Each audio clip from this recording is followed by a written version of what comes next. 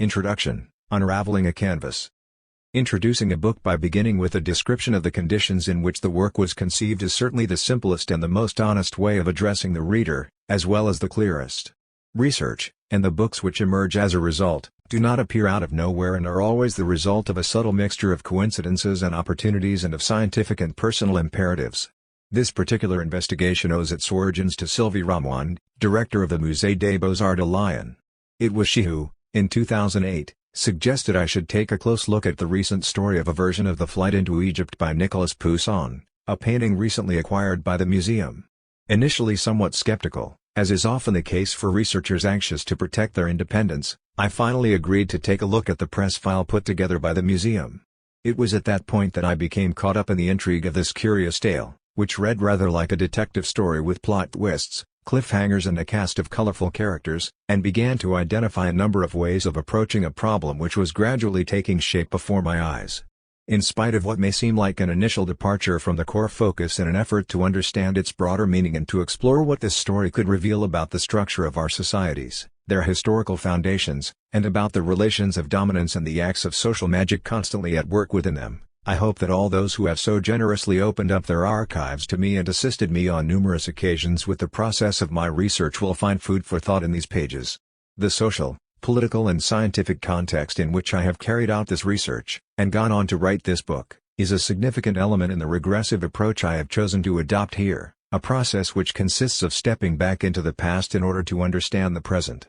Indeed, it seemed to me imperative to produce a work which sets out to shine a spotlight on a certain number of self-evident facts and foundations or bases of beliefs which, though virtually invisible, have a deeply significant influence on the way our lives are structured. Equally urgent was the need to reiterate the importance of relations of domination in the subjectivized history which nevertheless quietly reveals so much about our current behavior. This research therefore sets out to ensure that history in all its forms, whether structural and long-term or individual and biographical, like the facts of domination, is not forgotten, either in a political or scientific context.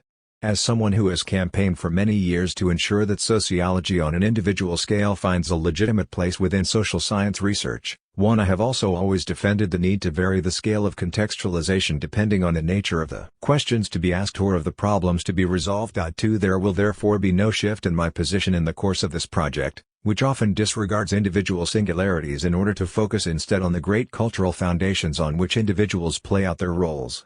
Social issues, unfolded, that is to say examined from an outside perspective, in different societies and in different eras, are not incompatible with folded or more internalized social issues embodied within socialized individuals. Flights into Egypt, Trajectories, Rivalries and Controversies. In 2008, the arrival in the Musée des Beaux-Arts de Lyon of a painting entitled The Flight into Egypt, 1657–1658, and attributed to Nicolas Poussin, was announced in the national press as an event which was, on a number of different levels, exceptional. Exceptional because of the reputation of the prestigious presumed creator of a painting presented as a masterpiece. Exceptional too because of the roller coaster journey of an object which had been missing for a long time and had not always been recognized as an autograph worked out. 3. Exceptional finally, because of the economic magnitude, €17 million, of public and private investment brought together in order to bring a Poussin into the collections of the Musée des Beaux-Arts de Lyon. Breaking away from legends. It was indeed the exceptional nature of this work and its history, emphasized by many commentators, which first attracted my attention. Not that I sought to get involved in telling the intricate and fascinating story of this famous work and, in particular, of the incredible scientific and legal epic apostrophe 4 which preceded the acquisition, but because that very exceptionality, as emphasized by all the commentators, struck me as an interesting focus in itself. From my very first exposure to the story of this painting, as with other similar stories, what astonished me most was the way it had somehow taken on the status of a kind of legend. The history of a painting which had been missing for more than 3 centuries, and which was then rediscovered but remained unacknowledged, passing from hand to hand, from a bourgeois family who had no notion of its value and then to gallery owners who made assumptions regarding its value, a tale involving Franco-British controversies between the 4 greatest Poussin experts in the world, including 2 knights of the realm, one the curator of the art collection belonging to the Queen of England and a Russian spy known as the 4th man of the famous Cambridge Five, and the other, a descendant of the family who had founded the Guinness Mahon Investment Bank, a professor at the Collège de France, and a director of the Louvre who was to become a member of the Académie Française. Add to all this, the astonishing contrast between what was considered merely a decorative old item put up for sale in 1986 at the price of a simple contemporary copy, around €12,000, and the masterpiece by Nicolas Poussin sold for €17 million in 2007, the legal imbroglios around the ownership of the painting, etc. All of this has proved fascinating for many a commentator. If some aspects of the painting's history indeed resemble a detective story, it also has elements of a fairy tale. In the manner of the frog transformed into a Prince Charming, we are told the tale of an ordinary canvas transformed into a masterpiece, a simple copy transmuted into a national treasure. This is the magic of transubstantiation, the social alchemy which transforms lead into gold, the ordinary into the extraordinary, the profane into the sacred. Social magic is everywhere here, in the phenomena of successive enchantment and disenchantment around certain objects, the white and the black magic of performative acts which bestow status or remove it, cause things to exist by simply naming them, or the admiring and reverential attitudes towards a sanctified object. Magic is omnipresent even though scarcely noticed. This social magic might seem to be more of a matter for an anthropology of belief and of the effects of belief. But when beliefs generate so much social energy and so many different actors who discuss, authenticate, appropriate, buy and sell, admire, etc., when it is with these same beliefs that public or private money is committed or that laws are made, then belief and magic are no longer specialist questions. Instead, they are central facts which potentially concern the whole area of the social sciences, from the history of religion to monetary economics, from political anthropology to the history and sociology of art. What I set out to demonstrate here is that, with a different set of beliefs, and as a result, with a completely different accumulated history, the world, and our lives, would be totally different. What fascinates us about legends is therefore an important aspect of what will be explored here by focusing on this object made sacred by history and on the behaviors associated with it. It is not therefore the incredible story or the fantastical story of this painting that will be narrated in these pages, since that would simply mean subscribing to the collective wonderment. The history of popular art abounds with such stories described as thrillers, as incredible, breathtaking or fabulous. Such tales tell us more about the myths associated with great art and with creative genius than help us gain any genuine understanding of the meaning of our practices in relation to art. Thus, the spellbinding biographies of famous paintings do not at first appear to distance themselves with regard to pictorial art in general. 5 Unconsciously part of a whole multi-layered history, those who write them forget what the current situation owes to the institutions, power struggles and shows of strength accumulated throughout the past. This absence of distance continues to manifest itself in relation to the unique works whose various adventures are recounted. For example, Courbet's The Origin of the World is supposed to represent both the universal arms of feminine heraldry and a hymn to liberty. 6 Such paintings belong to a process which sees them singled out to become a focus of intense interest and particular fascination, and end up being universalized and mythicized. As Thierry Savatier writes, "But The Origin of the World is no ordinary picture. It has a unique place in Western art because it represents, without compromise and without historical or mythological alibi, not only the sexual organs of a woman, but the sexuality of womankind and, even more than that, of all women, mistresses and mothers included." 7 Finally, anecdotal history very often takes the form of a detective story, made up of little episodes which, bit by bit, spell out the trajectory of the picture, a complex story, with multiple plot twists, shadowy areas, lies, alibis, things left unsaid, all of which need to be approached like a police investigation. 8 In the same way, Donald Sassoon, in his Leonardo and the Mona Lisa story, The History of a Painting Told in Pictures, delivers an almost ideal typical fable, a story of enchantment and of admiration which tells the extraordinary adventure of the world's most famous painting, 9 painted by Leonardo da Vinci around 1503 to 1507.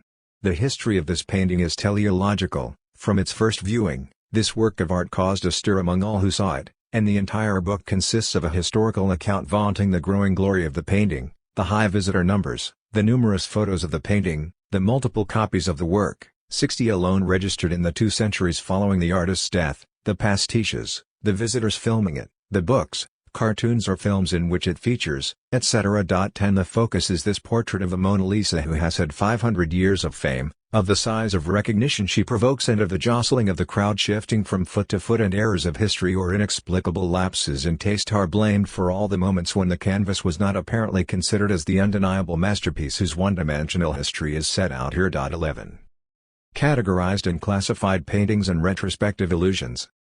none of all that will be found in this book, but, on the contrary, a determination to rationalize the legend, to lay bare the beliefs and to topple the myths.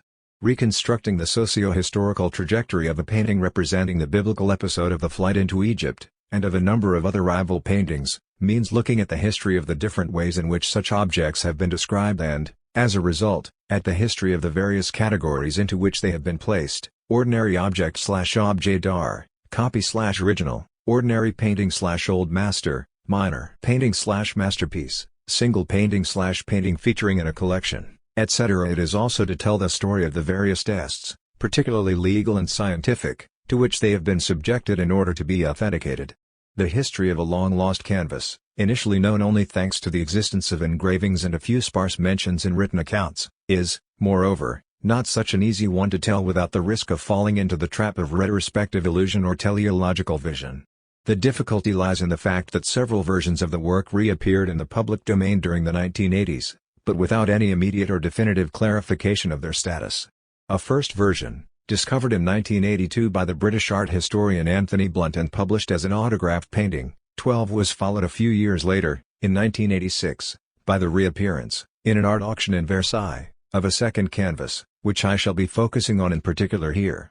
The attribution of the first painting to Poussin, initially uncontested, led the auctioneer and the expert to classify this second version as a simple studio copy, in the knowledge that Poussin is generally regarded as a painter who never painted the same canvas twice. However, in the years following the sale of this second painting, a controversy began to take shape, triggered by the publication, in 1994, of the second canvas as an autograph work, by Jacques Tuillier, an eminent French art historian and professor at the Collège de France, a view supported in the same year by the newly appointed director of the Louvre, on the occasion of a major Poussin retrospective at the Grand Palais in Paris. Another leading authority on 17th-century art history, Sir Denis Mahan, also from Great Britain, then stepped into the debate with a defense of the first version, in spite of the fact that throughout his entire career he had always systematically opposed Blunt. A third version of the painting, which subsequently emerged in the late 1980s, was put forward as potentially genuine by a less influential British art historian, Christopher Wright, but subsequently unanimously rejected by the more eminent specialists. The battle between these four major international experts, Anthony Blunt and Denis Mahan on one side and Jacques Tuillier and Pierre Rosenberg on the other, was to involve specialist historical knowledge of the work and life of Poussin and scientific analysis of the paintings. In the early years of the 21st century, the second canvas gained ground in terms of legitimacy and moved closer to the Holy Grail, or in other words, the status of an autograph painting. The first version lost its strongest supporter with the death of Blunt in 1983, followed, in 2011, by that of Mahan. The second canvas, after a long legal imbroglio between the former owners and the gallery owners who had acquired it in 1986, was classified as a national treasure by the French government and its trajectory finally came to a halt in the Musée des Beaux-Arts de Lyon. 13 Such a story, very briefly summarized here, 14 demonstrates how a cultural object only exists insofar as it becomes the subject of discussions, classification systems, tests, procedures and institutions which close in on it and commandeer it. It becomes an object of controversy, it is subjected to all kinds of tests, legal, scientific, technical, etc., it is accepted or rejected, classified, indexed, exhibited to the public, put up for public sale, included in a collection, and so on. It would be wrong, therefore, to recount the history of this second version of the painting, which made its appearance in 1986, as though it had always existed as an autograph masterpiece by Nicolas Poussin. That would be tantamount to forgetting that, at different periods and times, what is referred to by the title of The Flight into Egypt, but which was never given a title by its creator, has at diverse moments been a commission from a dealer by the name of Jacques Cerisier, of which Bernini had a rather poor opinion, a simple mention in various written accounts of a painting that had perhaps once existed, the lost model for engravings attesting its past existence, an item in various catalogues, in the absence of an actual canvas, but on the basis of engravings and written accounts, a painting published in 1982 by the art historian Anthony Blunt, a painting which had been copied and a resulting copy which turned up in an art auction in 1986, a source of scientific controversy between art historians of differing status intent on defending the authenticity of the two pictures, a painting previously considered as a mere copy but whose authenticity was gradually recognized by a growing number of experts, the object of a court case involving the former owners, the gallery owners who had subsequently acquired it, the auctioneer and his expert, a chef-d'oeuvre by a master of classicism worthy of being classified as a national treasure, the focus of local, regional, national and even international repercussions, an exemplary sponsorship operation, a piece which completes a collection of 17th-century art at the Musée des Beaux-Arts de Lyon, a means of attracting the attention of museum-goers. Giving the painting properties only recently attributed to it by using the term a masterpiece by Nicolas Poussin in reference to its earlier existence would be falling into what Patrick Boucheron describes as the retrospective illusion, a reference to the state in which a witness to a speech made by a certain Francis writes, long after the event, that he had seen Saint Francis, whereas the person he had actually seen, at the time he had seen him, was not yet a saint and his name did not evoke the powerful echo which would resonate from it 30 years later, when life stories, legends and accounts of Saint Francis of Assisi had proliferated and merged together. 15. For me, therefore, it was a matter of reconstructing the series of actors, individuals or institutions, and the sequence of their actions which led to the same material object going from the status of a copy of insignificant value, either in aesthetic or economic terms, to that of a highly prized painting with what was considered a record-breaking purchase price within the context of a sponsorship operation involving multiple partners, both public and private. Amongst these numerous actors, will be found, in no particular order, the original owners of the picture, lawyers, an auctioneer and his expert, a professor at the Collège de France, an ex-director of the Louvre Museum and member of the Académie Française, various major foreign experts, notably British or American, a series of art historians with less established reputations but who were nevertheless specialists in 17th-century art, curators from the Louvre Museum, experts appointed by the courts, Le Laboratoire de Recherche des Musées de France, the Laboratory of the National Gallery, London, the French government, who took the decision to classify the painting as a national treasure, the authors of the 2002 law relating to sponsorship, major international museums who acquired 17th-century artworks in general and especially those of Poussin, thereby contributing to increase the reputation of 17th-century paintings and those of Poussin in particular. 16. The private companies and public partnerships, municipality, region, state, who played a part in the acquisition, the management team at the Musée des Beaux-Arts de Lyon, etc. Together, these actors form the long chain of actions, opinions, decisions, judgments, classifications or categorizations whether state, legal, aesthetic, cultural or scientific, economic evaluations, etc., leading up to the present situation.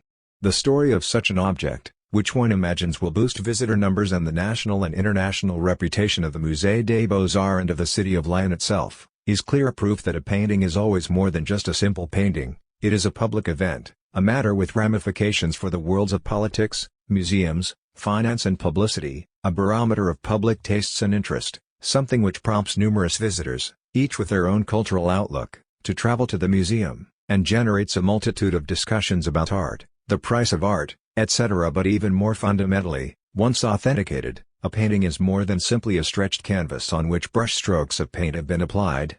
It becomes a magical object thanks to the aura which, from now on, seems to mysteriously emanate from it.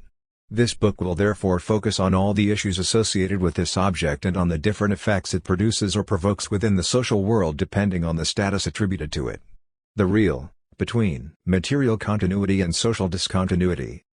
The situation of an object which, throughout its trajectory, has taken on very different meanings and values and which has been variously appropriated by different individuals, groups or institutions could generate discussions of a radical nominalism on the fact, for example, that it would be impossible to say whether it was indeed the same picture from one era, that in which the painting tranquilly decorated the walls of a bourgeois house or the one in which it was stored without any particular care in an old farm building, to another, when it was recognized as an autograph painting by the majority of experts. I am not sufficiently nominalist to think that it is not ontologically the same object which has passed through the hands of different owners, art historians, gallery owners, patrons, curators, scholars, lawyers, auctioneers, experts, etc. Its meaning and its value, both economic and aesthetic, and sometimes its actual status, have certainly varied considerably depending on the circumstances and on the way it has been appropriated by the individuals, groups and institutions with which it was variously associated throughout the course of a long trajectory which began in 1657 and ended, for us, in 2013. But it seems to me more reasonable to maintain the idea of a continuity in terms of the material existence of the painting, even when it had completely disappeared from circulation and when the historian, deprived of access to any archive, could not say anything either about its owners or about the context of its movements, it still continued to materially exist somewhere, while at the same time being careful to reconstruct the different stages and the different uses to which it had been subject. No contradiction exists between the two principles of the material continuity of the painting and the social and symbolic discontinuity of the ways in which it was appropriated. Such a notion seems however to be challenged by Bruno Latour in an article on the subject of the death of Ramses II around 1213 BC. 17 In the late 1990s, the Val de Grace Hospital, Paris, was able to prove that Ramses had probably died of tuberculosis, but Latour seriously questions the legitimacy of saying that the pharaoh died from a bacillus discovered by Robert Koch in 1882.18. Latour clearly highlights here the confusion between the scientific knowledge of the cause of illness and the reality of the facts. Ramses II did indeed die of a disease the origins of which would not be discovered until 1882, in other words, some 3,000 years later. There is no paradox, no anachronism, no scientism in such a statement. What can be added, however, is that the lives of patients and even of bacilli are no longer the same since the discovery of the bacillus. As a result of that discovery, vaccines and drugs have been created to eradicate this illness. What changes, therefore, are the social practices associated with the illness and the response of people to what is happening to them. At the time of Ramses II, as in our own time, the bacilli from which the illness originated, but which nobody was in a position to name or to study, existed and were active independently of any notion of the nature of the disease or knowledge. From one period of time to another, what has changed is the status of the disease, the treatment of the patient, the gestures and the attitudes adopted in order to avoid transmission of the disease. Once the bacillus was discovered, new measures, new preventative or healing strategies could be put in place. The same could be said of any object where the many different ways in which it is appropriated at any one time change the meaning, status, function and practice associated with it. The difference here is that the bacillus could only be identified once specific instruments, such as the microscope, allowed it to become visible. But processes which are invisible to the naked eye and as yet undiscovered are just as real as those which are visible and scientifically recognized. Comparing Koch's bacillus to a burst of machine gun fire in order to condemn the anachronism of those who claim that Ramses died from tuberculosis and to claim that, before Koch, the bacillus did not really exist is to confuse the scientific concept and the physical reality. For, if the machine gun was indeed invented several thousand years after the death of Ramses II, viruses did not wait for scholars to appear on the scene in order to become active. They were active even without being observed, recognized and named. It is, moreover, rather paradoxical that a researcher who proclaims loudly and clearly that non-humans are actors too, should make the reality of the existence of the virus depend on it being observed and named by humans. In effect, this means giving humans a much greater power than they actually have. And if we took the hypothesis of linking the real existence of something to its recognition by humans to absurd lengths, we might indeed conclude that, in order to eradicate viruses, we would simply need to eradicate the scientists who discover them. If, to avoid committing the cardinal sin of the historian, which is that of the anachronism, it is prudent to say that the pharaoh died from what would, several thousand years later, be known as tuberculosis, and that this death from tuberculosis would not even be diagnosed until 100 years after the discovery of Koch's bacillus, nothing can challenge the fact that, within the limits of what the state of science allows us to assert, the pharaoh died of what we would today call tuberculosis. The objects of research, status, values and modes of behavior. Objects, as some social scientists would tell us, are non-humans, and their point is a perfectly reasonable one. But these non-humans, they add, are actors in every sense of the term, in their own right, within the social world. The principle of generalized symmetry, which enjoins researchers to treat non-humans as humans, 19 should, if it had any relevance, allow us to read or hear what non-humans can tell us about the social world. But, to date, such accounts have so far failed to materialize within our societies. To forget that objects cannot speak or write 20 and that, when they do manage to do so, it is only as the result of programming by humans, is rather surprising on the part of sociologists or anthropologists who claim to be fighting against all the abstractions of classic sociology and to adhere as closely as possible to the real. Forgetfulness on such a scale can legitimately raise questions about the intentions of those who forget. Not only do objects not speak, but they are not in any way socially constituted to act, feel, sense, believe, all of which would be the product of their experiences. In this sense, objects have no particular attitude towards other objects or humans. These differences mean that objects, whilst they are omnipresent in social life and part of the constraints which humans must continually come to terms with, and therefore an issue for researchers in social science, are anything but actors. It is even one of their specificities that they are what the humans who invent them, use them, exchange them, interpret them, divert from their original function, etc., make them. Outside of films or science fiction, objects do not invent humans and have no intentions or attitudes towards them. Nor do they use them, exchange them or discuss them with a view to establishing what they can do with them. Such remarks may seem absurd and will indeed appear so to those who have never read the work of the authors referred to, but, when there is no consensus within a scientific community over such apparently obvious facts, it is not completely without value to revisit them. 21. Objects do not exist in a socially independent way from the individuals, groups or institutions which appropriate them. They vary in terms of their meaning, their status, their value and in the modes of behavior that they give rise to, precisely as a result of their status, value and meaning. For example, perfectly ordinary water, which could just as easily be used for washing dishes or as drinking water, can, in the Christian tradition, by means of a sacrament, become holy water, which can then itself be used in the sacramental act of baptism. While the act of blessing does not chemically alter the nature of the water, it does, however, change its status and significance, and leads believers to behave towards it with all due consideration. 22 The efficacy of the sacrament modifies the status or at least the position of the person it is intended for. 23 In a similar way, the placing of an ordinary object, or even what might normally be considered as simply a piece of refuse, in a museum by someone who has the status of an artist and can legitimately exhibit their work, makes that object into a work of art. The mere fact of exhibiting it in a museum is a way of saying, this is a work of art. Whether the work in question is a painting, a urinal, excrement or the absence of any object whatsoever does not alter this fact. It can therefore be said that, depending on the way we appropriate them, objects change their status, and these changes in status modify their value in the way they are used in real terms. When a canvas goes from being a simple copy to being a genuine masterpiece, the same object, although it has not changed its substance, nevertheless really transforms social behavior in respect to it. Beginning with the sum of money the actors involved are prepared to pay to acquire it or their need to insure it heavily against theft and to keep it in a secure place, and ending with the individual aesthetic emotions that this new status inevitably provokes in the visitors to the museum.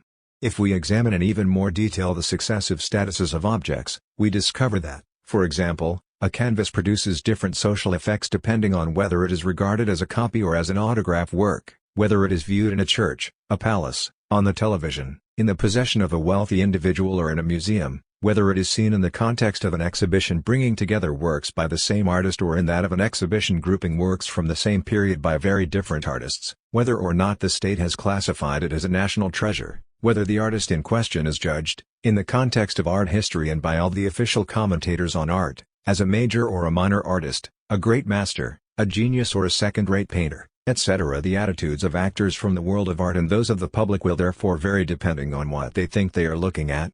Each time an object becomes part of a new context or acquires a new status, it produces new effects and takes on new meaning. And, in the case of sacred objects, relics or works of art, they project onto their owner an aura of wonder, 24 just as they do onto all those who seek to enter into contact with them. The involvement and association of objects in social experiences are also what distinguishes a new object from an object which has a history, in other words, one which is associated with people, with certain moments of existence and with which, as a result, an emotional relationship is possible.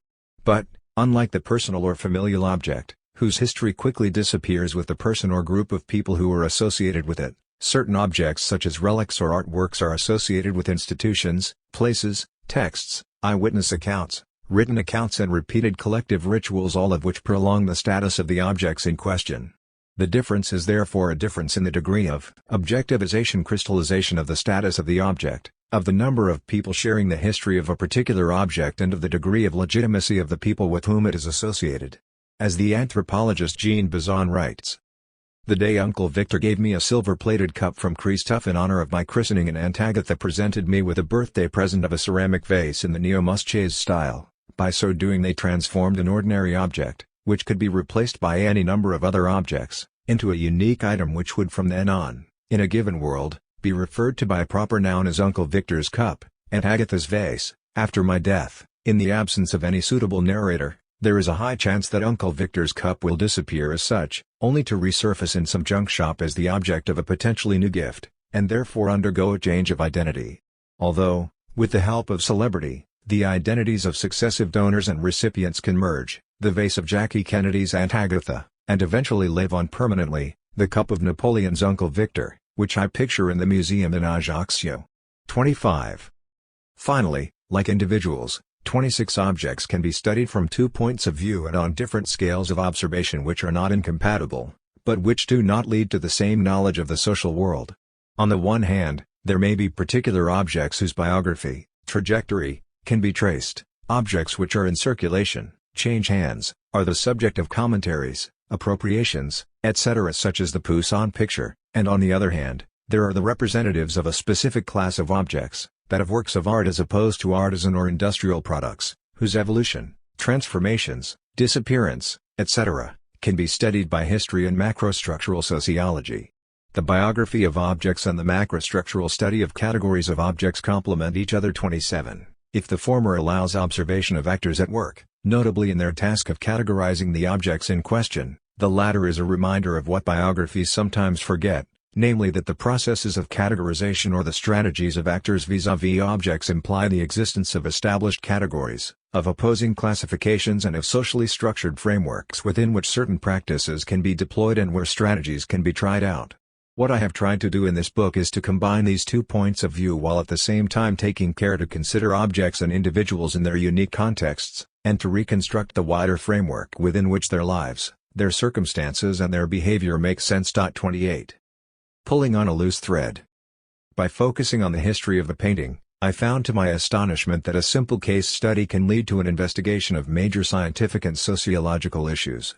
By simply pulling on a loose thread, the whole skein seemed to unravel before my eyes, even though I had not set out with any very precise idea of the size and exact nature of the skein of yarn I was dealing with. From theoretical interrogation to methodological reflexivity, from structural contextualization to historical regression, I gradually distanced myself from the specific case in order to gain a deeper understanding of it. I make no claim to do the work of an art historian here. The existence of a completely separate discipline, that of art history, is, moreover, part of a process of autonomization through which art becomes a sacred domain, distinct from those of the profane, and this is exactly what I have sought to understand here. Once art has been separated and studied in itself and for itself, it becomes more difficult to link it to realities outside of the artistic domain and, in particular, to power structures. Starting out with the history of an object, which ended up being recognized, at least by some of the specialists, as a painting by Poussin, has not led me to focus my study entirely on the position of Poussin within the artistic world of his time or on his career in both France and Italy. Nor has it led me to analyze his relationships with the royal power or with his patrons in order to gain a deeper understanding of the nature of his work or to embark on an interpretation of his paintings both from a thematic and a formal point of view. Instead, I have explored the place, role, meaning and value of art in history. I have also looked at how the social world, at different times throughout history, seized upon a certain canvas and how, once it had been recognized as the work of a great master, the painting in question in turn affected that social world. Some of these questions are no different from those examined by art historians, but their work has been as much the object of my analysis as a means of understanding the real. I hope they will not see this as an attack on academic practice, but simply as an opportunity for them, debatable, of course, to reflect in a different way on art and on their profession as art historians. The historical sociology that I am engaging in here enables major theoretical questions from the field of social sciences to be examined. It allows us firstly to work on the link between events and long-term structures, and, in a more general manner, on the intersection of temporalities which come together in the present of the action. The interest in such an approach lies in the possibility it offers to link together, as Fernand Braudel 29 suggests, long-term and short-term, and to see how the movements of social and cultural history as well as the most agitated scenes of the history of events take place against the background of the virtually immobile history of major social and cultural structures. Research of this nature involves taking a broad perspective on particular events, meetings, one-off interactions between actors, localized decisions, detailed speeches, and providing elements of a structural framework for both longer time sequences, spanning many centuries, as well as shorter time sequences lasting only a few decades. The arrival in the Musée des Beaux-Arts de line of a painting by Nicolas Poussin therefore gave me the opportunity to reposition a slice of recent history within the longer-term history of art and, further still, within the long-term history of the relationship between the sacred and the profane and of how this is linked to relations of domination. It seemed to me that the whole of history, sociology and anthropology of domination, of the sacred, of legitimacy and of social magic suddenly shed light on all the behaviors I had witnessed in regard to this painting, and in particular all the strategies of self-aggrandizement and self-promotion and, ultimately, of the sanctification of the self, through association with a work of art. Each actor or group of actors plays out their role in an attempt to appropriate marks of prestige and to increase their status in their own field. For art, its structural place in our societies, its separation from the profane, and the admiration it receives, and demands, is not unconnected to the relations of domination which underpin our societies and which are an essential part of them. Behind art, there is, for those who are prepared to look closely enough, something quite different from art. And, through the history of one painting, we can expose some of the fundamental structures of our social formations. What may seem a rather tedious detour seems to me to represent the most logical and necessary step possible. With reference to Magritte's well-known phrase "this is not a pipe," which he placed alongside his famous drawing of a pipe in order to draw attention to the difference between the thing represented and the representation of the thing, I have often found myself saying, throughout the course of my research, this is not just a painting. Even in my first sociological study, which focused on learning difficulties amongst working-class children in primary school, I tried to link this study of interactions within the classroom, or of the schoolwork produced by the children, to long-term, and even very long-term, history.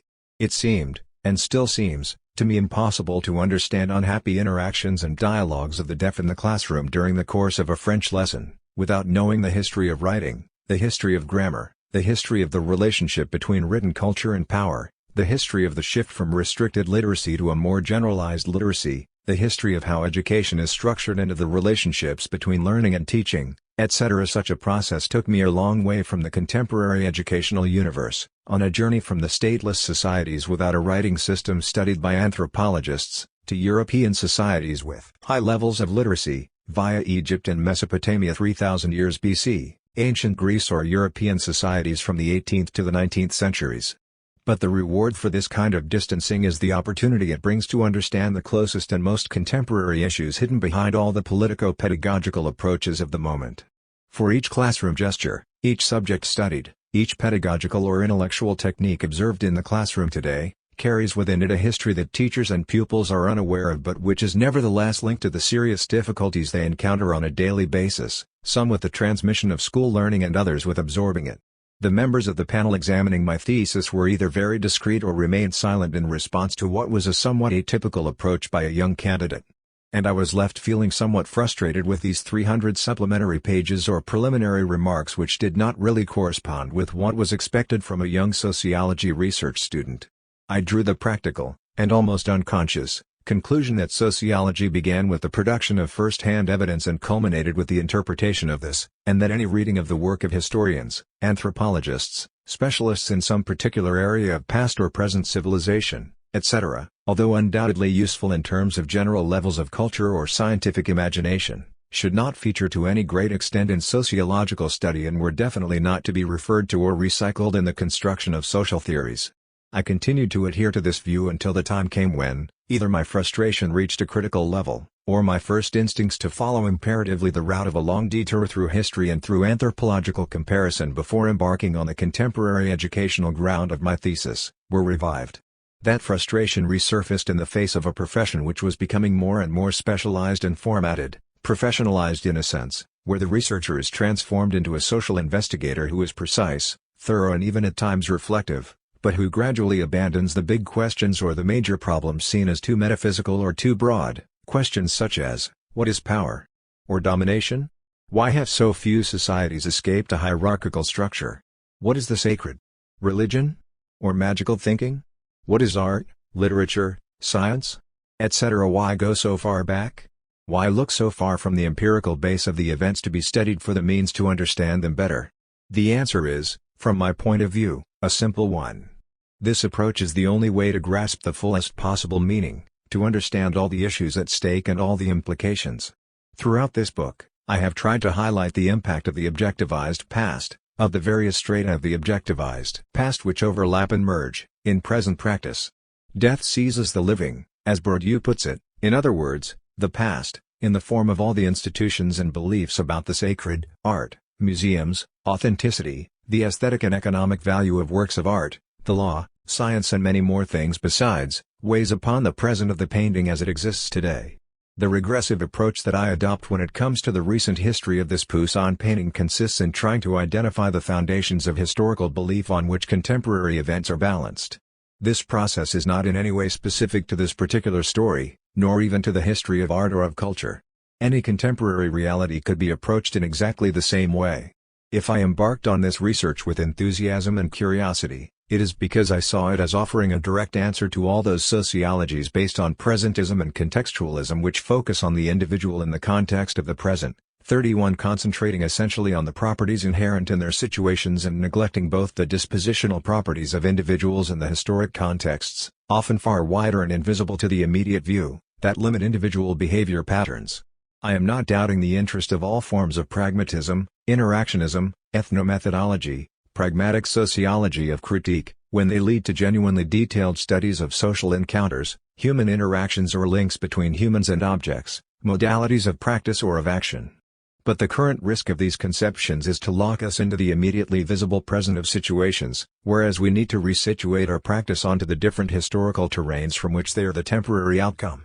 Finally, the plurality of domains and subdomains of the various activities, pictorial, museum-related, academic, legal, political, scientific and technical, economic, journalistic, etc., involved in the study of the historical trajectory of a painting is an opportunity to highlight those objects pertinent to the research but which often end up confined to very restricted zones of specialization, and to mobilize areas of knowledge which are only rarely brought together. Historians stop at the point where sociologists are supposed to begin their investigations. Sociologists specializing in art rarely stray into the territory of religious history, just as political anthropologists leave other colleagues to deal with the issue of magic, or as sociologists of law do not concern themselves with science or art, and so on. Little by little, proximities or analogies are lost to sight, cross-disciplinary phenomena go unnoticed, interdependent relationships between areas of practice which, by definition, fall outside the scope of analysis based on a chosen domain or subdomain, and questions or problems remain unaddressed on both sides of the different disciplinary or subdisciplinary frontiers. As a result of a growing process of specialization, 32 researchers have ended up becoming accustomed to limiting their interpretative ambitions and focusing on increasingly restricted fragments of the social world. This book is also a means of combating this problematic impoverishment of specialized research. Coda.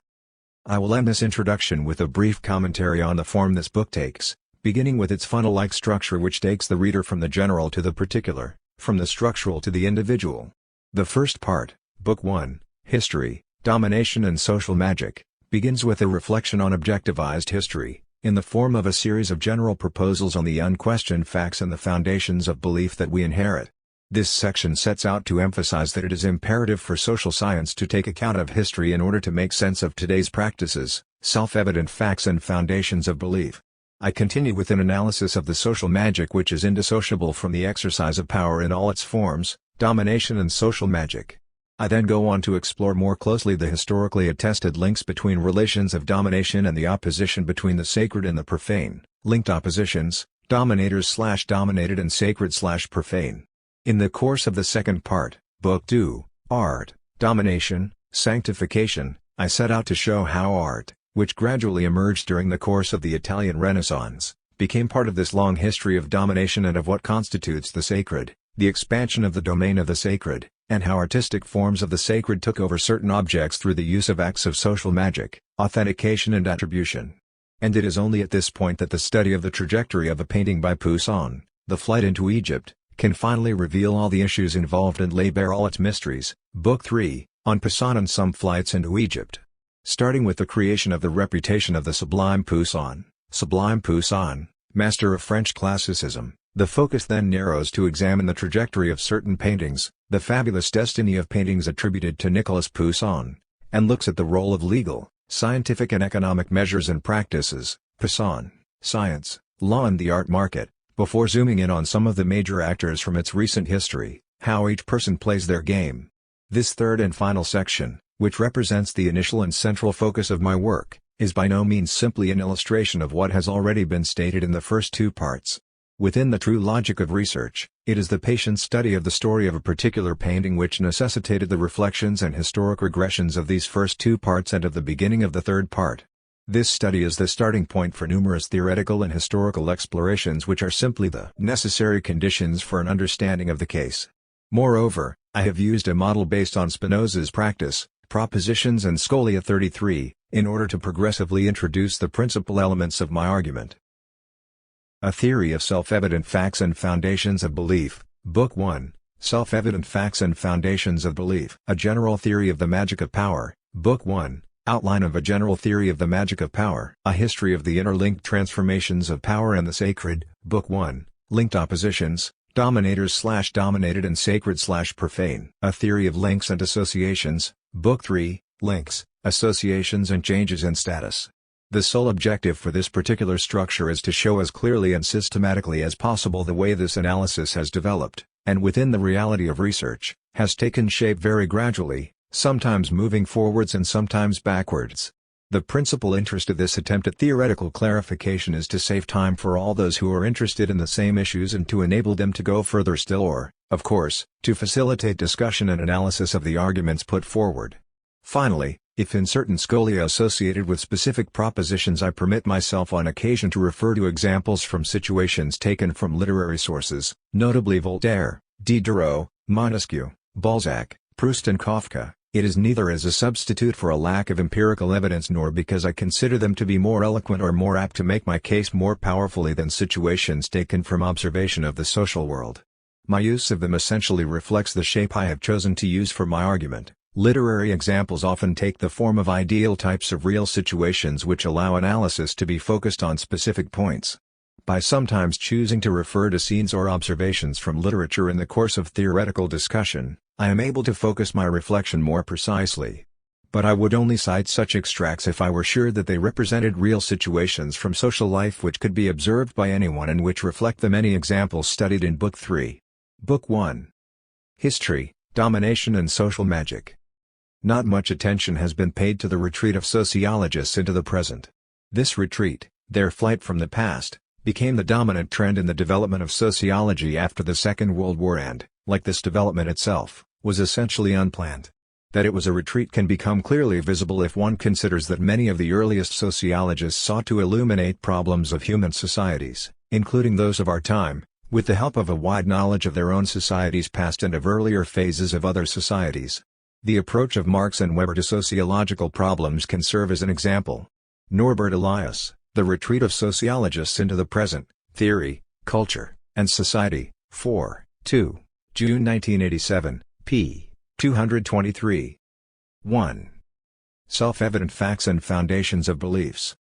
The past is not fugitive, it stays put. After hundreds and thousands of years, the scholar who has been studying the place names and the customs of the inhabitants of some remote region may still extract from them some legend long anterior to Christianity, already unintelligible, if not actually forgotten, at the time of Herodotus, which in the name given to a rock, in a religious rite, still dwells in the midst of the present, like a denser emanation, immemorial and stable. Marcel Proust, In Search of Lost Time. 2. The Guermantes Way, London, Vintage, 2000. p. 482. 1. Our current behavior is determined by a past, often very long, which manifests itself in the form of self-evident facts, institutions, buildings, machines, tools, texts, categories of perception, of representation, of judgment, in other words in an established order of things more often misunderstood and opaque than acknowledged and transparent. Scholium 1. When Nietzsche rails against the way history imposes itself on the present, he is thinking about history used as an example or held up as a model, of figures from the past who are evoked as ideals to be imitated. A half-understood monument to some great era of the past is erected as an idol and zealously danced around. 1. About the history that is taught to young people and which prevents them from living their lives. In contrast to this use of history through which life crumbles and degenerates, Nietzsche proposes another use in which it stands in the service of life. 2. Yet the difficulty inherent in this way of approaching the issue of the relationship between the present and the past lies in the fact that the weight of the past is essentially seen as the weight of memories imposed on people in the present. As a result, we completely fail to see that this weight of the past lies in facts, in institutions, objects, machines, texts, customs, mental structures, and that, for this very reason, this past is for the most part not consciously present in the minds of those in the present, even though they are very much products of it. The men and women of the present can forget or be ignorant of history, they may well not fantasize idealistically about the past, yet, as Nietzsche says, they nevertheless continue to be overwhelmed by the great and ever greater pressure of what is past. 3 But by past or history we need to understand all that is crystallized and accumulated over time, in which we inherit, more often unconsciously than consciously. It is this same past that Marx refers to in a famous passage of Le 18 Brumaire de Louis Bonaparte. Men make their own history, but they do not make it as they please, they do not make it under self-selected circumstances, but under circumstances existing already, given and transmitted from the past. The tradition of all dead generations weighs like a nightmare on the brains of the living. He criticized Ludwig Feuerbach for his failure to see that the sensuous world around him is not a thing given direct from all eternity, remaining ever the same, but the product of industry and of the state of society, and, indeed, in the sense that it is a historical product, the result of the activity of a whole succession of generations, each standing on the shoulders of the preceding one, developing its industry and its intercourse, modifying its social system according to the changed needs. 5 Nothing that appears to our immediate sensual experience to be natural or present since the beginning of time is completely detached from history. The same applies to the elements of a landscape we contemplate, which themselves depend on the industrial, agricultural and commercial past of the country. The cherry tree, like almost all fruit trees, was, as is well known, only a few centuries ago transplanted by commerce into our zone, and therefore only by this action of a definite society in a definite age has it become sensuous certainty for Feuerbach. 6. If Marx generally draws his examples uniquely from the economic order, thinking about the state of productive forces, economic exchanges, etc., the analysis he sets out is just as much about language, law, the state, cultural customs, art, science or politics. 7 Just as the cherry trees, which seem such an obvious element of nature to the eyes of a European at the end of the second millennium, with their impression of always having been there, necessitate a historical detour via the commercial exchanges between East Asia and the West, so the smallest cultural gesture dates back to a distant or recent history.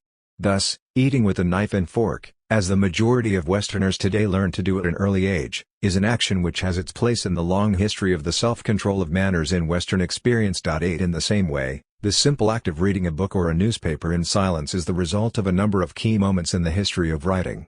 These include the invention of the Codex around the 2nd to 3rd century AD, the development of silent reading in monastic circles from the 6th century onwards, the widespread use of the practice of putting spaces between words from the 7th century onwards, the introduction of printing in the mid-15th century and its subsequent mechanization in the 19th century. 9 Or, finally, in the context of polite rituals, raising one's hat to greet someone means unwittingly reactivating a conventional sign inherited from the Middle Ages when, as Panofsky reminds us, armed men used to take off their helmets to make clear their peaceful intentions. 10 Not only is the present determined by an accumulated and multi-layered past, but the product of past activities appears to us as realities over which we have no more control than when we find ourselves contemplating the spectacle of a mountain range or a wild sea. The realities of the past, completely arbitrary as they are, impose themselves as self-evident facts which we must simply accept and which we can in no circumstances ignore.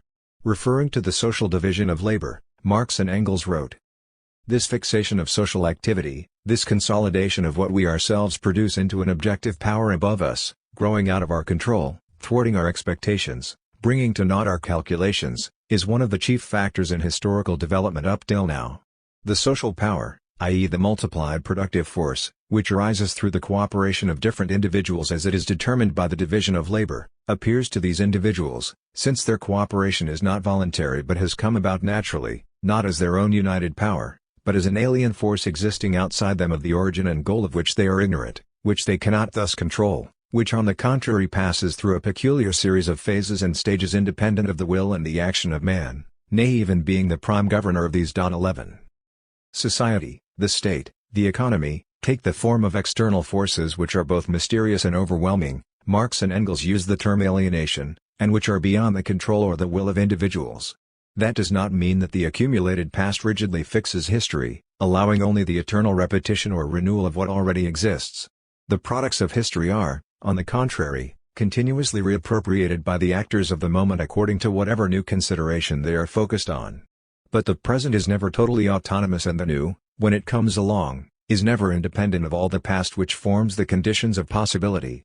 At each stage there is found a material result, a sum of productive forces, an historically created relation of individuals to nature and to one another, which is handed down to each generation from its predecessor, a mass of productive forces, capital funds and conditions, which, on the one hand, is indeed modified by the new generation, but also on the other prescribes for it its condition of life and gives it a definite development, a special character.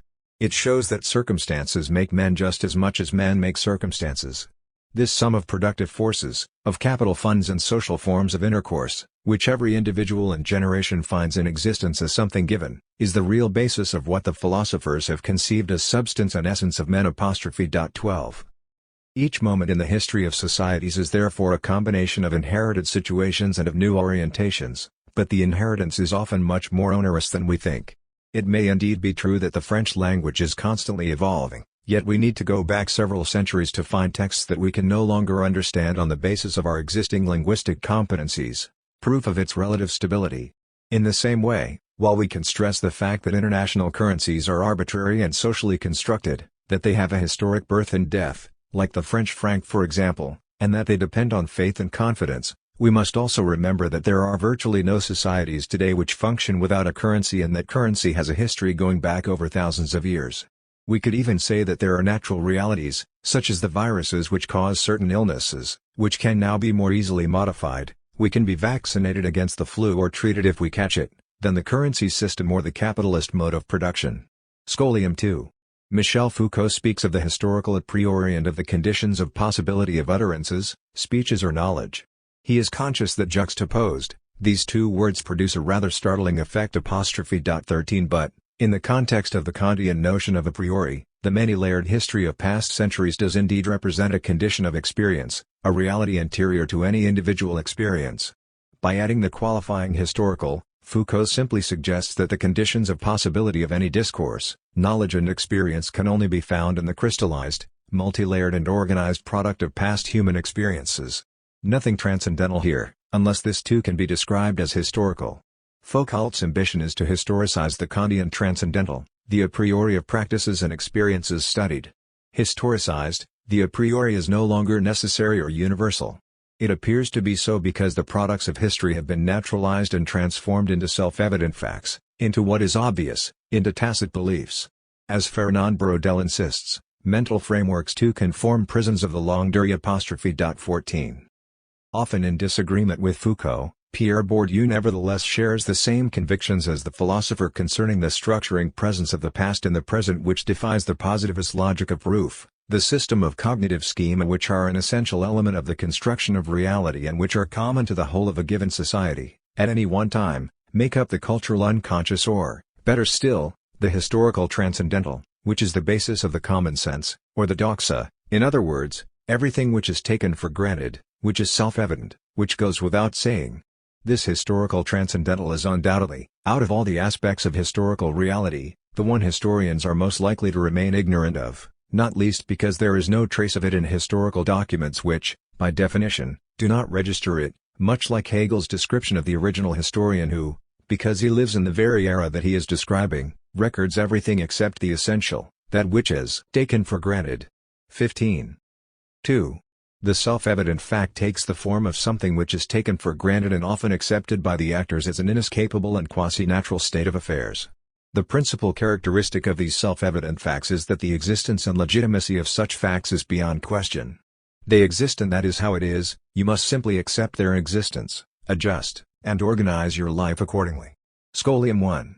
The many self-evident facts which form the basis of any given social grouping are generally adopted by the members of this social grouping who, rather than taking their desires for reality, gradually begin instead to take the reality of things for their desires and to love, embody, bring to life or adopt what is being imposed on them as a compelling necessity.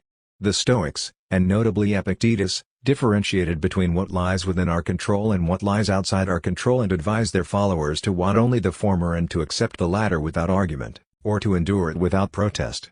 Such wise advice, however, fails to take into account that many of these self-evident facts which seem to us natural or inevitable are not so and are instead the product of human history.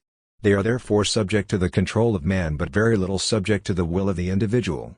Any newcomers generally come to adapt to the situation as they find it and go along with what seems to be so overwhelmingly inevitable. They are born into a society which has its specific language, a state, an economic system, laws, arts, sciences, etc., with which they become more or less familiar, and which they are more or less obliged to accept as their own. My life consists in my being content to accept many things. 16. Scholium 2. The self-evident fact imposes its legitimacy first and foremost by the crushing weight of its existence rather than by means of a process of ideological justification. The example of the motor car, first invented at the end of the 19th century and soon ubiquitous in the vast majority of industrialized societies, is particularly significant from this point of view.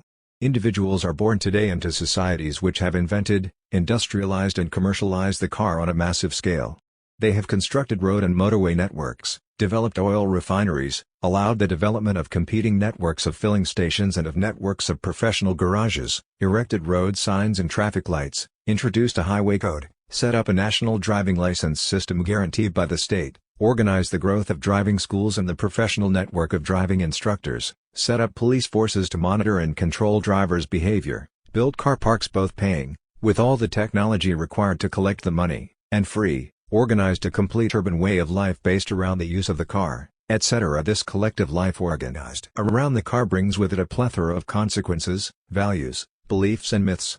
It is based on an individual or family-based approach rather than on any notion of public transport and on a myth of freedom and individual ownership, and relies on relatively sophisticated objectivized measures for controlling drivers and a willingness to apply self-control on the part of drivers ready to accept the rules and regulations as well as the imposition of certain types of behavior with regard to alcohol, drugs, etc. And yet it is not clear that we can really speak of any real process of recognition of the legitimacy of the car and of all the various measures, organizations or legislation associated with it. We adapt to its presence. As an adolescent we dream of owning a car of our own and of proudly offering our boyfriend or girlfriend a lift. We take the driving test with the impression we have taken a step forwards towards independence. We buy a car, take out insurance, stop at the petrol station to fill up with fuel and at the garage for an mower in the event of a breakdown. We learn how to fill in forms when we are involved in an accident. We organize our journeys and our timetable depending on how long we think it will take us to get there by car, rather than on foot, by bike or by bus. We become accustomed to judging people's social status by the type of car they drive, etc. But there is still no real acknowledgement of the legitimacy of this state of affairs. No belief in the car or in the road network. No real recognition of the legitimacy of the car as a means of transport, but only a pre-reflexive acceptance of its existence and a practical organization of daily life in consequence. The only exception to this banality of the self-evident fact lies in the existence of an explicit political criticism such as that associated with militant groups who are against the car in general, as opposed to the bicycle or to walking, or against the petrol car in particular, as opposed to the electric car, against the individually owned car, as opposed to public transport, against any form of urban pollution and in favor of the development of less polluting modes of transport, against the motorway system which crisscrosses and disfigures the landscape, etc. But not everyone has a militant tendency and not all self-evident facts or all crystallized situations have their critics. And even when critics exist, they are not necessarily equipped with the appropriate measures to replace the criticized self-evident facts by other more acceptable self-evident facts. We can criticize cars and motorway systems all we like, but as long as there are no practical solutions to replace or radically reorganize such lifestyles, nothing can really change.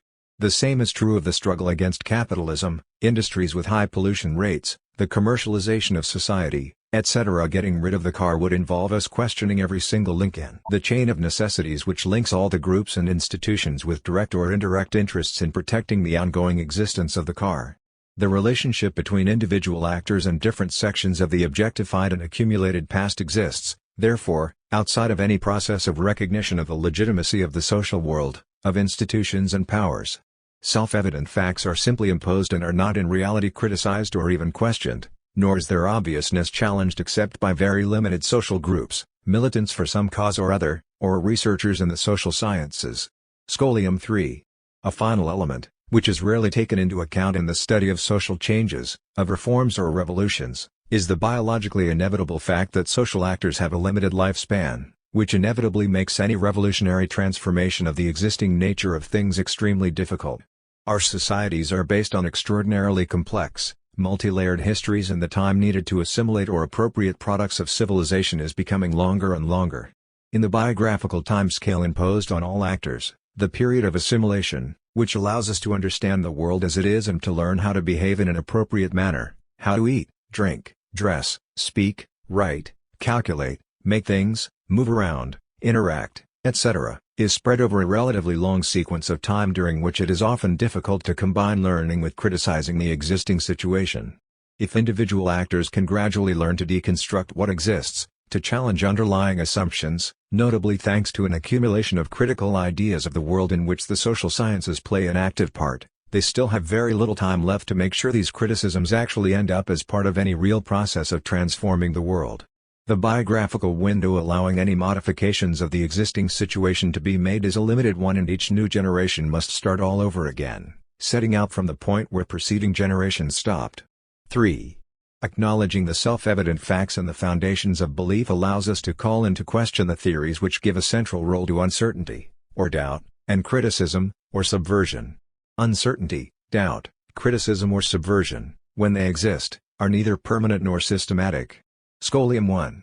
Sociology of critique as opposed to critical sociology, considers that dispute and critique occupy a central position in the course of social life. 17 It somewhat unfairly generalizes critical moments by implying that all actors are equally capable of subversive and critical capacities. The pragmatic sociology of critique fully acknowledges actors' critical capacities and the creativity with which they engage in interpretation and action and situation. 18 That being so, it takes no account of all those things in the social world which are not debated, which are presupposed and which exist in the manner of self-evident facts.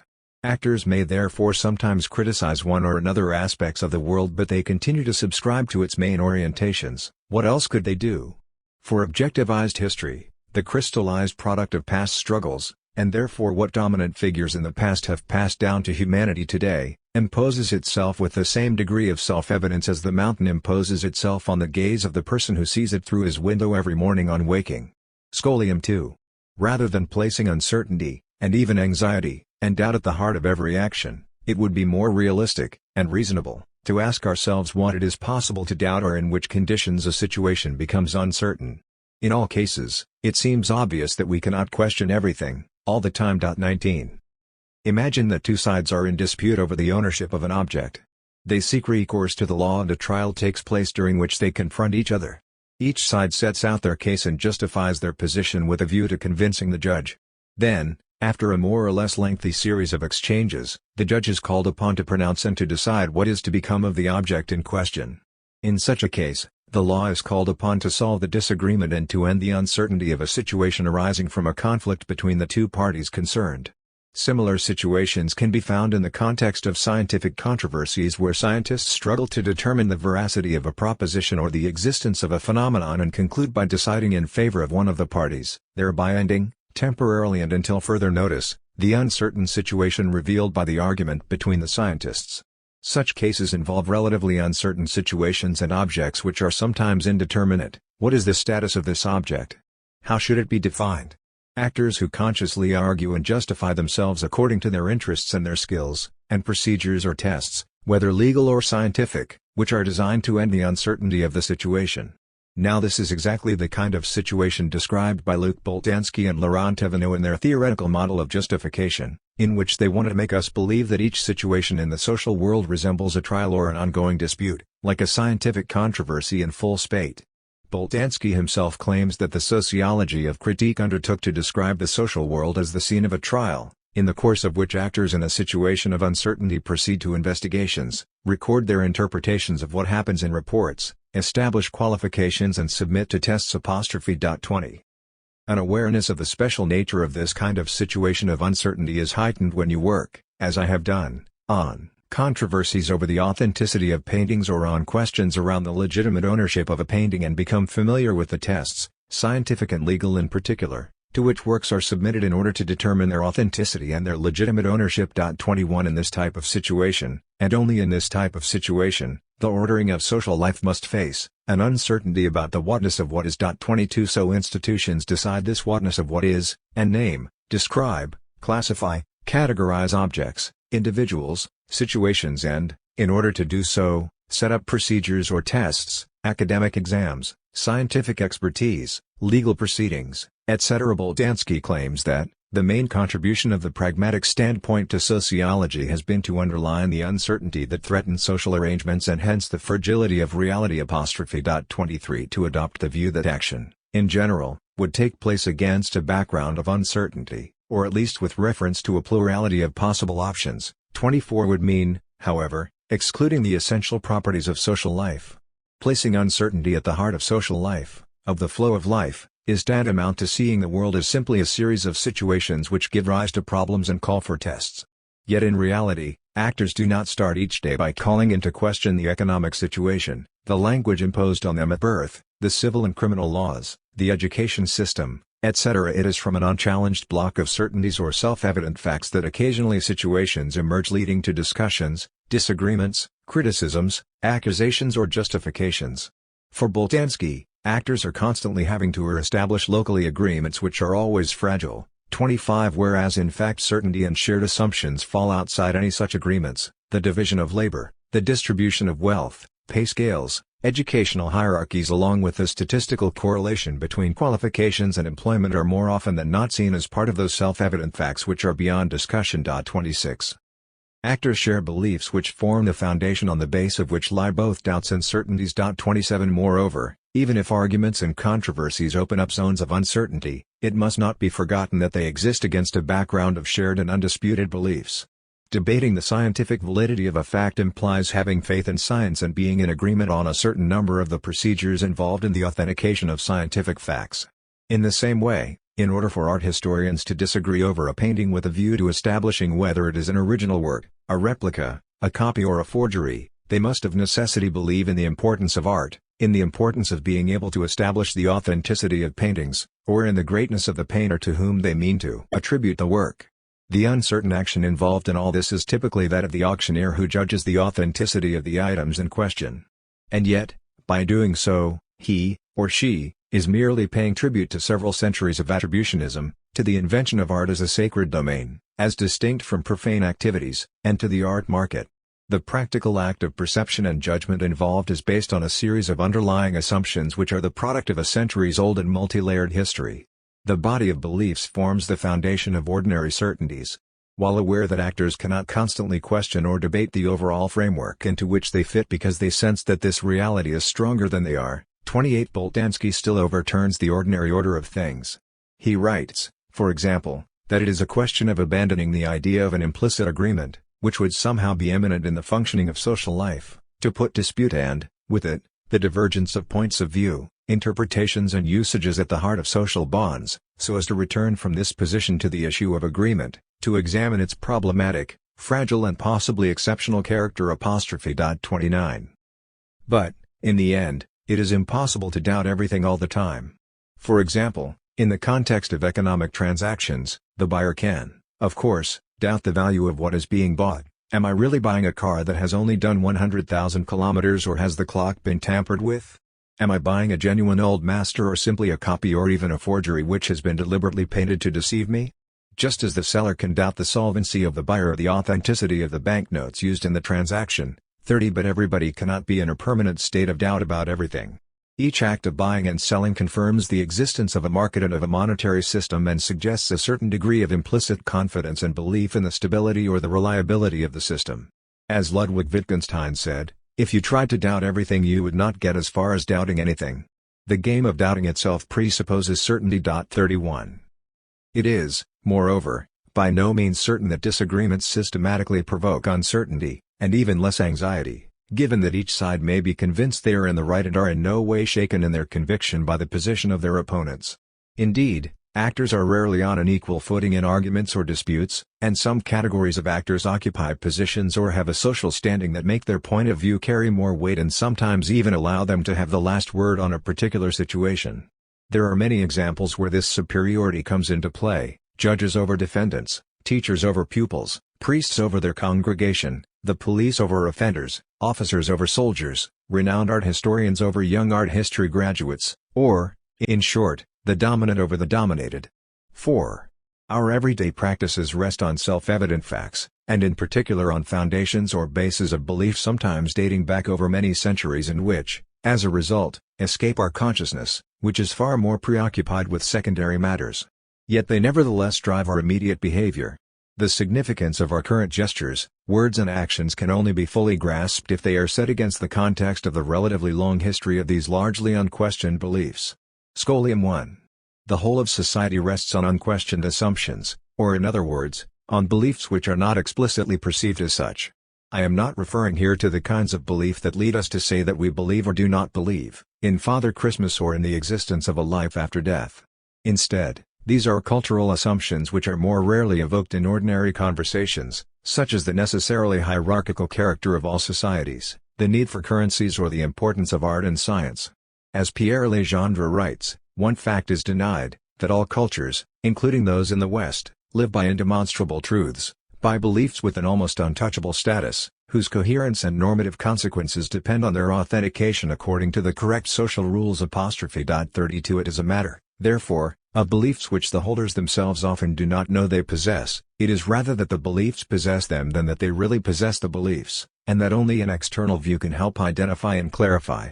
As the unquestioned background context to action, they are objectively presupposed by those who act. 33. Scholium 2. The history of teaching and learning is full of examples of conflicts between the supporters of different pedagogical theories who, unknowingly, share the same common foundation of practices and beliefs.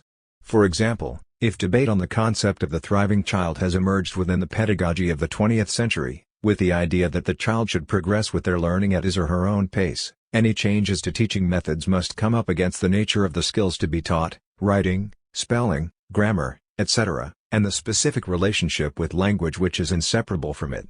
Thus the new forms of assessment or new methods never question the concept of assessment, the lesson or the curriculum.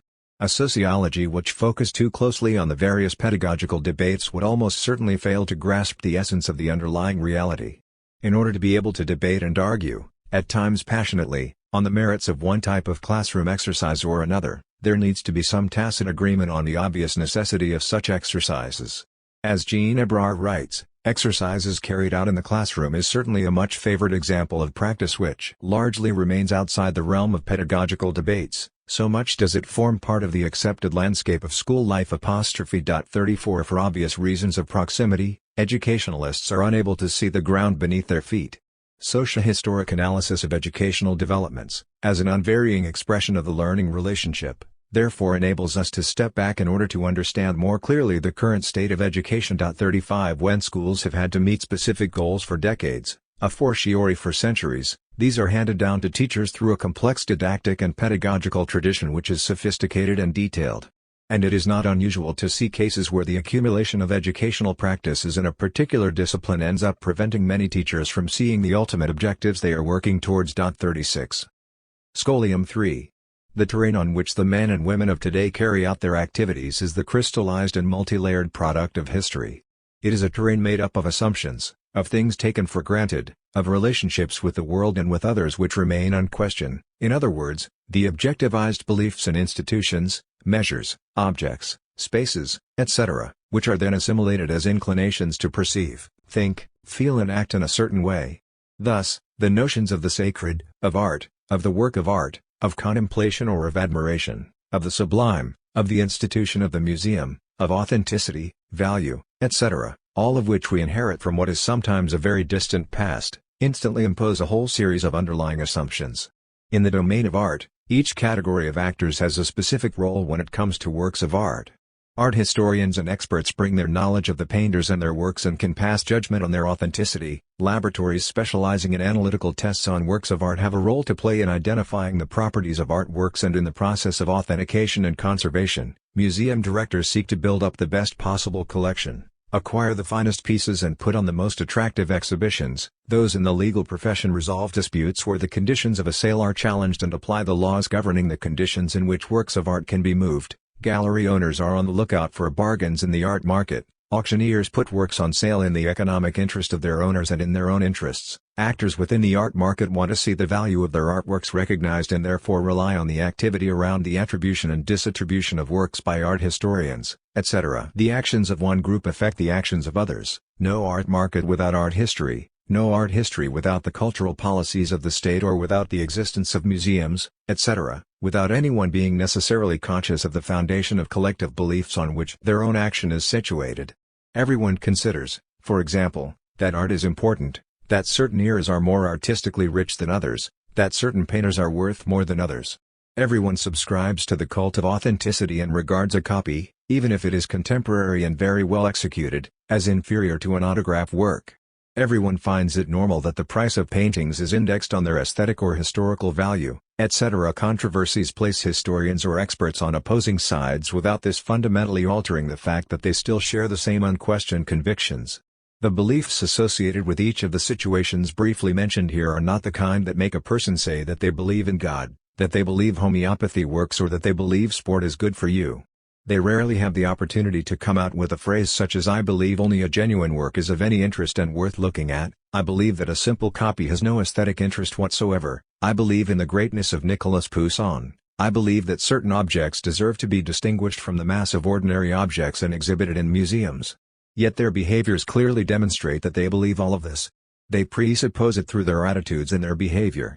We can observe the way people behave in relation to works of art as the magical behavior of individuals who regard such works as sacred, set them apart from ordinary objects, condone emotional responses to works of art which have been authenticated and sanctified, but ridicule the same kind of responses in the face of a mere copy.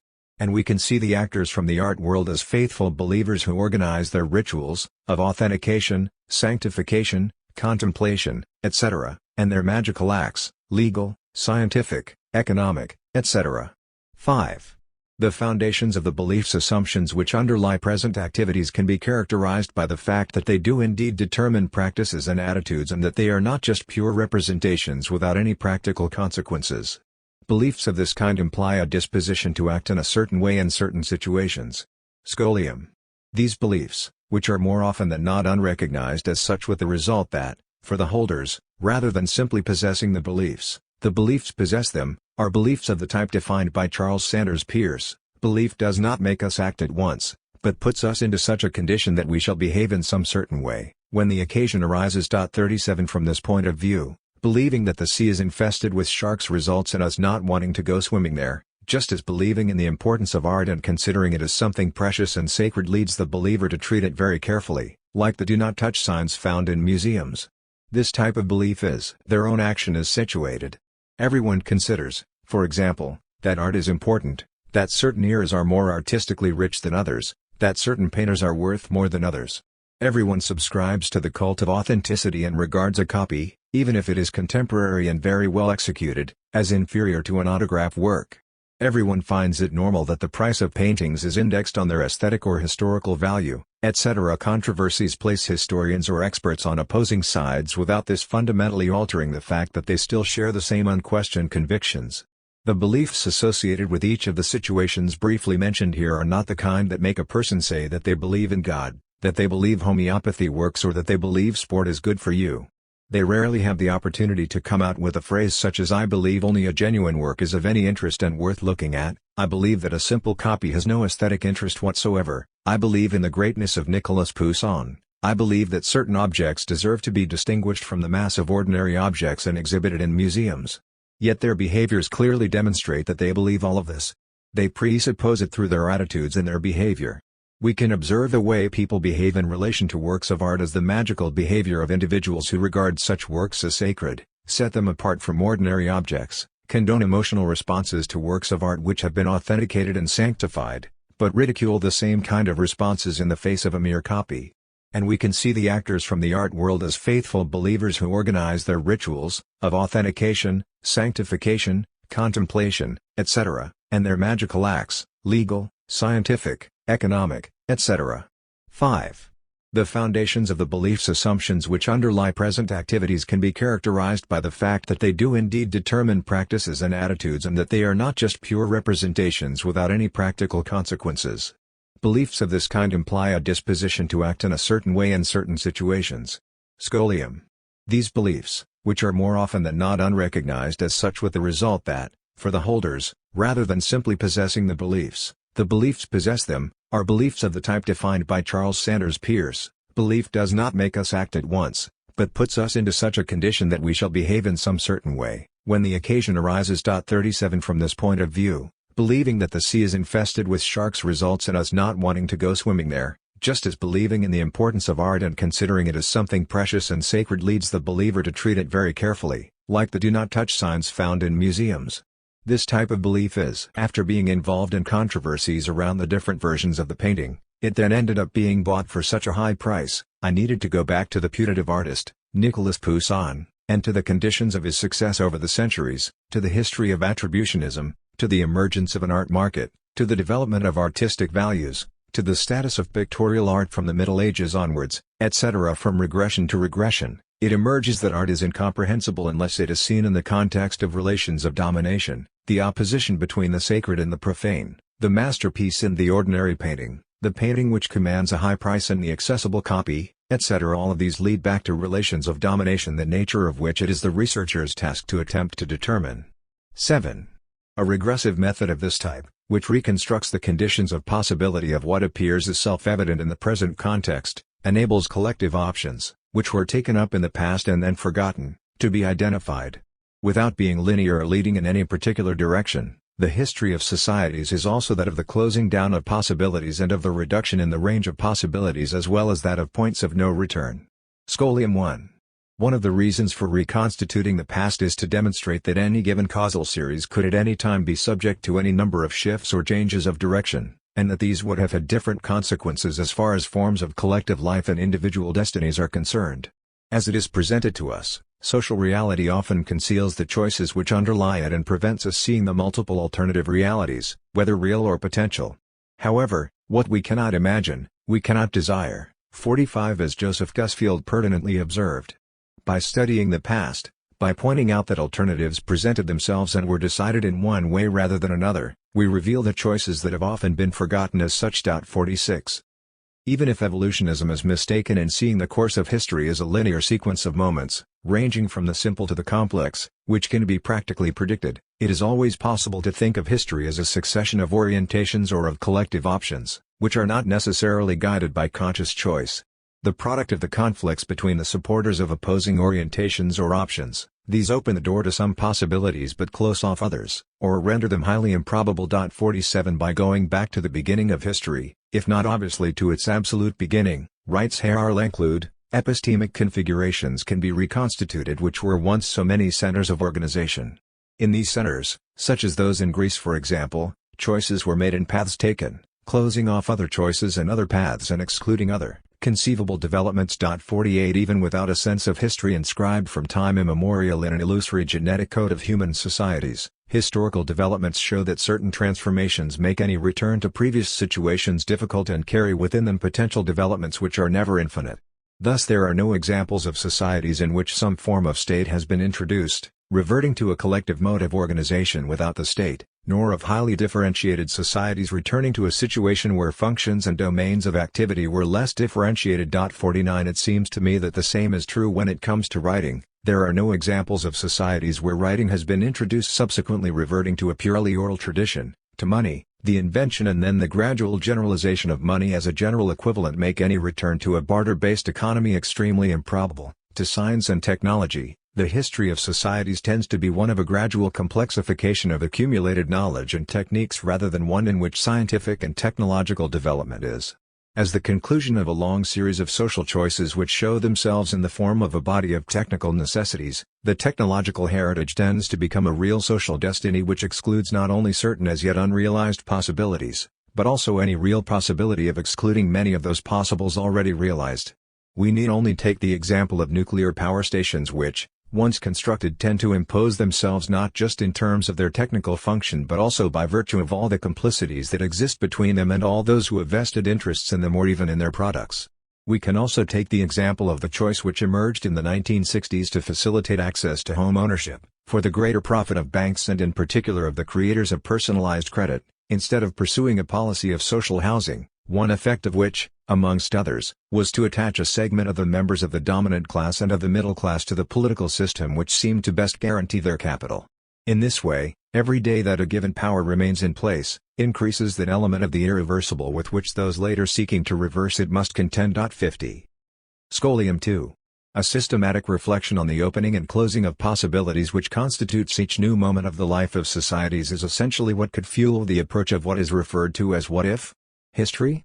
The question as to what might have happened if things had taken a different course in the past necessitates an awareness of the significance that each moment, each new collective orientation, imposes on the destiny of societies. Unfortunately, those asking such questions have often supported an event-based conception of history which notably promotes a classic political history of great men and focuses exclusively on the most frequently taught, and sometimes most mythicized, events. 51 What if Jesus had not been crucified? What if the Arabs had been victorious at Poitiers? What if Napoleon had won the Battle of Waterloo or had been defeated at Austerlitz? And what if the First World War had not happened or had taken a completely different course? And yet, the options which determine the destiny of societies are more collective than individual and have more to do with a structural order than one based on events. Imagining that the destiny of societies could have been different by focusing only on the surface of events bears witness to a considerable scientific regression. 8. The plurality of different universes of art, science, law, the state, culture, the market, etc., explains the fact that the relatively independent products of history, self-evident facts, link together, interact and intersect in present practice. Present practice is therefore the product of the combination of these partially independent self-evident facts. Scholium 1. The history of a painting, like the history of its changing status, its value and its various successive owners, and therefore like the history of its relationships with a whole range of individuals, groups or very diverse institutions, gallery owners, auctioneers, art historians, experts, lawyers, museum directors, museum curators, researchers in analytical laboratories, political actors whether municipal, regional or state, economic actors, journalists, etc., implies a plurality of spheres of activity, political, economic, legal, aesthetic, museum-based, academic/scientific, media-based, etc. By taking such an apparently simple object of study, the researcher is obliged to abandon the usual frameworks of observation of the social world which generally focus attention on a specific domain or sphere. Framing the matter in this way allows the researcher to analyze, for example, controversies between art historians or rivalries between museums. Analysis in terms of specific fields tends notably to push the researcher in one particular direction, with the result that, if sufficient care is not taken, instead of answering the questions being posed about the object in question, researchers end up asking only the questions to which theory is able to offer answers. This is exactly the type of question that led Norbert Elias to say the tail wags the dog. Collin and Latour's actor network theory is typically the kind of theory which breaks away from the notion of domains, spheres or fields, and it is no coincidence that it is in studying technological objects that these authors were led to make this kind of link between heterogeneous realities. Indeed, focusing on the object inevitably ends up grouping in the same field of observation actors, groups or institutions generally considered separately by the theories which study these specific subuniverses, theories of systems, fields, worlds, spheres of activity, etc. In this way, a painting is linked to actors who have emerged from the subuniverses of museums, art, science, law, economics, politics, journalism, etc., and even to those from within the subuniverses. These different actors, who individually belong to different fields or worlds, are not only linked with actors from the same fields or the same worlds, but are also linked amongst themselves through the intermediary of the painting. Nevertheless, encountering a real problem does not necessarily mean that the solution found is always the right one. From this point of view, the socio-technological world of Collin and Latour represents a bad solution to a good problem or a bad answer to a good question. Not only do Collin and Latour consider as wide-ranging a group of actors as possible by using the principle of non-distinction between humans and non-humans, and by making the latter actors in their own right, 52, but they also refuse to impose any hierarchical structure on the actors, and notably to take into account the relations of domination between them, in the case of humans. Yet it is these relations which explain why they do not all carry the same weight or have the same chances of having the last word in situations of controversy or conflict. Painting a portrait of a world without history, they reduce any relationship between humans, or between humans and non-humans, to a vague and very weak association which does not really enhance our understanding of social situations. It seems to me, in fact, that by trying too hard to link everything with everything, and by refusing to differentiate between the actors who have been linked together, we end up no longer explaining anything at all. It seems highly risky to place on the same level and to bring together realities that are as different as macrostructures, technological mechanisms, administrative or scientific procedures, human beings, animals, plants, gods and concepts. The process of maximum heterogenization of connected elements certainly produces some surprises but unfortunately affords few insights. Scholium 2. In his essay Sur les fondements de nos connaissances, an essay on the foundation of our knowledge, 1851, Antoine-Augustin Cournot starts with the hypothesis that in the world of natural phenomena, various independent causal chains would exist, and that it is precisely from the intersection of these that what we call chance would be born. Thus, he argues that there is independence between the causal chains and that there is no solidarity between the chains. Such claims seem to me to be debatable if one ventured to transpose them exactly in order to understand the social world. We can certainly say that the social microcosms making up society are like separate universes relatively independent from each other, each with their own logic, which cannot be reduced to other parallel logics. But 2 points need to be considered. Microcosms often link together or intermingle.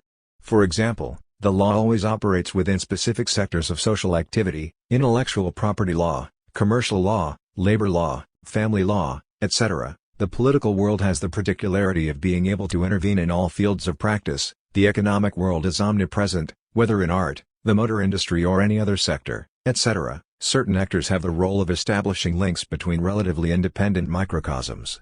Their role is to connect microcosms. In the art world, for example, the management team in a museum is typically at the crossroads of microcosms: the business and political world, municipality, region, state, etc. For sponsorship activities, the world of experts and art historians, to authenticate works and put together catalogs for exhibitions, the scientific world with laboratories that bring together skills and techniques from chemistry or physics, the legal world in the case of possible recourse to lawyers, the media world to communicate information about events organized, etc. These comments should act as a warning to us not to consider microcosms as universes which are closed in on themselves. 53 They have their own internal logic but tend to develop their specific action by drawing on other microcosms and are also in a position to intervene, make their presence felt or be used in any area of practice whatsoever. From this point of view, the terms world, universe or sphere can give a false impression of something closed in on itself and imply that each microcosm has its own separate life. Certain objects of research oblige the researcher not to limit their study to a particular field or world, but to embrace the interconnections, links, the shared and coordinated mobilization of actors operating within different microcosms. 9. The relatively independent self-evident facts which interlink, merge or join together in present practice can be associated with variable temporalities, ranging from the shortest to the longest period of time. Scholium 1. The regressive approach involves the reconstruction of histories of extremely varied duration, from the history of events to the almost immobile history which extends over several centuries, biographies of objects, of individuals or of institutions, the development of the categories to which these objects, individuals or institutions belong. The meaning of present human behavior can be found at the very heart of this overlapping of temporalities. Progressively more dynamic layers superimpose themselves onto slower layers, the most recent being that on which the actors hurry about their business, with all their various intentions and their illusions, their words, gestures and actions. 54 The present is thus the time where multiple temporalities condense, ranging from the most civilizational to the most recent. What is usually referred to as social structure in sociology or anthropology corresponds exactly to what Brodel defines as being part of those realities which are quasi-mobile, crystallized, sedimented. For us historians, a structure is of course a construct, an architecture, but over and above that it is a reality which time uses and abuses over long periods. Some structures, because of their long life, become stable elements for an infinite number of generations. They get in the way of history, hinder its flow and, in hindering it, shape it. Others wear themselves out more quickly. But all of them provide both support and hindrance. As hindrances they stand as limits, envelopes, in the mathematical sense, beyond which man and his experiences cannot go. 55. Brodel correctly saw in the increasing tendency within the social sciences to focus on events, in the form of both sociological monographs and microsociological studies of interactions, a way out of historical explanation which was just as problematic as that which consisted in reducing the present to a timeless structure via attempts at modeling. It must be admitted that the social sciences, by taste, by deep-seated instinct, perhaps by training, have a constant tendency to evade historical explanation. They evade it in two almost contradictory ways: by concentrating overmuch on the current event in social studies, thanks to a brand of empirical sociology which, disdainful of all history, confines itself to the facts of the short term and investigations into real life, by transcending time altogether and conjuring up a mathematical formulation of more or less timeless structures under the name of communication science. 56. Not that Brodel was seeking to deny events in the short term any legitimacy, but he wanted individual adventures to be seen in the context of more complex realities, and notably, all the major forms of collective life, economies, institutions, social structures, civilizations. 57. By going directly to what particular individuals say and do, we run the risk of forgetting the background or the foundations on the base of which these words and these actions from the present draw their meaning. 58. Scholium 2. A very good example of the way temporalities and the plurality of actors or groups of actors can overlap is a study carried out by the art historian Michael Baxandall, in the context of the construction of the Forth Bridge on the east coast of Scotland. 59. He uses this case, drawn from somewhat outside his area of interest as an art historian, in order to compare it to the processes involved in the creation of a painting. With this in mind, he explores crucial questions of causality: what causes or conditions of possibility can or should be mobilized in order to understand the construction of a bridge and, even more so, of a particular type of bridge where specific constraints needed to be taken into account. Baxandall's analysis makes us reflect, first of all, on the importance of listing a series of causes, of conditions of possibility or of central elements in order to understand how a history unfolds, and, secondly, the equally great importance of hierarchizing these elements by a process of questioning. The bridge over the River Forth on the east coast of Scotland was constructed in the 19th century, in an economic climate which favoured rapid communication between Aberdeen, Dundee, and Edinburgh.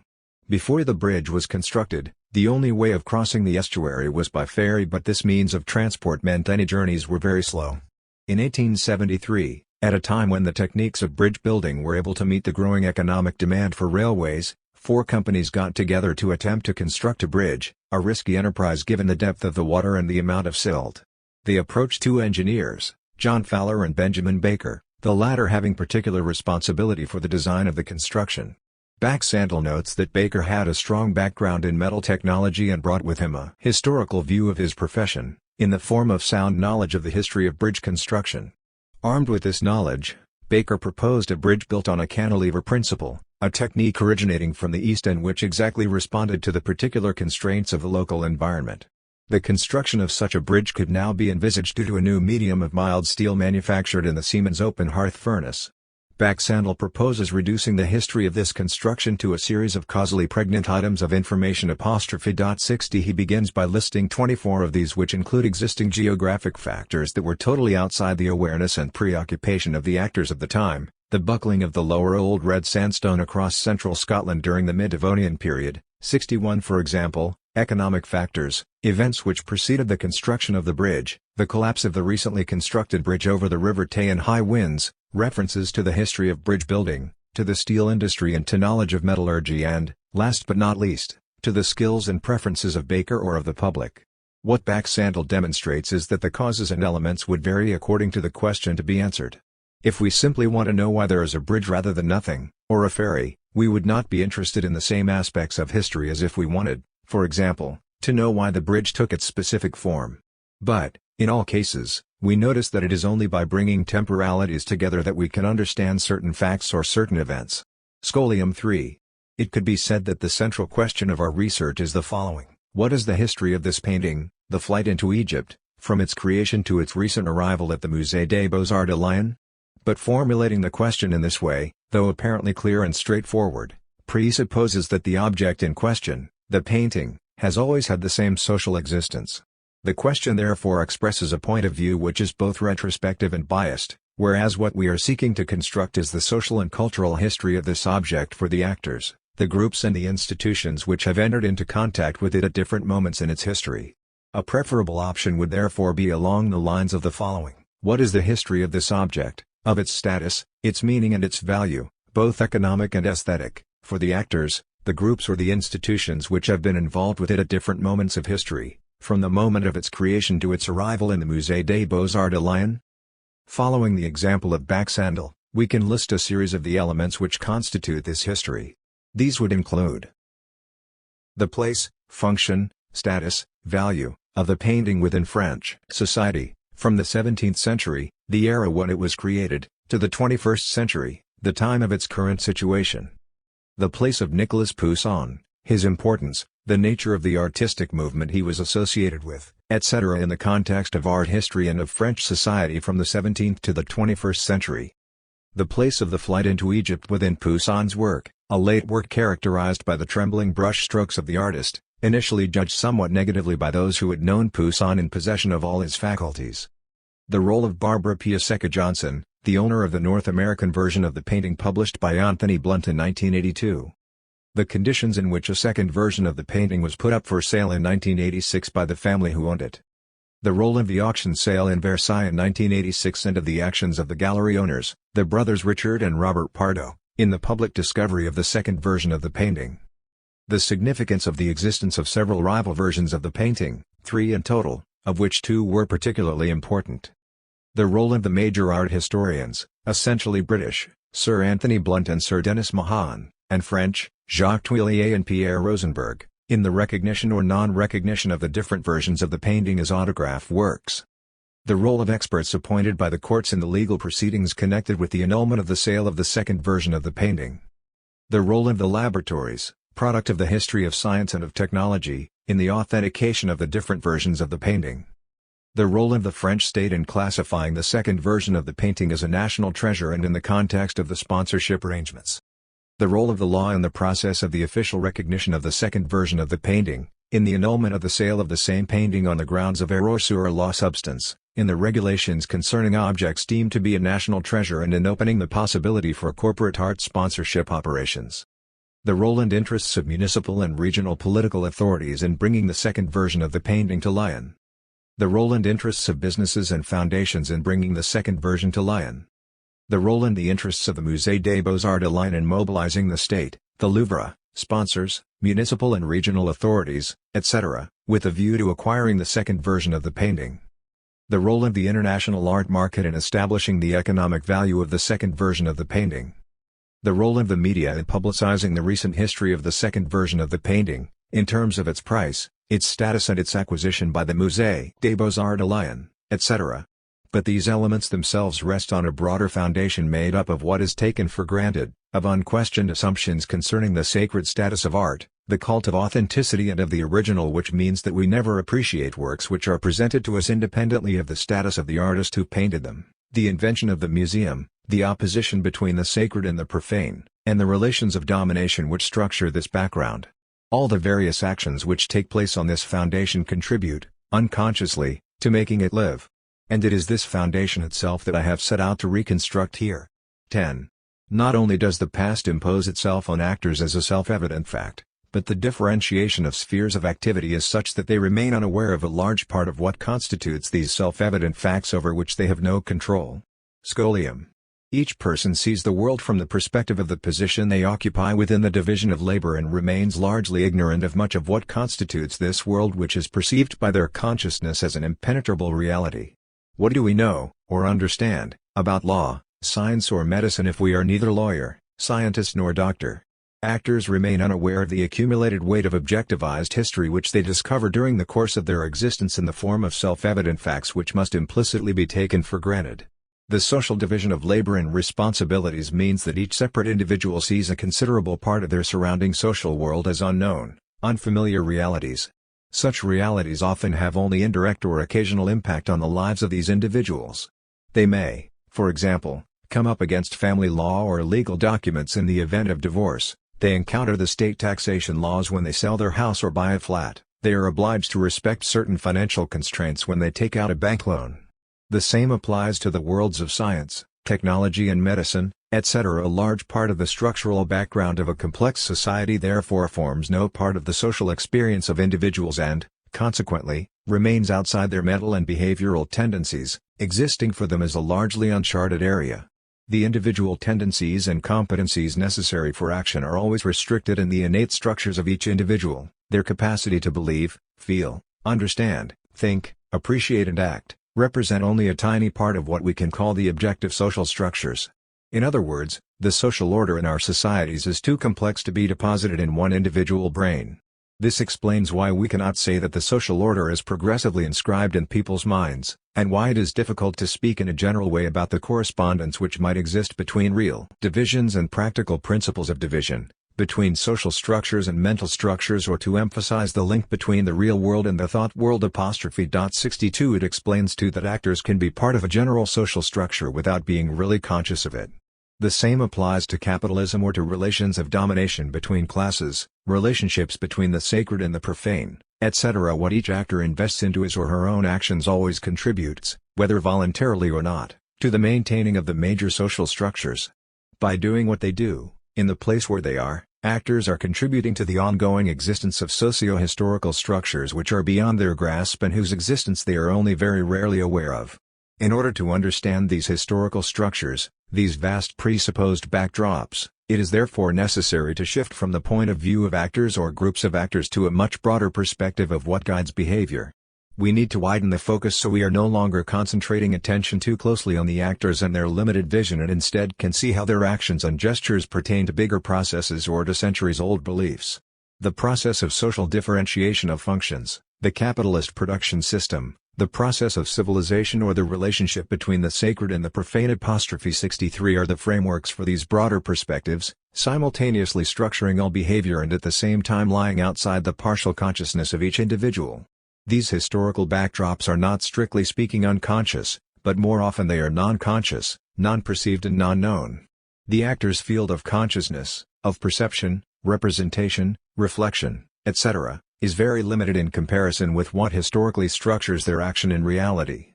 11. The researcher's role consists in questioning the obviousness of the obvious, in exposing the presuppositions and the self-evident facts on the basis of which the actors play out their role in the present moment of the action, in revealing the non-conscious bases on which conscious strategies are played out. Scholium. We could compare social practices to moves made in a great game of chess. Not only have the players not invented the chessboard and the rules of the game inherited from the past, but they turn up in the middle of the game and any moves they make depend on moves previously made, in other words on a given state of the game. Depending on their focus, researchers could go back to the origins of the game of chess, or they could examine the different stages of a game in progress. Latour uses the metaphor of Scrabble to demonstrate how the success of Pasteur and his followers had been prepared in advance by those who had pioneered hygiene. The Pasteurians were to arrive on the scene like players on a Scrabble board. The triple words and double words were already marked and laid down. 64 In all the various domains involved in studying the trajectory of a painting, it is clear that each individual plays their own game, as gallery owner, auctioneer, expert, art historian, museum curator, arts journalist, mayor, minister of culture, company director, etc., and that each of these is caught up in the immediacy of their own practice and immersed in their own interests, whether professional, political, cultural, international, national, regional, municipal, etc., but that the bigger picture in which all of them feature, remains for the most part outside of their consciousness. The researcher ideally needs to resist becoming caught up in any of the various games observed and instead to guide the different participants to a knowledge and a consciousness of them. Of course, in adopting such an approach the researcher runs the risk of being seen as one of those killjoys who keep themselves aloof from the action and then seem not to care about anything because nothing really excites them. Scholars are in fact like those killjoys who, because they are drinking water while everyone else is getting drunk, spoil the charm of the party. They belong to the iconoclastic and sacrilegious, intent on the idea of establishing in their turn the rules of a new game that is more pleasant or more serious. 65 than that played within the social world. By playing the spoilsport, by undermining the game of beliefs and the magic effects of power, scholars are themselves caught up in a game with its own specific beliefs.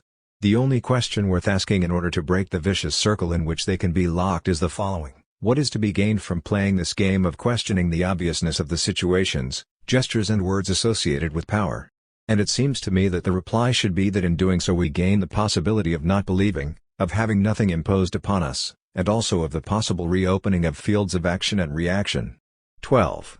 When we act and think, we stumble against the bars of an invisible cage made up of all those things which are taken for granted and are imposed on us by history in the form of self-evident facts and of categories of thought as yet unthought. Scholium.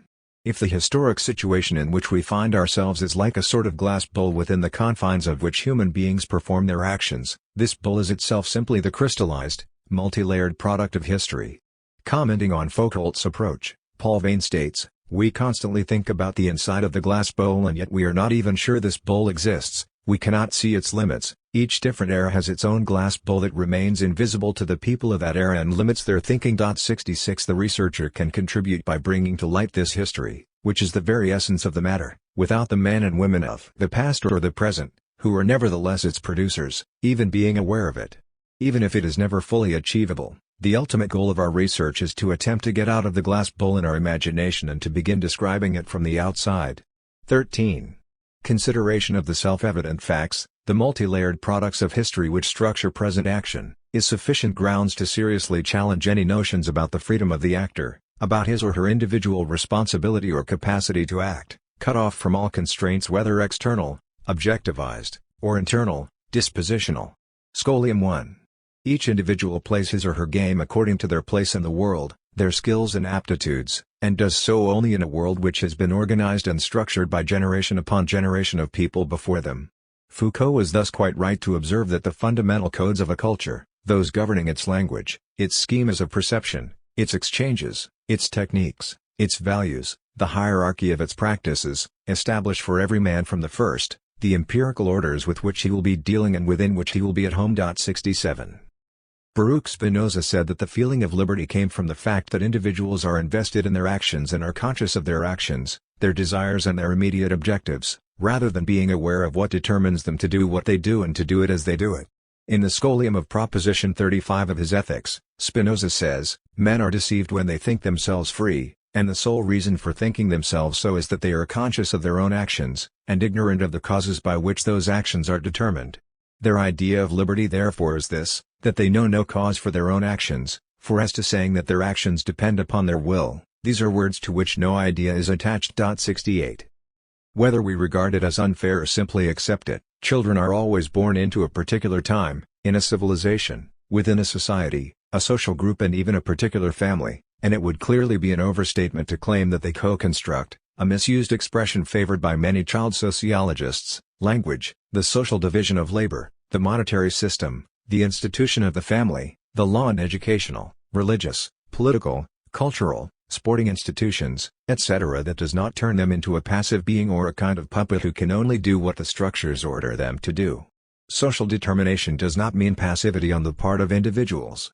On the contrary, the products of multi-layered history need energy, effort, the desires and passions of thoroughly active individuals if they are to continue to live and to develop. Yet theories of action are divided in how they view the capacities to act, agency, in question, where the theorists of freedom of action take for granted all the active elements of individuals, choice, decision, will, intention, passion, desire, etc. Dispositionalists focus on capacities and show that these are socially formed, via the processes of socialization and are socially and historically variable and more or less coherent or contradictory. Scholium 2. Combining scientific and political considerations, some of those who we might term the thinkers of freedom see in the scientific realism of the thinkers of structure, and both external and internal constraints, a conservative approach. By constantly emphasizing the relations of domination that structure human relationships, they will end up failing to recognize actors' capacities for criticism and for resistance, and, at the same time, their power to act. Consequently, in the writings of historians critical of linear and quantitative history, we find the idea that this approach would amount to a double powerlessness. On the one hand, of the historian and, on the other, of the man acting within history, torn between the sequences of events which escape him and who would have lost all effectiveness, all capacity to act on the real. 69 This notion seems to me doubly flawed. Firstly, it is unclear how throwing light onto long-term, or even simply structural, historical facts would be a sign of powerlessness on the part of historians who are content to do their work just as astronomers do theirs by helping us discover galaxies, planets or constellations. Secondly, it is difficult to see why actors would be rendered powerless by this type of history. The only question researchers should be asking is that of knowing whether or not this kind of history, which reveals structures and long-term processes, can teach us about reality, and if, in historical reality, men and women are really masters of their own destinies. As the response to the second question is clearly negative, due to social processes which are independent of the subjectivity of researchers and of actors, it then becomes legitimate to ask what people can do with this kind of knowledge and if they can modify their lives in the full knowledge of all the causes which determine it independently of their own will. The school of thought, based on events and on actions on an individual scale, an approach which focuses a microscope on the multiple decisions, intentions or individual choices, in sociology, ethnomethodology, interactionism or comprehensive and pragmatic sociologies, tends to give the impression that the world is capable of transformation and consequently ends up encouraging certain types of reforming or romantic revolutionary tendencies, relatively common in certain milieus of research. Thus William H. Sewell Jr. writes that the eventful concept of temporality, which sees the course of history as determined by a succession of largely contingent events, is much more subversive. 70 Conversely, those schools of thought based on structure, and in particular on long-term structure, those based on tradition and on the significance of the major cultural or religious heritages, have often attracted writers with more conservative, and in certain cases downright reactionary, political outlooks. Now this scientifically damaging polarity demonstrates that the two aspects, political and scientific, should be clearly separated.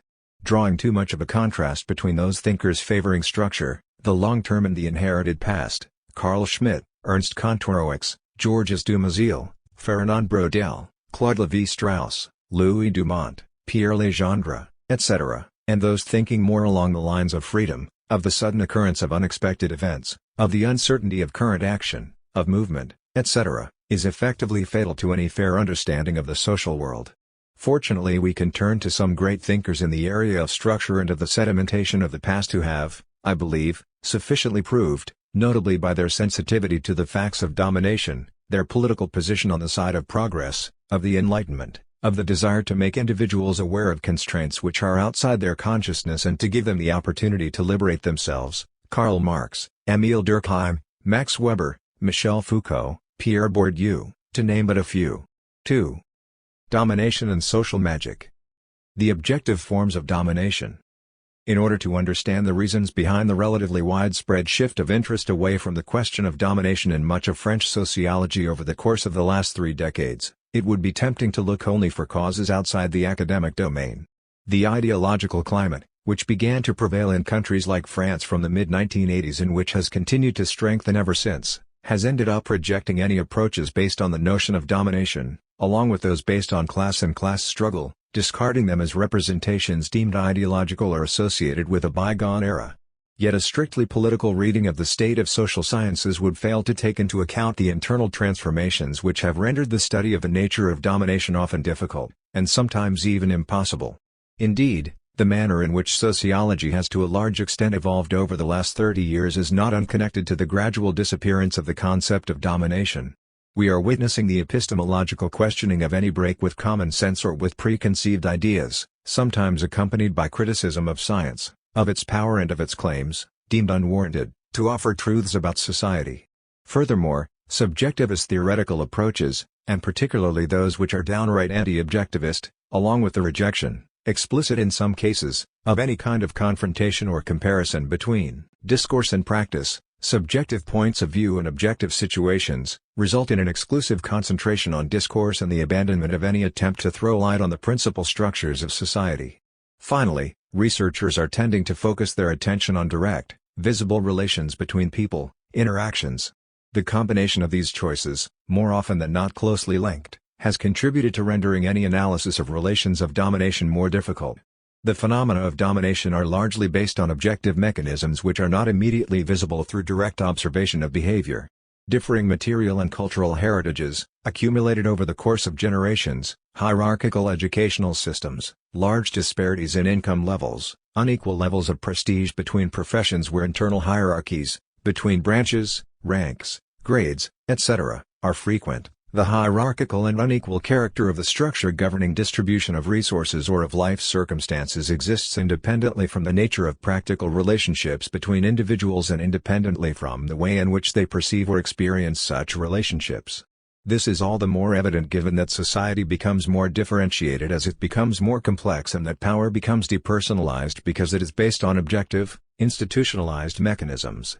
Even if the master-slave relationship has managed to take the form of direct interaction, It is almost certain that the chief executives or major shareholders of multinational companies generally have no direct relationship with the workers in their service. From this perspective, the analysis of social relations of domination between classes as formulated by Karl Marx seems a particularly pertinent model. By exposing the relationship of interdependence, objectively favorable to those who control the means of production and systematically unfavorable to those who merely sell their labor, he enables us to avoid reducing the realities of domination simply to phenomena observable at the level of interpersonal relationships, sometimes non-existent, between individuals. 1. If one sought to understand the realities of domination only on the level of interpersonal relationships, one would clearly run the risk of only observing domination in relationships where any request for obedience would be explicitly expressed. Weber's famous definition of domination already implied this reductive approach. Power, Macht, is the probability that one actor within a social relationship will be in a position to carry out his own will despite resistance, regardless of the basis on which this probability rests. Domination, Herrschaft, is the probability that a command, Befehl, with a given specific content will be obeyed by a given group of persons.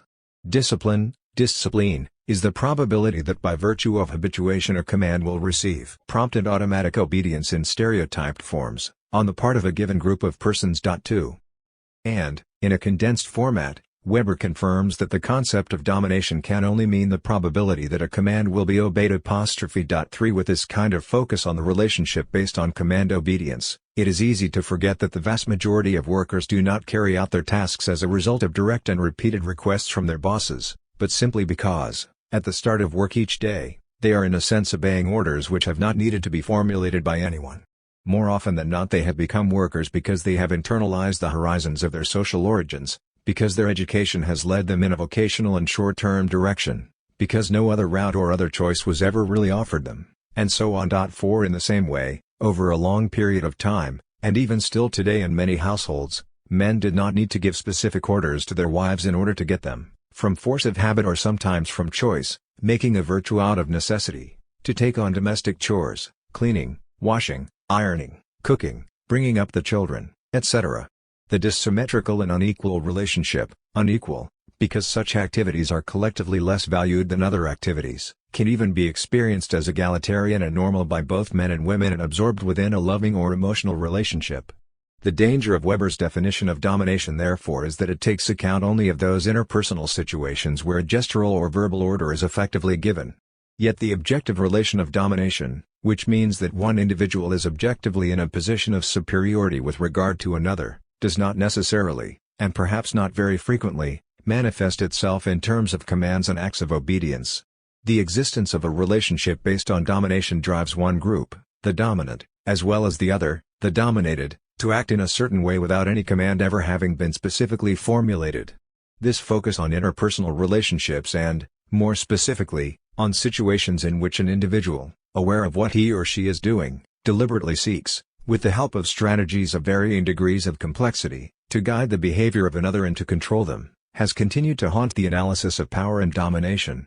We see this in action notably in the work of Foucault, who defined the power relation as the relationship in which one person tries to control the conduct of the other. 5 And who stressed the strategies by which individuals try to direct and control the conduct of others. 6 This reduces the problem of power to the question of the will and conscious strategy of individuals, whereas much of what determines the social lives of all individuals and of what sometimes governs relationships between individuals, falls largely outside the realm of such considerations.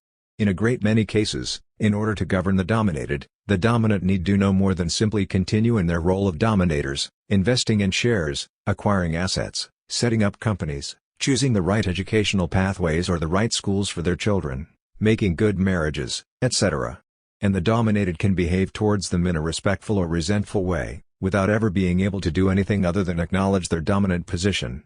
If, as certain contemporary sociologists have had no hesitation in doing, one adds the requirement whereby any interpretation in terms of relations of domination must cede to the demand for a perception and an explicit expression of domination by the actors themselves. 7 We become aware that it quickly shrinks away to almost nothing. For a pragmatic theory of law, writes Patrick Farrow, it is not indispensable to assume a hidden sense of domination, suppressed, forgotten, denied, each time the situation fails to make that sense obvious to those concerned. One should simply consider that there are moments and situations which, for those concerned, can assume the character of domination, whereas other moments and other situations do not lend themselves to this characterization. 8 To base the analysis of domination on the manner in which the dominated represent situations to themselves is a failure to see to what extent such representations, more often than not, are part of the process of domination and a rejection of the idea that they may be illusory, given they are partially created within objective relations of domination. 9 Ritually demanding how, and by what kind of abuse of power, sociologists can define a situation as a situation of domination, even though the actors themselves seem not to perceive it as such, simply fails to take account of the process whereby domination is legitimized by the dominant or, more commonly, the simple effect of habituation which multi-secular forms of domination produce on those who are subject to them from their early stages of their social development, and who thus see them as being as natural as the landscapes within which they are accustomed to live. Even if, as we have seen, he focused a little too much on the command-obedience relationship, Weber nevertheless draws attention to this prompt, automatic and schematic obedience which manifests itself by virtue of habituation.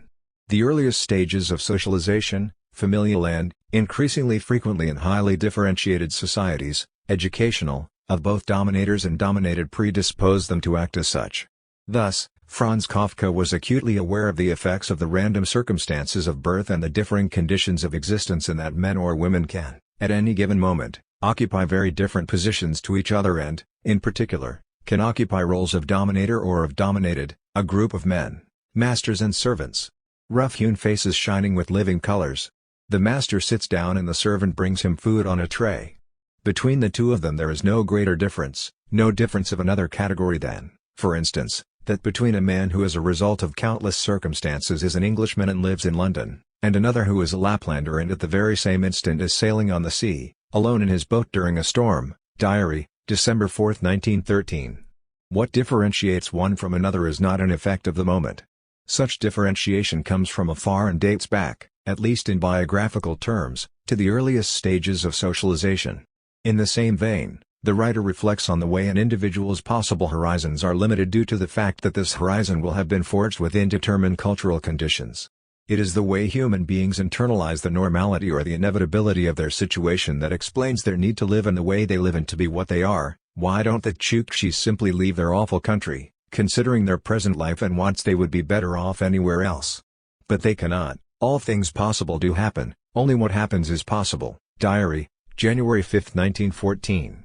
The dominated within any given society are often no more likely than the Chukchi to question the inevitability of their lives. They are prepared and accustomed to living as they live and find their objective places in the world, roles or occupations, which correspond to their particular circumstances. What is not accessible becomes no longer desirable, and in such conditions, individuals end up liking only what the objective situation allows them to like. Instead of taking their desires for reality, the reality of what is possible becomes their most personal desire. The phenomena of heritage continue to play their part in ensuring that each newborn is unequally endowed and immediately caught up in the particularities of his or her socio-familial background. Heir to a fortune, to a business, to a house, to land, to a whole range of assets which may have a very high economic and cultural value, the individual who is born into a richly endowed milieu often has at their immediate disposal the product of numerous generations of acquisition which straightaway set them apart from all those individuals who, at the same moment, find themselves thrust into poverty, insecurity, uncertainty, and the limited social horizon of their family background. Yet the material legacy, whether economic, material possessions or financial wealth, or cultural, symbolic possessions such as books, pictures, sculptures, etc., always carries with it an immaterial dimension. Indeed, heritage is never merely a process of transmission but is always accompanied by the transmission of whatever is needed to fully take advantage of the material heritage in question. Tastes, the competence and ability to act, perceive or judge. Without all that, heritage would remain a dead letter, a term which takes on its fullest sense when the inheritance comes in the form of books, or in other words, would never encounter the necessary conditions in which it would be put to use and, even more importantly, bear fruit. Inheritances without heirs, as much in terms of capability as of desire, able to take them up and make use of them, inheritances left neglected, squandered or liquidated, the failures in intergenerational transmissions are a hollow reminder of the whole process of socialization that must take place in order to allow each new generation in its turn to take up the inheritances of the past and to make this appropriation a personal existential matter. It is because the objective relationships of domination, crystallized, tolerated and upheld by various institutions, family, school, church, state, business, markets, media, etc., guarantee the positions of the dominant, in other words, great landowners or those with capital of any kind, and the objective divide separating them from the dominated, that direct face-to-face relationships, as interactionism would have it, can at times take the form of formally egalitarian relations without any challenge to the unequal, hierarchical order of things. The dominator can be affable, sympathetic, kind, respectful, courteous, gallant or polite with his workers or domestic staff, with his chauffeur or cook, with his wife or the children's nanny, yet the social relationship which underlies relations between him and them nevertheless remains one of domination. 10. In complex and highly differentiated societies and where codifications, whether educational or linguistic, or legal or economic, are central, the relations of domination are only established or kept going in an indirect way, through objective institutional mechanisms rather than through interpersonal relationships.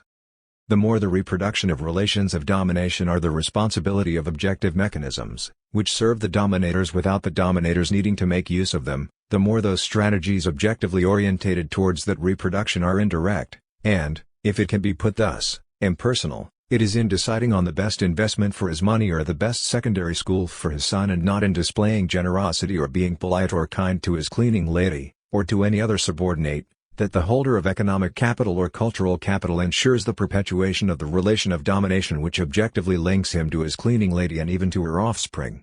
On the contrary, until a system of mechanisms automatically ensuing the reproduction of the established order is constituted, the dominant agents cannot be content with letting the system that they dominate follow its own course in order to exercise durable domination. They have to work directly, daily, personally, to produce and reproduce conditions of domination which even then are never entirely certain. Because they cannot be satisfied with appropriating the profits of a social machine which has not yet developed the power of self-perpetuation, they are obliged to resort to the elementary forms of domination, in other words the direct domination of one person over another, the limiting case of which is appropriation of persons, that is, slavery. They cannot appropriate the labor, services, goods, homage and respect of others without winning them personally, tying them, in short, creating a bond between persons. 11. The objective nature of relations of domination in industrialized societies had already been clearly underlined by K. Marx when he defined the capitalist relationship as a relationship of constraint, aimed at extorting additional labor by extending working hours, a relationship of constraint which rests not on relationships of personal domination and dependence, but which results simply from wider economic factors. 12. Sociologies focusing only on interpersonal relations are thus particularly ill-adapted when dealing with societies where the essence of domination lies not in the effects caused by direct, person-to-person, interactions, but instead depends on a range of interdependent actions and of institutionally codified mechanisms.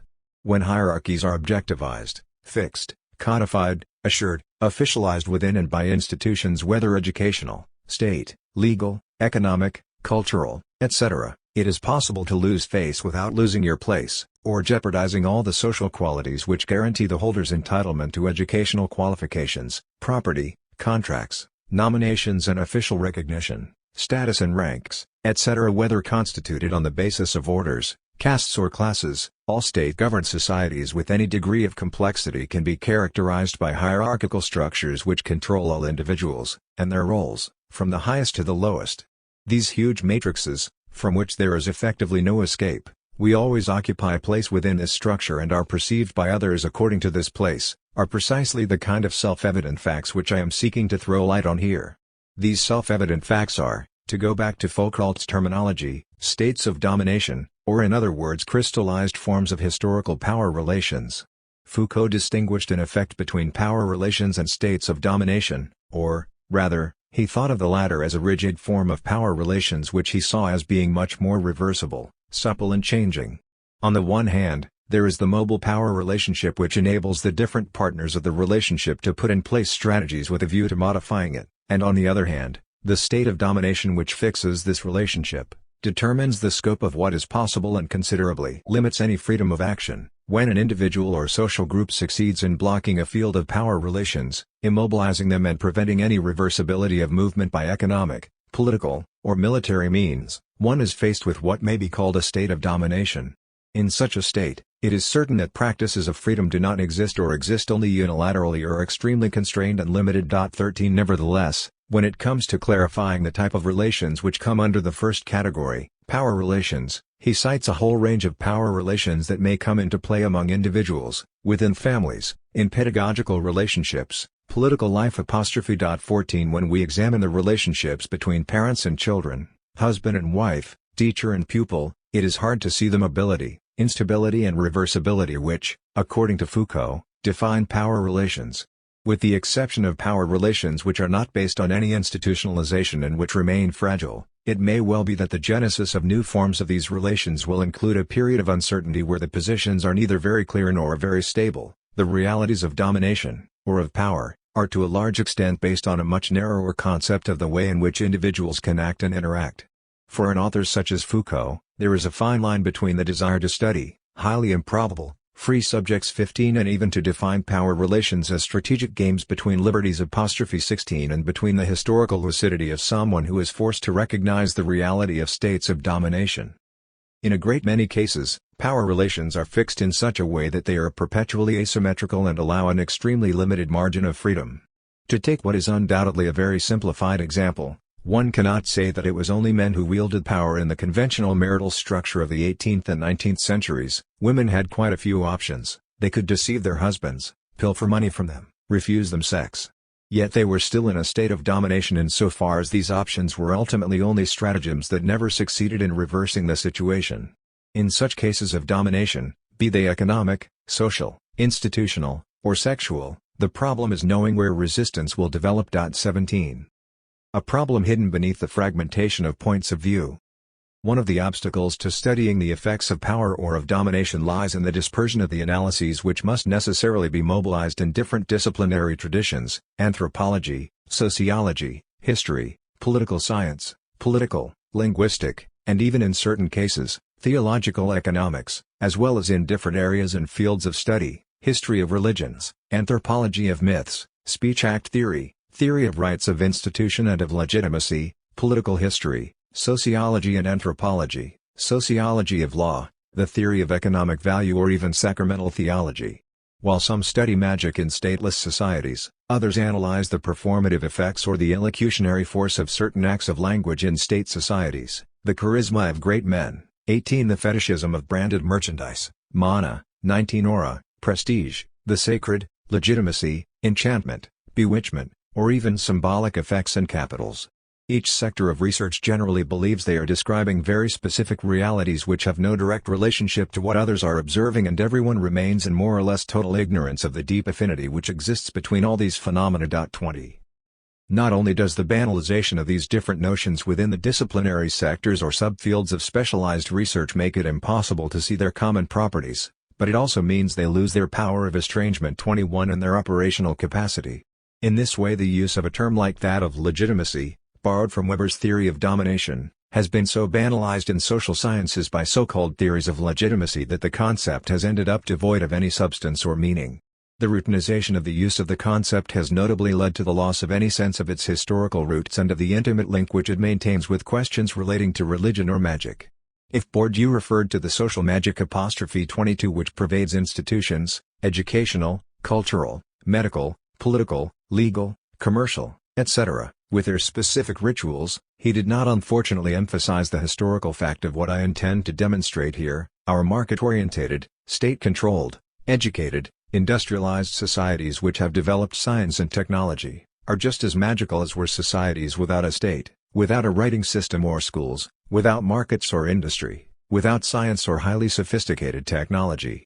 The most common interpretation of Bourdieu's analyses, and the most frequent uses to which these are put, contribute to the belief that it is by simple analogy that we can refer to social magic, rites, worship, the sacred or faith, when referring to contemporary societies perceived as being profoundly irreligious and disillusioned. On the contrary, we should leave behind the domain of suggestive metaphor and assert the fundamental and central presence of magic and the sacred, of bewitchment and of faith at the very heart of contemporary social practices, and notably within the economy of power relations. 23. There is a strong tendency in interpretations made by researchers working within the field of social sciences and focusing on different societies and different groups to use the terms magic, Belief or superstition to refer to realities which the researchers, their society or their group, do not, or no longer, subscribe to. Magic, belief or superstition always concern the other or the distant, the savage, the primitive, the peasant, the people, but never the self or the nearby.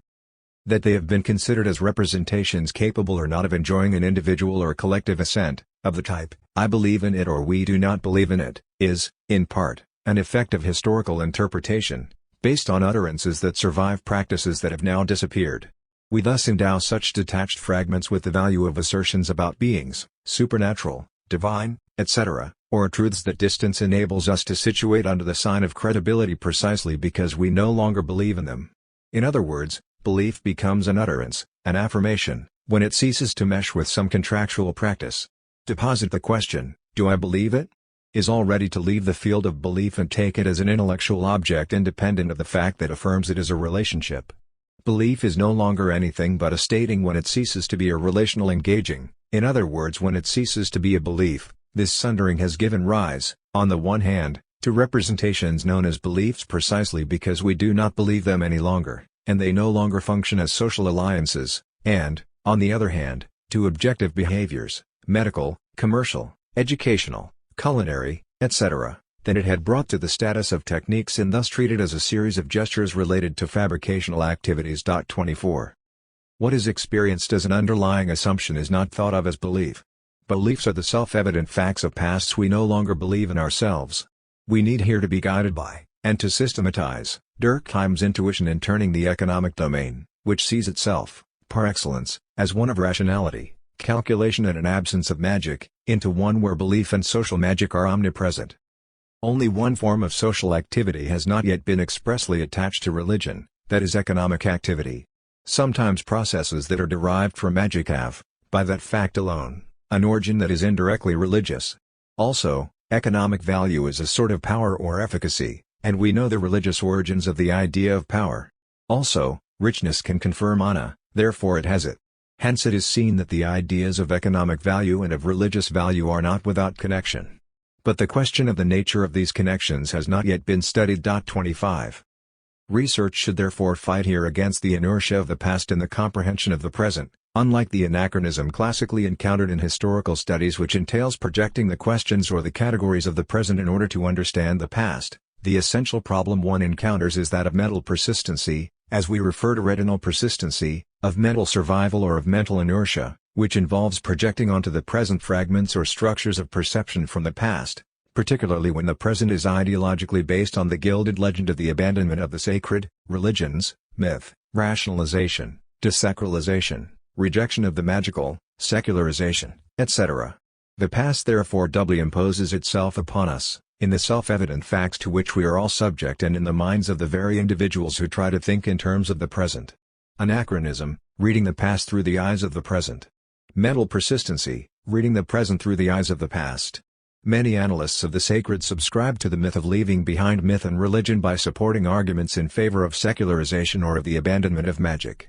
Thus, Mircea Eliade talks about the gigantic transformation of the world undertaken by the industrial societies, a transformation made possible by the desacralization of the cosmos accomplished by scientific thought and above all by the sensational discoveries of physics and chemistry. 26 We, modern societies, will henceforth live in a desacralized world where magic has been for the most part abandoned. It should be said at once that the completely profane world, the wholly desacralized cosmos, is a recent discovery in the history of the human spirit. It does not devolve upon us to show by what historical processes and as a result of what changes in spiritual attitudes and behavior modern man has desacralized his world and assumed a profane existence. For our purpose it is enough to observe that desacralization pervades the entire experience of the non-religious man of modern societies and that, in consequence, he finds it extremely difficult to rediscover the existential dimensions of religious man in the archaic societies. 27.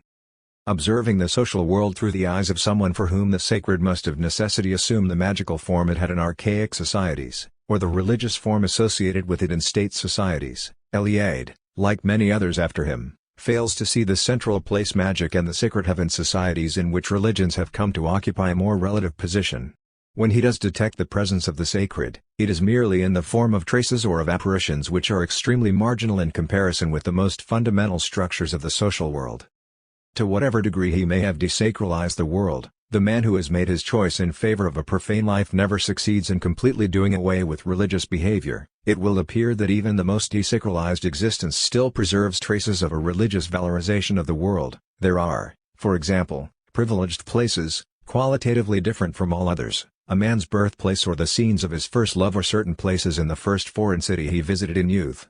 Even for the most frankly unreligious man, all these places still retain an exceptional, a unique quality. They are the holy places of his private universe, as if it were in such spots that he had received the revelation of a reality other than that in which he participates through his ordinary daily life. 28. He detects other superstitions and taboos in the modern world, all of them magico-religious in structure and origin, a large stock of camouflaged myths and degenerated rituals, or even little religions or pseudo-religions, such as sex, spiritualist movements, nudism, etc. 29. But nothing fundamental or of any substance.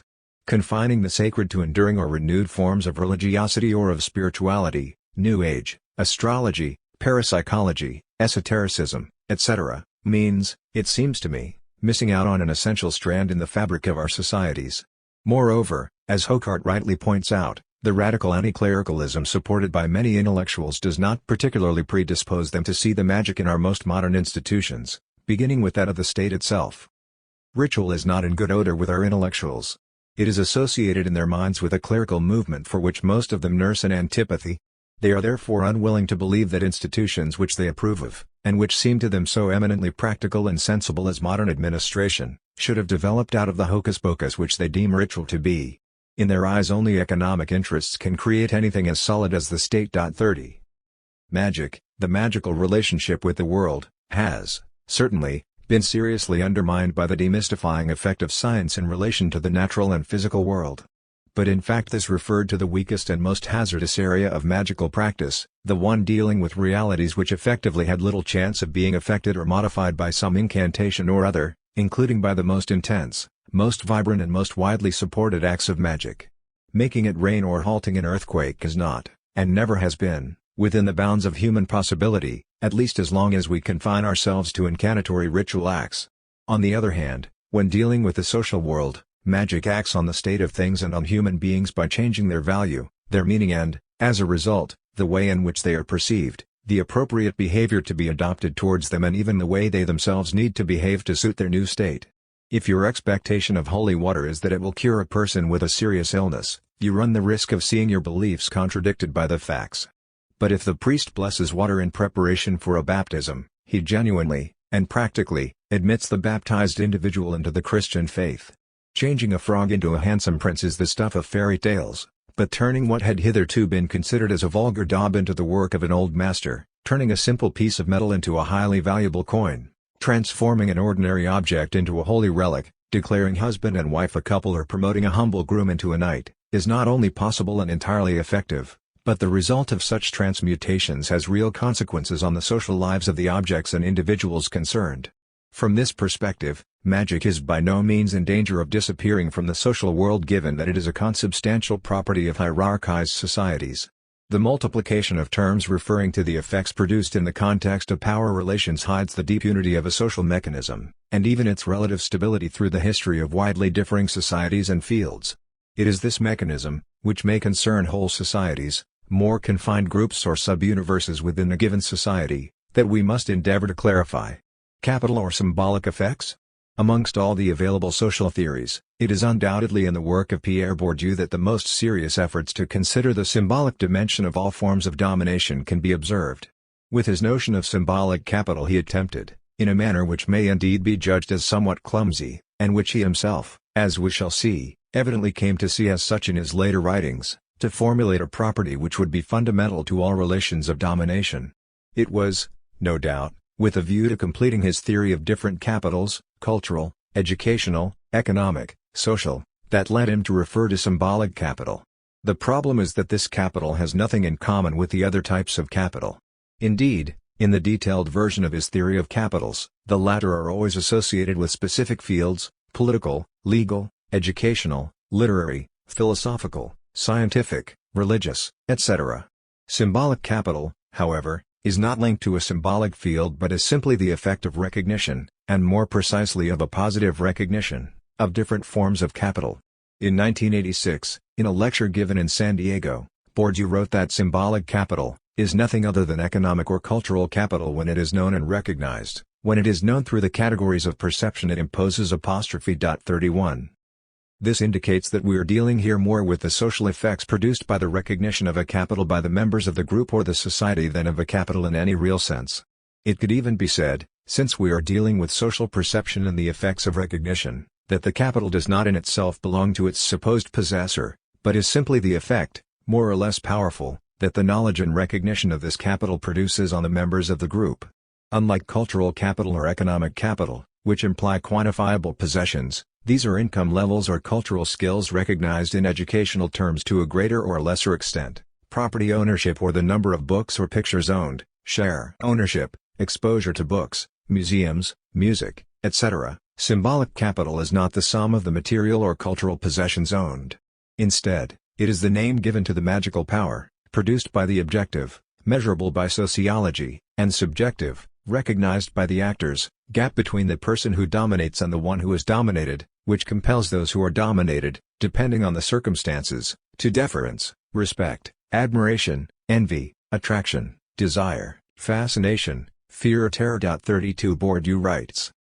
Symbolic capital which makes one bow before Louis XIV, that makes one court him, that allows him to give orders and have his orders obeyed, that permits him to demean, demote, or consecrate, etc. only exists inasmuch as all the small differences, the subtle marks of distinction in etiquette or rank, in practice and in dress, which makes up the life of the court, are perceived by people who know and recognize practically, they have embodied it, a principle of differentiation that permits them to recognize all these differences and to give them value, who are ready, in a word, to die over a quarrel of hats. Symbolic capital is a capital with a cognitive base, which rests on cognition and recognition. 33. Specifying that symbolic capital has a cognitive base, the sociologist confuses the issue still further, since the cognitive bases in question are in fact located as much in the socialized bodies of the dominated, who must recognize the importance, the value, the magnitude of the properties by which the dominant mark themselves out, as in that of the dominant, who are supposedly in possession of this symbolic capital. A few years later, the sociologist added more detail to his definition, along much the same lines. Symbolic capital is any property, any form of capital whether physical, economic, cultural or social, when it is perceived by social agents endowed with categories of perception which cause them to know it and to recognize it and to give it value. For example, the concept of honor, in Mediterranean societies is a typical form of symbolic capital, which exists only through repute, that is, through the representation which others have of it to the extent that they share a set of beliefs liable to cause them to perceive and appreciate certain patterns of conduct as honorable or dishonorable. More precisely, symbolic capital is the form taken by any species of capital whenever it is perceived through categories of perception that are the product of the embodiment of divisions or of oppositions inscribed in the structure of the distribution of this species of capital. It follows that the state, which possesses the means of imposition and inculcation of the durable principles of vision and division that conform to its own structures, is the site par excellence of the concentration and exercise of symbolic power. 34. Symbolic capital is not, therefore, a capital distinct from others, but one which is mixed with all the other capitals or which superimposes itself on them. An individual could therefore possess, for example, a certain amount of cultural capital and, at the same time, an amount of symbolic capital associated with the recognition of this capital by the members of the group.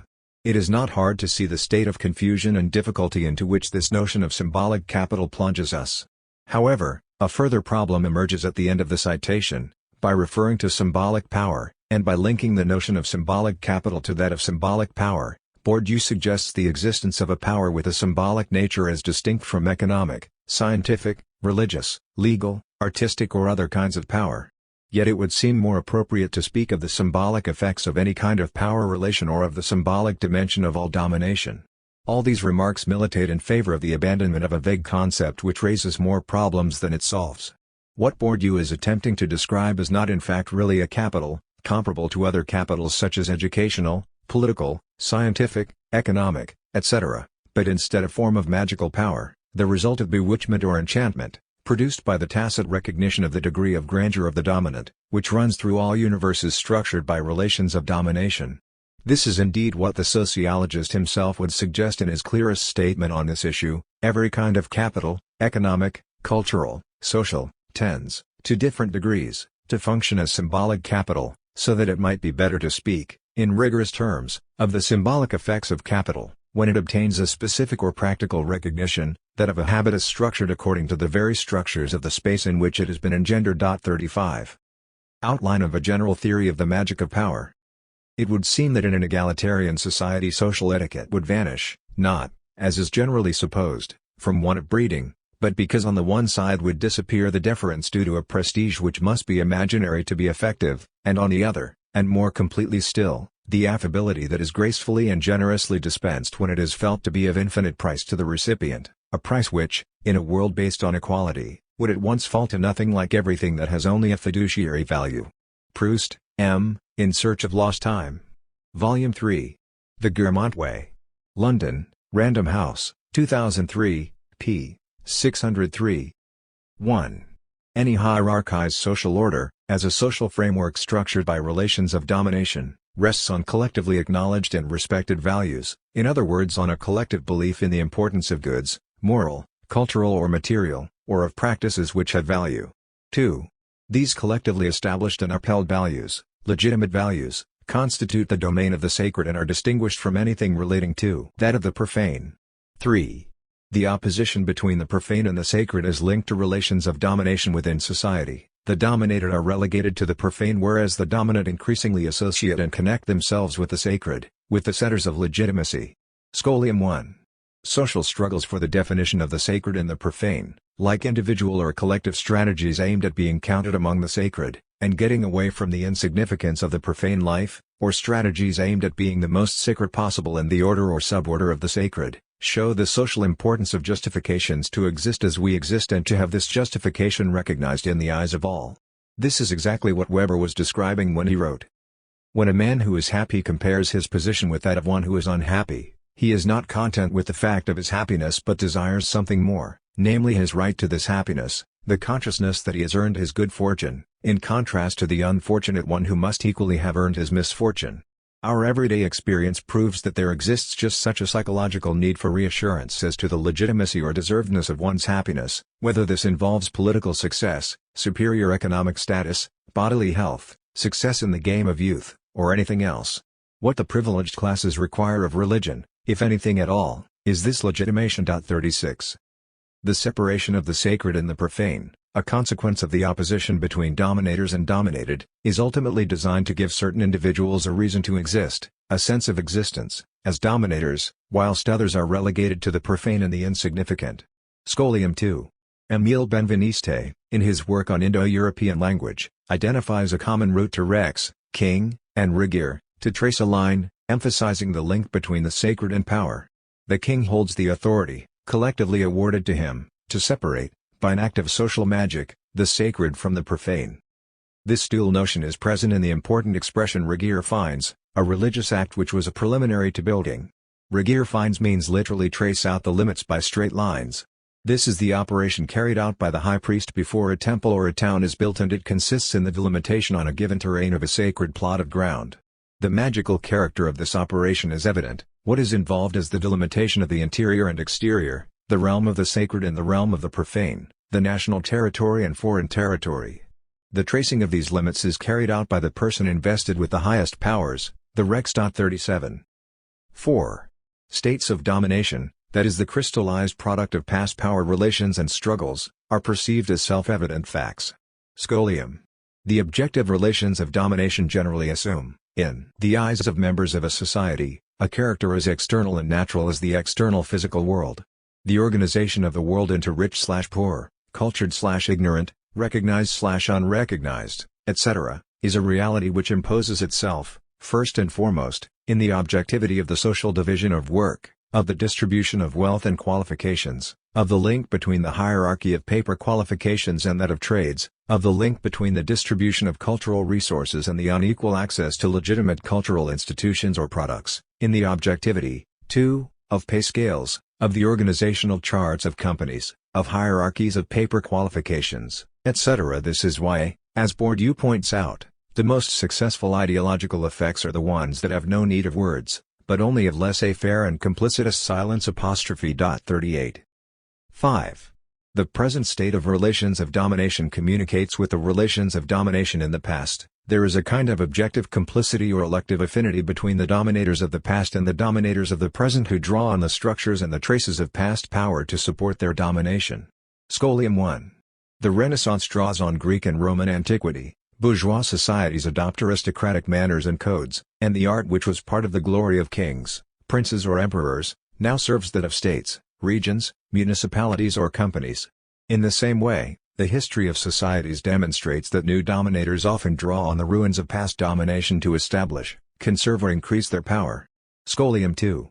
For example, policies designed to capture the attention and to attract the public which we see today in the capital cities of the great nations, but also in the major cities of many countries, simply continue, in different ways, the royal, imperial, papal, national or municipal policies of the past.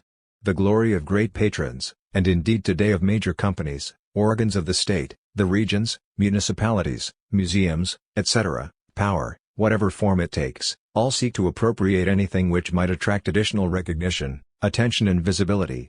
The fact that, in the present day, municipal authorities can be heavily involved in the purchase for their museum of a picture by a French painter whom Louis XIII nominated first painter to the king, is by no means anecdotal. 6.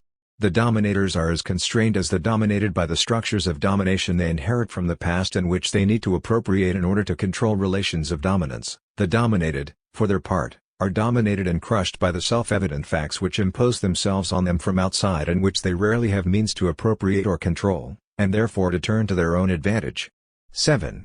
Those who dominate within a hierarchical order, a form of domination which may be relative given that hierarchy rarely involves only two ranks and more often consists of a continuum of levels ranging from high to low, benefit from a particular credit given that they are linked to the sacred.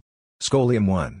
In his reflections on power, Paul Valéry noted the link between power and the sacred and the separation created between those associated with the sacred and those associated with the profane. Power has been rightly considered as something noble, a feared and powerful superhuman force. The individual who receives it must feel themselves a sacred being, both victim and fond of, attired in special robes and ornaments, set apart from other men, trembling and making others tremble. 39 But he was focusing his attention mostly on the major institutional powers of state and church, whereas the sacred character is inherent in any hierarchized order and in all forms of power, whether parental, masculine, educational, artistic, scientific, etc. The mechanism of belief in a sanctified and impressive authority is a relatively unchanging one, which takes on extremely different forms throughout history.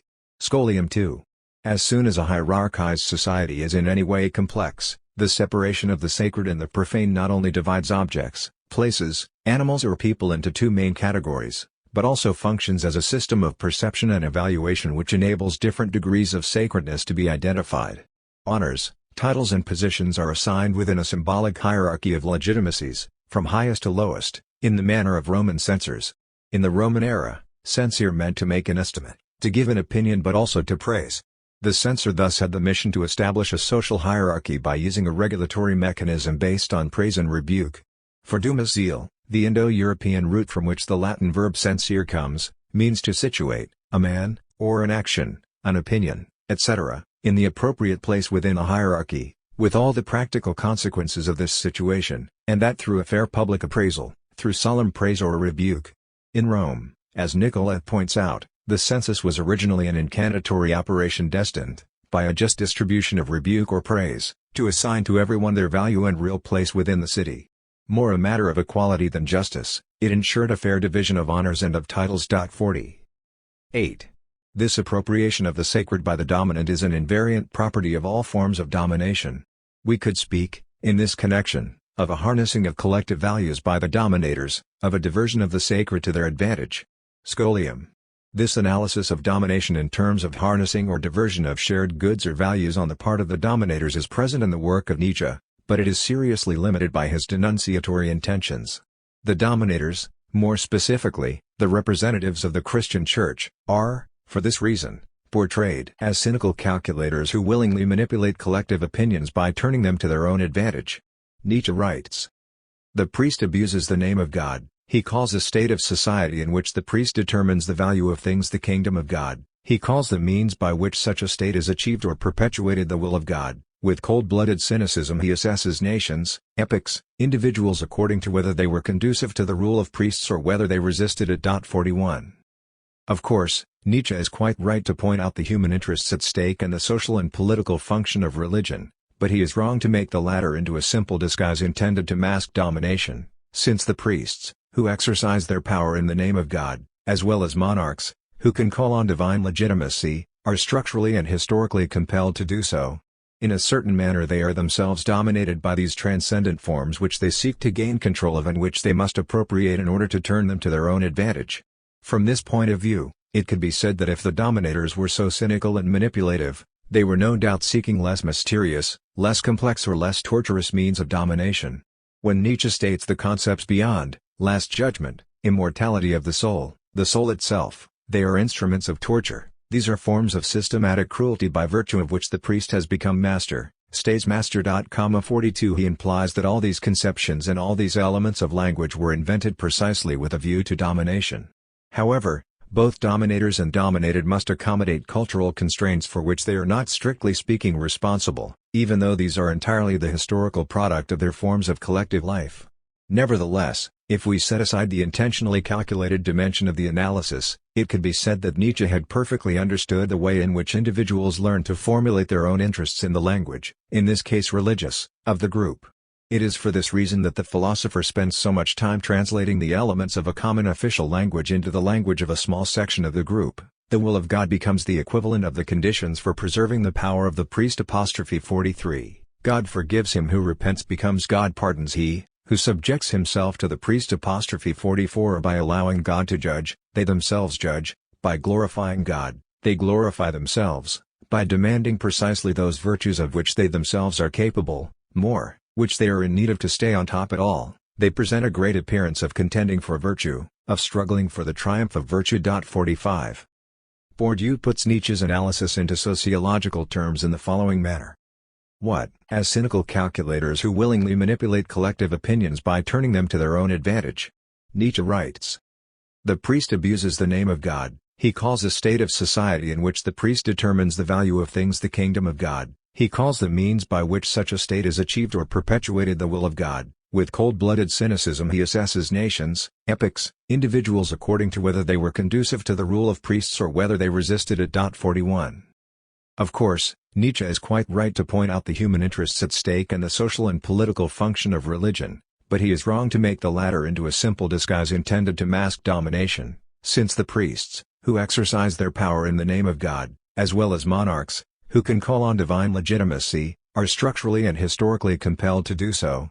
In a certain manner they are themselves dominated by these transcendent forms which they seek to gain control of and which they must appropriate in order to turn them to their own advantage. From this point of view, it could be said that if the dominators were so cynical and manipulative, they were no doubt seeking less mysterious, less complex or less torturous means of domination. When Nietzsche states the concepts beyond, last judgment, immortality of the soul itself, they are instruments of torture. These are forms of systematic cruelty by virtue of which the priest has become master, stays master. 42 He implies that all these conceptions and all these elements of language were invented precisely with a view to domination. However, both dominators and dominated must accommodate cultural constraints for which they are not strictly speaking responsible, even though these are entirely the historical product of their forms of collective life. Nevertheless, if we set aside the intentionally calculated dimension of the analysis, it could be said that Nietzsche had perfectly understood the way in which individuals learn to formulate their own interests in the language, in this case religious, of the group. It is for this reason that the philosopher spends so much time translating the elements of a common official language into the language of a small section of the group. The will of God becomes the equivalent of the conditions for preserving the power of the priest. 43. God forgives him who repents becomes God pardons he who subjects himself to the priest. 44 By allowing God to judge, they themselves judge, by glorifying God, they glorify themselves, by demanding precisely those virtues of which they themselves are capable, more, which they are in need of to stay on top at all, they present a great appearance of contending for virtue, of struggling for the triumph of virtue. 45. Bourdieu puts Nietzsche's analysis into sociological terms in the following manner. What acts because he is vested by the entire community with an exceptional power. He has, notably, the power to consecrate or to disqualify, to make something exist or to confine it to oblivion. Essentially, all power is thus associated with the sacred, and all dominators are placed on the side of the sacred, thereby distinguishing themselves from those placed on the side of the profane. Scholium 3. Whether drawing legitimacy from religious sources or from a purely human order, the dominator is always in a position similar to that of a god. Now, one of the qualities which the most diverse societies have attributed to the gods has been the capacity to bring to existence things which did not exist, and notably the ability to do things with words. 50 Benveniste highlights the effectiveness of the word of authority in the context of Indo-European societies. The authority, auctoritas, with which a man must be invested for his utterances to have the force of law, is not, as is often stated, the power of promoting growth, augere, but the force, skt. Oja, divine in principle, cf. augur, of causing to exist. 51 And he adds, on the word of authority, he who speaks is thus in a position of supreme authority. By declaring what he is, he fixes it, he proclaims solemnly what is imposed, the truth of fact or duty. 52. 10. Every dominator is in some way a double being, a geminate. He is a normal human being, ordinary and mortal, doubled, or twinned, with a being possessed of a completely exceptional power, accorded to him or her by the group. Scholium 1. An individual exercising power, in whatever form that may take, emperor, king, employer, father or mother, husband, teacher, doctor, scholar, etc., never appears quite like an ordinary person in the eyes of those who acknowledge their authority. It is as though that person is surrounded by a halo, an aura or a veil of respectability which prevents them from being seen as they are. The effect of their position of power is superimposed on their ordinary self. And, moreover, it is no doubt to avoid any error in social perception that those in positions of power and representing institutions often use ostentatious signs to indicate their status and, by the same token, their difference. These come in the form of robes and furs for lawyers, white coats for doctors, academic robes for the scholar, cassocks for the priest and mitre for the pope, or military and police uniform, etc. Blaise Pascal, who turns out to have been an excellent observer of the techniques of symbolic manipulation of his own time, noted the use of an entire ceremonial apparatus which lends respect and veneration to people, but he was mistaken in thinking that all this existed only in order to hide incompetence. If they dispensed true justice, and if doctors knew the true art of healing, they would have no need of their square caps. The majesty of these sciences would be respected enough for its own sake. But being able to resort only to imaginary sciences, they have to put on these empty symbols, which strike the imagination to which they must appeal. And in this way do indeed gain respect. Carried away by his social critique, he failed to see that those who are competent are not substantially differentiated in this respect from those who are incompetent. For all that, he had perfectly understood the kind of duality which occurs when, setting aside any misunderstanding or error, the dominator is recognized as such. When that happens, it is not the naked person that is seen, but that person in question doubled with the effects associated with their role and function. The experience of seeing kings accompanied by guards, drums, officers, and all the paraphernalia which make the machine yield to respect and terror means that, when kings are occasionally alone and without the trappings, their appearance imparts respect and terror into their subjects because their persons are not separated in our minds from all that normally accompanies them. Pascal takes this argument still further, coming close to what Durkheimian analysis. Scholium 2. In a 1776 text entitled Resultat d'une conversation sur les gardes que l'on doit aux rangs et aux dignités de la société, Diderot suggests a similar kind of doubling. In society, I find myself placed between citizens distributed into different classes, some of whom are elevated above the others, and decorated with different titles which indicate to me the importance of their roles. A man is not just a man, he is rather the minister of a king, an army general, a magistrate, a pontiff, and even though that person may, beneath the most august of these denominations, be the vilest creature of his species, there is a kind of respect that I owe to his place. This respect is even consecrated by laws which deal severely with any insult, not in respect of the offended man but in respect of his state. A knowledge of the consideration attached to different conditions forms an essential part of the propriety and of the usage of the world. Ignorance or neglect of any of these considerations would take us back to the bearskin and the depths of the forest. 55. In the same way as we can refer to the two bodies of Christ, at the same time completely human and the Son of God, of the two bodies of the Church, historical and universal, or of the two bodies of the King, at once mortal and immortal, fallible and infallible, e contrariox, we can speak of the two bodies of the person in a position of power, whatever the degree of that power. Any individual in a position to exercise power has a profane body and a sacred body, an aura which emanates from it. Insofar as that person is sacred, they deserve attention, respect, distance and admiration, or veneration. We see, therefore, that far from being only relevant in terms of major political, state-related, and religious phenomena, as a too narrow reading of Cantor OX 56 might suggest, this duality applies to any individual occupying, relative to others, a position of power. Scholium 3. When power is hereditary, the duality takes place virtually at birth simply by virtue of belonging to a particular family and bearing its name. Prestige is then transferred automatically. To be of noble birth is a great advantage. In 18 years it places a man within the select circle, known and respected, as another would have merited in 50 years. 57. 11. Alongside this duality of the dominant is the duality of all sacred objects or places, in other words of objects or places consecrated by those counted amongst the sacred. Scholium 1. Like dual beings, sacred objects and places possess a strength or a magic which forces the respect or admiration of all those who are prepared, because of their permanent socialization within the symbolic matrix in which the determined relations of domination play out, to recognize them as sacred objects or places. The communion host is flour cooked with water, but it is also the body of Christ. The relic of a particular saint is, at the same time, an ordinary fragment of cloth or some bones from a dead body and the object of universal veneration. The canvas of a famous painter is simultaneously a simple canvas and an admired work with a value, in both economic and aesthetic terms, which is out of all proportion to the physical properties of the object. A Chanel perfume is at once a chemical formula and a luxury French product, etc. Here, too, we can speak of two bodies of the sacred or sanctified object: the totem of a tribe, the national flag of our societies, holy water, the host, the wine, the relic, the work of art, etc. Scholium 2. When the group has placed its values in an object, an animal or its representation, it ends up confusing these values with the objects or the signs that represent them. Any attack on the object becomes, as a result, an attack on the values which constitute the group. This is what Durkheim tells us, comparing the national flag in our societies to the totem in stateless societies.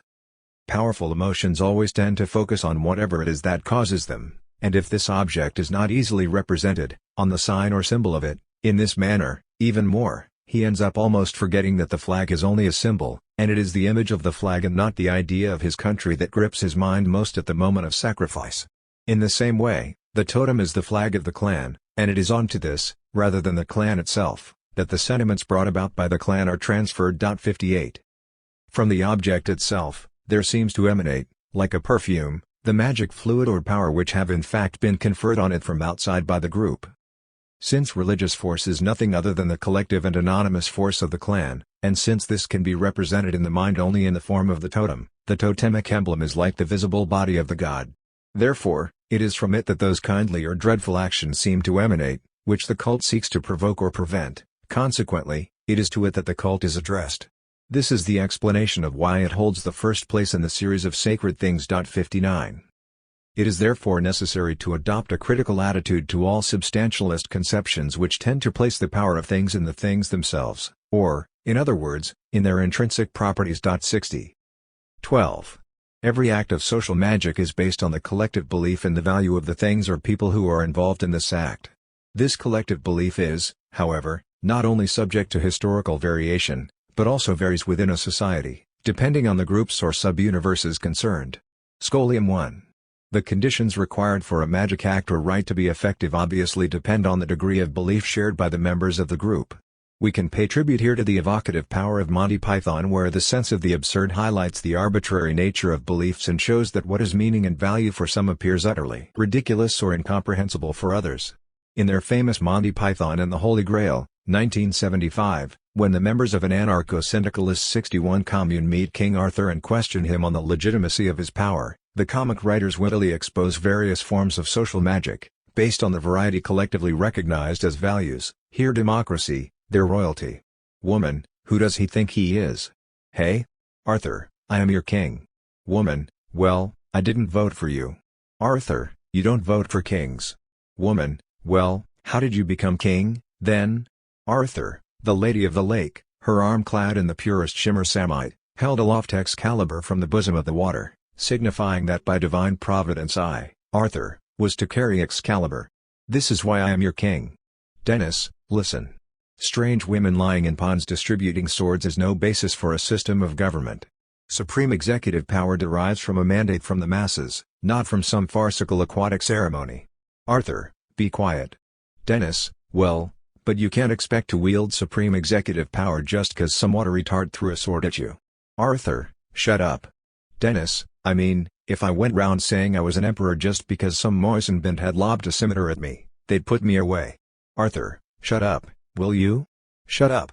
When the magic fails to work, because the whole system of beliefs which supported it has suddenly disappeared, the legitimate impostor, to paraphrase John Austen, is seen as no more than a crude impostor, who runs the risk of being locked away in an asylum or a prison. 62. The king is an impostor or a madman, the lady of the lake simply a strange woman, an aquatic ceremony or something even worse, and the ritual, for its part, is reduced to a prosaic commercial session involving the distribution of free gifts. Scholium 2. Within each era and at the heart of each society, there is a difference between the situation of a dominator acknowledged as such by a group or by the members of a given sub-universe. There is no denying that in the world of art historians and Poussin specialists, Blunt, Mahan, Tuillier or Rosenberg are the leading lights, and the situation of a dominator within a much broader universe, Pope, King, Emperor, President, etc. In the second case, there is no need for the dominator to do anything very much in order to obtain the immediate effects of domination. In the first case, on the other hand, once outside the group or subworld they belong to, the dominator can lose their aura, since few people will immediately recognize it as such. If certain aspects, the way they speak, dress, behave, etc., are quickly seen by members of the larger society as good manners, the effect of domination will still be less forceful than when the dominant individual is immediately recognized as such by those who are susceptible to the differences, member of a particular academy, former director of a major cultural institution, etc. 13. The relationship between dominated and dominator can take the form of a bewitchment, in other words it can be an enchanted or bewitched relationship. In such a case, the person dominated respects and even admires the dominator, he, or she, is impressed or fascinated by them because of the relative position they occupy vis-à-vis themselves within the framework of a matrix structured by the opposition between the sacred and the profane. Scholium 1. In general, writes Weber, it should be kept clearly in mind that the basis of every authority, and correspondingly of every kind of willingness to obey, is a belief by virtue of which persons exercising authority are lent prestige. 63 The contribution made by all the dominated to domination, whatever form that takes, between boss and employee, master and slave, dominant ethnic category and dominated ethnic category, hierarchical superior and subordinate, highly qualified and less qualified, master and pupil, husband and wife, parents and children, doctor and patient, lawyer and client, etc., is a central aspect of all domination. The tyrant, as Laboat points out, has no other power than what they grant him. 64 But the fascination, admiration, veneration or respect that the dominated can continue to feel towards the dominator are in a sense only extorted due to a belief in the importance of wealth, knowledge, culture, etc., and of the difference of position, in all these different aspects, between themselves and the dominator. Without any order or command or any explicit request, the dominator objectively profits from this difference in legitimacy. Roger Calois refers to the primacy of the relationship that unites the dominated to the dominator. It is, according to him, based on the effective interplay of different levels of energy that automatically causes one to submit to the other and immediately gives one influence over the other. The basic privilege of personal prestige already establishes this polarity and sheds light upon its presence and role. It is a relationship between one who is so endowed and exercises it and one who is so deprived and submits to it. The term power is astrological in origin. It designates the zodiacal constellation that comes over the horizon at the moment of an individual's birth. 65. Scholium 2. Both in his literary texts and in his personal diary, Kafka uncovers the mechanisms of enchantment or bewitchment which take hold of the dominated, leading them to contribute widely to their own domination. He observes these in action in different circumstances, between a rabbi and the members of his community, between a rich and famous millionaire and ordinary people, between a bourgeois individual and a poor delivery boy on a bike, between a tyrannical and admired father and his crushed, admiring children, between a performer on the stage and the audience, etc. Such incidents of bewitchment are not observable during ritualized moments or official ceremonies, but also take place in the most ordinary scenes of social existence because the people present have all internalized social categories of perception, particularly those relating to education, which are favorable to some and disadvantageous to others. Thus, on September 11, 1911, Kafka describes in his diary a road accident between a car driver and a young delivery boy on a tricycle, demonstrating an acute sense of social issues and of domination. The young boy makes his way over to the car driver and utters various reproaches which are simultaneously stifled by his respect for the owner of the vehicle and stimulated by the fear his boss inspires in him. But the driver totally dominates the scene because of the superior status everyone recognizes in him and also thanks to his verbal capacities which allow him to present the facts to his own advantage. The delivery boy cannot easily stand up to him. Firstly, the driver is a cultivated man and full of passion. Secondly, he has remained seated in his car the whole time, he is relaxed and can remain in his car and continue to relax. Thirdly, given his elevated position as a car driver, he is genuinely best placed to have seen exactly what happened. A few people have gathered, not in a circle around him, but as his status demands, rather in front of him. The driver finds himself surrounded by a little group who are ready to take his side and who he is convinced that he is in the right. The errand boy gradually ceases his monotonous arm-waving and gestures. The boy, whose position in relation to the driver is more and more that of a subordinate, is quite simply sent off in quest of a policeman, and he leaves his tricycle with the driver.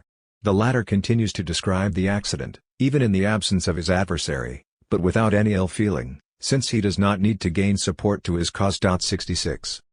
Kafka learned to observe these forms of bewitchment but also to be aware of the gap between the ordinary person of the dominator and the advantageous way they were perceived by those caught up in such a relationship. He first learned to free himself from the spell of the admiration he felt towards his father and instead to focus on all his weaknesses. In particular, he discovered his father's naive bedazzlement in the face of people who were socially important only in appearance.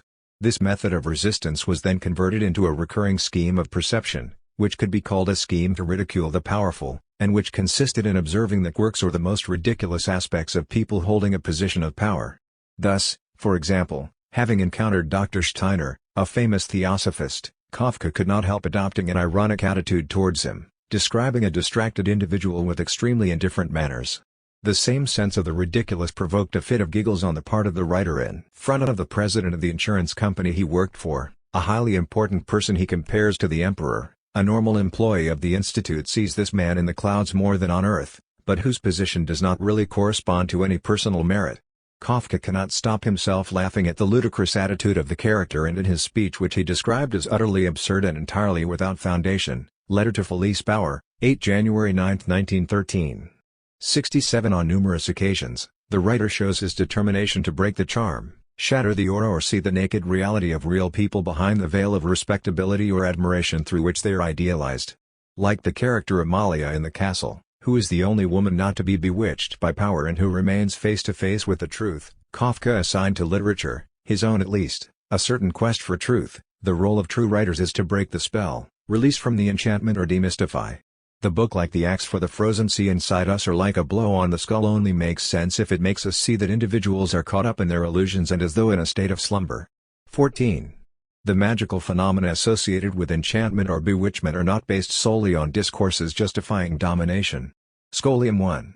If they are generally accompanied by discourses legitimizing or justifying their actions, present-day dominations, whatever form they may take, rely first and foremost on self-evident facts inherited from the past and crystallized into the natural course of things, in institutions, procedures, modes of organization, evaluation and sanction, laws, tools, technological systems, codes, texts, etc., in order to continue to exist and produce their magical effects. When you think of legitimacy, has bored you with reference to the state, you think of discourses of legitimization. It is not just a propaganda discourse by which the state and those who govern through it justify their existence as dominant, but is far more than this. The state structures the social order itself, timetables, budget periods, calendars. Our whole life is structured by the state, and, by the same token, so is our thought. 68. Scholium 2. The focus of interest of knowledge concerning the facts of domination on public justifications, ideologies, the work of propaganda, discourses, signs and symbols of power, is essentially explained by the fact that intellectuals find this a favorable terrain for their spontaneously intellectualist vision. These intellectuals, as Weber says, tend to conceive the world as a problem of meaning. 69. Scholium 3. If we cannot help agreeing with the same author when he claims that there is no domination without action to encourage a belief in the legitimacy of this domination, and that every such system of domination attempts to establish and to cultivate the belief in its legitimacy, 70 we must not, however, conclude that it depends purely on an ideological work of justification. The essence of domination and its effects does not rest on any such justification, and it could even be claimed that a domination which felt the need to justify itself is a domination already in crisis. Studies of ideological justifications or propaganda operations through the use of images or discourses fail to capture the essence of domination, the immediate, practical belief, under the influence of an early, systematic and ongoing socialization and the gradual internalization of one or another category of material or cultural goods, or set of values, by both dominator and dominated. Paul Valéry captured the power of this obedience without order, in other words, this natural authority which exerts itself without needing any recourse to force or argument. Authority is the power to be obeyed by injunction only / at a word / physically, or intimately obeyed, in other words believed. Neither force, nor proofs to be shown, that is its condition / as soon as force comes into play, authority ceases, as a body becomes weightless when it falls. / all the more powerful in that the injunction is less pronounced and the obedience deeper and more prompt, instinctive. 71. Yet it is undoubtedly in Pascal that we find one of the first descriptions of the importance, in social life, of practical belief forged by habituation. For we must not misunderstand ourselves, we are as much automatic as intellectual, and hence it comes that the instrument by which conviction is attained is not demonstrated alone. How few things are demonstrated! Proofs only convince the mind. Custom is the source of our strongest and most believed proofs. It bends the automaton, which persuades the mind without its thinking about the matter. Who has demonstrated that there will be a tomorrow, and that we shall die? And what is more believed? It is, then, custom which persuades us of it. It is custom that makes so many men Christians, custom that makes them Turks, heathens, artisans, soldiers, etc. We must get an easier belief, which is that of custom, which, without violence, without art, without argument, makes us believe things, and inclines all our power to this belief, so that our soul falls naturally into it. It is not enough to believe only by force of conviction, when the automaton is inclined to believe the contrary. 72. We are guilty of an error each time we explain the perpetuation of the social order by focusing exclusively on the reasons for believing in its legitimacy. For essentially, consent to the established order operates below explicitly inculcated beliefs and legitimizing discourse. We should never neglect the fact that actors are constantly trapped by what they need to do, domestically, professionally, etc., that they have only extremely poor knowledge of how things really are, and that most of the changes they dream about seem to them to be out of their reach. It is not only because what they have absorbed corresponds to the objective state of the world that they cling to the world, but because the world seems to them a concept which is immense, overwhelming, unfathomable, etc. Why is it that they do not transgress the norms more than is the case? Why do they obey this social order even when no command has been explicitly formulated? To suggest that it is because they believe in the legitimacy of the social order would be to award too much importance to explicit beliefs and to propaganda efforts. They obey, submit or accept because they go along with it and cannot make out any other possible paths open to them. Following the example of Kafka, who was astonished by the docility of these wounded or mutilated workers who could have reacted violently to their employer or insurance company and who, instead, politely requested help, Irving Goffman pondered the reasons behind the ordinary docility displayed by the dominated. As William Gamson emphasized, he, Goffman, was at war with hypocrisy and smugness. But the exposure of sham and covert manipulation is inevitably subversive, inviting rebellion against the established order. When President Grayson Kirk entered his office at Columbia University after a student occupation in the late 1960s had left it a shambles, he bewailed, "My God, how could human beings do a thing like this?" Goffman's reaction shows scant sympathy for his plight. The great sociological question is, of course, not how can it be that human beings would do a thing like this, but rather how it is that human beings do this sort of thing so rarely. How come persons in authority have been so overwhelmingly successful in conning those beneath them into keeping the hell out of their offices?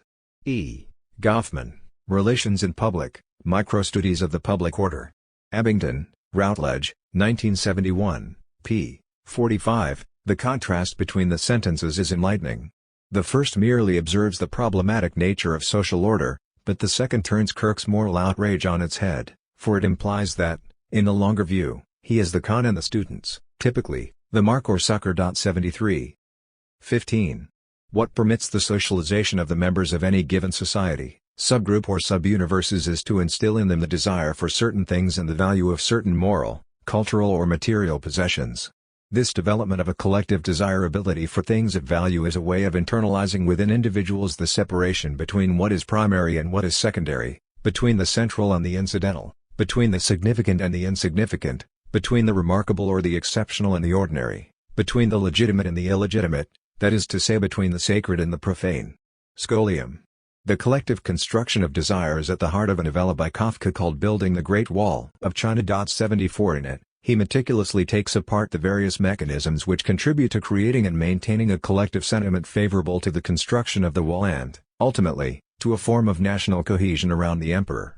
The narrator lists all the power strategies deployed by the imperial authorities to maintain their domination.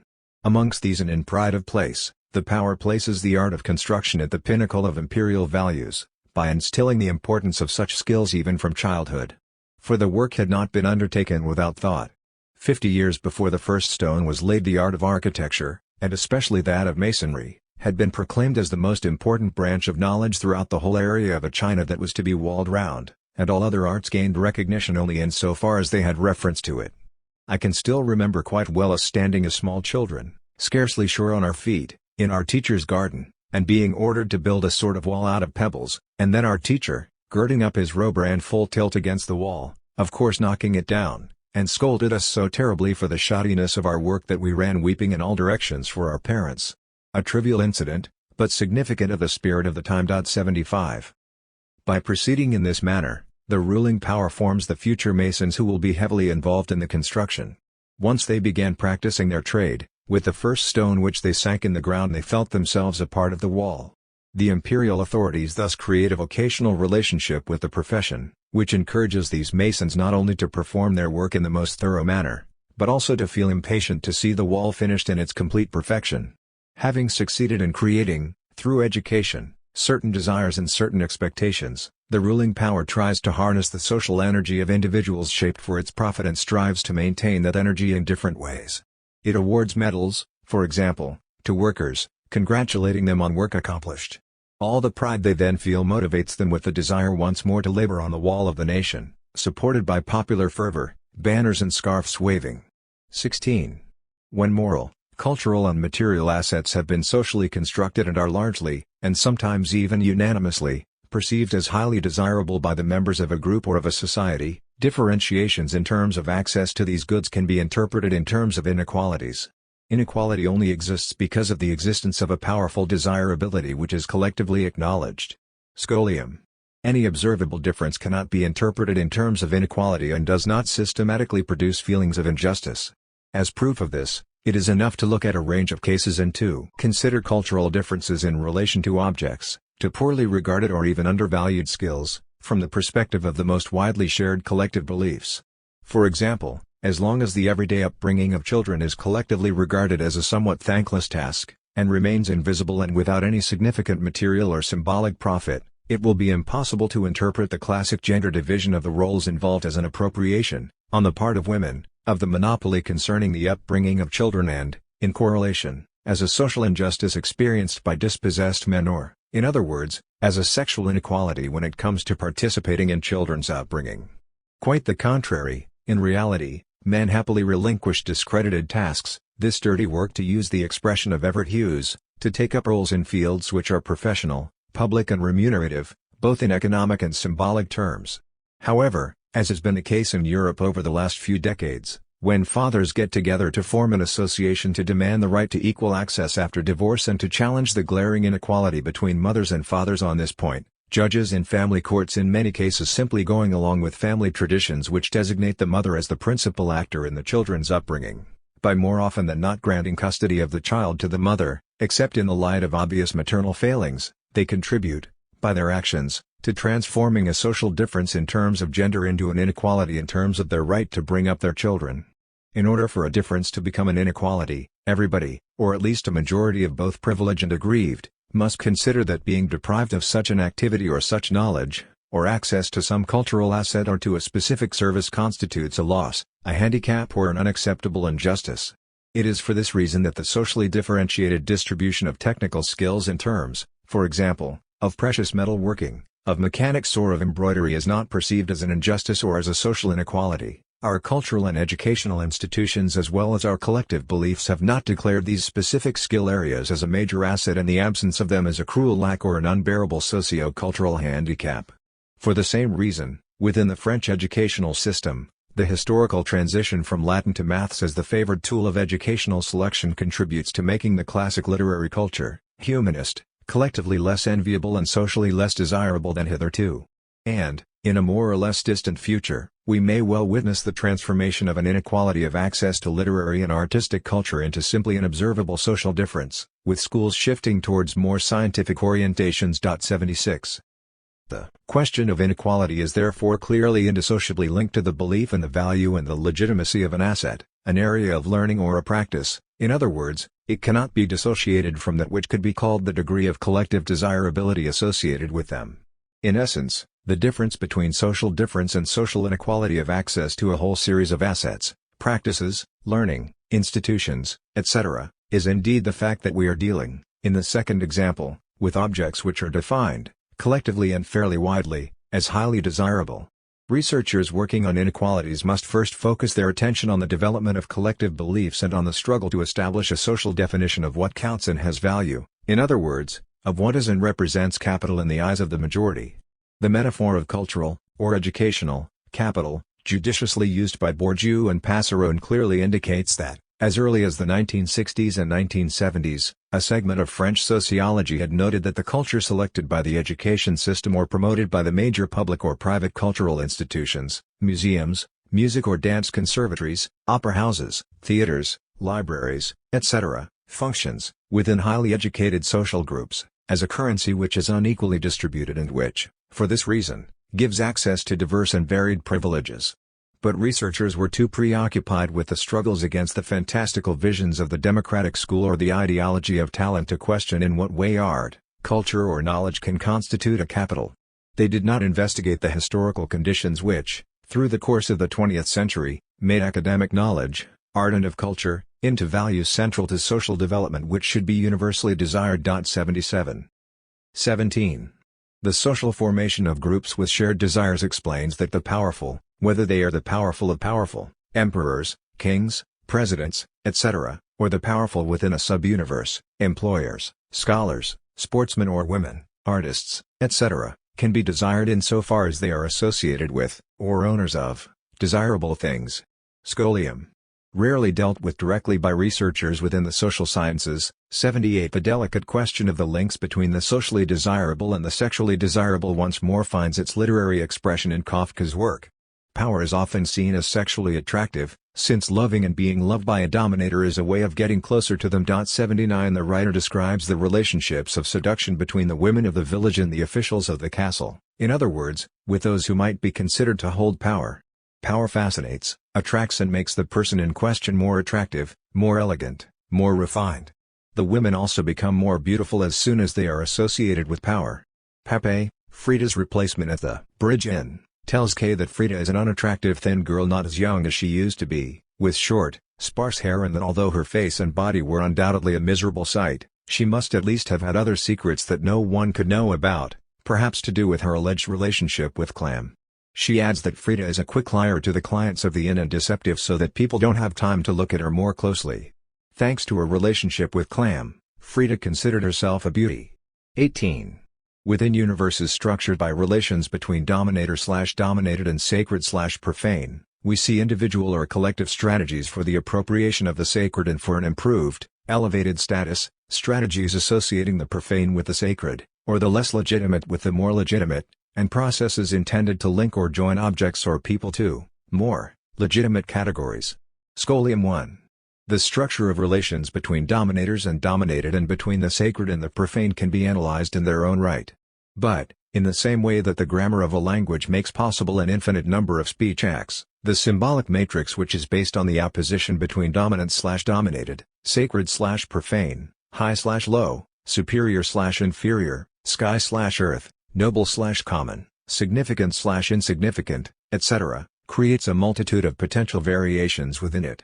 We could therefore study the means, strategies and tactics, used within the limits of this grammar to appropriate the sacred. Individuals living within hierarchized social orders of necessity resort to using practices which are structured by this order, devoting a huge part of their energy to deploying individual or collective strategies with a view to achieving a higher or more sacred status. Scholium 2. Operations of linking or association consist in establishing a relationship between an object, place, animal or person, and either the domain of the sacred, transmutation from the profane to the sacred, or a category corresponding to a higher or lower degree of sacredness, promotion or decline in the order of the sacred. The same is true of any operation involving categorization or classification of objects or of people as with all nomination or coronation rituals.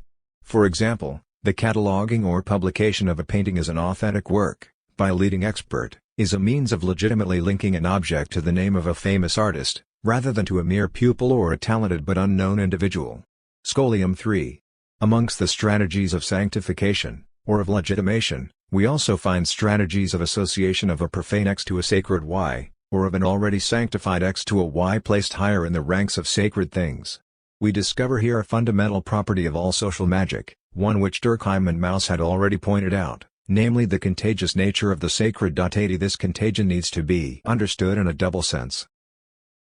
The sacred is separated from the profane by a whole series of prohibitions preventing individuals from physical proximity, touching, absorbing, etc. The sacred can be appropriated or passed on, in certain conditions, without incurring risks for those entering into contact with it. The latter are thus sanctified.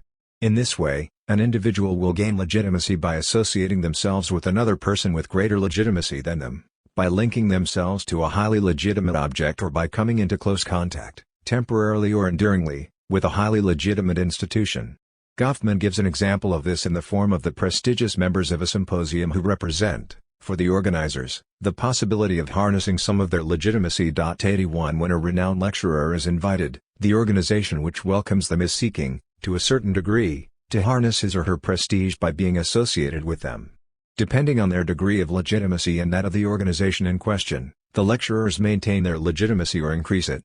The exact direction of the exchange of legitimacy varies in each case. The lecturer does a favor to the organization or to the event by lending some of his symbolic power to those who do not have it themselves or who have less of it, or, on the contrary, he or she increases their prestige simply by participating in a prestigious event even though they themselves are not yet symbolically very powerful.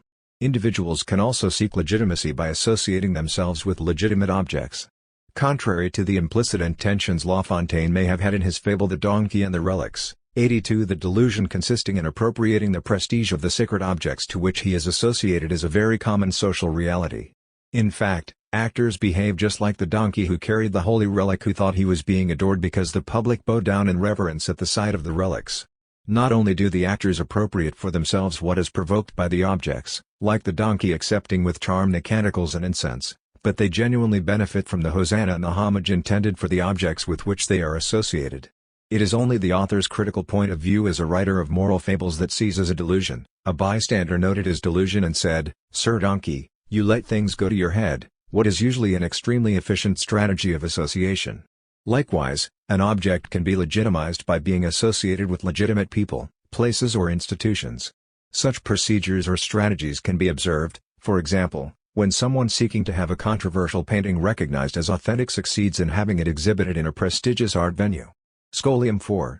The strategies of association and the effects of contagion sought by those in quest of legitimacy always have a double meaning. There is no shortage of examples in the world of art. A catalogue raisonné contributes to legitimizing an attribution by confirming it, thus sanctifying a painting, but also to legitimizing the person who compiles the catalogue, attaching their name to a famous painter or painting. Those who buy a famous painting seek to appropriate the legitimacy of a legitimate work, but they also contribute to the legitimacy of the work by paying a very high price for it, reinforcing the notion that it is indeed an exceptional work. A state or a major museum gains legitimacy by acquiring legitimate paintings, but can also contribute to legitimizing controversial canvases by the simple fact of acquiring them and putting them on public view. Art critics or art historians who write extravagantly eulogistic papers on a painter contribute to legitimizing that painter, but also legitimize themselves as recognized experts, discoverers of artworks, brilliant commentators, etc. The legitimate or the sacred are not therefore found in a fixed place or source. Instead, They exist only in the permanent exchanges of credit between those who legitimize and what they legitimize, between those who legitimize and the institutions which legitimize them, etc. Scholium 5. Many examples of both positive and negative strategies of association can be found in the realist literature of the 19th century, with its propensity for descriptions of the social mechanisms linked to power. Thus, for example, Balzac, almost 1.5 centuries before any sociological studies on such issues, reveals how social ambitions function in a hierarchized world.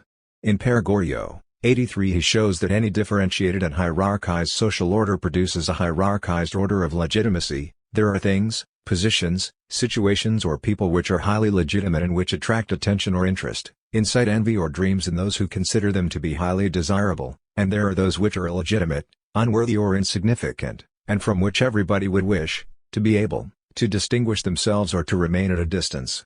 Approaching the summit of legitimacy or being associated with it, being linked with it in whatever manner, is to be elevated, to gain in dignity, to be ennobled. Movement in the opposite direction, from the top downwards, cannot, on the other hand, be seen as anything other than a decline, a degradation, a loss of status or a fall. Conscious of the hierarchized nature of the social order, Balzac is also attentive to the powerful effects of the power of words, signs or gestures.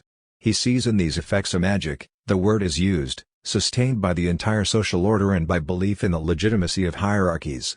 In the course of his social apprenticeship within the Parisian aristocracy, Eugène de Rastignac finds himself discovering the magical effect of words even though these merely state the connection between an individual and a source of legitimacy. Simply mentioning a great family and establishing a connection between this source of legitimacy and a given individual is enough to attract respect and consideration for that person. To be well regarded, rather than remaining in a state of social insignificance, simply as a consequence of certain words being pronounced is indeed an example of an act of social magic. Yet magic only works on those who believe in it, and only those who know and recognize the order of legitimacies will be susceptible to these words and adjust their behavior as a result. Unknown to everyone, freshly arrived from the provinces and not as well dressed as the young Parisian aristocrats, Eugène de Rastignac is a nobody and in theory attracts no interest and no envy. Yet if someone simply introduces him with the right words, his view of himself, and likewise the view others have of him, changes instantly. He gains assurance while the others consider him, depending on their circumstances, either as somebody emerging from social insignificance, Count Risteau, or as a dangerous potential rival, Count de Trelle. Monsieur de Risteau, said the Countess, introducing her husband to the law student. Eugène bowed politely. This gentleman, she continued, presenting Eugène to her husband, is M. de Rastignac. He is related to Madame la Vicomtesse de Beauséant through the Marsillacs. I had the pleasure of meeting him at her last ball. Related to Madame la Vicomtesse de Beauséant through the Marsillacs. These words, on which the Countess threw ever so slight an emphasis, by reason of the pride that the mistress of a house takes in showing that she only receives people of distinction as visitors in her house, produced a magical effect. The Count's stiff manner relaxed at once as he returned the student's bow. "Delighted to have an opportunity of making your acquaintance," he said. Maxime de Trelle himself gave Eugène an uneasy glance, and suddenly dropped his insolent manner. The mighty name had all the power of a fairy's wand. Those closed compartments in the southern brain flew open again. Rastignac's carefully drilled faculties returned. It was as if a sudden light had pierced the obscurity of this upper world of Paris, and he began to see, though everything was indistinct as yet. 84. By uttering these words associating Eugène with nobility, the Countess de Risteau not only indicates to those in her circle that she does not receive just anyone, but provokes social effects in all those present. Titles, like today's diplomas, are just as much a part of magic as are amulets, writes Bourdieu, continuing his discussion of the rituals of institutions as follows. Social science must take account of the symbolic efficacy of rites of institution, that is, the power they possess to act on reality by acting on its representation. The process of investiture, for example, exercises a symbolic efficacy that is quite real in that it really transforms the person consecrated, first, because it transforms the representations others have of him and above all the behavior they adopt towards him, the most visible changes being the fact that he is given titles of respect and the respect actually associated with these enunciations, and second, because it simultaneously transforms the representation that the invested person has of himself, and the behavior he feels obliged to adopt in order to conform to that representation. 85. Although the situation narrated by Balzac is not an initiation in the strictest sense, it is no less a manifestation of social magic. Moreover, Balzac uses the magic metaphor in order to demonstrate the powerful social effects produced from a few words spoken by a legitimate individual, the Countess de Restaud, in front of legitimate individuals, her husband and the Count de Taille, who were prepared, through their attachment to the social order of things, to immediately adjust their behavior according to what they find out about the young Eugène. Being associated with signs of legitimacy therefore means gaining legitimacy, assurance and consideration. Yet social magic can also work in the opposite sense.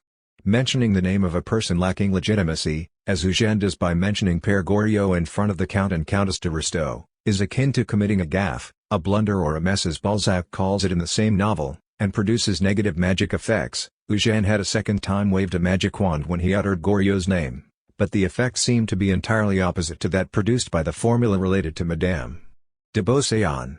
86. The same mechanism explains therefore that certain remarks produce a favorable impression, positive magic, and that certain things better left unsaid can, if uttered, produce negative effects, negative magic.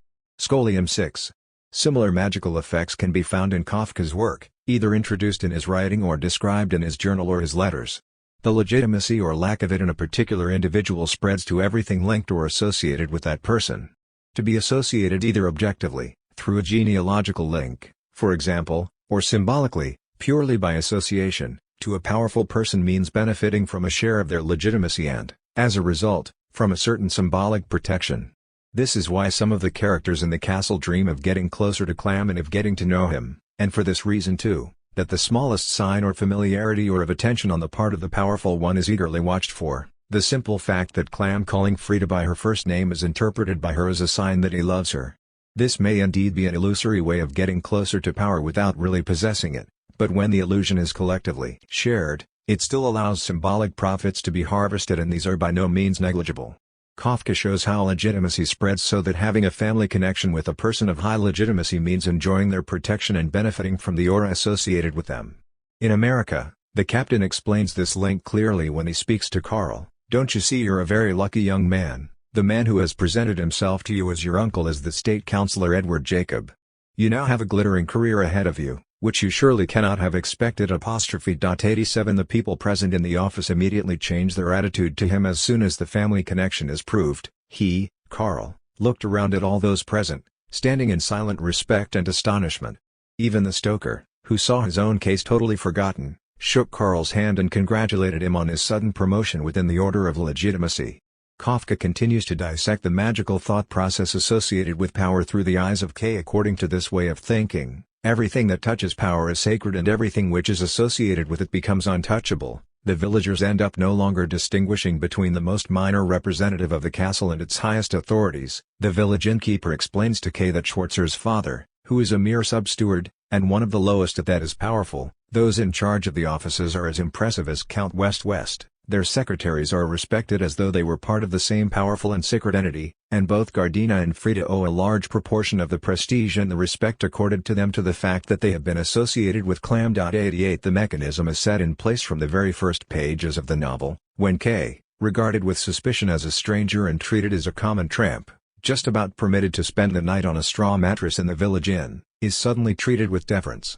From the moment a telephone call from the castle appears to recognize the legitimacy of his presence, he is considered a gentleman. The person who treated him as a tramp timidly approaches him with insistent pleas that he move into the landlord's room, and he is given the wherewithal to drink and wash, etc. Indeed, all those present at the beginning are afraid of suffering negative consequences because of the poor welcome they gave K. All rush to the door, averting their faces so that he wouldn't recognize them tomorrow. Conversely, as the result of negative magic, those who broke off links with government officials or resisted their authority see their lives, and those of their entire families, totally changed by this event. They are forced into a kind of social death, which Olga calls a curse.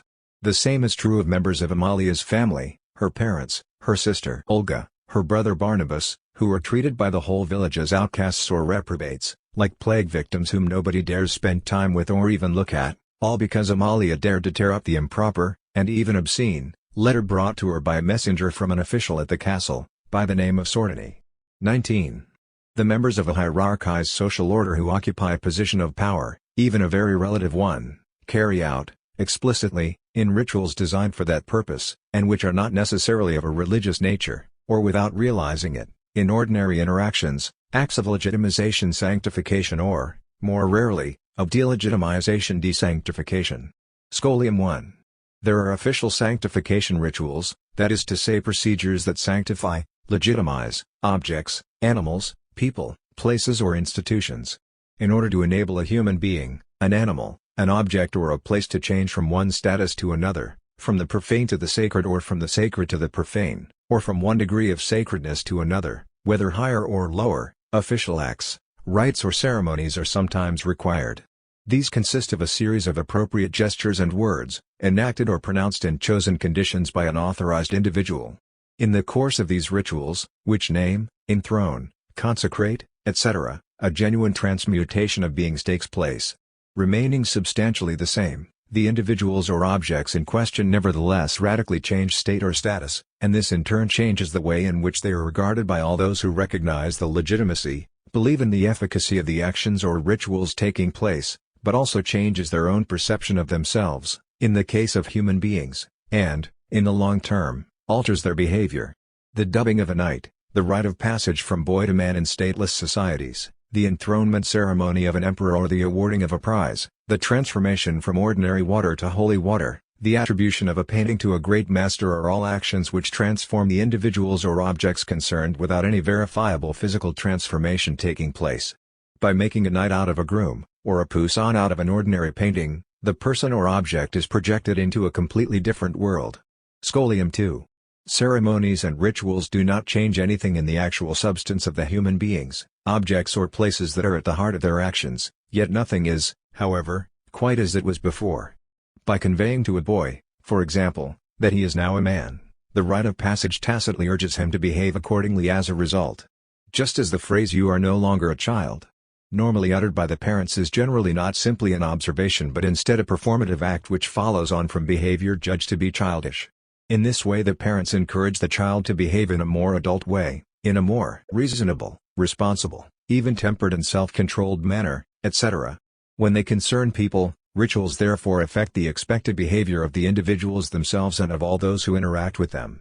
When, on the other hand, they concern objects, or places, the change does not of course affect the object, or place, in question, but rather the way individuals must now interact with them. By changing the classification of an object, by transforming it from a profane to a sacred state, or from one level of sanctity to another, a sign is given to all those who interact with it that they must now behave towards it in accordance with its new status. 20. All acts of naming or of certification and, amongst them, all sanctification rituals, constitute situations in which individuals with the necessary authority declare, in agreed conditions and in an appropriate manner, what the individuals or things which are the object of their pronouncement are, by linking them in this way to pre-existing categories of objects or people. Scholium 1. In carrying out acts of naming, of certification and of sanctification, the authorized individuals do not, strictly speaking, make things exist which did not previously exist. The person who baptizes does not invent the mechanism of baptism, and even less Christianity itself, just as the person who authenticates a painting does not invent either the process of attribution or art itself, but creates states of things or of people which change the social nature of these things and of these people. In this way, the person conducting a baptism allows an individual who was previously not a Christian to enter Christianity. The one blessing ordinary water transforms it into holy water, and the one who attributes a painting found in an obscure attic to an old master causes that painting to move from the category of ordinary objects to that of sacred objects. Rituals around sanctification are designed to sanctify, to transform from profane to sacred, or to further sanctify, to make something or someone move from one level of the sacred to another, superior one, by declaring the new state of the individual or object in question. Scholium 2. Since the sacred is separated from the profane, societies have to resolve two types of problem: 1. Maintaining the separation so that the profane cannot profane the sacred, and 2. The regulation of the transformation of the profane to the sacred. These two difficulties bring us back to the two categories of rites described by Durkheim. These are, 1. The negative rites. The Polynesian term taboo is also used by ethnologists, through which the separation is maintained. The rites of the negative cult indeed have as their goal to establish or to maintain this state of separation, to prevent these two worlds from encroaching on each other, with the result that the acts decreed by these rites can never be other than prohibitions. 89 and 2. The positive rites by means of which the profane can temporarily, or more lastingly, attain the sacred state. These rites have as their goal to place the faithful in a relationship with the sacred object, in order to enable it to bring him all the benefits he might expect of it. 90. It is worth noting, however, that all positive rites are, in a sense, negative rites without being aware of it, insofar as the accession of some to the sacred at the same time implies the exclusion of others, who do not have the right to it. Scholium 3. There are certain individuals, ministers of religion, representatives of the state, experts from a specific field, etc., who are legally entitled or tacitly authorized to carry out acts of linking or association within the context of a given symbolic matrix. It is they who authorize the flow of admissions to the sacred domain. Scholium 4. Austin's theory of acts of language and performatives 91 should be considered the most central, most fundamental theory in the whole of sociology, in that it analyzes the power of naming, as the power to create and transform the status of existing people and things, by means of an enunciation made in appropriate social conditions. This theory, in the guise of a linguistic analysis, unconsciously functions as a theory of power which many researchers whose interests do not lie in linguistic or discursive questions fail to recognize. It is, moreover, no coincidence if the examples of performative acts chosen by Austin are often associated with institutional spheres of law, state administration, the church, political or economic authorities. Austin's starting point is a criticism of the philosophical idea according to which language essentially consists of true or false assertions. According to such a conception, speaking would essentially consist in describing or asserting the states of affairs. The utterance would of necessity be a true or false account of something. 92. This implicit theory tells us, in brief, that those with power, gods, kings, emperors, judges, party leaders, teachers, etc., have the capacity to do things with words. The theological origins of such a reflection cannot escape even the least attentive reader. 93 Like God creating the world by announcing his creation, God said, "Let there be a light," and there was light. Genesis. Those speakers who are recognized as legitimate are in a position to create situations, statuses, states and, ultimately, social realities which did not exist prior to the act of utterance. Without really being fully aware of it himself, Austin breaks down this reality of the symbolic power of creation. The same is true of Bourdieu's theory of legitimacy, which borrows from Austin by emphasizing the role of the institution and of the collective conditions which render these performative acts possible. Scholium 5. Even within utterances which appear to be constative utterances, Austin detects the presence of performative utterances. He writes, very commonly, the same sentence is used on different occasions of utterance in both ways, performative and constative. 94 Thus, the utterance, "This painting is a Poussin" can just as well be a constative as a performative. It is even, more precisely, a performative which takes the form of a constative. We say of a constative that it can be true or false, but not a performative. It is precisely the fact that the veracity or falsity of such an affirmation can be subject to doubt and controversy that makes it a performative which, not satisfied merely to describe an existing fact, makes a decision amidst an ocean of doubt. Scholium 6. The classic question which must be posed, at least since Austin's work on acts of language or performatives, concerns the force of the discourse or, more precisely, the conditions in which an act of language can succeed. The theoretical opposition is generally presented in the following manner: while certain linguists would tend to place the power of language in the language itself, the weight of words, sociologists would tend to situate it in connection with the institutions which support the discourse or with those producing the discourse who occupy a particular place within these institutions, the weight of the institution or of the spokesperson. But presenting the situation in this way 95 is in fact too much of a caricature to be really useful. For example, a sociologist will particularly insist on the social legitimacy of the spokesperson, on the auctoritas conferred on them not by the discourse itself but by factors external to it, namely, the institution it represents, state, government, administration, church, party, union, the medical profession, science, university, etc. He will demonstrate how it is possible to move away from the naive question of the power of words 96 and the notion which involves looking within words for the power of words, that is, looking for it where it is not to be found. Authority comes to language from outside and that there is therefore no point in looking in language for the principle underlying the logic and effectiveness of the language. 97. There is no shortage of examples demonstrating the fact that the same formula, the same discourse pronounced by speakers with differing social status will not produce the same social effects. This is shown by 1. The neutralization of the discourse, the same utterance; 2. Variation in the speakers with very different social legitimacy. Thus, the famous example Austin gives in How to Do Things with Words is used to demonstrate the extra-linguistic nature of power. Suppose, for example, that I see a vessel on the stocks, walk up and smash the bottle hung at the stem, proclaim I name this ship the Mr. Stalin and for good measure kick away the chalks. But the trouble is, I was not the person chosen to name it. 98 The correct linguistic formula uttered by the wrong speaker has no social force. The vessel will not be named the Mr. Stalin as a result of this act, and the person involved runs the risk of being arrested by the police. The power of discourse comes indeed from outside the discourse itself and notably from the social standing of the person who utters it. The matter seems clear enough. Speech is indeed a very secondary aspect of things in comparison with the authority of the spokesperson. Language at most represents this authority, manifests and symbolizes it. 99. But it is also possible to vary the principle and to produce a converse, but equally problematic argument to the one above. Let us, in our imaginations, neutralize the speaker, and vary the types of discourse. How effective would the speech be if, instead of adopting the conventional, in both senses of the word, discursive mode, the speaker were to use a different one? Imagine General de Gaulle delivering his 18th of June appeal in Alexandrine verse, or a political figure addressing militants in the language of a mathematical demonstration. Take a political action and A1, A2, A3, and the different constituent moments of this action. What weight, what social force, would their discourse have?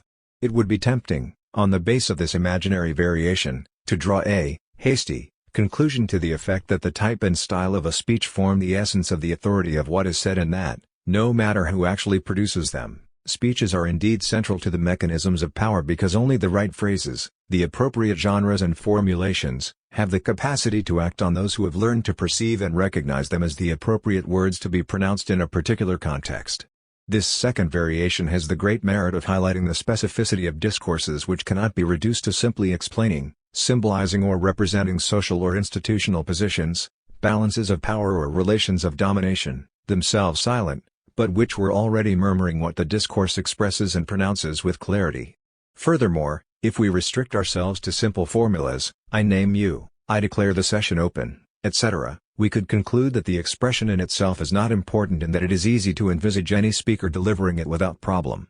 But the variation is more difficult to envisage when we turn our attention to the kinds of discourse which are more formally complex and which demand many years of specific training, both academic and beyond, on the part of those who produce them before they are in a position to be able to put them together.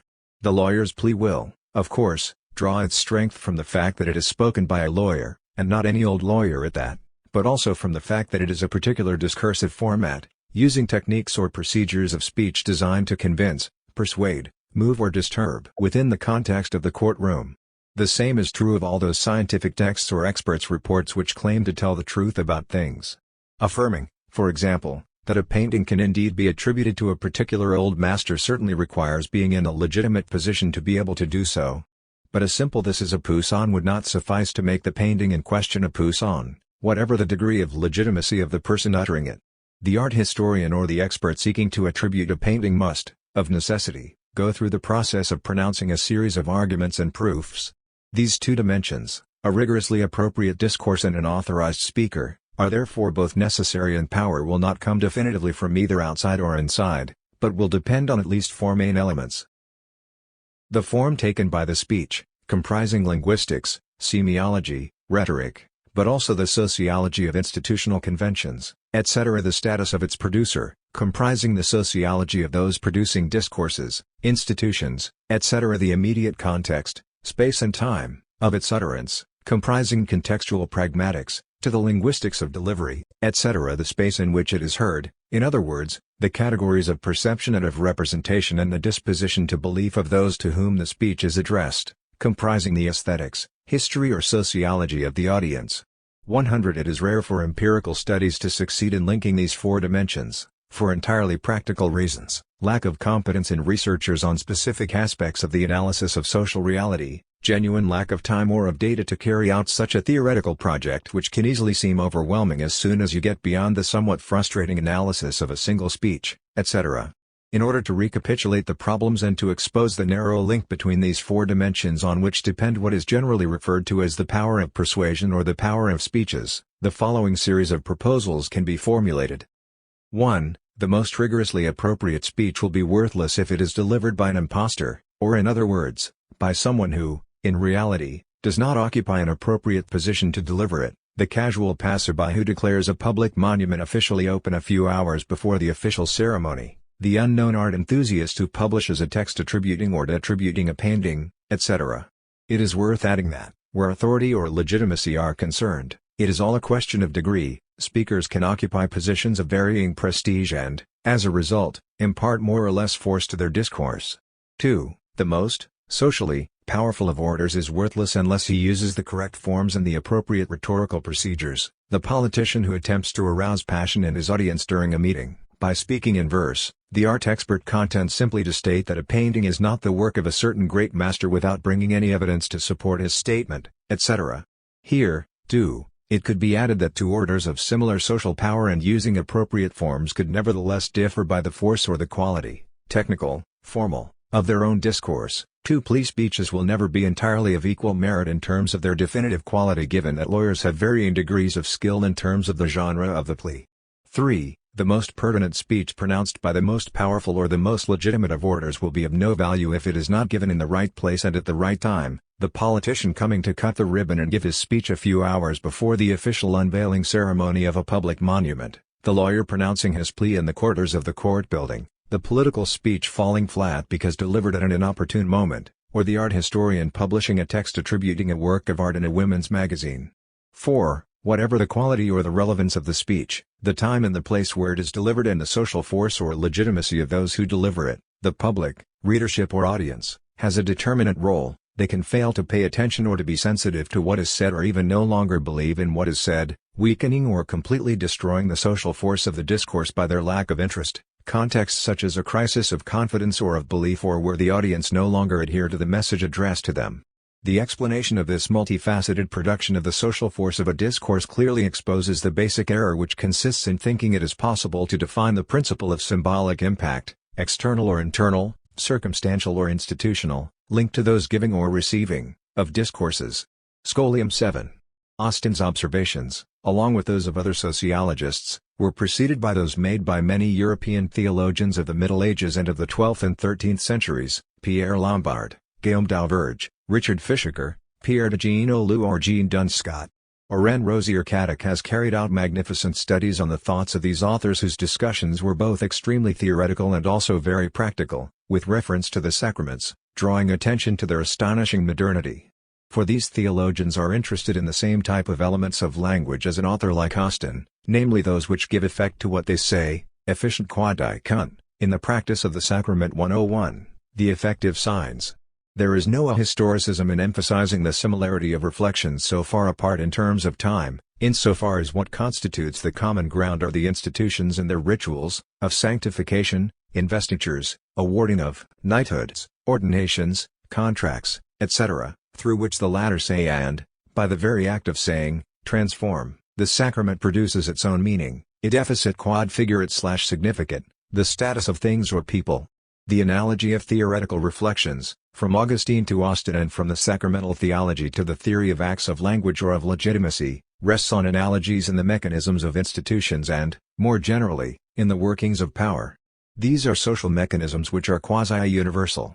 Representatives of the liberal arts, philosophers of language and of meaning and grammarians living in the same era, during the course of the first 2 centuries of the first millennium, make little reference to theological debates on the sacraments and, consequently fail to engage with the enormous question of the effectiveness of signs. Inversely, because they are dominated by them, theologians make reference to philosophers and grammarians. Within the sphere of knowledge, the dominated therefore have more chance of advancing knowledge than the most dominant. Obliged to draw on dominant disciplines, they, moreover, ask theological and practical questions which the others loftily ignore. The statutory separation of disciplines and the hierarchization of faculties certainly explains that the movement, in this case, is more one of the arts towards theology rather than the reverse. 102. Medieval thinking is intense. It involves speculation on the sacramental formulae, and on the effects produced by any variations of these, on the quality and the inclinations of the speaker, on the state of mind and the inclinations of the receiver-recipient, etc., and, like Austin, delving into the question of the relative felicity of acts of language, it speculates about the conditions in which the sacrament is correctly and efficiently carried out, what the irregularities and violations of the rules might be, whether great or small, and to what extent they invalidate the acts affected. 103. Two schools of thought clash therefore from the middle of the 18th century, with, on the one side, the supporters of a conventionalist conception inspired by St. Augustine, for whom the efficacy of the sacrament lies mainly in the pact passed between God and the different participants of the sacrament, and, on the other side, the supporters on an Aristotelian substantialist conception, for whom the intrinsic properties of signs are central. Yet when considering the sacrament, the central focus of these theological reflections, we find ourselves making parallels with linguistic signs in general, but also with monetary signs or emblems, flags, insignia, heraldic symbols, signs on buildings, etc. For the conventionalists, the bread and wine do not, in the course of the Eucharist and transubstantiation, change in terms of their actual substance, but only in terms of their status. From simple, profane things, they become the signs of the divine Christ, body and blood of Christ. For example, Richard Fishaker asserts that the water used in baptism is not substantially different from ordinary water. No virtus which would not hitherto have been present is created in the water, by the words of the prophet, just as the water contains nothing it did not contain previously and nothing any other water would not have contained. 104 Refusing to lend to the words and the gestures involved in the context of the ritual the capacity to change the nature of the water, bread or wine, or to add anything substantial, these writers engage in a subtle reflection on the new status of these substances as soon as they are brought together, in given circumstances, by appointed people, with the given words and gestures. Water, wine, bread are placed into new relationships which in turn give them a new status and new functions and uses. It is the fundamentally relational nature of the linguistic sign as of all other signs which explains the transformations and the efficacy of certain acts. The comparison with the other types of signs such as the coin, the signboard depicting wine over the entrance of a tavern, the flag of a country, the coat of arms of a branch of nobility, etc., leads theologians to a way of thinking that, in a certain way, is becoming more secularized. For if, in the case of sacraments, the relationship, the commitment or the pact, concern, in their view, God and mankind, in other cases it is purely human matters which are played out. Thus, the metal coin only becomes currency because it forms a relationship with a reality external to it, the state, and more specifically, the monarchy, capable of conferring on it and guaranteeing it a value which is generally agreed. Fishaker also takes the example of the bronze tokens, or miros, distributed by one of the king's ministers. Guillaume d'Auvergne, for his part, takes the example of the oaths of allegiance, professions of faith, contracts or letters bearing the royal seal which are the signs of a pact between the king, who undertakes to do what is set out, and his subordinates, who in exchange offer their obedience to him. 105 The seal only has real power when it is associated with the king, just as wine only becomes the blood of Christ when it is associated with God, via his ministers, or the miro only allows access to a meal at the royal table when validated by the royal decision. The only difference, it might be said, lies in the fact that God does not really exist as an active entity, only the ministers of God exist, whereas the king, on the other hand, does indeed exist. But the atheist common sense of such a comment completely misses the central issue. Rather than differentiating between a royal reality and a divine fiction, we should instead be asking whether, just like God, the king is not also a fiction. After all, his power is based on exactly the same mechanisms as those on which divine legitimacy is based. The fact that he exists and is mortal does not alter the fact that he too is, in his own way, a fiction, just as the holy water is both water and something else too, something non-substantial, or the coin is both a piece of metal and a value guaranteed by the state.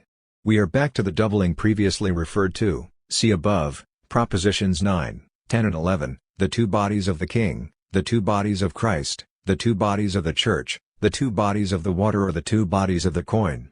Even magic signs are used as an example and are considered in the same way as the effective signs of the sacraments. In his De Legibus, 1230, Guillaume d'Auvergne explores the idea that the effectiveness of magic signs is not natural, intrinsic or substantial, but arises from a pact made with the demons which their worshippers, through such signs, are committed to respect. 106 Demons and gods are the sources of meanings which those who use such signs with a view to a certain symbolic efficacy are committed to respect. It is in their name that magicians, sorcerers or priests make use of these signs in situations where a group shares the same beliefs. By using them, they are harnessing collective beliefs. It matters little whether these sources of legitimacy and of meaning are supernatural collective fictions, gods, spirits, demons, etc., or purely human collective fictions, the state, the motherland, the kingdom, the nation, etc., since as soon as there is a human group, a community, there are cardinal values, sources of legitimacy, etc., which can potentially be mobilized and manipulated in acts of social magic. Moreover, Guillaume d'Auvergne bases his reasoning on St. Augustine's De Doctrina Christiana, 354-430, which is extremely perceptive about the collective nature of magical efficacy. As Rosier Cadoc writes, Augustine criticizes the superstitions and the meanings that omens and other similar signs would embody, in the name of a very conventionalist conception of language and signs. Contrary to what charlatans claim in order to justify the interpretation of omens, it is not because the signs have in themselves a particular value which can be revealed by certain men. On the contrary, says Augustine, it is because they have attributed this value to them, and because they have agreed to recognize it in them, that these signs possess such value. 107. 21. In highly differentiated societies, the domain of the sacred is necessarily differentiated. Given that the sacred is a fundamental property of all hierarchized orders and that opposition between the sacred and the profane is intricately linked to that between dominant and dominated, the multiplicity of orders, and of relations of dominance, entails the multiplicity of forms of the sacred. Scholium 1. The social differentiation of roles was first of all a sexual division of tasks and a social differentiation of the temporal and the spiritual. If, in certain stateless societies, the chief is also a shaman, in others, the chief and the shaman are different people, then an internal differentiation of both temporal and spiritual functions. This differentiation multiplies the types of the sacred, but each microcosm where power is organized is based on that same opposition between sacred and profane. Durkheim, who had fully understood that the sacred corresponded to collectively desired and desirable values, was already particularly aware of the multiplication of the forms of the sacred within highly differentiated societies. The sacred has not disappeared, or has not weakened, along with religions, but, on the contrary, is constantly renewed as new issues and new values emerge. We have only to open our eyes to see society continuously creating the sacred. It is enough, for example, for it to become enamored of someone, for it to raise them up in an apotheosis which in a certain sense deifies him. Likewise, collective beliefs take on a sacred character, challenging them is seen as a veritable sacrilege. 108 Artists, scholars, politicians, patrons, sportsmen and women, etc., all those active in fields of power, become, in some sense, sacred. In a meditation which coincides with the preoccupations of the theory of fields, Robert Tessier pursues his study of the sacred by emphasizing the plurality of values which are collectively desired and produce differentiated forms of the sacred. Human activities gravitate around the values centered on themselves, like so many gods locked into their self-referential sphere. Without the capacity to transcend, each of these values becomes an absolute and develops its own rationality, that of art for art's sake, or of profit for profit's sake. Each of these spheres with a finality of their own seeks to subordinate the others and to impose its own vision of the world within society. They participate in a game of hierarchical positions in the shared consciousness and in individual consciousness. Each can become the sacred sphere of this pantheon. One after the other, political, economic, aesthetic, erotic spheres come to the fore without ever managing to link together as long as no single value is acknowledged to transcend the interests of the others. The one whose role has most determined the history of this process of rationalizing human activities is the economic sphere. Profit as a principle for human activities seems to be self-evident. 109. Scholium 2. This polytheism of values, Weber, this plurality of worlds, of fields or of institutions 110 explains that each one, within its own particular order, political, artistic, legal, economic, scientific, etc., seeks to accumulate signs of legitimacy by associating themselves with those with a higher level of legitimacy. It could almost be said that each one plays their game in their own particular sphere. Thus, in the case we are focusing on here, we shall see how links develop between the most diverse strategies of legitimization, those of museum directors, art historians, experts, gallery owners, auctioneers, lawyers, laboratories, political actors, business leaders, etc., around an object which is either capable of becoming sacred, or is already sacred, depending on which moment in its trajectory we chose to focus our attention on the painting in question. 22. Any socialization within the context of social sub-universes, economic, political, artistic, etc., which rests on the opposition between sacred and profane is, objectively, a readiness to think, feel and act within the structures of domination. Scholium. The relationships historically established by the institutions of the art world between the works and the spectators, a relationship based on admiration, respect or devotion, cannot be separated from the relations of domination which underpin all the sub-universes making up the social structure. Art, like religion, which is based on a separation between the sacred and the profane, is a preparation for relations of domination between human beings. It accustoms the members of a society, both mentally and physically, to act within relationships of domination, admiration, docility, respect, fear, terror in the face of the sublime, enchantment, etc., are responses to a work of art which resemble those adopted by the dominated towards the dominator. 111. 23. The role of the sociologist consists in dismantling the fictions of power, with their very real effects, and in throwing light on all the conditions in which a power can be exerted, with the more or less active participation of the dominated. Scholium 1. By undertaking this task, not the most frequent within the academic world, the sociologist potentially prevents domination being exerted in silence and in perfect tranquility. For, since all domination is based in part on the effects of bewitchment, of enchantment, of beliefs, in other words, any explanation of the mysterious workings of power can contribute to rendering its exercise more difficult. As Merleau-Ponty said about Socrates, he gives reasons for obeying the laws. But it is already too much to have reasons for obeying, since over against all reasons, other reasons can be opposed, and then respect disappears. What one expects of him, this is exactly what he is not able to give, is assent to the thing itself, without restriction. He, on the contrary, comes before the judges, but it is to explain to them what the city is. As if they did not know. As if they were not the city. 112. Socrates' position, which consists in questioning and understanding what should simply be believed, admired, respected, etc., immediately marks out the fundamentally ambiguous role of intellectuals, or of those whose role is to think. In the history of societies, they are both structurally on the side of power and the sacred, since historically they have done all they possibly could to be on this side of the symbolic frontier. And, at the same time, they are also the ones who give the game away, by explaining the mechanisms which never work quite as well once the victims have been made aware of them. Thus we find in Spinoza the demonstration of this attitude which sets out to undermine the magic and attracts suspicion and anger from other dominators.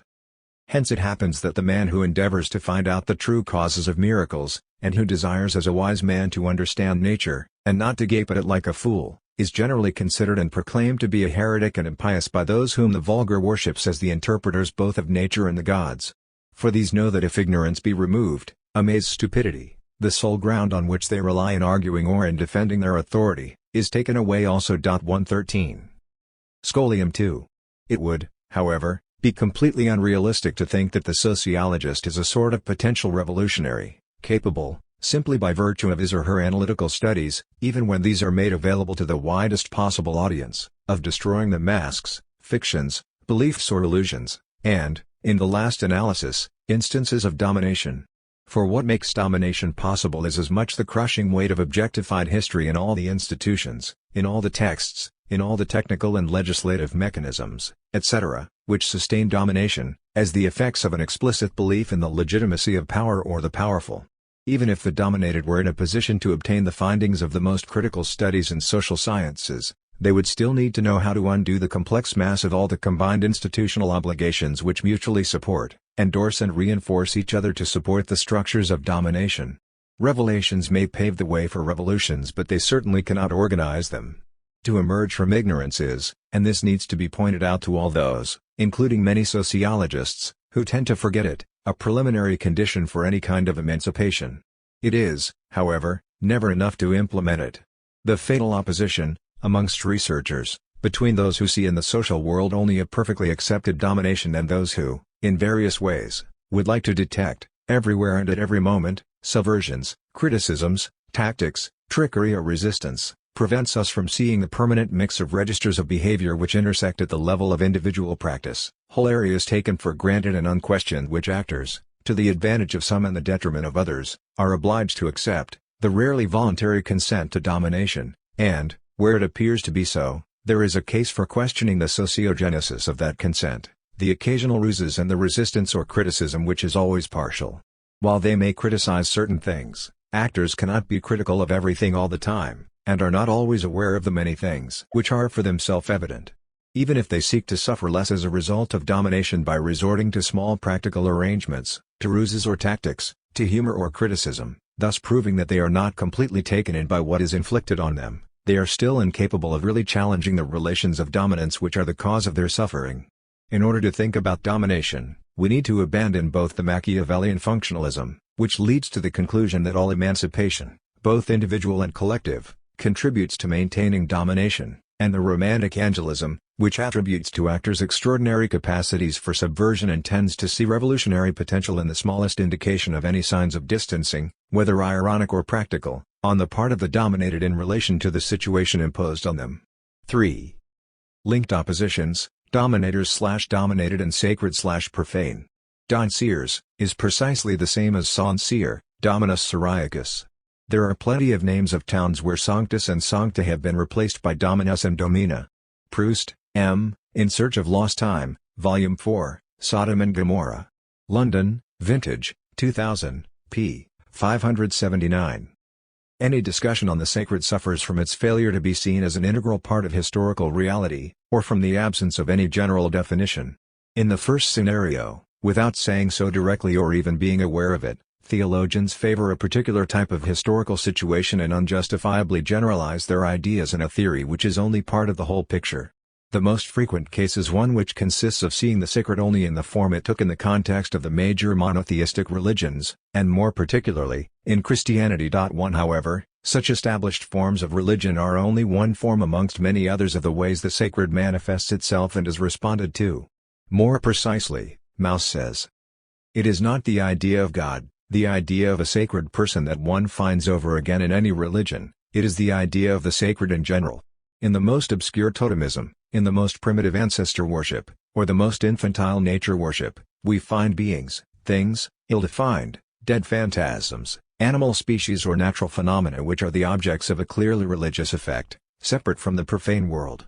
The notion of God, worship centered on a personality, is only one case, a specific example, a further differentiation of the sentiment of respect originally bestowed on those impersonal and formless powers. In the last analysis, the notion of God is resolved in the notion of the sacred. 2. In the second scenario, historians, anthropologists or sociologists study phenomena associated with well-determined places and times using a diversified vocabulary, without realizing that the phenomena they are studying, mythology, magic, superstition, witchcraft, religion, theology, the church, etc. are merely which are for them self-evident. Even if they seek to suffer less as a result of domination by resorting to small practical arrangements, to ruses or tactics, to humor or criticism, thus proving that they are not completely taken in by what is inflicted on them, they are still incapable of really challenging the relations of dominance which are the cause of their suffering. In order to think about domination, we need to abandon both the Machiavellian functionalism, which leads to the conclusion that all emancipation, both individual and collective, contributes to maintaining domination, and the romantic angelism, which attributes to actors extraordinary capacities for subversion and tends to see revolutionary potential in the smallest indication of any signs of distancing, whether ironic or practical, on the part of the dominated in relation to the situation imposed on them. 3. Linked oppositions, dominators/dominated and sacred/profane. Don Sears is precisely the same as Saint Cyr, Dominus Syriacus. There are plenty of names of towns where Sanctus and Sancta have been replaced by Dominus and Domina. Proust, M., In Search of Lost Time, Volume 4, Sodom and Gomorrah. London, Vintage, 2000, p. 579. Any discussion on the sacred suffers from its failure to be seen as an integral part of historical reality, or from the absence of any general definition. In the first scenario, without saying so directly or even being aware of it, theologians favor a particular type of historical situation and unjustifiably generalize their ideas in a theory which is only part of the whole picture. The most frequent case is one which consists of seeing the sacred only in the form it took in the context of the major monotheistic religions, and more particularly, in Christianity. 1 However, such established forms of religion are only one form amongst many others of the ways the sacred manifests itself and is responded to. More precisely, Mauss says, it is not the idea of God, the idea of a sacred person that one finds over again in any religion, it is the idea of the sacred in general.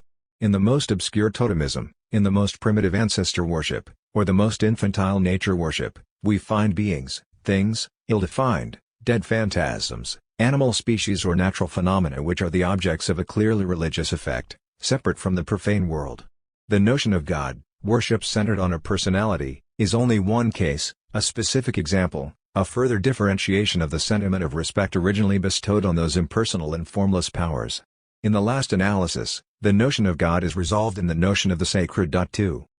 In the second scenario, historians, anthropologists or sociologists study phenomena associated with well-determined places and times using a diversified vocabulary, without realizing that the phenomena they are studying, mythology, magic, superstition, witchcraft, religion, theology, the church, etc. are merely of respect. 8. The fact that sacred objects must be handled with care while profane objects do not require any particular care. The fact that, in stateless societies, the sacred is more clearly linked to ancestors, chiefs, elders and men than to the living, those without rank, young people and women. The fact that the gods of state-governed societies are presented as being supremely powerful, the all-powerful, omnipotent, omniscient, etc. The fact that any modifications to the organization of the divine order always closely follow transformations in the organization of power, etc. All of this is far from being simply anecdotal and is evidence of the structural link which binds together the sacred and the dominant on the one hand and the profane and the dominated on the other. What often clouds the issues in terms of this structural solidarity is the fact that researchers focus on the sacred in general, without necessarily distinguishing between the form it takes in segmental societies which are far more egalitarian than our own, and the form it adopts in the different types of state-governed societies, from the most authoritarian to the most democratic, from the most federal to the most centralized, etc. Thus, in a stateless segmental society, the various totems and the different cults associated with them correspond to the different clans which make up the tribe. And we sense already that the totemic religion, as a system formed by the coming together of the different cults associated with each of the clans, prefigures the Greek polytheism, formed by the union of all the cults addressed to different divinities. 9 But since power was limited and controlled, only the ancestors, spirits, heroes or divinities were clearly associated with the sacred, and the human beings who personified the sacred, notably chiefs and shamans, were not distinguishable from the rest of society in the form of an institution with separate power. On the other hand, as soon as an institution with separate power appears, it is this institution, and not society, which harnesses the sacred and represents it. By referring to the state as a terrestrial divinity, Hegel tenor to a mortal god, Hobbes, certain philosophers had indeed sensed the profoundly religious aspect concealed within such an authority, however rationally it functions. If the gods were seen as being superior to humans, it is because the latter now divided themselves into superior and inferior, dominant and dominated, leader and subordinate. And if mankind created gods to whom it thought itself answerable, it is because one group of individuals is indeed answerable to another segment of humanity. Rather than making an analogy between society and God, the analogy should instead be made between the dominators and the gods. Generally speaking, a society is quite capable of arousing the sensation of the divine, simply by its influence over the minds of its members. To them it is like a god to the faithful. Indeed, in the first instance, a god is a being whom man imagines is superior to himself in some respects and on whom he thinks he depends. 11 If the individual's respectful attitude to the sacred is indeed the result of what Calois describes as the conception he has of the prodigious forces, from which he protects himself, and which he wishes to possess at the same time, 12 It is because the sacred is simply the transfigured face of power. As I am neither a religious historian nor an anthropologist specializing in acephalic societies, though nevertheless referring to the results of their work, I make no pretense here to identify the different forms the sacred has taken throughout the course of history, but simply underline the existence of important structures linking together relations of domination and the opposition of sacred/profane. Essentially my objective here is to provide the image or to trace the outline of the glass bowl in which we evolve. On this level of macro-sociological analysis and on a long-term historical scale, my task is essentially to reveal the canvas and the Carl Ginsberg, Fear, Reverence, Terror. 5 Essays in Political Iconography, 2017, p. 8. Max Weber Lecture Series. European University Institute. 1. In all known human societies, the question arises as to the source or focal point of meaning which gives rise to, binds together, justifies or legitimizes the community. All societies are characterized by one, or more than one, symbolic matrix, mythology, theology, ideology, which separates the sacred and profane and orders beings between these two extremities. Scholium 1. It is unquestionably Durkheim who has provided us with a decisive analysis of the sacred as a central collective value. The divinity, or the spirit, and society are only two sides of the same coin. We have seen that the totemic image represents two things at the same time, the form in which the god is perceived, and the clan, of which it is the emblem, the distinctive mark. But if these two things are thus represented in the same way, is it not, in the end, that there is no distinction between them, that god and the clan, or in other words, the two collectively, are one? The totemic divinity is therefore nothing other than the clan, that is to say, society itself, but somehow sublimated and hypostasized. 13. For the sociologist, the gods are merely the symbolic expression of society. 14. If the sacred represents what is essential in the eyes of the whole group, then this notion of the sacred is intrinsic to the cohesion of the group in question. As Radcliffe Brown noted, quoting from the Chinese Book of Rites, the function of religion, in the wider sense of the term which includes mythology as well as theology, is to maintain the symbolic order. Ceremonies are the bond that holds the multitude together, and if the bond be removed, those multitudes fall into confusion. 15. Scholium 2. Ever since social groups have existed, communal life has given rise to certain unvarying elements, a sort of collective grammar which is not inherent in human biology, but which is part of the natural conditions of life as a group, whatever form that group takes. Thus, just as there are no societies without relations of domination, which does not mean without class or without state, neither are there any societies without the sacred, which does not imply without religion. With reference to this second point, the source of meaning or of the legitimacy of the group is a common element present in all societies. It is a principle that Weber placed at the very heart of his sociology of religions. Passeron expresses it as follows. The principle, often evoked by Weber, that any social group needs to construct, in their language and their system of values, the image of a cosmos endowed with meaning is expressed here through examples which illustrate the generality of this symbolic need within a given range of religious, theological or intellectual rationalizations. All of these in fact share the common desire to bring a thinkable and livable order into the natural or social world. 16. The reasoning underlying this symbolic need comes from very far away, and we inherit it even if it is constantly evolving. The variations should, however, never make us forget the invariable elements, the transhistoric logic which explains that, in the last analysis, we are never completely incapable of understanding societies, however distant from our own. If that were the case, no history and no anthropology would in fact be possible. Such societies may be very different from ours, but they construct and connect social logics which are never without links to our own. 2. The opposition of the sacred and the profane is linked to relations of domination specific to each society. Scholium. In his analyses of religious life, Durkheim seems to completely ignore the structural solidarity of the opposition between the sacred and the profane on the one hand, and between the dominator and the dominated on the other.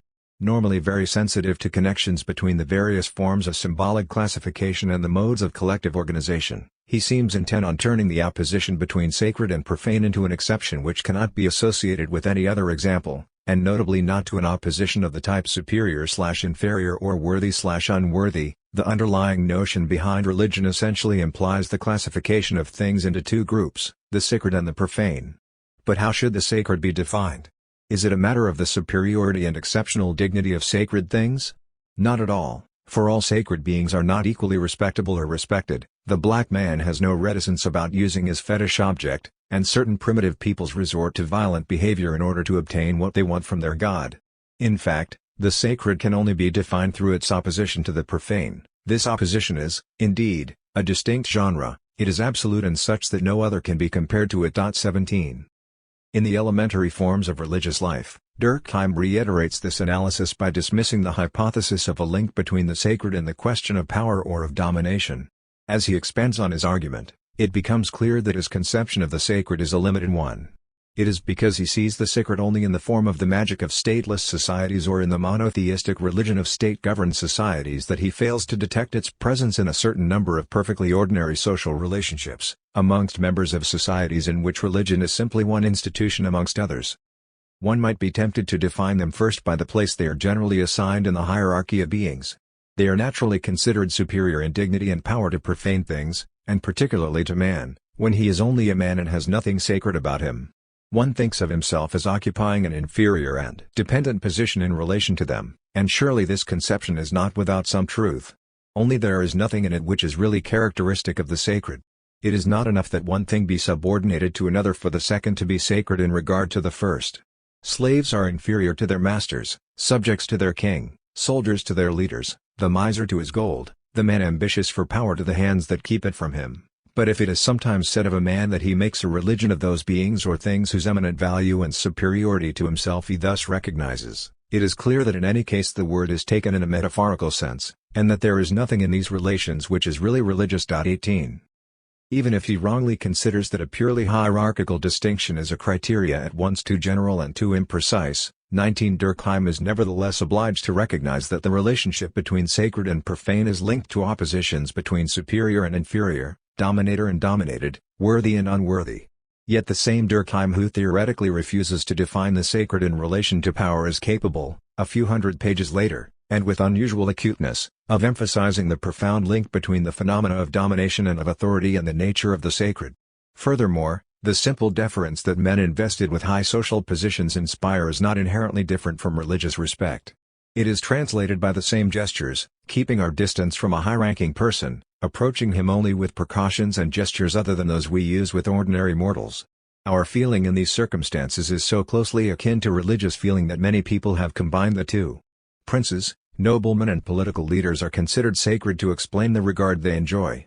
In Melanesia and in Polynesia, for example, people say that an influential man has mana and impute his influence to this.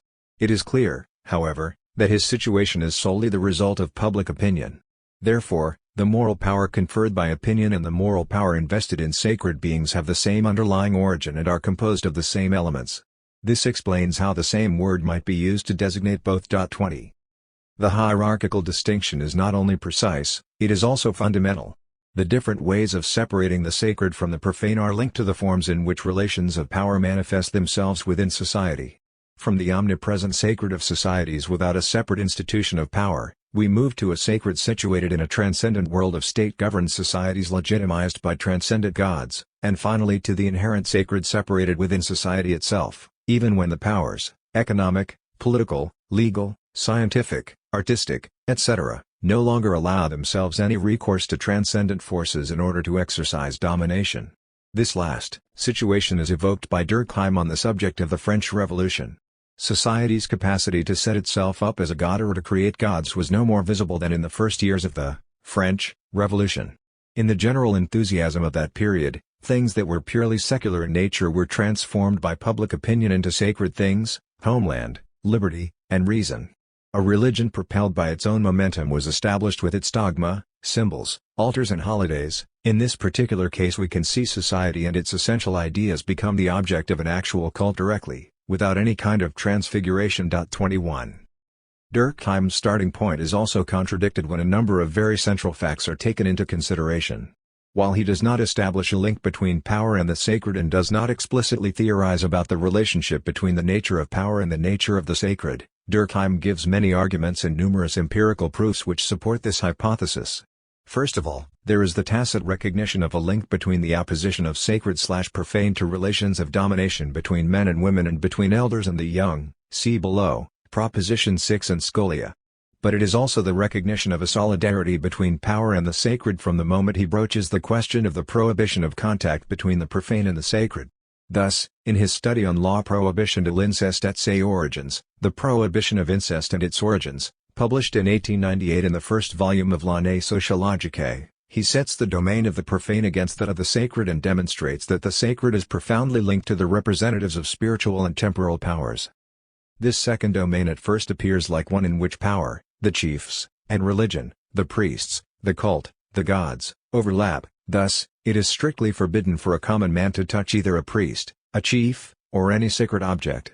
The reason is that such exceptional things are inhabited by a god, a force so far superior to that of humanity, that an ordinary man cannot come into contact with it without experiencing a tremendous shock. Such a strength so far surpasses his own that it cannot be communicated to him without smashing him apart. p. 39. It is in this way that the divine, from the very fact of being separated from the ordinary, seems endowed with a dangerous power. p. 40. 22. In his general theory of magic, Mauss is even more explicitly conscious of the fact that the efficacy of magic is linked to power. In stateless societies, he observes, only those who hold the rare positions of power have active spirits, the souls of dead chiefs, for the most part family heads. 23 And Mauss also notes the connection between magical virtue and social position.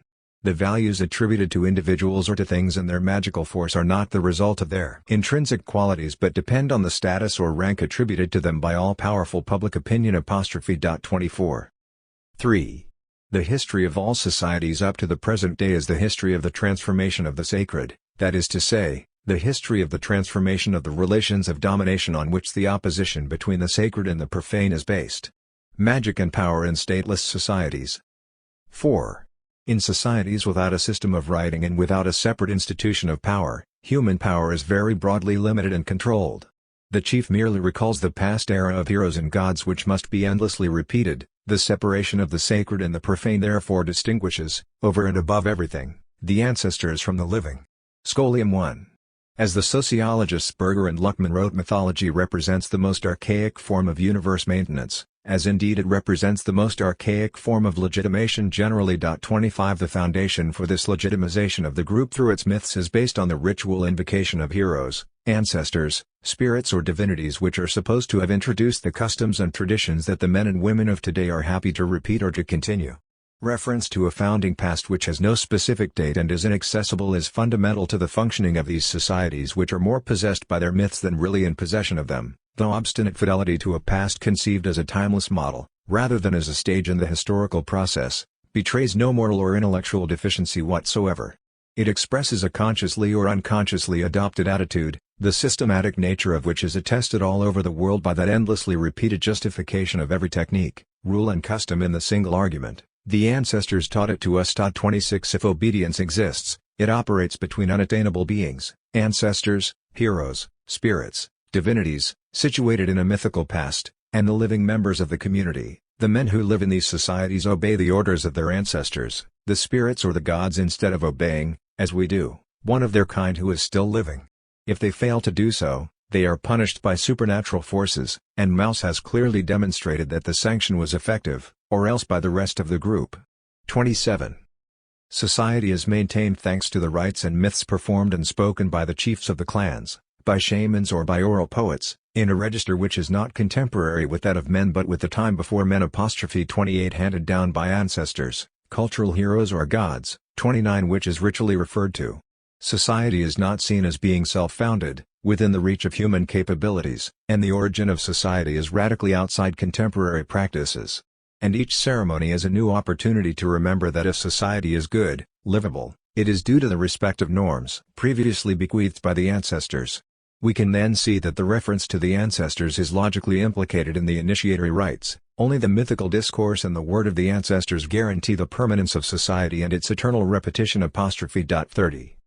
The leader's main task being to safeguard his group's welfare. 31 The chief often fulfills the function of reminding the others of what they already know. His discourse basically consists of a celebration, repeated many times, of the norms of traditional life. Our ancestors got on well living as they lived.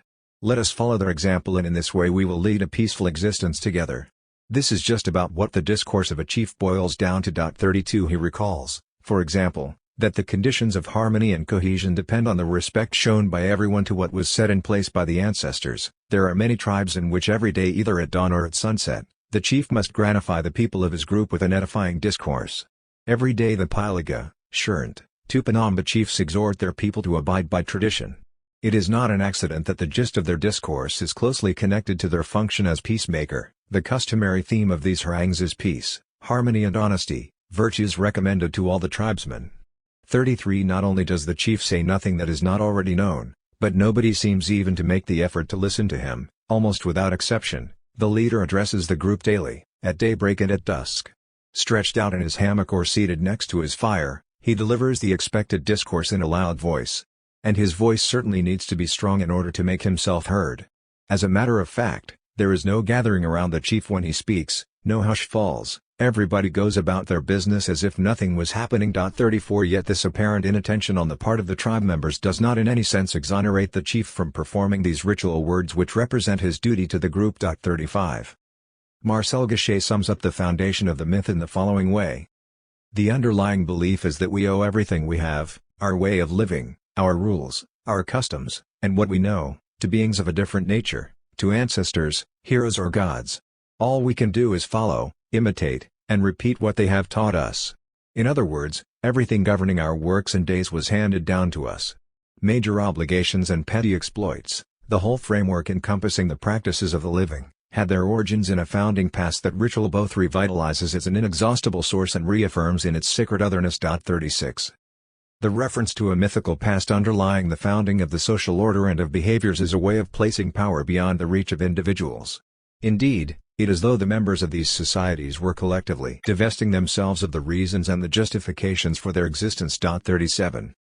The absence of any form of state, primitive societies have been variously described as acephalic, stateless, lineage-based or segmented. 38 societies, that is to say, of an institution of power separated from other institutions and which would impose itself on the whole of that society, means that no single individual amongst the members of the community can claim to embody or hold the authority allowing them to command or to rely on the probability that a command will be obeyed. Weber. The role of the chief of the clan is limited and very carefully controlled by the community. 39 Not only must he speak in a ritual manner to the group, but he receives gifts from its members and must absolutely give generously in return, just like the Fijian chief, who Hokart tells us, at every turn he had to give. If they built him a house he had to make offerings in return, and, unless the offerings were lavish, he became unpopular, and might even be murdered. 40.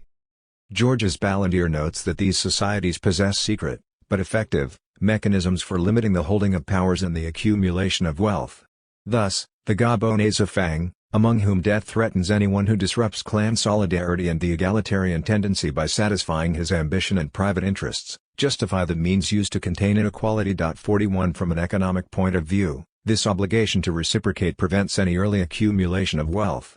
Hokart observes, for example, the absence of storing, of food, except for a few days in preparation for a feast. 42 Amongst the Australian Aranda, the chief is obliged to speak, and his power is controlled by the community, but it is the community as a whole who must respect the traditions without any coercive force, apart from the community itself, intervening to compel and sanction. The whole is held together by the force and coherence of the socialization of the members of the group. It is true that, in societies of limited size, most accounts converge on this point. The word of the chief represents authority without the need of any organized public force. The legitimacy of the spoken word is never contested. Indeed, it is founded on the unanimous agreement of the group, instilled throughout the children's education, violently marked on the body on the occasion of the initiation ceremonies for the young and continually reinforced through rituals. Transgressing the traditional social order, disputing the word of the chief who tells and retells the ancestral customs would amount to risking rejection by the whole of the group, exclusion from social relations, and what would practically amount to a death sentence. The primitive chief does not have a monopoly on the use of legitimate violence because he has the monopoly on the use of the legitimate word, and no one can speak in opposition to his words without committing a sacrilege unanimously condemned by public opinion. 43. All the functions of government, theft prevented and punished, murder avenged, international peace maintained, and war subjected to rules, the distribution of food and wealth arranged. 44 Exist without any real government being put in place. The first royalties in Indo-European societies, presented to us by Benveniste, are closer to acephalic societies than state societies where the political role is very marked.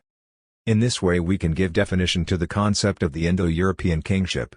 The Indo-European Rex was much more a religious than a political figure. His mission was not to command, to exercise power, but to draw up rules, to determine what was in the proper sense right, straight. It follows that the Rex, as thus defined, was more akin to a priest than a sovereign. It is this type of kingship which was preserved by the Celts and the Italic peoples on the one hand and the Indic on the other. This notion was bound up with the existence of great colleges of priests whose function it was to perpetuate the observance of certain rites. It needed a long process of evolution and a radical transformation to reach the kingship of the classical type, which was founded exclusively on power, political authority becoming progressively independent of religious power, which in the end devolved on the priests. 45. Scholium 2. The absence of writing is an important element of the collective organization of these societies. In social formations, where everything is linked together and knowledge and know-how, customs and traditions are integrated, myths cannot be separated from the situations in which they are spoken.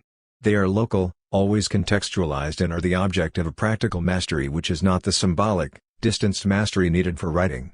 They own them and produce them themselves, but in such a way, and in such a manner, that they are more owned by them than truly owning them. The solution, which could be described as logical, but in this case it is an entirely social logic, To this situation of dispossession in terms of knowledge and know-how, myths and rites, amounts to a collectively shared dispossession in relation to a founding past. A separate power would imply some sort of centralization of myths and rites. Yet there are no structural variations of a myth, 46, but only mythical tales as they have been assimilated. There are no reference texts, always spoken in particular situations. As Jack Goody notes, the spirit cults are associated with local practices. 47 This is the case with the Winnebago of North America, studied by Hogarth. Each clan has its own chieftain in charge of a specific cult: the Thunderbird Clan Feast, the Bear Clan Feast, the Snake Clan Feast, and so on. 48 In order for a separate power to exist, there has to be, all at the same time, an objectivization of myths, detached from individuals, disincorporation, their relative detachment from the multiple immediate situations in which they act, and their relative and progressive delocalization. Moreover, many of the cases studied by anthropologists demonstrate degrees of transformation. Just as Mouse noted in certain societies the start of a detachment process from the myths relative to ritual practices, Hogarth shows how societies gradually transform their initial social logic. Noting the striking similarity between the Fijian and Winnebago organizations, the author points out that there is nevertheless a considerable difference between them. For the Winnebago, each small group has its own peculiar cult which is not like that of the others except in structure. 49 Whereas in Fiji the chieftains are not the heads of rituals which can be carried out separately, but office-bearers in a great common ritual, the clans are not distinguished by having different cults, but by having different functions in the common cult. 50 Hogarth adds that in all the periods covered by our records we see centralization making steady progress. 51 From one society of autonomous, but cooperating, parts we go to a society made up of specialized parts controlled from a center, and community rights which are, at first, interdependent, but to some degree autonomous, eventually forming an elaborate organization centralized and controlled from above. 52 The process of setting up a separate institution of power involves the incorporation of what gives meaning and value for the group, notably the incorporation of rituals which are specialized and can only be performed by certain specific actors. In the societies which we rank in the fifth degree of our scale, the role of specialized governor can be clearly seen. It is attributed to a person or a group of people whose regulatory and managerial decisions are accepted as legitimate.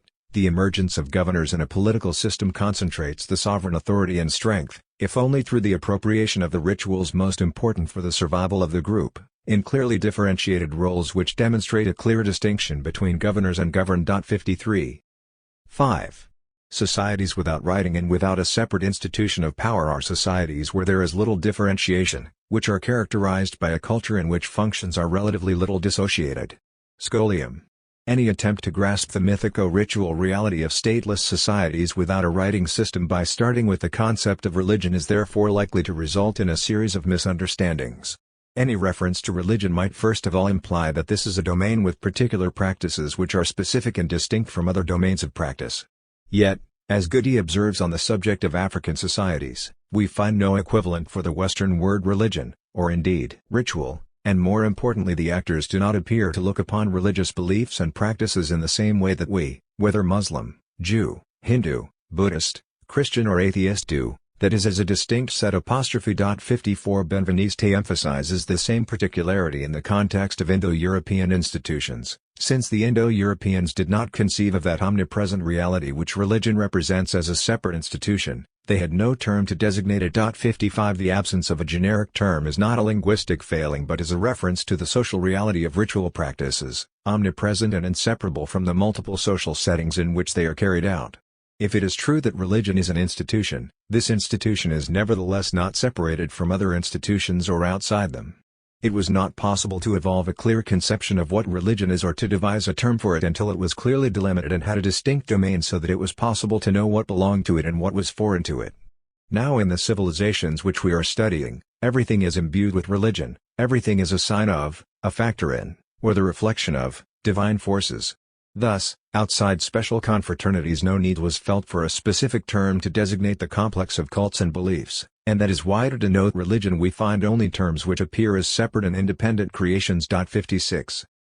If we wish to continue to speak of religion, we need to specify that we are talking about a total religion which organizes and gives meaning to all its practices and not just a relative vision of the world, in other words, one vision of the world amongst others, which we can choose to be part of or not. As Serge Gruzinski so clearly puts it, on the subject of what he calls the idolatry of the Mexican Indians, this cannot be dissociated from a social framework and, far from occupying an external sphere, it constitutes a way of expressing, of informing and of playing out social relationships. 57 It is by no means simply a supplement which would serve to prolong or amplify the real or add its ritual support to the most diverse manifestations of human activity. 58 The culture of imbrication, of the sacred and the profane, of the supernatural and the natural, of the human and the natural, etc. is the culture of societies who have not introduced any separate institution of power, with specific places, times, agents and texts. If nature is respected as a person, it is simply because men and women are in social structures where the balance of power is much less dissymmetrical than in societies where domination is clear, visible and acknowledged. The rules of relationships with the land, write Bourdieu and Syed on the subject of traditional Algerian society, are the very rules of relationships with others, those of honor. The same verb qabl, show, offer, honor, introduce oneself serves to express the right attitude, both with regard to people and to the land. The peasant has an extremely intimate relationship with his land and his animals. He knows how to talk to them and can command them with his voice. He accepts nature, out of respect for it. He does not confront nature in order to combat and overthrow it. 59 That utilitarian relationship with nature, characteristic of the farmer, is merely another version of the relationship of domination which develops between individuals. Likewise, the moral and respectful relationship to nature is only the transposition of a less directly violent social relationship between human beings. The radical separation of dominators in relation to those dominated allows the clear separation between man, the subject, and nature, the object, the equally clear separation between the sacred and the profane, and the relationship of control which is established between dominators and dominated makes possible the mastery of man over nature. If the sacred seems to be everywhere, in fact it makes a clear distinction between the ancients and men on one side and the young and women on the other, it is because it has not been appropriated by any specific group. Transformations in the balance of power will have consequences on the perception of the sacred and the profane, of the supernatural and the natural, etc. Heads of families, of clans or of the tribe are all under the permanent control of the members of the group or of the community which do not allow them to develop any autonomy. The oral nature of this culture prevents any accumulation of knowledge and of texts by demanding permanent contact and performance in front of specific audiences. On the other hand, writing allows the accumulation of specialized knowledge, the separation of experts and lay people and, by the same token, the clearer separation between the sacred, which the experts are responsible for, and the profane, which is associated with the lay people who increasingly find the sacred taken out of their hands. 6. If, in societies without separate institutions of power, nobody has the power to control the sacred or to harness it to their own advantage, differences operate within the social world between those who are closer to the sacred axis and those who find themselves much closer to the axis of the profane, older people and men versus younger people and women. The two major forms of domination which are strong and proven in societies without writing and without a separate institution of powers are therefore masculine domination and domination by the elders. Scholium. Acephalic societies are made up of mutually supportive and relatively egalitarian clans. It is only when a clan begins to gain ascendancy over the others that the opposition sacred/profane begins to operate as an opposition between dominators and dominated. But these societies are not, however, entirely egalitarian. Even when clans are relatively equal, they still function on the basis of these two forms of domination, one based on age and the other based on gender. 60. Confining the analysis of domination to the domain of institutionally organized political domination is the childhood illness of political philosophy. Thus, Clysters appears to see primitive societies as societies without power or domination because they contain within them no separate institutions of power, or in other words no state, even though the whole of his ethnographic work on the Guayaki Indians in Paraguay, or on the Guarani Indians between Brazil, Paraguay, and Argentina, shows that the sexual division of tasks is very marked and that masculine domination is omnipresent in such societies. As Turai so clearly puts it, a simple and free society? To accept such a concept, we must first, in our reading of Society Against the State, skip Chapter 5, The Bow and the Basket, which covers the relationships between Guayaki men and women. And what would we find there? An extremely clear opposition organizes and dominates everyday life for the Guayaki, that of both men and women, whose respective activities, strongly marked by the sexual division of tasks, form two separate fields which are, here as elsewhere, complementary. 1974, 89. But this complementarity does not mean equality. At the basic level of production of food, the entirely minor role played by women leaves men with an absorbing and prestigious monopoly. Or, more precisely, the difference between men and women in terms of economic life can be interpreted as the opposition between a group of producers and a group of consumers. Ibid. 90. The gap thus formed manifests itself by means of a system of reciprocal prohibitions, one forbidding women to touch the hunter's bow, the other preventing men from handling the women's baskets. Ibid. 93. Yet here too, any symmetry is deceptive given what happens when these prohibitions are transgressed. If an individual is no longer capable of being a hunter, he ceases at the same time to be a man. Going from the bow to the basket, metaphorically he becomes a woman. Ibid. 93.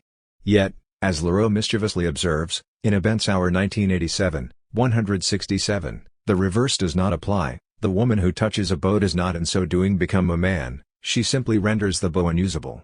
The fact that this opposition between men and women, which Clastres stresses, imposes its mark on all aspects of Guayaki life, 1974, 96, is indeed a hierarchical relationship of inequality and discrimination, is clearly proved when we turn to the field of language. It seems that there exists with the Guayaki some kind of gender divide in terms of linguistics, and that women take charge of all the negative aspects of existence, whereas men dedicate themselves to celebrate, if not the pleasures of life, at least those values which render it bearable. Ibid. 97. 61. Durkheim was adamant that, in primitive societies, it is not just the totem, for example the representation of a pelican, and the totemic being, for example the pelican, that are sacred. The domain of the sacred extends far beyond that, beginning with all the members of the clan who are distinguished from men from other clans. For example, as a member of the pelican clan, each man considers that he is linked to the pelican and, as the pelican is sacred, he is himself a bearer of the sacred character. The sacred is thus widely present in societies where no separate institution of power has yet seen the light of day.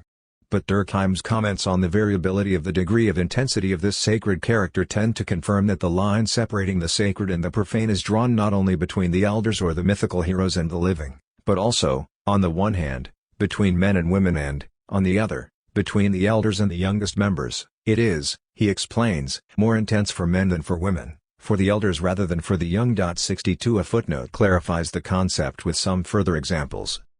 The sacred character of women is less marked than that of men. Before initiation, the child lives in the women's camp, separated from that of the men. As soon as he has been initiated, he goes to live with the men, and especially during an initial period, women are not allowed to touch him. As for older men, various things show that they possess a very marked sacred character. They are allowed to touch sacred objects, thereby proving that they are themselves sacred. They are no longer subject to any dietary prohibitions. 63. Durkheim no doubt wishes to emphasize the exceptional extent of the domain of the sacred in societies having neither state nor a system of writing, in comparison to state societies and those with monotheist religions like the one in which he himself lived. But the ethnographical facts force him to recognize a presence of the sacred which, far from being equal, follows, and this is no coincidence, the lines of division between dominators and dominated characteristic of these societies, men/women, elders/young people. This analysis is confirmed by the Durkheimian anthropologist Robert Hertz. In a study on the opposition between right and left, he shows the complementarity of clans in societies lacking separate institutions of power, whilst at the same time indicating the two principal fault lines which traverse societies collectively more egalitarian than hierarchical societies, notably the opposition between men and women and that between the oldest and the youngest members. In such societies, the sacred and the profane contribute to separating these categories, rather serving to enhance the hierarchical relationships between groups. The two halves which constitute the tribe are reciprocally opposed like the sacred and the profane. Everything which is within my phratry is sacred and is forbidden to me, that is why I may neither eat my totem, nor spill the blood of one of my own, nor even touch his corpse, nor marry within my clan. On the other hand, the other half is, for me, profane. The clans which belong to this half must provide me with food, with women and with human victims, bury my dead and prepare my sacred ceremonies. Given the religious character with which the primitive community feels itself invested, life within society has as its essential condition, the existence, within the same tribe, of an opposed and complementary segment which can freely assume the functions forbidden to members of the first group. Social evolution replaces this reversible dualism by a hierarchical and rigid structure. Footnote: a rough form of this exists from the primitive stage. Men and women form, In comparison with adult men, an essentially profane class, instead of separate but equivalent clans, classes or castes emerge, where one, at the summit, is essentially sacred, noble, devoted to superior works, whilst the other, at the very lowest, is profane or unclean and attends to lowly duties. The principle which assigns men to their rank and their duties remains unchanged. Social polarity is always a reflection and a consequence of religious polarity. 64. The opposition feminine/masculine is linked in particular to oppositions between nature and culture, left and right, high and low and profane and sacred. The relation of domination between men and women finds its expression in the bipartite conception of the universe. Human conditions were projected onto nature, and male and female forces were recognized. The above was regarded as masculine, the below feminine, so the sky was father, the earth mother. The heavenly bodies were conceived as having sex, so the sun was masculine, the moon feminine, consequently day was male and night female. 65 Whatever is high, above, and which has the upper hand, illuminates, radiates and demonstrates strength is masculine, and whatever is at the bottom, below, more dull or dark, is feminine. It is therefore clear that the relationship between profane and sacred leads back to a relation of domination. Finally, the anthropologist Radcliffe Brown points out that in the simplest societies, there is little more than a very important differentiation on the basis of sex and age and the non-institutionalized recognition of leadership in hunting or fishing, in warfare, and so on, to which we may add the specialization of the oldest profession in the world, that of the medicine man. 66 It is the balance of power in these societies, in other words, the fact that relations of domination do not operate through a clear separation between an institutionalized central power, with its agents, its places and its timescales, and the rest of the group, but essentially structure intergenerational relationships and relationships between the sexes, which explains the collective dispossession, the process of putting the underlying structures and the raison d'etre of the group beyond the reach of each and every one. But the absence of state is not the same as an absence of power or of domination in society. Magic and power in state societies. 7. Since the arrival of the first societies with a separate institution of power, we see a kind of shift from a completely inaccessible past to a transcendent and relatively inaccessible present. Rather than separating the living from a distant mythical past, the opposition sacred/profane now begins to separate individuals from each other. It becomes a principle of separation between dominators and dominated. Scholium 1. If, for convenience sake, researchers refer to state societies when referring to the first societies to include an early form of separate institutions of power, Sumerian city-states or Egyptian societies, and, often, of bureaucracy, it should be pointed out that the state-based reality was only conceived and designated as such relatively late in the history of societies. It was in Europe, and particularly in Italy, around the 15th and 16th centuries, that the state appeared as a category for the designation of separate institutions of power. 67. Scholium 2. In societies endowed with a separate institution of power, we end up defining the limits of the group in terms which refer to everything covered by the institution of power in question. Benveniste notes, with reference to the concept of society for Indo-European peoples, it may be recognized under the name of kingdom. The limits of society coincide with the extent of a given power, which is the power of the king. 68 Kingdom or empire. It is the separate institution of power that allows society to exist by establishing the boundaries of the group. 69. Scholium 3. As soon as a separate institution of power sees the light of day, we begin to see a transition from a society where relations of domination were mainly established between ancestors and the living, and on a secondary basis, between the elders and the young and between men and women, to a society politically based on a vertical hierarchy. The sudden shift from ancestors, from heroes, spirits, or divinities which until then had occupied a position of precedence, mythical past, on a horizontal axis, now places them in a transcendent position. Such a shift accompanies the separation of an institution of power which has taken control of all the mythical ritual practices and which dominates the whole group. From that point on, all the oppositions structuring the myths start to operate in the service of the dominators. The dominator is in opposition to the dominated just as the sky is in opposition to the earth, the sacred to the profane, the superior to the inferior, the high to the low, culture to nature, etc. This transition from a horizontal organization which is an egalitarian or complementary organization of social functions to a vertical hierarchy. 70 is confirmed by many anthropologists, even if the conditions of such a transformation, effective internal logic or of inter-society struggles, are far from being definitively established. The more extensive and complex society becomes, the more the hierarchy involves degrees, ranks, grades or levels. As Hocart puts it, gradually, the high rise higher, the low sink lower, until the state is rearranged in a vertical hierarchy such as ours. The great height reached by our social edifice will be brought home to the reader if he will trace all the gradations of our state from king to able-bodied seaman, to private, or to mason in government service, and then compares them with the 3- or 4-story society of Fiji. 71. It is a process of power being successively seized, from a head of family or of a clan over other heads of family or clans, from a tribal chief over other tribal chiefs, from a city-state over other city-states, etc., which also evokes the situation in Indo-European societies. The basileus is more a local chieftain, a man of rank than a king in the strictest sense of the word, in that he seems stripped of any political power. 72 The basileus basilean, on the other hand, is in a sense, the king of kings. This is a curious expression, as Benveniste points out, which does not mean king amongst the kings, but he who reigns over other kings. It is a suzerainty, a kingship of the second degree which is exercised over those considered by the rest of the world as kings. 73 The Greeks refer to the great king, basileus megas, to the king of kings or to the king of the country to describe to the king of Persia. The second title, king of kings, makes him into the supreme sovereign, master of an empire which comprises the other kingdoms. Finally, king of the countries establishes his authority over the provinces of the Achaemenid Empire, Persia, Media, Babylonia, Egypt, etc., which are so many countries. 74. Scholium 4. The establishment of a separate institution of power changes the nature of the sacred in a quite radical manner. From the sacred being close to each member of the group, we move to a sacred which is more distant, more alien and also more disturbing. This transformation of the nature of the sacred, noted by anthropologists, makes perfect sense given that the sacred cannot be dissociated from the nature of power.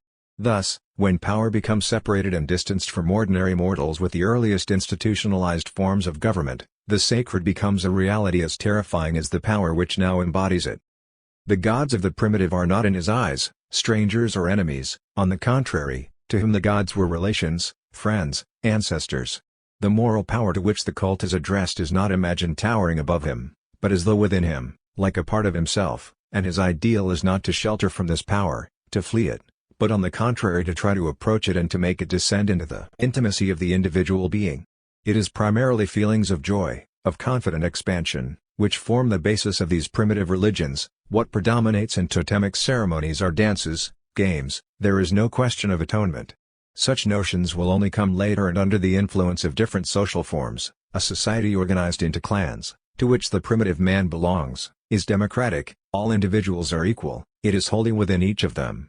It is only when society goes well beyond individual consciousness, when individuals begin to feel its power acting from outside, that gods unknown to the individual will appear, imposing and inspiring terror. 75. Durkheim senses the profound link between forms of power and conceptions of the sacred, when, for example, he observes that the divinities are perceived as friends rather than as superior beings towering above members of the group, but does not clarify this in detail. By referring to society in general, he fails to explore the more specific issue of power.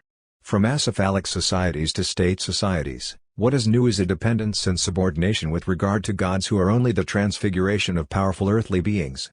Isambard observes, for example, that for Fraser as well as for Hubert and Mouse, magic is indeed characterized by an attitude opposed to that of dependence and subordination towards the gods. 76 The transcendent God is in the image of the sovereign. 8. The writing down of myths and rites introduces a symbolic mastery of what had until then only been mastered on a practical level.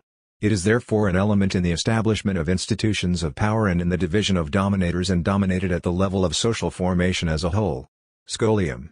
The separation of a power comes with the invention of writing. 77 The gap between those bodies holding power and the rest of society means that the shared values of the whole group which permeated every moment of social life and which the chiefs were content to recite in a ritual manner, now had specific representatives and were under the control of a minority who wrote down the myths and the rites and controlled their use. Those who represented the values of the group were thus positioned on the side of the sacred, whereas the majority of the members of the society were confined to the side of the profane. The writing down of myths and rites which took place in Mesopotamia and in Egypt between 3000 and 2000 years before our time, is not merely a technical transposition of one code of communication to another. It transforms the relationship people had to their myths and rituals, their status and their social function. Although the gods are omnipresent, legitimizing all the royal activity, justice, the work of canalization, the wars, all knowledge, writing, to which a divine origin is attributed 78, divination techniques, etc., the scripturalization of myths, rites, hymns and prayers or poems about the gods demarcates a relatively specific field of knowledge and practice which becomes manifest in the form of religious authority figures, the priests, and a specific place, the temple. Not that there was a separation between the church and the state, since the temple is at the very heart of the Sumerian or Egyptian royal palace, and whether for Mesopotamian king or Egyptian pharaoh, 79 their existence makes sense only in total complementarity with the priests. However, if religion is all-powerful, its existence, represented by an institution, forces it into a more relative position in terms of the situation of a total religion. Indeed, it is this which will at a later stage lead to a dissociation between political and religious functions and to a struggle between the two powers. '80. The writing down of rites and myths stabilizes the function of divinities, standardizes ceremonies and rites, rebuilds the divine hierarchies at each political change resulting from the victory of one city-state over others. The more stable existence of the gods and of their relationships with each other, is indissociably linked to the incorporation of deities in a text, partly by their fixed position in the schema, as well as their institutionalization in a temple. '81 Just as the first chronological lists of events enabled them to be retold in the form of accounts, chronicles and annals, both in Egypt and in Mesopotamia, 82 simple hierarchized lists of divinities allowed the scribes to establish relationships between them and thus to practice a new kind of reflection, which the great Assyrian scholar A. Leo Oppenheim describes as theology. '83. By putting the myths and rites into writing, the scribes would both specialize the expressions used but also standardize and fix both the gestures and the words enacted and said. Mesopotamian or Egyptian texts which prescribe, often in considerable detail, the individual acts of a ritual, the prayers and the expressions which must be recited, as well as the offerings and the instruments required for the sacrifice. '84 led to a standardization and a specialization of the gestures and utterances used. In doing so, they create a rift between, on the one hand, the priest experts who follow to the letter the textual inscriptions, functioning as dictates, models of reference according to which any lapses can be sanctioned, and, on the other hand, the profane who participate in ceremonies they are not always fully capable of understanding. It is no coincidence that Weber defined priests as the professional functionaries who influence the gods by means of worship with those magicians who coerce demons by magical means. 85 By their attachment therefore to the presence of certain fixed cultic centers associated with some actual cultic apparatus and to special knowledge, fixed doctrine and vocational qualification. '86 Writing practices alone allow the objectivized knowledge associated with an institution to be codified and specialized. If the writing down of myths and rites paved the way for the separation of the institution temple, the beginning of a relativization of religion, the standardization of rituals as well as the specialization of a body constituted around this new knowledge, the very operation of objectivizing the myth changed relationships to it. By writing down the myth, the scribe was not only transcoding it from an oral to a written form, but was also removing it from the practices which gave it meaning. The myth was no longer acted out and lived and no longer had an immediate audience. From that time on, the scribes, and more generally the priests, 87 are less possessed by the myth, or put another way, they are less dispossessed of it than when it was indissolubly linked to different local ritual practices. They begin to take control over what had hitherto escaped them and which had implied a split between human beings and their origins, their founding past. Not that the scribes and the priests saw the myths as their own social production, as we attempt to do today, by resorting to social sciences in order to make sense of them, since for them, it was indeed the gods who led the world. But these gods, in their very transcendence, had now become more accessible and it was possible to try to understand their will and to communicate, in a certain way, with them. Transposing onto the gods the characteristics of the most powerful men, the idea of gods whose intentions are discernible through a reading of their written account of the world begins to take hold. The king as a legislator, whose decisions are associated with codes of law, is the inspiration for the image of gods writing their decisions on the pages of the world. The ancient Mesopotamians were convinced that the world could not be explained by itself and to give meaning to the world, they were forced to set up superhuman personages who had to have created the world and who governed it. In order to represent these superhuman beings they did not find a better model than their own political powers, with the monarch at the top of a pyramid of subordinate authorities, whose power emanated from his. They transposed this system to the supernatural level in order to organize their pantheon and to represent the way the pantheon functioned. Just as their king governed the country, directly or through vicars, by expressing his wishes, By making decisions and by communicating them, the gods also made the world function according to their designs, by deciding the destinies of all beings as individuals or collectively. And in this country with an ancient writing tradition, where the decisions of the king were regularly promulgated in writing, the gods had to fix and memorialize their will in some way. How? We cannot forget that the fundamental principle of the cuneiform writing system, invented in Mesopotamia and whose discovery and functioning profoundly marked the mind, was pictography, both originally and later always maintaining its power, in other words the possibility of representing objects by other objects. The drawing of a foot also evokes walking, standing up and transport. The drawing of a stem with an ear of cereal also represents the products of agriculture. From there the conviction was born that the scripts of the gods consisted of the things themselves that they produced when making the world function. 88. It was therefore possible to attempt to know the will of the gods by interpreting unexpected or surprising events in the world just as one decoded the pictograms and ideograms of the script. 89. The gods were supposed to inscribe in the world events or phenomena which could be deciphered as pictograms. Divination consisted in identifying certain events perceived as anomalies as portents and to produce predictions from an interpretation of these.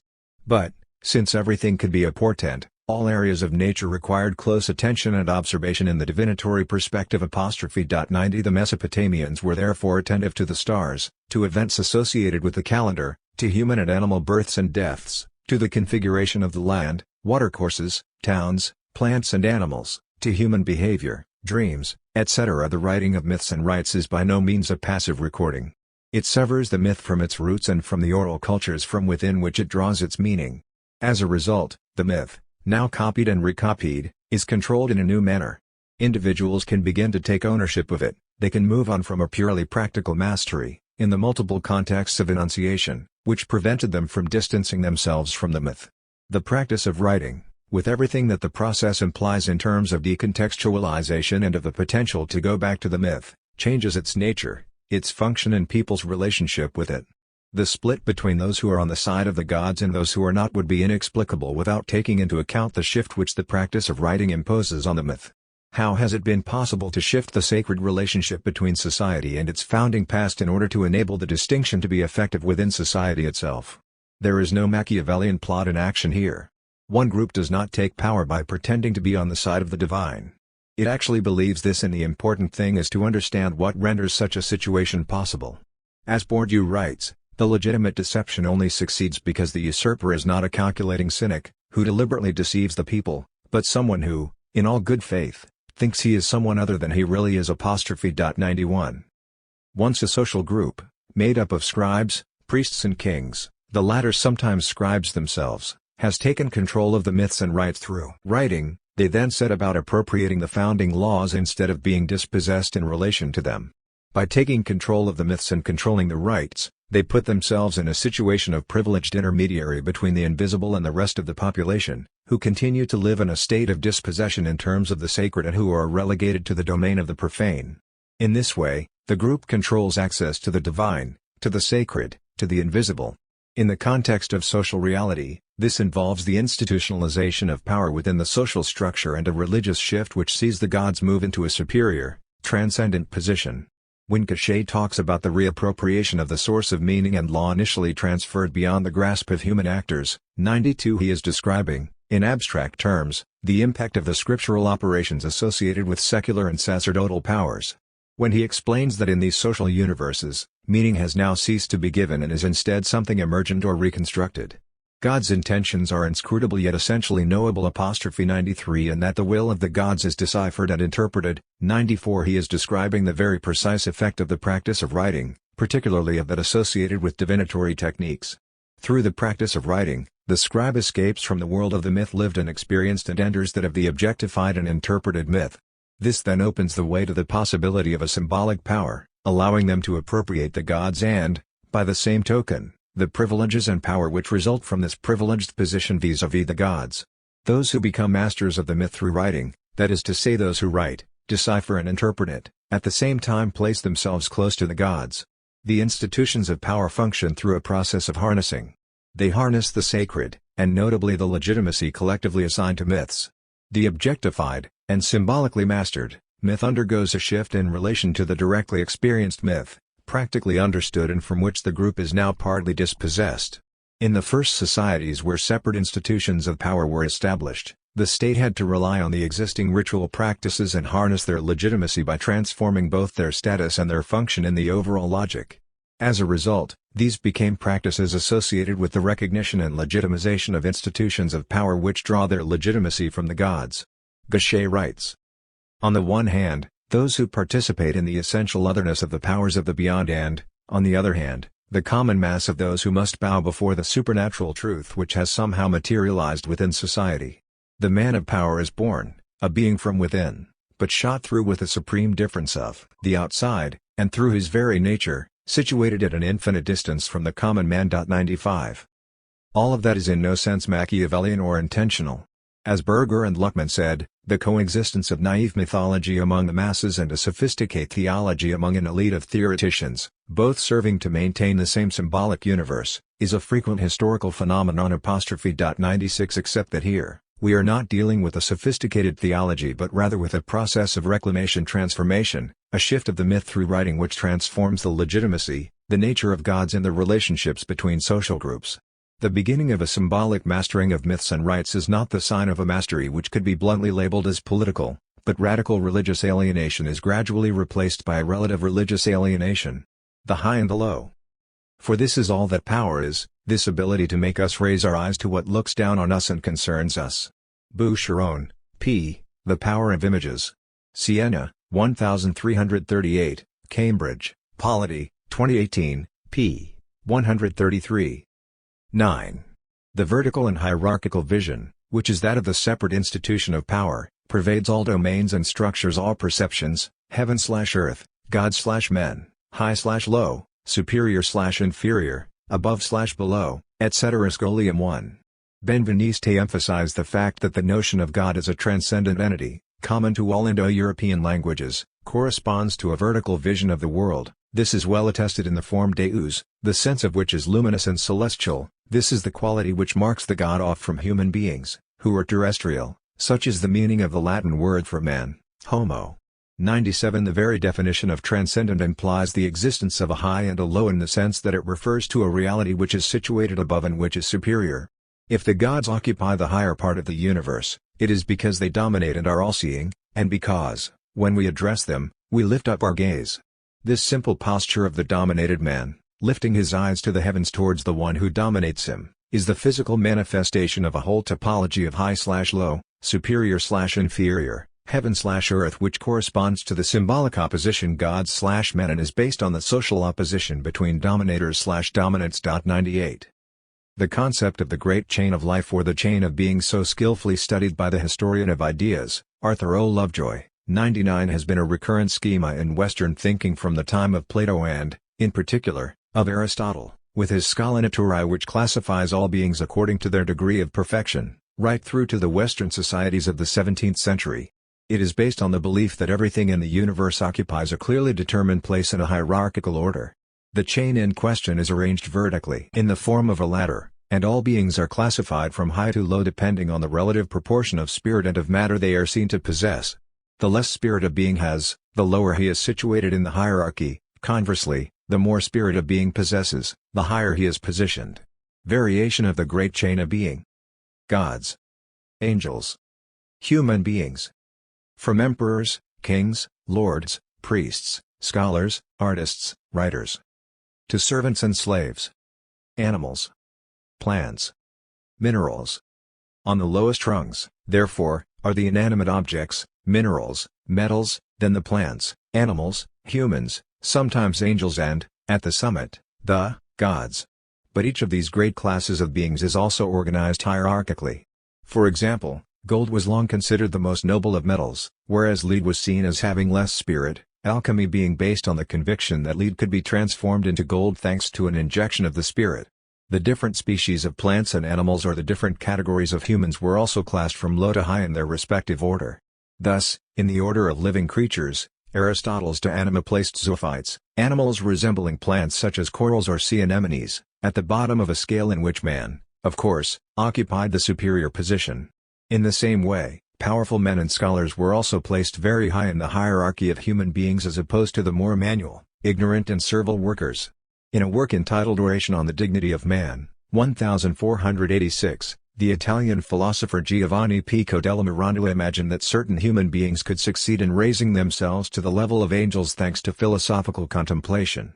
In the 17th century, La Fontaine would compare Descartes to a god and place the servant, beast of burden, at the bottom of the scale. 100 a century later still, in his article on Leibnizianism, Diderot states that there is nothing between God and man, and that at the summit of the human population are great men, scholars or politicians, but the existence of intermediary spirits between man and God is too absurd a supposition for us to dare to claim that the immensity of the interval is empty, and that in the great chain, after the universal creator, who cannot even be admitted in philosophical terms, it is man who comes next, and at the head of the human species, either Socrates, or Marcus Aurelius, or Pascal or Trajan, or Julian, or Bacon, or Bayle, or Descartes, or Newton, or Leibniz. 15, 436-7. 101 Anything spiritual is superior to anything material or corporal, in the same way the theoretical is superior to the practical. Aaron Gurevich also identifies the same vertical and hierarchical conception which organizes the entire vision of the world in the Middle Ages. The paired sets of diametrical opposites into which medieval dualism divided the world were arranged vertically. Heaven is opposed to earth, God to the devil, the ruler of the underworld. The concept of up is connected to the concepts of nobility, purity, goodness, while the concept of down is tinged with shades of baseness, coarseness, impurity, evil. The contrast between matter and spirit, between body and soul, also contains the antithesis of up and down. Spatial concepts were indissolubly bound up with religious and moral concepts. The ladder which Jacob saw in a vision with angels flocking up and down it between heaven and earth is a dominant leitmotif in the medieval world. This notion of going up and down is expressed with a particular force in Dante. 102. This symbolic opposition of high/low even plays a role in the appreciation and classification of musical instruments in the Middle Ages. 103. It is difficult to consider the concept of the great chain of being which hierarchizes all categories of beings, from gods to minerals, without associating it with the hierarchical vision of the state which orders everything, roles and duties, living creatures, objects, from the most spiritual to the most material. This great chain of being whose presence Lovejoy followed from Plato to the authors of the 17th century, not only finds its roots in societies dating back further than Greek society, but is still evident in the heart of our secularized societies. As we have seen, the first major traces of writing in Mesopotamia and in Egypt, several millennia before our time, present us with hierarchized lists of gods and men. Yet these lists show that a hierarchical and vertical vision was already present in those societies which are characterized by the establishment of separate powers, sacerdotal or secular. It is clear that the principle of classification is based on an opposition between the spiritual and the material. Gods are all spirit whereas human beings have a body and a soul and can be distinguished from each other according to their degree of proximity to the spiritual axis. The shift from the relative horizontality of segmented societies towards a verticality of social relationships results in a hierarchical ordering of beings from the most spiritual to the least spiritual. This opposition corresponds in society to a social division of work between intellectuals and manual workers or between those who have the ideas and those who carry them out. It is a necessary part of this centralization that the brain workers supplant the manual workers at headquarters as the controlling body. The king's secretaries oust the king's sergeants. In India, the Brahman, the holder of the word, rises to dominance, while such castes as potters drop into the position of poor relations. The Samoan master of the word has advanced beyond his Fijian compeer and got the country into his grasp. With every advance towards centralization the man who uses his hands is brought under subjection by the man who wields the word or the pen. 104. Relationships between gods and men are formulated on the model of the relationship between dominators and dominated, legislators/the governed, intellectuals/manual workers, those who have the ideas and those who execute them, etc. This hierarchical vision founded on the model of the division of labor between those who have the ideas and those who execute them, those who think and give orders and those who put them into effect and obey, still shapes our state-controlled societies. Bourdieu observes this at work in particular in bureaucratized societies.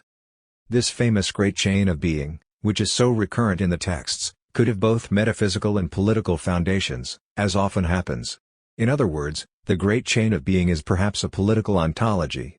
What I am describing here is the great chain of being whose summit is the king, then, from one degradation to the next, you end up with the petty executant. I believe that this metaphor is there in the unconscious of everyone in bureaucratic societies. We all have in our unconscious this view of relations between model and execution. 105. The series of pairs of opposites which echo each other, dominant/dominated, sacred/profane, heaven/earth, God/men and women, high/low, superior/inferior, spiritual/material, big/small, etc., forms a framework which so completely encompasses our societies that it defies the positivist logic of the administration of proof. This symbolic matrix of perception, of ranking and of judgment is omnipresent. It is at work in the most ordinary utterances as well as in the most scholarly discourses on an upper, or bourgeois, France and a lower, or peripheral, France, on the high earners and the people of modest means, on the social ladder, the strategies of climbing, of elevation and the individual trajectories of decline or of fall, in the hierarchy of diplomas and of professions, in the implicit distribution of cultural institutions from the high to the low brow, in the separation of the soul, or the spirit, and the body. 106 In the architecture and places which aim for majesty and lofty grandeur, from the New York skyscrapers to the Tower of Dubai and by way of all the cathedrals and pyramids. 107. In the way a company's offices are arranged from highest to lowest, in the movements of the face, raise the head/bow the head, lift the eyes heavenwards, lower the eyes, in gestures, raise hands in prayer, the finger pointing upwards or downwards as in pictorial representations of the Last Judgment. 108, and postures, standing straight/stooping or bowing, in the action of bowing low in genuflection or in an act of respect, in which an individual lowers himself, lies down, bends over, bows low as a sign of profound respect, etc. 109. The arrival of separate institutions of power and the invention of transcendent gods are linked movements which have had enormous organizational and cognitive consequences, and which have continued to influence social structure even without us being aware of it.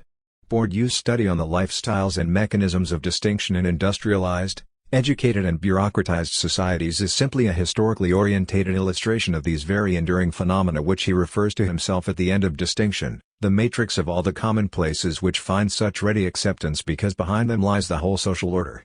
The sociologist describes the network of oppositions between high, sublime, elevated, pure, and low, vulgar, low, modest, spiritual and material, fine, refined, elegant, and coarse, heavy, fat, crude, brutal, light, subtle, lively, sharp, adroit, and heavy, slow, thick, blunt, laborious, clumsy, free and forced, broad and narrow, has its ultimate source in the opposition between the elite of the dominant and the mass of the dominated. 110 He was, however, wrong to limit his study to class-based societies, which only appear at a relatively late stage in the history of humanity, when he could instead have chosen to link relations between dominated and dominators, which precede class relations by a long way, to the relationship between the sacred and the profane and to identify their origins in the establishment of separate institutions of power. Bourdieu somewhat awkwardly links the hypothesis of a division into classes with examples of societies like those of the Middle Ages or those ancient Indo-European societies studied by Dumézil. Reduced to their formal structure, the same fundamental relationships, precisely those which express the major relations of order, high/low, strong/weak, etc., reappear in all class-divided societies. And the recurrence of the triadic structure studied by Georges Dumézil, which Georges Duby shows in the case of feudal society to be rooted in the social structures it legitimates, may well be, like the invariant oppositions in which the relationship of domination is expressed, simply a necessary outcome of the intersection of the two principles of division which are at work in all class-divided societies, the division between the dominant and the dominated, and the division between the different fractions competing for dominance in the name of different principles, bellicors, warriors, and orators, scholars, in feudal society, businessmen and intellectuals. Now. 111.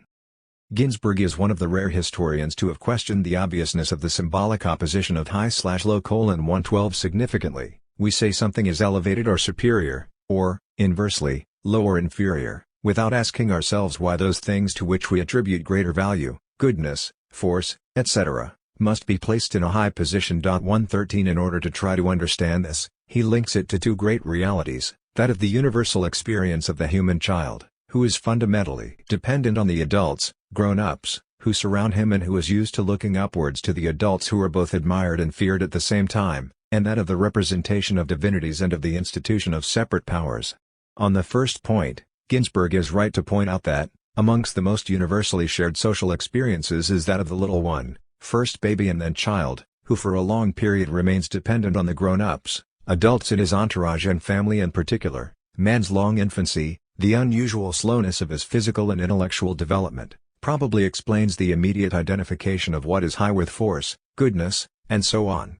To the child, lacking in resources of any kind, the all-powerful adult is the incarnation of every value. 114 But this experience would perhaps not be interpreted in this way, that is as the relationship between an inferior and a superior, between low and high, or between child to a grown-up, if the social world did not support such a vision with its representations of the sacred and its institutions of power. Nevertheless, all civilizations have located the source of cosmic power, God, in the heavens.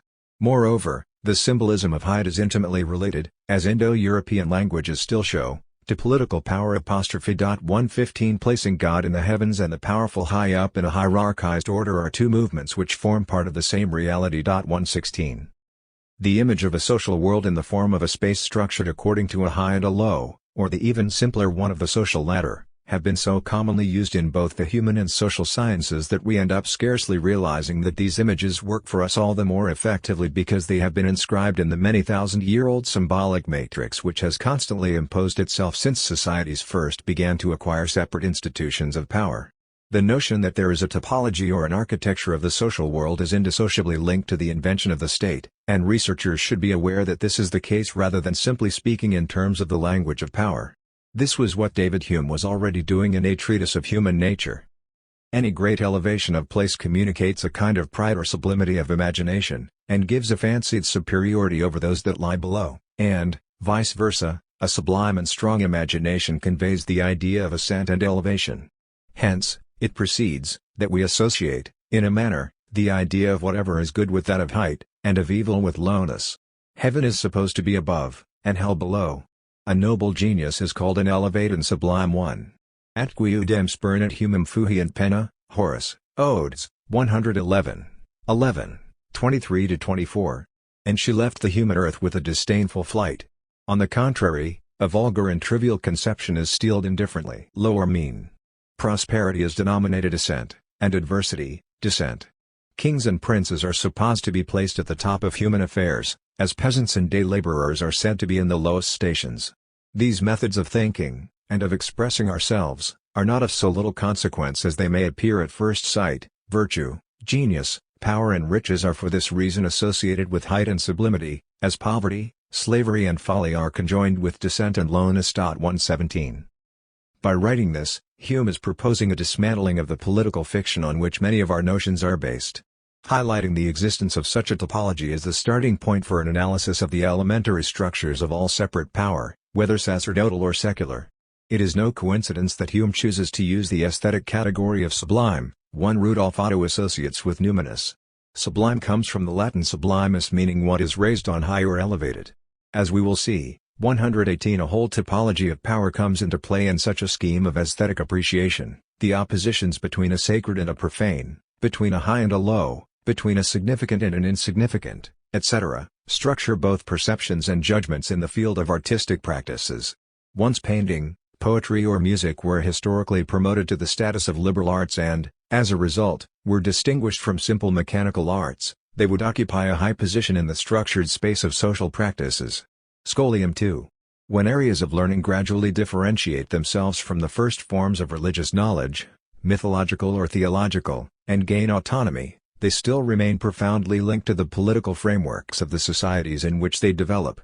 The major structural characteristics of power thus determine categories of perception of space, time, nature, etc. In ancient Greece, many newly acquired areas of knowledge are indissociably linked to the context of the city-state. These include geometry, a science entirely dominated by writing. 119 which, with Euclid, 3rd century BC, recognized in the figure a universal character independent from the line and its empirical properties. 120 As is also the case of law confronted with the different individual situations with which courts must deal. On the level of knowledge, the separation of an institution of power is the equivalent of the theoria, that of Euclid. The same is true of geography and the invention of the map, with Anaximander, 610-547 BC, and especially Eratosthenes, 284-192 BC. The map, as Jacob makes clear, presupposes a high degree of abstraction and above all offers a visible enactment of what, in reality, had always escaped the human gaze. 121 It assumes an almost divine, transcendent view, of the one who, on high, dominates and can contemplate everything. We can thus imagine the transformation of the relationship with space which occurs when, instead of the many real journeys which can be successively taken in the physical space, all potential journeys can be visualized on the graphic space. The map is to actual individual journeys what the concept is to multiple contextual significations, what the one is to the multiple, what grammar, which was also invented in ancient Greece, is to the utterances of real life, what the geometric figure is to empirical lines, what the law is to the cases to be dealt with, or, finally, what the calendar, introduced around the 7th century, is to periods of time actually experienced. It is also no coincidence that Bourdieu should intuitively link the Cartesian conception of space with the constitution of a totally monarchic state, 122 associate theory and state viewpoint, 123 or C in the Saussurian model, based on the opposition between language and speech and the idea of the execution or application of a model, a theory haunted by the vision of relations between dominants and dominated. 124 Even the theory of the sign as a combination of a signifier, through sound or writing or acoustic image, and of a signified concept, meaning, mental representation of something, reflects the opposition between the material and the spiritual, the vehicle of meaning and the meaning itself. It is as though the sign had, like the king, two bodies, a signifying body, material, and a signified body, spiritual.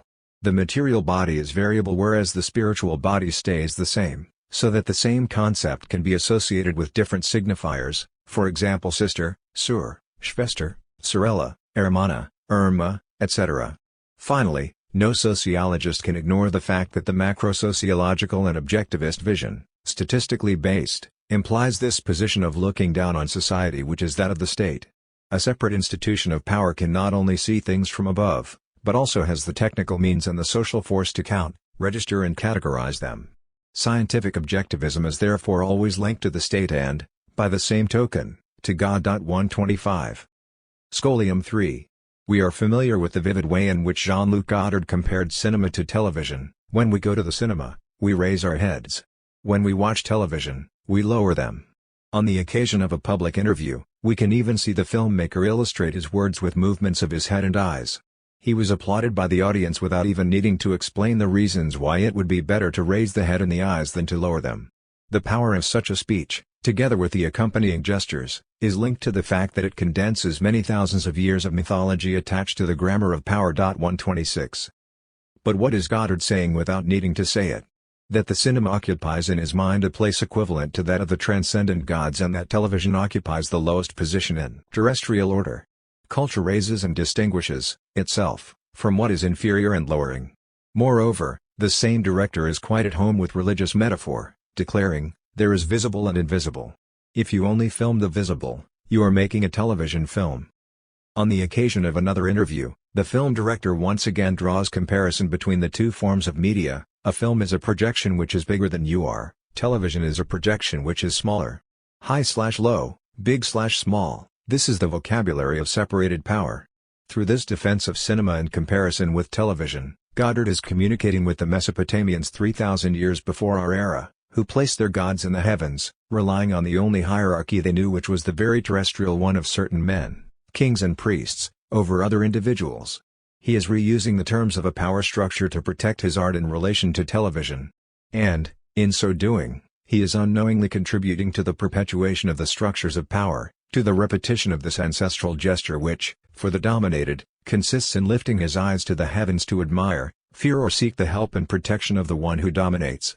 Raising yourself through art, admiring art, venerating it, setting it apart and turning it into something sacred are all expressions and actions which go back to a relationship of domination. Political fictions or how man created God in his image.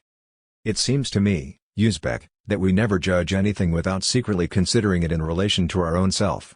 I am not surprised that Negroes paint the devil with a complexion of dazzling whiteness, and their gods as black as coal, that the Venus of certain races has breasts that hang down to her thighs, and finally, that all idolaters have represented their gods in the likeness of men, and have ascribed to them all their own passions. It has been very well said, that if triangles were to make to themselves gods, they would give them three sides. Montesquieu, Persian Letters, 1721. Letter 59.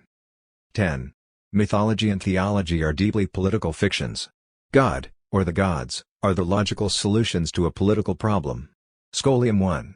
Mythology and theology are the earliest forms of literary creation, fictional, which allow us to speak about the real world in a manner which makes it seem as though we are speaking about something else entirely. Durkheim suggests this is because social action works in circuitous and obscure ways and that it uses psychic mechanisms that are too complex, that it is impossible for the ordinary observer to know the precise origins of the social influences he is subject to. Projecting these social forces into spirits, supernatural forces or divinities, is a first step, quite a sophisticated and circuitous one, all things considered, in objectivizing them, so he must construct piecemeal the notion of those powers with which he feels connected. And from this we can see how he was led to imagine them in alien forms and transfigure them through thought. 127 But what is transposed from the real world into the realm of myth or theology, is not a vague society but power, force and the sense of feeling possessed and led by some external power. 128. Scholium 2. If this feeling or this sense of dependence, of being led is also universal, and forms a powerful element of magical, mythical and theological discourses, it is undoubtedly because one of the universal properties of the experience of human beings lies in the dependence of the child in relation to his parents, or, at least, to the adults who are in charge of his upbringing. I suggest to you that what makes and keeps a man a social animal is not some herd instinct, but the sense of dependence in the innumerable forms that it takes. The process of socialization begins on the first day of an infant's life and it has to learn that it both can and must depend on its parents. From them it has comfort and succor, but it must submit also to their control. What I am calling dependence always has these two sides. We can face life and its chances and difficulties with confidence when we know that there are powers, forces and events on which we can rely, but we must submit to the control of our conduct by rules which are imposed. The entirely asocial individual would be one who thought that he could be completely independent, relying only on himself, asking for no help and recognizing no duties. 129. This hypothesis about the very general effects of the essentially human situation of the dependence of children on adults, a dependence linked to the fact that the young human is socially premature and owes his survival and his development to the scaffolding 130 of the adult bearers of culture, is congruent with certain psychological or psychoanalytical studies. Thus, what the psychoanalyst John Bowlby calls the attachment relationship is in fact this same link of dependence evoked by Radcliffe Brown. The human infant comes into the world genetically biased to develop a set of behavioral patterns that, given an appropriate environment, will result in his keeping more or less close proximity to whoever cares for him, and this tendency to maintain proximity serves the function of protecting the mobile infant and growing child from a number of dangers. 131 The child is in an ambivalent relationship with the external powers represented by his parents. He depends on them fundamentally and learns that he must bow to desires which are not his own, but he also knows that by appealing to them, crying, smiling, screaming, etc., in certain circumstances, he can hope to obtain, as if by magic, what he wants. This structure of the relationship of dependence and of love for the person on whom we depend is an invariant of interhuman relationships, which, however, takes different forms according to the modes of he feels connected. And from this we can see how he was led to imagine them in alien forms and transfigure them through thought. 127 But what is transposed from the real world into the realm of myth or theology, is not a vague society but power, force and the sense of feeling possessed and led by some external power. 128. Scholium 2. If this feeling or this sense of dependence, of being led is also universal, and forms a powerful element of magical, mythical and theological discourses, it is undoubtedly because one of the universal properties of the experience of human beings lies in the dependence of the child in relation to his parents, or, at least, to the adults who are in charge of his upbringing. I suggest to you that what makes and keeps a man a social animal is not some herd instinct, but the sense of dependence in the innumerable forms that it takes. The process of socialization begins on the first day of an infant's life and it has to learn that it both can and must depend on its parents. From them it has comfort and succor, but it must submit also to their control. What I am calling dependence always has these two sides. We can face life and its chances and difficulties with confidence when we know that there are powers, forces and events on which we can rely, but we must submit to the control of our conduct by rules which are imposed. The entirely asocial individual would be one who thought that he could be completely independent, relying only on himself, asking for no help and recognizing no duties. 129.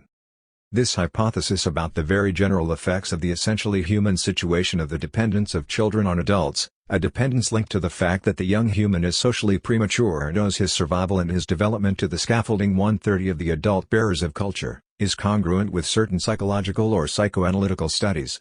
Thus, What the psychoanalyst John Bowlby calls the attachment relationship is in fact this same link of dependence evoked by Radcliffe Brown. The human infant comes into the world genetically biased to develop a set of behavioral patterns that, given an appropriate environment, will result in his keeping more or less close proximity to whoever cares for him, and this tendency to maintain proximity serves the function of protecting the mobile infant and growing child from a number of dangers. 131 The child is in an ambivalent relationship with the external powers represented by his parents. He depends on them fundamentally and learns that he must bow to desires which are not his own, but he also knows that by appealing to them, crying, smiling, screaming, etc., in certain circumstances, he can hope to obtain, as if by magic, what he wants. This structure of the relationship of dependence and of love for the person on whom we depend is an invariant of interhuman relationships, which, however, takes different forms according to the modes of sophisticated about this invention of transcendent gods. Indeed, while retaining a certain detachment from the objective, it is important to be able to look with astonishment, and even a little admiration, at the collective solution societies bring to the problem of the legitimacy of power, of the origin of the world and of humanity, and of the meaning of collective existence. The invention of gods is typical of that kind of man-made reality, that is to say that strange construction of a human mind which finally becomes slave to its own fictions. 133 Referred to by Kantorowicz on the subject of theological political thinking in the Middle Ages.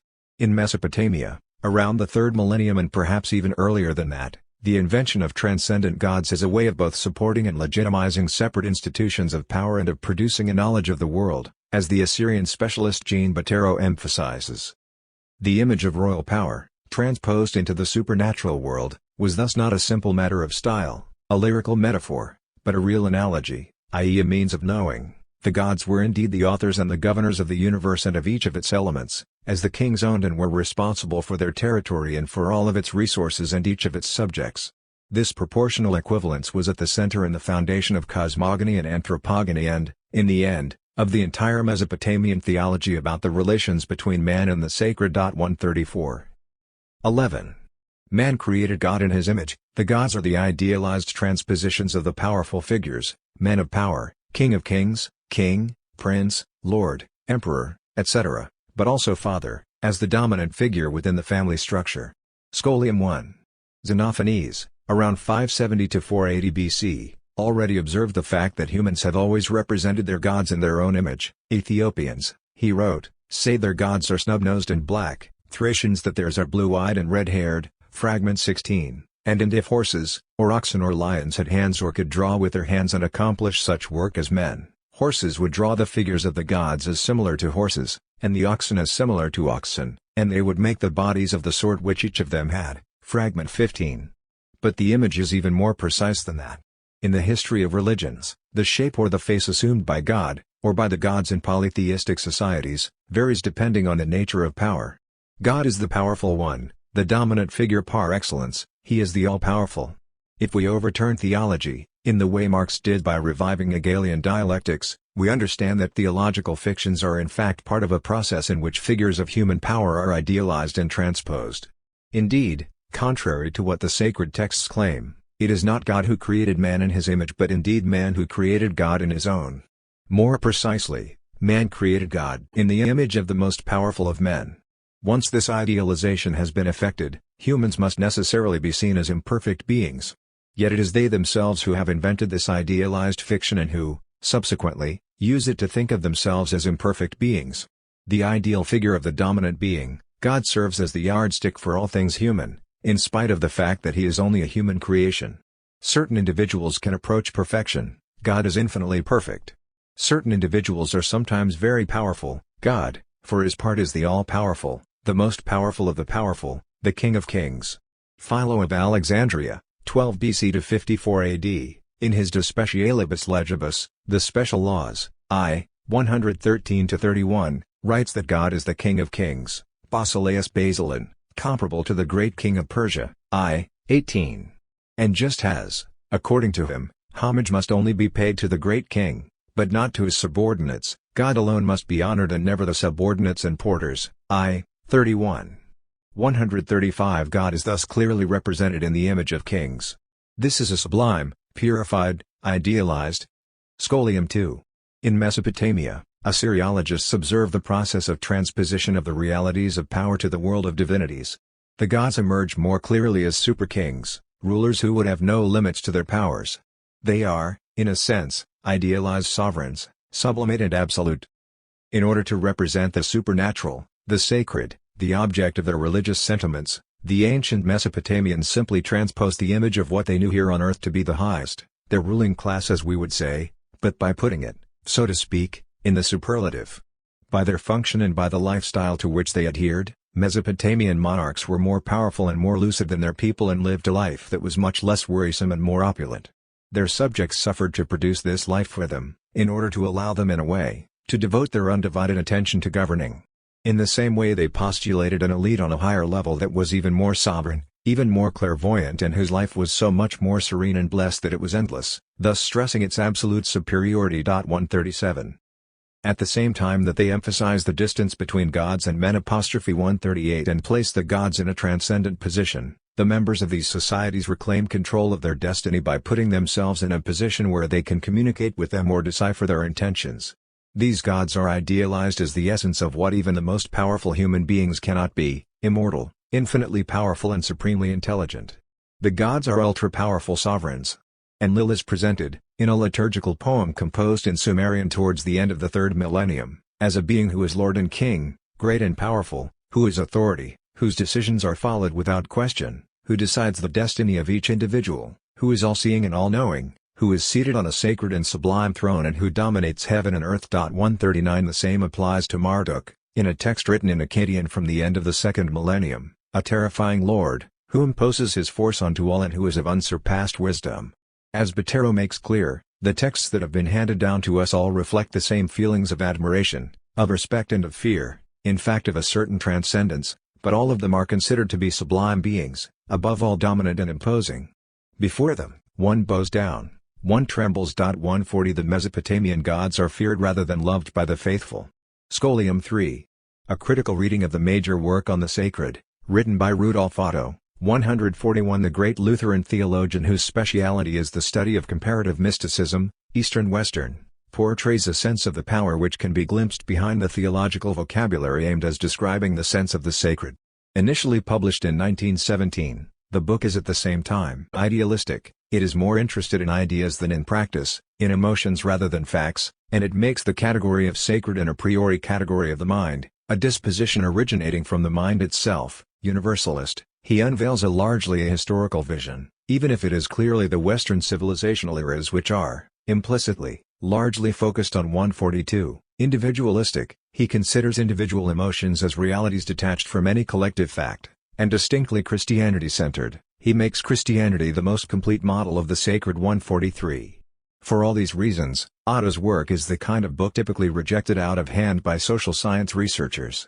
However, in spite of all its limitations, if taken for what it is, that is to say an attempt at a structural analysis of the invariant traits and the opposing pairs which make up the symbolic universe of the great monotheist religions, rather than for what it aspires to be, it proves to be very useful.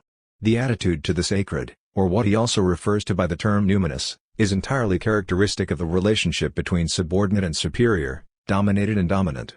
First of all, the basic element of religion is, according to Otto, holy respect, a respect which inclines before the most sacred of values. 144 and which makes us prostrate ourselves before God. 145 The praise full of respect is the attitude which is most appropriate in the face of a superior power, but a power which possesses and which is worthy of being respected. 146 God is characterized by his inaccessibility, but represents above all might, power and, ultimately, majesties. 147 The holy fascinates, charms, attracts, seduces. 148 It is an object of research and desire and yearning and something man seeks to gain possession of. 149 But it is also associated with fear, mystical dread, fear of God, felt by the weak in the presence of what he perceives as infinitely more powerful than him and which paralyzes him. 150 A prayer addressed to God and quoted by the author refers to fear mingled with respect in the face of all that you have created, so that all your creatures fear you and all beings bow down before you, joining together to do your will with all their might, as we acknowledge, Jehovah, our God, that domination belongs to you, that power lies in your hand. 151 When it comes to the profane, the emotions felt are feelings of fear, of self-effacement, of smallness, of weakness and of self-deprecation. 152 In the Old Testament, God is conceived as all-powerful, goodness, wisdom and fidelity, but he is also characterized by his wrath, his fury and his anger. Jehovah is a devouring fire. He is a God acting according to the impulses of his nature, animated by violent passions. 153 He is represented as the dominant, capable of infinite love but capable too of unleashing his anger. Otto emphasizes the absolute arbitrariness of God that certain doctrines defend, making of him a capricious despot. 154 A systematic reading of Otto's book enables us to identify the lexicon and the grammar of the sacred and the profane. Oppositions supporting the opposition sacred/profane action of the profane in its relationship to the sacred action of the sacred in its relationship to the profane. Dominant/dominated. Respect. Submit. Superior/inferior. Obey. Order. High/low. Submit. Impose. Grandeur/smallness. Bow to. Punish. Power/powerlessness. Kneel down. Look down on. Strength/weakness. Self-efface. Remain indifferent. Splendor/misery. Distance oneself. Ignore. Legitimate/illegitimate. Admire. Paralyze. Noble/ignoble. Desire. Impress. Worthy/unworthy. Covet. Fascinate. Extraordinary/ordinary. Pay particular attention. Captivate. Sublime/non-sublime too. Charm. Significant/insignificant. Treat with care. Attract. Value/lack of value, precaution or deference. Bewitch. Impressive/unimpressive. Be impressed. Enchant. Tremble. Put a spell on. Fill with wonder. Seduce. Delight. We can clearly see that, in fact, theology simply makes absolute the behavioral traits of dominators and dominated as observed in the interhuman relationships which form within state-governed societies.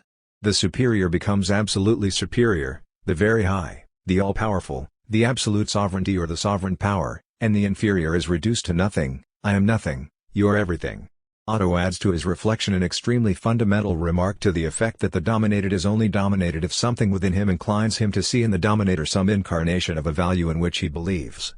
On the basis of a dispositionalist and somewhat innatist view, owing little to sociology, he emphasizes the importance of innate dispositions, which mean that only those who are impressionable, that is to say, disposed to be so, can effectively be impressed. The sociologist would want to point out that these dispositions are by no means natural, but are the product of implicit or explicit socialization. The impression presupposes something capable of receiving impressions. The mind is not susceptible to impressions, if in itself it is only a tabula rasa. In the sense in which we use the word here, we do not mean by impression merely the impressio which, in the theory of the sensationalist school, throws the perception into the mind and leaves its trace there. To be impressed by someone, in the sense we use the term here, means rather to discover and recognize in them their particular importance, to be struck by it and to bow down before it.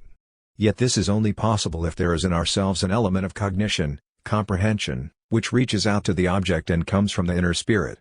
In Schleiermacher's language, the revelation is the intuition which reaches out in anticipation. Music can only be understood by someone who has a sense of music, none but he is capable of receiving an impression from it.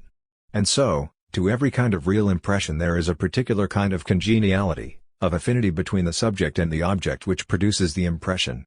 Only he who is verbis conformis, as Luther says, understands the word. Nemo audit verbum, nisi spiritu intusto senti. Or, as Augustus says in his Confessions, 10.6, created things, speak to everyone, but only those who compare this language with the voice of truth which speaks within them understand. 155. Scholium 4. A similar reading of the Catechism of the Catholic Church 156 confirms the interpretation of a transfiguration of the relationships of domination into theological language. Inversing the real logic of things, the Catechism sees in human nature the reflection of its Creator. If there is grandeur, beauty, goodness or perfection amongst human beings, it is because they are in the image of their Creator. Section 41. All creatures bear a certain resemblance to God, most especially man, created in the image and likeness of God. The manifold perfection of creatures, their truth, their goodness, their beauty all reflect the infinite perfection of God. Consequently, We can name God by taking his creatures' perfections as our starting point, for from the greatness and beauty of created things comes a corresponding perception of their Creator. 13.5, presenting the Creator as Section 42. God the inexpressible, the incomprehensible, the invisible, the ungraspable. Liturgy of St. John Chrysostom, Anaphora. It even points out the limits of the representation of this God by men. Created by men, the idealized figure of God is meant to be difficult for his creators to represent, describe or express. However, as with all idealization, God serves as a yardstick to measure and evaluate men. Section 43. We must recall that between creator and creature no similitude can be expressed without implying an even greater dissimilitude. Lateran Council 1 Volt, DS 806, and that concerning God, we cannot grasp what he is, but only what he is not, and how other things stand in relation to him. St. Thomas Aquinas SCG 1, 30. And how does man see himself in comparison with God? Small and weak. Section 208. Faced with God's fascinating and mysterious presence, man discovers his own insignificance. For, if God is in the image of man, he is first and foremost in the image of the most powerful of men. In the Apocalypse, the royal power of God is omnipresent and makes itself felt through the use of an appropriate vocabulary borrowed from Hellenistic monarchies. There is mention of the throne of God, of his scepter, his reign, of the fact that he is master of all, Lord or King, and that, in his presence, man must adopt an attitude of deference and submission, bowing down, adoring, acclaiming, etc. 157. The texts cited by the Catechism refer to Section 223. God's greatness and majesty, to an omniscient God. Section 223. Behold, God is great, and we know him not. Job 36:26. To an omnipotent or all-powerful Creator. Section 268. God who created everything also rules everything and can do everything. Gen. 1-1, Jn 1-3, to a Lord who reigns over everything and everyone. Section 269. The Holy Scriptures repeatedly confess the universal power of God. He is called the Mighty One of Jacob. Gen. 49:24, is 124, the Lord of Hosts, the Strong and Mighty One. PSS 24:8-10. If God is almighty in heaven and on earth, PSS 135-6, it is because he made them. Nothing is impossible for God. Cf. Jer 32:17, LK 137, who disposes of his works according to his will. Cf. Jer 27-5, he is the Lord of the universe, whose order he established and which remains wholly subject to him and at his disposal. He is the master of history, governing hearts and events in keeping with his will. Cf. Est 4:17b, Prov 21-1, Tob 13-2, it is always in your power to show great strength, and who can withstand the strength of your arm? Wis 11:21. 158. Sovereign, Lord, God is also an idealized Father, both authoritarian and protective. Section 270. God is the Father Almighty, whose fatherhood and power shed light on one another. God reveals his fatherly omnipotence by the way he takes care of our needs. Cf. Mount 632, by the filial adoption that he gives us, I will be a father to you, and you shall be my sons and daughters, says the Lord Almighty. 2 Cor 6:18. In the image of dominators who are endowed with authority recognized by the group, who can carry out performative acts, or in other words, do things with words, transform wine into the blood of Christ, dub a man so that he becomes a knight, name a minister, crown a king, etc. God is the one who makes whatever he wishes happen. Section 275. With Job, the just man, we confess, I know that you can do all things, and that no purpose of yours can be thwarted. Job 42:2. Whatever he decrees is immediately followed by its creation. God said, let there be light. And there was light. Section 292. There exists but one God, he is the Father, God, the Creator, the Author, the Giver of order. He made all things by himself, that is, by his word and by his wisdom. S. Irenaeus, Hares. 2:30-9. And, above all, the texts insist on the fact that God creates a radically new reality out of nothing. Section 296. God creates freely out of nothing. DS 800, 3025. For the model on the basis of which God is perceived is that of the dominant, the powerful, the one who is authorized by the group to carry out magical acts, the rites, and not the simple craftsman. Section 296. If God had drawn the world from pre-existent matter, what would be so extraordinary in that? A human artisan makes from a given material whatever he wants, while God shows his power by starting from nothing to make all he wants. Saint Theophilus of Antioch at Autolycum 11-4, ps. 6-1052. 12. The existence of gods and the relationships of subordination they maintain between themselves are directly linked to the interests of those who created them and worship them. Scholium 1. When powers are dispersed, each specific power has its own specific god or gods. Religious polytheism is a consequence of the coexistence of non-coordinated centers of power within a central unity. The gods of polytheism certainly represent ideas and virtues like those of justice or prudence, but they also represent interests. This is what explains that the gods have a functional character.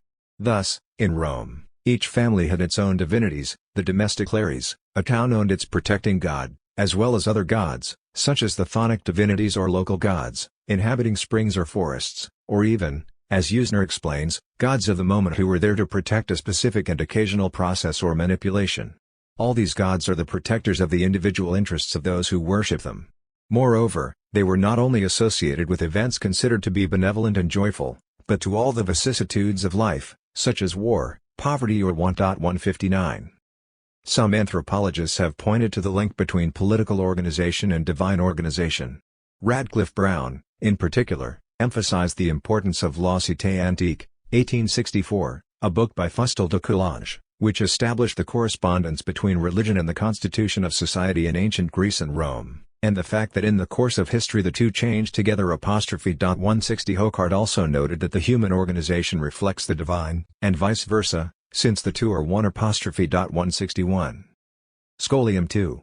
The life of the gods in Mesopotamia or in Egypt is linked to the political life of the city-states.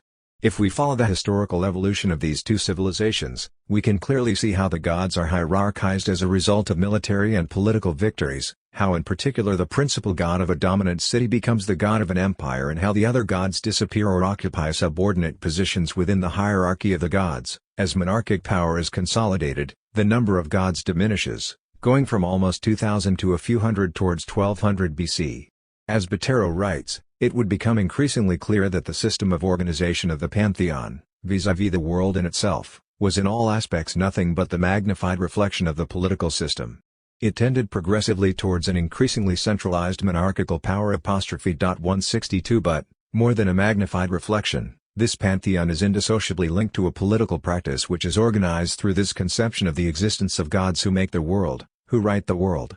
The more power has been concentrated and centralized, the more a god asserts his authority on the whole world and on other gods. Monotheism and monarchy, polytheism and polyarchy are two sides of the same coin. The Assyriologist historian shows us in this way that the principle of royal power in Mesopotamia is simply transposed from earth to the supernatural universe by mythological reflection. 163. Studies in Assyriology, Egyptology and anthropology show that Schmidt was indeed correct in his observation that the correspondence of theological and metaphysical world pictures with the picture of the state is best grasped within the history of human thought. Its simplest examples are in the structural relationships of ideas between monarchy and monotheism, constitutionalism and deism. 164. Through peaceful integration, or more often through military conquest, the dominated communities are forced to adopt the divinities of the dominators. But, in order to avoid offending sensibilities and to remain on good terms with those who have been annexed, the dominator for his part, feels obliged to give their divinities a place in the shared system of cultural references. The organization of shared cultural references always reflects the logic of the structure of the balance of power within the different communities. Each new conquest of territories is an opportunity to reorganize the pantheon of gods. The god of those who dominate dominates the gods of the defeated, as is evident from the revised lists of Mesopotamian gods when the city-states became integrated into a much wider territory, or the reorganization of the Roman pantheon was open to divinities of conquered countries. In both Egypt and Mesopotamia, we find hierarchical lists which classify all the gods from the highest to the lowest. Thus, the instruction of a Menope includes a list which begins at the top with the gods, demigods and the king. It continues with humanity beginning with the most elevated ranks and going down to the most humble trade of the free man, that of the shepherd. 165. The hierarchical lists of gods are reviewed with each political development. With each conquest resulting in the submission of one city-state to another, the local gods of the conquered city are placed in a subordinate position in relation to the principal god or gods of the conquering city. When these villages became organized into larger political units around a city, the divine personalities must have undergone a mixing analogous to that of the political authorities. The principal god of the city became in a sense the head of the supernatural powers, and grouped around him were the deities of lesser importance, who became in this way assimilated to the high functionaries, in the image of the court and of the royal household. And the same process continued to the benefit of the capital city and its ruler when the cities were organized into kingdoms. 166. This concentration of power, with the accompanying concentration of myths and rites, implies a continuous task of rewriting by religious personnel. This almost leads to a monotheism. So, in Mesopotamia, at the end of the 3rd millennium, the god Enlil was regarded as the sovereign of gods and of men, and later, under Hammurabi, the same was true of Marduk.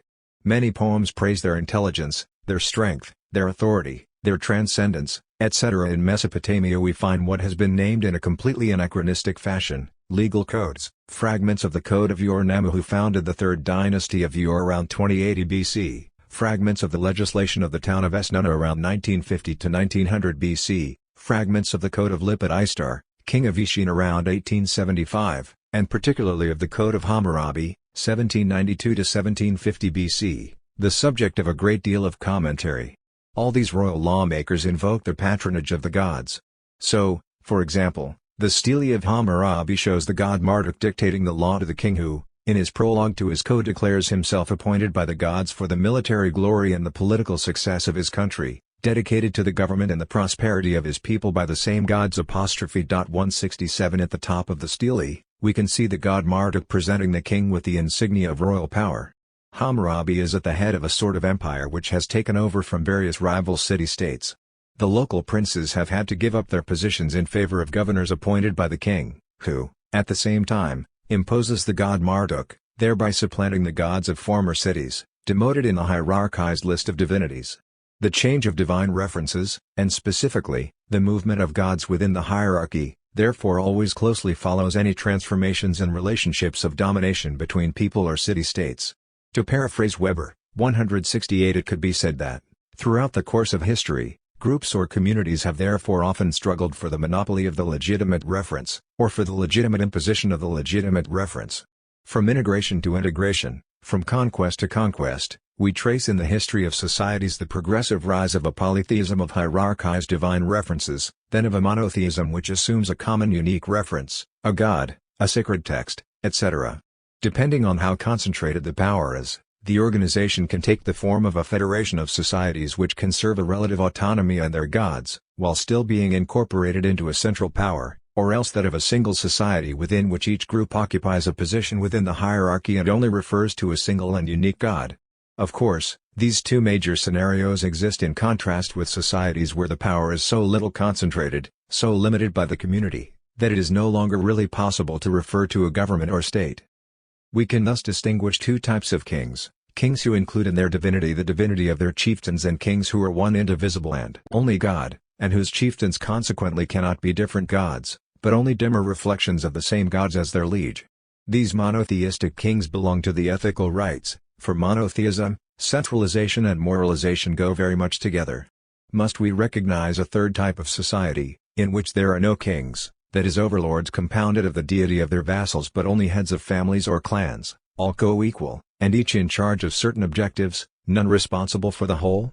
Oranda, Koryak and Winnebago societies seem to answer this description. 169. The sacred speaks to us of power, power speaks the language of the sacred.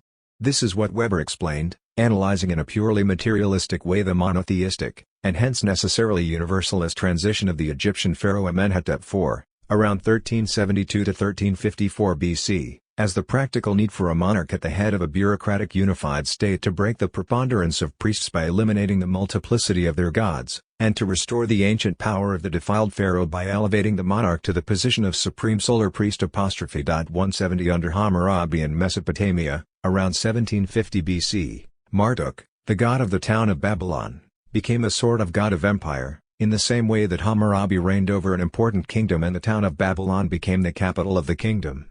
Successive theological fictions are the transpositions of entirely prosaic political realities. They are indirect and reworked forms of knowledge which speak about the world without really appearing to do so.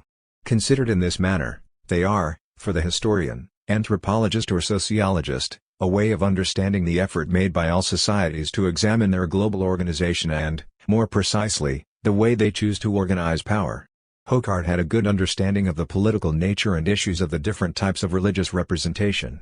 Referring to societies with a king, he asserts, he is expected only to carry out in society the same functions which God exercises in the universe.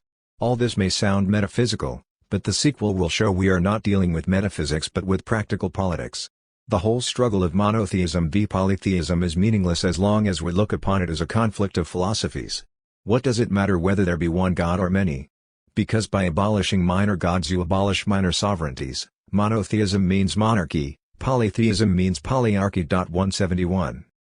This acknowledgement of a link between the celestial world and the world of terrestrial power is confirmed in the work of researchers specializing in diverse periods or areas of civilization and between whom there is little communication. Each can give the impression that the phenomena they study are unique to the society or the era in question, whereas in fact what they are describing and analyzing are variations of much more widespread phenomena. For example, the analysis undertaken by Gurevich on the different categories of medieval culture merely returns to work carried out in their own fields by anthropologists, Assyriologists, Egyptologists or Indo-European specialists. With the transition from paganism to Christianity, medieval man's conception of space underwent a radical structural transformation. Cosmic space, social space and ideological space were all given hierarchic structure. The earthly feudal system is an isomorph of the hierarchy of God's creatures and the ranks of the angels. And while the lexicon of relations between lord and vassal is permeated with religious terminology, the vocabulary of the theological tracts is not infrequently laced with terms borrowed from feudal and monarchic procedure. All relationships are vertical, running from above to below. All beings are distributed on various planes according to their degree of perfection, which depends on their relative proximity to God. 172. It is, of course, the relations of human power which lie behind theological fictions. But when celestial transpositions of relations of power are held by sacerdotal institutions, we inevitably see an interplay of reciprocal influences. Struggles for the appropriation of the sacred. 13. Ever since the major shift representing the separation of an institution of power, the history of societies is that of the strategies and struggles which individuals or social groups implement in order to take control of or to transform the sacred. Scholium 1. The actors of temporal power and the actors of spiritual power vie for the control of the source of the sacred. Each seeks to be on the side of the sacred in order to be in a position to dominate the profane. In the course of this long history, a range of strategies have been deployed to accumulate power and to make use of spiritual power in order to legitimize temporal power, to seize temporal power as spiritual power, or to make temporal power the sole autonomous source of legitimacy. Scholium 2. In certain acephalic and largely undifferentiated societies, we sometimes see the beginnings of a differentiation of political and religious functions, where, for example, the shaman is not necessarily the chief. This differentiation triggers clashes or tensions between the two functions which subsequently intensify as the differentiation and consolidation of the two major forms of power evolve. The history of state societies can therefore be read as the history of the different combinations of spiritual and temporal power made possible over the course of history. It is this reading that Weber chooses in his Sociology of Religions, which is indissolubly linked to a sociology of power. Depending on the relative strength of the two powers and the nature of their relationship to each other, the overall configuration of power which is then put in place, alters. The major distinction made by Weber between hierocracy and Caesaropapism lies in the fact that, in the former, spiritual power dominates temporal power either relatively, when it brings its power of legitimation, or absolutely, when it replaces it and exerts the temporal power as sacerdotal power, in which case we are dealing with a theocracy, whereas, in the second case, temporal power dominates spiritual power. In all cases, the relationship between political power and religious power is very different depending on whether the master, 1, is legitimized by the priests, either insofar as he is an incarnation, or because he corresponds to divine will, 2, is part of the sacerdotal institution, and therefore also confers, in his role as a priest, the royal functions. These are both examples of hierocracy, or finally, 3, possesses equally, in his role as a secular sovereign and by virtue of his own specific right, supreme power in religious matters. This is Caesaropapism. Wherever it existed in this sense, hierocracy exerted a profound influence on the way the administration was structured. We can only speak of theocracy strictly speaking in the second case. 173. The general configuration of forces does not take an infinite number of forms but rather opens the way for a relatively limited number of possibilities, a more or less balanced conjunction of the sacerdotal and of the secular, a, more or less complete, subordination of the sacerdotal to the secular, or a, more or less complete, subordination of the secular to the sacerdotal. The sociologist emphasizes that, as soon as the two spiritual and temporal functions are supported by strong institutions, with a specific bureaucratic system and a specific teaching system (174), it is very difficult for either of the two powers to completely dominate the other. Theocracy and Caesaropapism are ideal type models which occur relatively rarely in history. It is therefore the compromise scenario that is dominated in history as long as the two types of power have maintained a certain social strength. A compromise of this kind guaranteed each their sphere of power, while at the same time granting each a certain influence in the other's sphere of power, for example, by allowing the secular power the right to make certain ecclesiastical appointments and allowing the ecclesiastic power to have charge of state educational institutions. 175 The sacred status or royalty was, from the High Middle Ages to the eve of the French Revolution, as Schmidt explains, in a subtle rivalry with the ecclesiastic sacredness. The stages are familiar. From the 8th century, apparition of the sacre and of the anointing of the French king on the model of the Davidic anointing; the 13th century, the regular institution of the royal miracle, canonization of St. Louis; the end of the Middle Ages, definition, on the model of Roman law, of the crime of lèse-majesté, sanctification of the mystical body of the king, cf. E. Contreaux, right up to modern absolutism, with, for example, the assimilation of the monarchs rising in the morning and retiring in the evening with the movements of the sun. The sacred status of the king exerts its influence on the places where his power is embodied, the palace, the bedroom, and on his memory, the necropolis, as in the Escorial, as well as on the officials who serve him. 176. 14. Even if they are political fictions, the great monotheist religions are based on a grammar which can give rise to contrasting usages, from those most hostile to temporal powers, from the prophets to the liberation theologians, to those most inclined to legitimize and comply, for example, the teachings of St. Paul. Scholium. Given that usages of the great religious grammars can vary, opposing interpretations of religious reality can emerge. In response to the question of what is the function of the religious, for example, the answer may well favor one type of usage to the detriment of another. One thing that is certain, and which it is difficult to argue with, is the fact that theological fictions, as a form of idealized transpositions of the political order, introduce gods drawn in the image of powerful terrestrial figures but who are more powerful than the most powerful of these. It is on the relationship between this image and the realities of temporal power that the main differences of usage come into play. Either God is seen as the great legitimator of all temporal powers, given that he is perceived as being the origin of everything and that nothing escapes his will, or he is an idealized figure who can be looked to for support in order to challenge temporal power. In the first case, the analyst could say that religion provides legitimacy for the dominant. In the second case, analysis could highlight the gap between theological fiction and the reality of power, and the fact that all forms of resistance can exploit this gap by drawing on the idealized figure of power to criticize the temporal powers. In terms of the legitimization of temporal powers, St. Paul's writings represent the ideal type of this usage of religious grammar. In his letter addressed to the Romans, Paul exhorts the Christians to submit to temporal powers, since these were put in place by God and their authority comes through him. Let every soul be subject unto the higher powers. For there is no power but that of God, the powers that be are ordained of God. Whosoever therefore resisteth the power, resisteth the ordinance of God, and they that resist shall receive to themselves damnation. For rulers are not a terror to good works but to the evil. Wilt thou then not be afraid of the power? Do that which is good and thou shalt have praise of the same, for he is the minister of God to thee for good. But if thou do that which is evil, be afraid, for he beareth not the sword in vain, for he is the minister of God, a revenger to execute wrath upon he who doeth evil. Wherefore ye needs be subject, not only for wrath, but also for conscience sake. The Epistle of Paul to the Romans, Romans 13, 1-5. In spite of the most paradoxical or comprehensive attempts at interpretation that have been applied to this text, 177 in this context religion is clearly a call to submission and respect towards the established authorities. God and the terrestrial powers are one and therefore nothing allows criticism of human authorities in the name of a superior divine authority. We continue to find traces of this attitude towards secular powers in the Catechism of the Catholic Church, 178, which refers to the great texts of the history of Christianity. First of all, there is the idea that authority is indispensable for all collective life. Section 1897. Human society can be neither well-ordered or prosperous unless it has some people invested with legitimate authority to preserve its institutions and to devote themselves as far as is necessary to work and care for the good of all. pt. 46, or Section 1898. Every human community needs an authority to govern it. The foundation of such authority lies in human nature. It is necessary for the unity of the state. Its role is to ensure as far as possible the common good of the society. Not only is authority a natural phenomenon, but it is desired by God and established by Him, which means that anyone who resists secular order, also resists God Himself. Section 1899. The authority required by the moral order derives from God. Let every person be subject to the governing authorities. For there is no authority except from God, and those that exist have been instituted by God.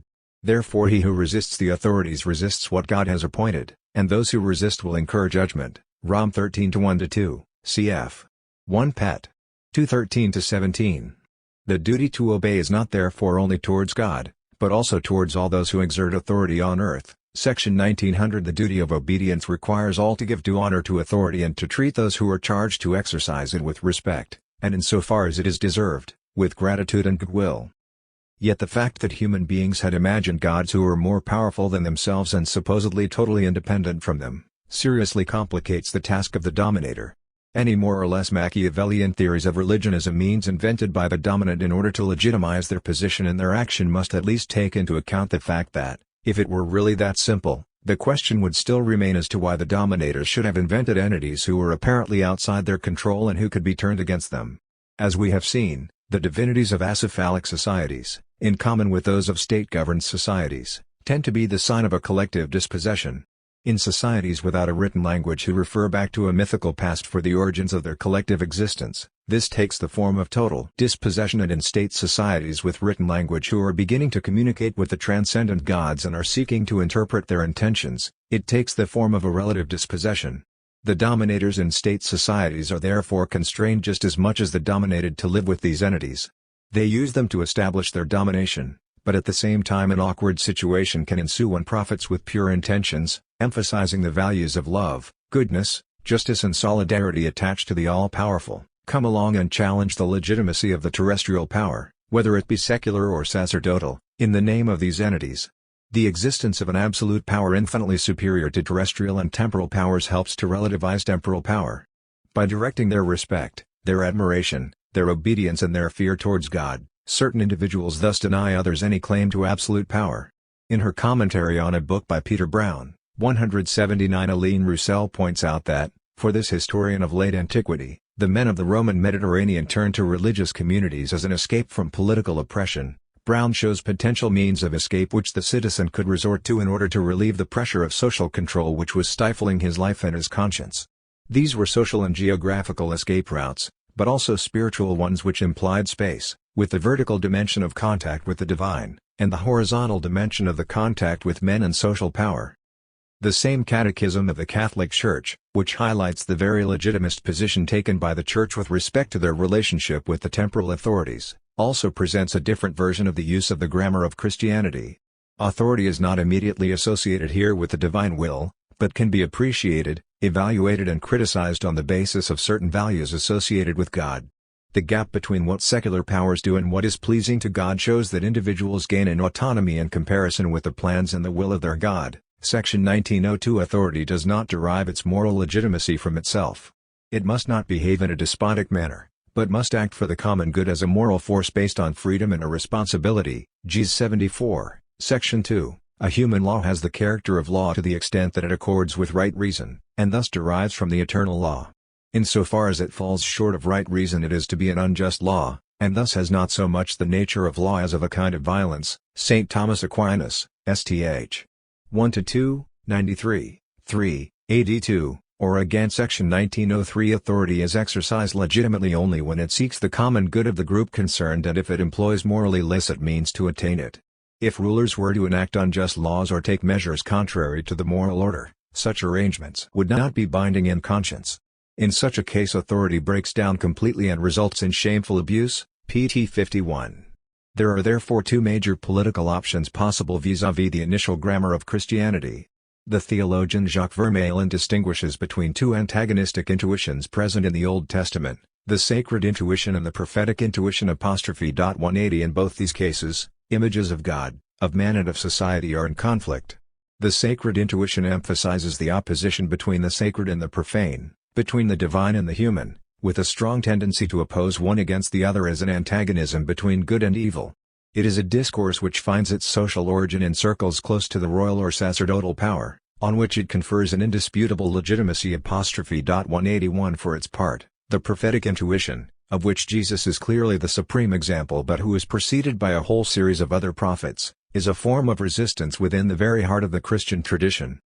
Until the beginning of the 8th century BC, Israel had only seen variations of the sacred theology, but in a context of generalized impoverishment linked to the practice of usurious loans and the despoilment of lands. But, from the 8th century onwards, a cry of protest erupted from a handful of men who could no longer accept the use that the powerful were making of the religious traditions of their people. In the name of Yahweh, these crushed the weak and felt themselves invulnerable, or at least claimed to be so. The prophetic message, which did not claim to be proposing another coherent theological system, therefore resonated as a vehement protest vis-à-vis certain practical consequences of the sacred thinking. 182. Prophetic intuition was therefore active within structures which are those of sacred theology.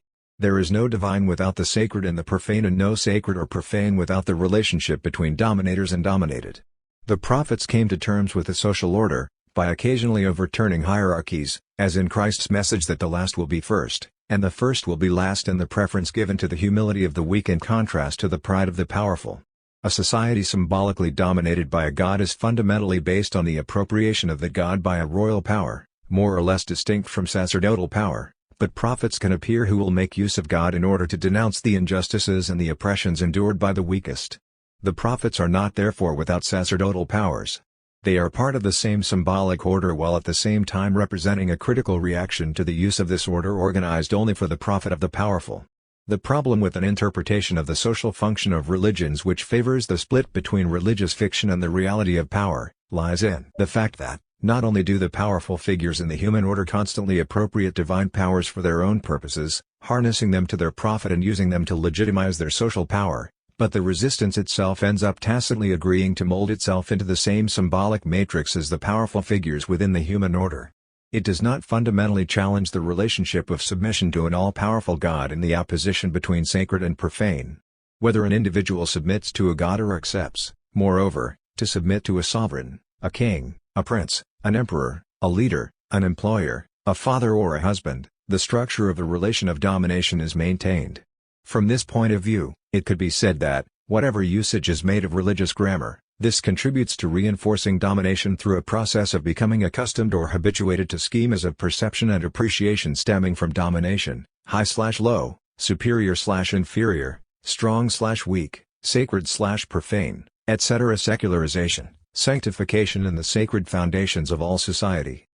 What matters, is the insertion both of the French Revolution and of the philosophers and the Enlightenment in a broader historical development, one that is itself the real revolution and which is essentially the passage from a traditional form of the mythical, associated with religion, sacredness, religious and political authority, to a new form of the mythical, or a renewed shared faith, of which the most vehement affirmation is to not wish to be or know oneself to be mythical. Alphonse Duprat, Les Littéra, Les Sciences, La religion et les arts dans la société française de la deuxième moitié du XX century. Paris, Centre de Documentation Universitaire, 1964. 15. Some of the theorists of secularization who interpret the relativization and the decline of religions as a process of disenchantment fail to see that the sacred and social magic are not disappearing alongside them. Scholium. If researchers frequently tack categories of present time onto ancient realities, thereby committing the error of anachronism, the opposite phenomenon can be observed in the study of the sacred and of social magic. Indeed, the forms of past realities continue to dominate the way the present is presented, and we are therefore no longer able to see the beliefs, the magical phenomena and the sacred which shapes our social development. It is, like the example of the phenomenon of retinal persistence, what could be termed an error of mental persistence. Disenchantment with the world, desanctification, secularization, rationalization, dechristianization, increasing laicism, etc. Numerous authors implicitly or explicitly support the idea of a historic abandoning of a myth, religion, the sacred and magic. There seems to be a general consensus which can be summed up as follows: there once was a time where men, from primitive societies to medieval ones, were permanently immersed in the sacred, in magic, in the supernatural and in rituals. Then came the time within societies when politics, the economy and science began to desanctify everything in their path. At that point, religions began to decline and the sacred, magic or belief disappeared from the social world, or relegated themselves to the margins, esotericism, paranormal, vestiges of magical or superstitious practices, new sects, etc. Whether we choose to describe this development in one way or another, desanctification, disenchantment, rationalization, secularization, etc., or focus on the role that science or reason have played in this movement, Greek philosophy and science, the Enlightenment or modern experimental science, or instead on the role of the market, economy or of politics, the state, the phenomenon of bureaucracies, we are forced to admit that a great many people see in this transition an indisputable historical truth. The fact that European intellectuals, and French intellectuals in particular, have generally subscribed to the secular ideology and the official myth of the decline of religion explains why they are mentally so ill-prepared to see magic emerging in present-day reality, in the very places where nothing is expected to flourish other than reason or scientific, technological, economic or bureaucratic rationality. Bourdieu claimed to have thus discovered in his own head all the mutilations that he had inherited from a secular tradition, reinforced by the implicit presuppositions of his science. 183 Scholars and academics, in science, philosophy and sociology, have themselves actively participated in the movement to secularize education in the public space. 184 The mentality of laymen with some knowledge of science is compounded by an ignorance of the history of civilizations and of theology, along with the effects of a hyper-specialization, which means that those who work exclusively as specialists in history, politics or legal sociology are no longer capable of realizing the extent to which theology informs their field of study. In the last analysis, all this has blinded researchers to the existence of the network of beliefs, the web of belief, according to Quine's expression, and the magical effects which never cease to form or inform our behaviors, however rational or little religious they may seem. Nevertheless, armed with the term symbolic, which has replaced that of sacred, seen as too closely associated with religion. 185, we have often continued to describe effects which are undeniably magical. Or indeed we have continued to use the religious metaphor, when referring to faith, cults, religion, divinity, the sacred and consecration, but seeing it purely as a manner of speaking, about culture, politics, institutions, etc., and, by the same token, have completely failed to notice the underlying historical processes. 16. Those theorists who, unlike those above, place the emphasis on the profoundly religious nature of contemporary phenomena and describe all the instances of transfers of the sacred which take place, forget, for their part, that theological fictions were themselves, right from the start, only the transpositions of political realities, of realities of transfigured power. Scholium. In reaction to all those who believe that the rupture with the old order has definitively taken place, some theorists have focused their attention on everything that the rational present owed to the religious past, by showing all the transfers of sacredness at work from one bygone era to another. Fighting against the myth of an absolute beginning, they point out everything that recent times owe to a rejected and supposedly bygone past. These are the people Jean-Claude Monod calls the supporters of the notion of secularization transfer, versus the defenders of secularization liquidation. 186 who see in the cult of the state, faith in the motherland or in the consecration of the artist or the writer substitute religions. For these authors, it could be said, taking up Ginsberg's fine turn of phrase, that secularization does not claim for a sphere autonomous from religion, it invades the sphere of religion. 187. Similarly, Roger Chartier emphasizes the underlying continuity which characterizes French society before and after the French Revolution, violently de-Christianizing in the short term. On a deeper level, the revolution doubtless constituted the manifest culmination of a transfer of sacrality that, even before it rose to the surface, had silently shifted to a new family-oriented, civic and patriotic values, the affect and emotion formerly invested in Christian representations. 188 This is also what the medievalist J. C. Schmidt suggests, drawing on the analyses made by Kantorowicz.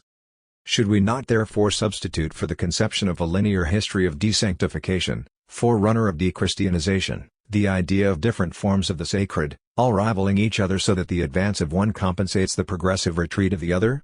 What is valid for the relationships between ecclesiastical sacred and royal sacred is, subsequently, valid for the relationships between this latter and a national sacred. It is indeed possible to see patriotism or nationalism as the secularized forms of contemporary sacredness. Kantorowicz closely analyzed the mystique of the motherland, which includes its martyrs who died for their country, its war memorials and its pantheon, its national holidays, its hymns and flags. It is easy to point out the insistent resonance of this religious vocabulary designating a sacred which, in spite of being of a different nature to the traditional forms of the sacred, continues to demonstrate its effectiveness. The schema whereby an historic evolution is reduced to a gradual disenchantment of the world, is clearly too simplistic. 189. Supporters of such arguments see contemporary political, legal, cultural or economic institutions as haunted by a theological logic which can sometimes go back as far as medieval societies.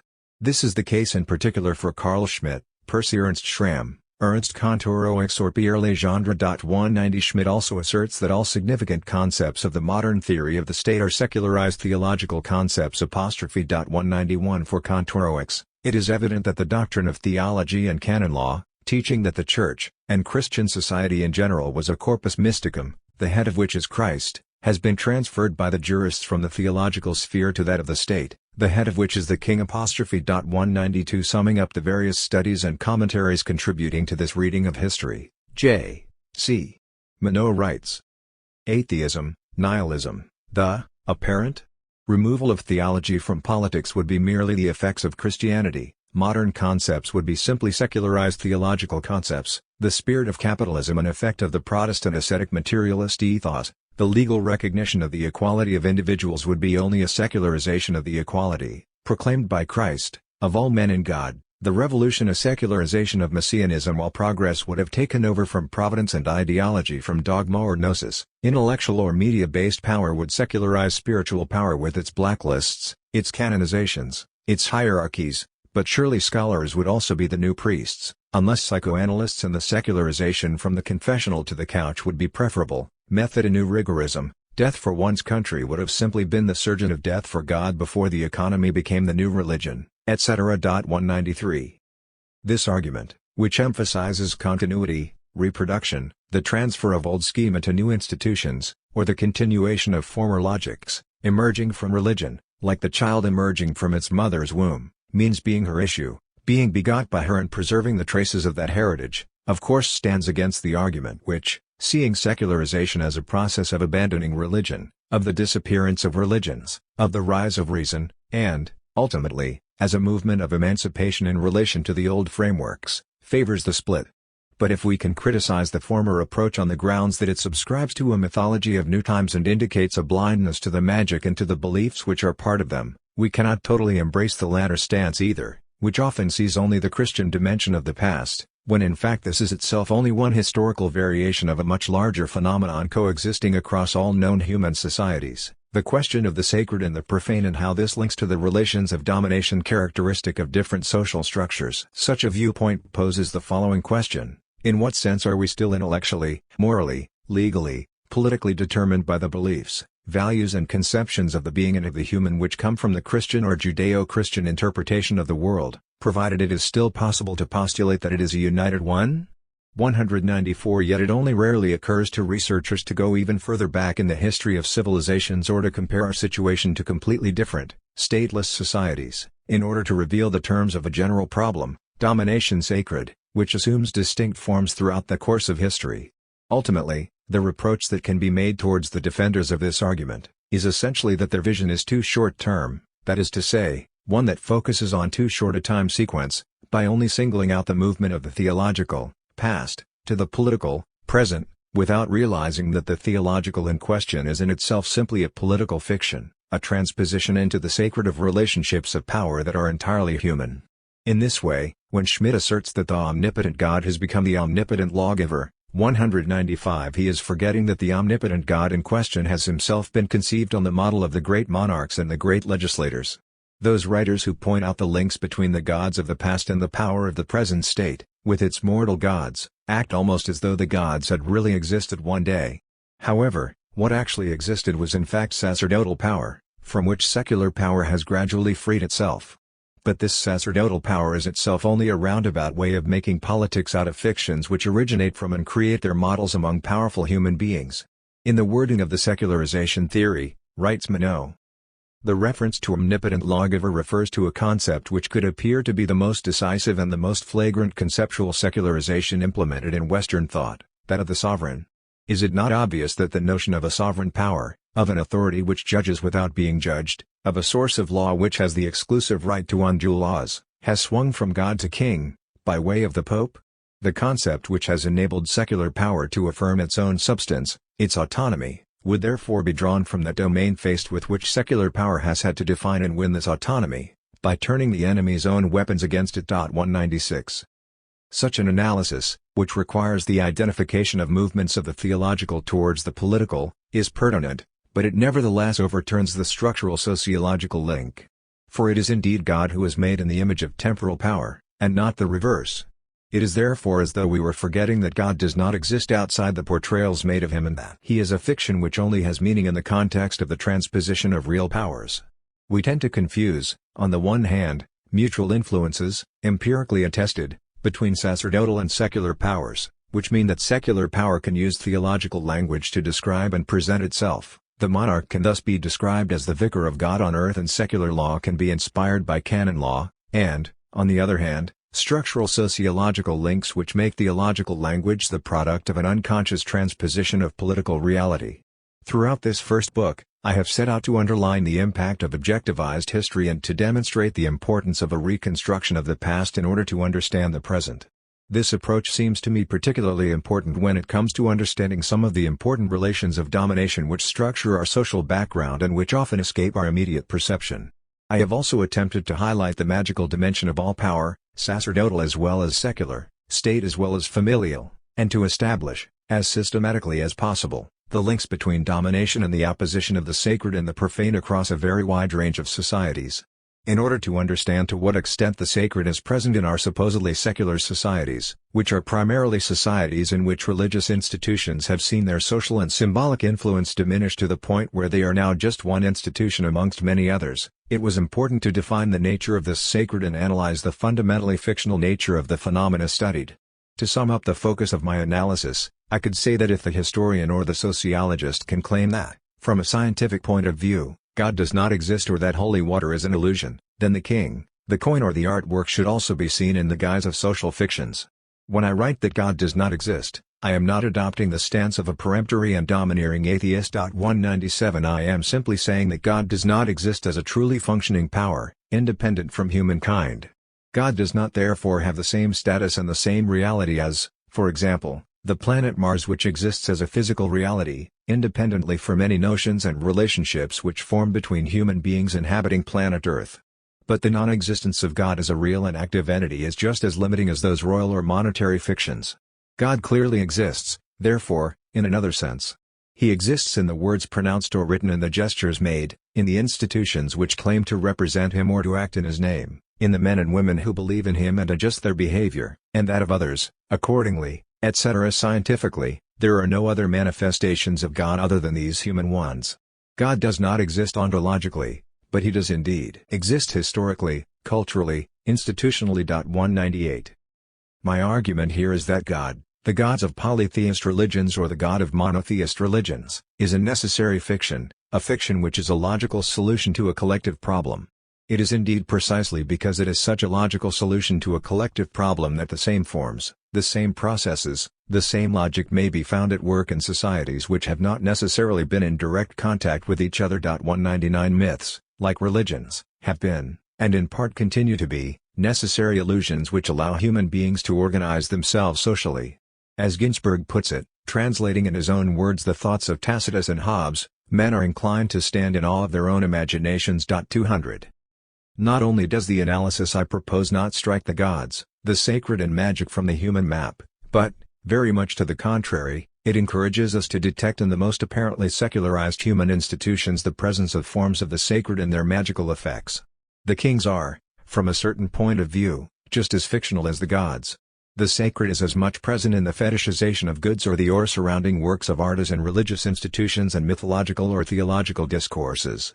Not only has the sacred not disappeared, but it has become more specific as societies have started to differentiate into so many relatively independent microcosms. As a result, art, which began to emerge during the Italian Renaissance, occupies a dominant structural position and represents a new form of the sacred. It will be this history that will be the focus of Book 2. Book 2. Art, Domination, Sanctification. 4. The expansion of the domain of the sacred, the emergence of art as an autonomous domain, separate from the profane. In the history of a king, everything lives, everything moves, everything is in action. We only have to follow him, if we can, and carefully study him alone. It is a constant enchantment of marvelous facts, which he himself begins, he himself ends, as clear, as intelligible when they are carried out, as they are impenetrable before they are executed. In a word, one miracle follows closely on another miracle, attention is always intense, admiration always concentrated, and we are not less struck by the grandeur and promptness with which peace is restored than we are by the rapidity with which conquests are made. Happy those who, like you, sir, have the honor to approach this great prince, and who, having contemplated him with the rest of the world on those important occasions when he controls the destiny of all the earth, can again contemplate him in intimacy, and study him in the smallest actions of his life, no less grand, no less a hero, no less admirable as full of equity, full of humanity, always calm, always master of himself, without inequality, without weakness, and finally the wisest and most perfect of all men. Jean Racine. Discours prononce à l'Académie Française, à la réception de M.M. Thomas, Corneille Bergeret, January 2, 1685. Art is not anecdotally or incidentally related to power. It is structurally and intrinsically linked to hierarchized societies who order the world vertically on a scale which opposes high, sacred and spiritual to low, profane, material and physical. The very categories of art and of artist are intimately linked to the separation of the sacred and the profane, and, essentially, to the dominant and the dominated. As a result, it is only out of convenience or the careless use of words that we refer to art in primitive societies, inasmuch as the practices thus indicated by the external observer have very little to do with what was gradually being invented in Europe, from the Middle Ages to the beginning of the 19th century. One, this ethnocentrism, which consists in applying Western categories to essentially foreign realities and in making art, religion or economics into some sort of basic trans-historical element, has been much criticized by anthropologists. The history of art as a specific area of practice has often been seen as a history of the conquest of autonomy. Two artists would therefore, battle after battle, have won their independence in relation to various powers, ecclesiastical, political or economic, and the right to create works without any commission or any specific function. Such an interpretation emphasizes the liberation of artists and their freedom of expression and sees culture as an instrument of freedom presupposing freedom. 3 However, if this interpretation in terms of the autonomization of art is possible, it remains only a partial one. 4 For the history of the creation of a relatively autonomous artistic domain is inseparably tied up with the history of the separation-sanctification of art, in other words, the history of art as a domain separated from the rest of the world, part of a social relationship of sacred/profane, underpinned by a relation of domination. At the end of this process, the artist takes his or her place alongside the dominant, earthly or spiritual, keeping a distance from the commonplace, enthroned in his demiurgic uniqueness or like a lord above the multitude. Less positive or perhaps less glorious for artists, such a vision is unavoidable when, instead of tacitly, and sometimes explicitly, rising to the defense of art and artists, we simply describe the reality of the social relationships which structure artistic activities in relation to what is not artistic. The reason the sociologist or the historian spontaneously springs to the defense of the autonomous artist is often because they are projecting their own position as a scholar. The artist's struggle to gain public recognition and to defend the autonomy of their work somewhat echoes similar struggles in scholarly circles. And this is where the blind spot of many analyses of the world of the arts is to be found. In order for the material fabrication of the product to be transfigured into creation, 5 Art and the artist must collectively enter into the restricted field of the sacred and cut themselves off from the profane. The demiurgic capability of the creator, which is not just a metaphorical way of speaking, like the magic power of transubstantiation with which the creator is endowed, are the products of a long history of power, of the sacred and of collective beliefs with regard to art. If relations of domination did not underpin our societies, if we did not believe in the exceptional value of art, if we did not support the cult of the autograph painting, if we had not, century after century, elevated certain painters to the status of great men who are the pride of their nations and a part of their pantheons, there would not be so much interest, attention, passion or emotion around their paintings. All of that is a reminder of the existence of the collective and historical conditions capable of producing an emotion of an aesthetic nature when confronted with a painting. Some might think that to link beauty or the sublime to the backcloth formed by relations of domination is tantamount to a somewhat crude sociological reductionism. However, far from having only very tenuous links to the question of power, art is in fact truly indissociable from it. Its very definition, with respect to the split between the liberal arts and the mechanical arts, the nature of how it is used and appropriated by society, as well as the way it is viewed, with admiration, all lead back to the relationship between dominant and dominated. Poets and artists, sovereigns and demiurges. Throughout the long history of state societies, emperors, kings and princes, popes, legislators, poets and artists have successively been regarded as analogous to gods. Art would become a sacred domain, and as such, would be separate from profane and ordinary activities. The process goes back a very long way in history but is particularly visible at the time of the Renaissance, continuing into the 19th and 20th centuries, with the quasi-sanctification of painters and the consecration of the writer. In an essay on the sovereignty of the artist, Kantorowicz showed how the jurists of the Middle Ages, specialists in both Roman law and canon law, contributed to forging the arguments which would be used to distinguish artists from the profane. 6 Poets and painters, like sovereigns, were to find themselves compared to God, in the sense that they created things which did not exist. These are not just simple imitators of nature and of the real, but creators in the fullest sense of the term.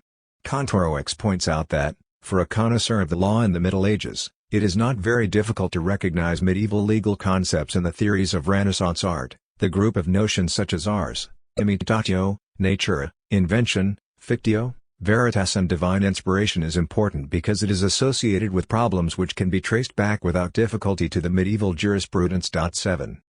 First of all, the medieval jurist saw the activity of the legislator as being in the image of God. He asserts that, for by fiction the jurist could create, so to say, from nothing, a legal person, a persona ficta, a corporation for example, and endow it with a truth and a life of its own. 8 By envisaging legislative activity as an activity capable of creating realities which had not previously existed, the jurist commonly idealized as the animate law, by his act of recreating nature, so to say, within his limited orbit, showed some resemblance with the divine creator when creating the totality of nature. 9 Now this same idea is also present in artistic theories from the end of the Renaissance period, according to which the ingenium, artist or poet, was often recognized as a simile of the creating God, since the artist himself was considered to be a creator. 10 Making a poet or a painter an equal of God or a quasi-God, makes art a privileged domain, separated from the profane. The artist becomes a creator comparable to a god, a pope, a king or a legislator. Symbolically he becomes part of the world of the powerful and is clearly positioned on the side of the sacred. The metaphor of creator is an extremely significant one in the Judeo-Christian tradition which, according to Kantorowicz, dates from 1200. In a text dated around 1220, the canonist Tancred writes, for example, in a commentary on a decree issued by Pope Innocent in 1198, that the Pope acts as the vicegerent of God, for he makes something out of nothing like God. Acting in lieu of God, he has the plenitude of power in matters pertaining to the Church, and nobody can judge what he does, nor is there any person who could say to him, "Why dost thou act as thou do?"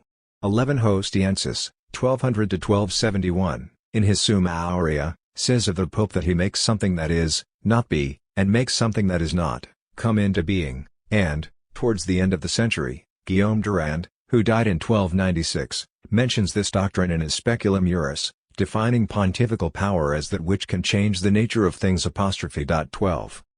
These powers that are attributed to the Pope are also granted to the highest ranking holders of secular power, to emperors, princes or kings, as well as those who draw up the laws. The same model resurfaces to describe the poets and painters of the Renaissance period. Kantorowicz explains that this method of transferring portrayals is a common practice with medieval jurists, who draw parallels between very different seeming realities. We may say, the essence of the art of the jurists, who themselves called this technique equiparatio, the action of placing on equal terms two or more subjects which at first appear to have nothing to do with each other, that method of equiparation, however, which was not restricted to jurisprudence, can help us to understand in what respects the theories of the jurists might appear to have been relevant to later artistic theories. 13. We find, for example, a similar comparison between the poet and the emperor, Caesar. In Dante, Caesar and poet appeared to Dante potentially on one level, since only the highest political and the highest intellectual principates could be decorated at all with the laurel. 14 But the ceremony of Petrarch's coronation in the capital, in 1341, turns the discursive metaphor into the reality of the social treatment of the poet. Whether the artist is compared to a god, a little god the creator, or to a sovereign, Dante places the poet on the same level as the emperor, and Petrarch is indeed crowned with an imperial laurel wreath. The same matrix is essentially at work. separating and opposing the sacred and the profane, dominators and dominated, auctors from ordinary mortals, creators from those who are not, etc. Hans Blumenberg also referred to the theological roots of the figure of the artist, both the self-conception of the artist and the theoretical interpretation of the artistic process by means borrowed from theology, all the way from creation to inspiration, have been abundantly documented. 15 God is often compared to an artist who creates, which is a way of making the artist an equivalent to God the Creator. Thus, Giovanni Pico della Mirandola uses the metaphor of mightiest architect to refer to God. The mightiest architect had already raised, according to the precepts of his hidden wisdom, this world we see, the cosmic dwelling of divinity, a temple most august. He had already adorned the supercelestial region with intelligences, infused the heavenly globes with the life of immortal souls and set the fermenting dung heap of the inferior world teeming with every form of animal life. But when this work was done, the divine artificer still longed for some creature which might comprehend the meaning of so vast an achievement, which might be moved with love at its beauty and smitten with awe at its grandeur. When, consequently, all else had been completed, as both Moses and Timaeus testify, in the very last place, he bethought himself of bringing forth man. 16. This comparison of God and the artist also allows the author to imply that, just as divine creations must be admired by humankind, so artistic creations attract the admiring gaze of the profane. For nothing so surely impels us to the worship of God than the assiduous contemplation of His miracles, and when, by means of this natural magic, we shall have examined these wonders more deeply, we shall more ardently be moved to love and worship Him and His works, until finally we shall be compelled to burst into song. The heavens, all of the earth, is filled with the majesty of your glory. 17. We see therefore the origin of the admiring gaze in the domain of art and its theologico-political foundation. Since the artist is made equivalent to God, men must admire artistic creations in the same way they admire those of God. Yet the traces of such definitions of the poet or painter as creator or sovereign can be found long before the Middle Ages or the Renaissance, for example in Horace's Reflections on the Art of Poetry, 65–68 BC. It was finally Horace's Ars Poetica which extended the new and quasi-sovereign state of the poet to the painter, for the Horatian metaphor ut pictura poesis, or rather its inversion ut poesis pictura, became the passkey which eventually opened the latches to the doors of every art, first to that of the painter, then to the arts of the sculptor and architect as well. They all became liberal artists, divinely inspired like the poet, while their crafts appeared no less philosophical or even prophetical than poetry itself. It was a cascading of capacities, beginning from the abilities and prerogatives conceded ex officio to the incumbent of sovereign office of legislator, spiritual or secular, to the individual and purely human abilities and prerogatives which the poet, and eventually the artist at large, enjoyed ex ingenio. 18. If Plato intended to drive poets out of the city, it is because the oral, aedes, poets he was targeting were not yet the artists they would later become. Disseminators of myths which they varied depending on the audiences addressed, he clearly sees them as belonging to the many, as opposed to the one, with the moving and the becoming, versus the immovable and the being, with doxo or opinion, versus the truth or the idea, with the visible, versus the invisible, with sensibility, versus intelligibility, with mimesis, versus reason, and thus opposes them, point by point to the philosophers. 19 Now Plato defines the philosopher as a quasi-god, that is to say as someone who, thanks to new forms of knowledge, written, occupies an elevated and distant position and can contemplate the world from the height of this transcendent position.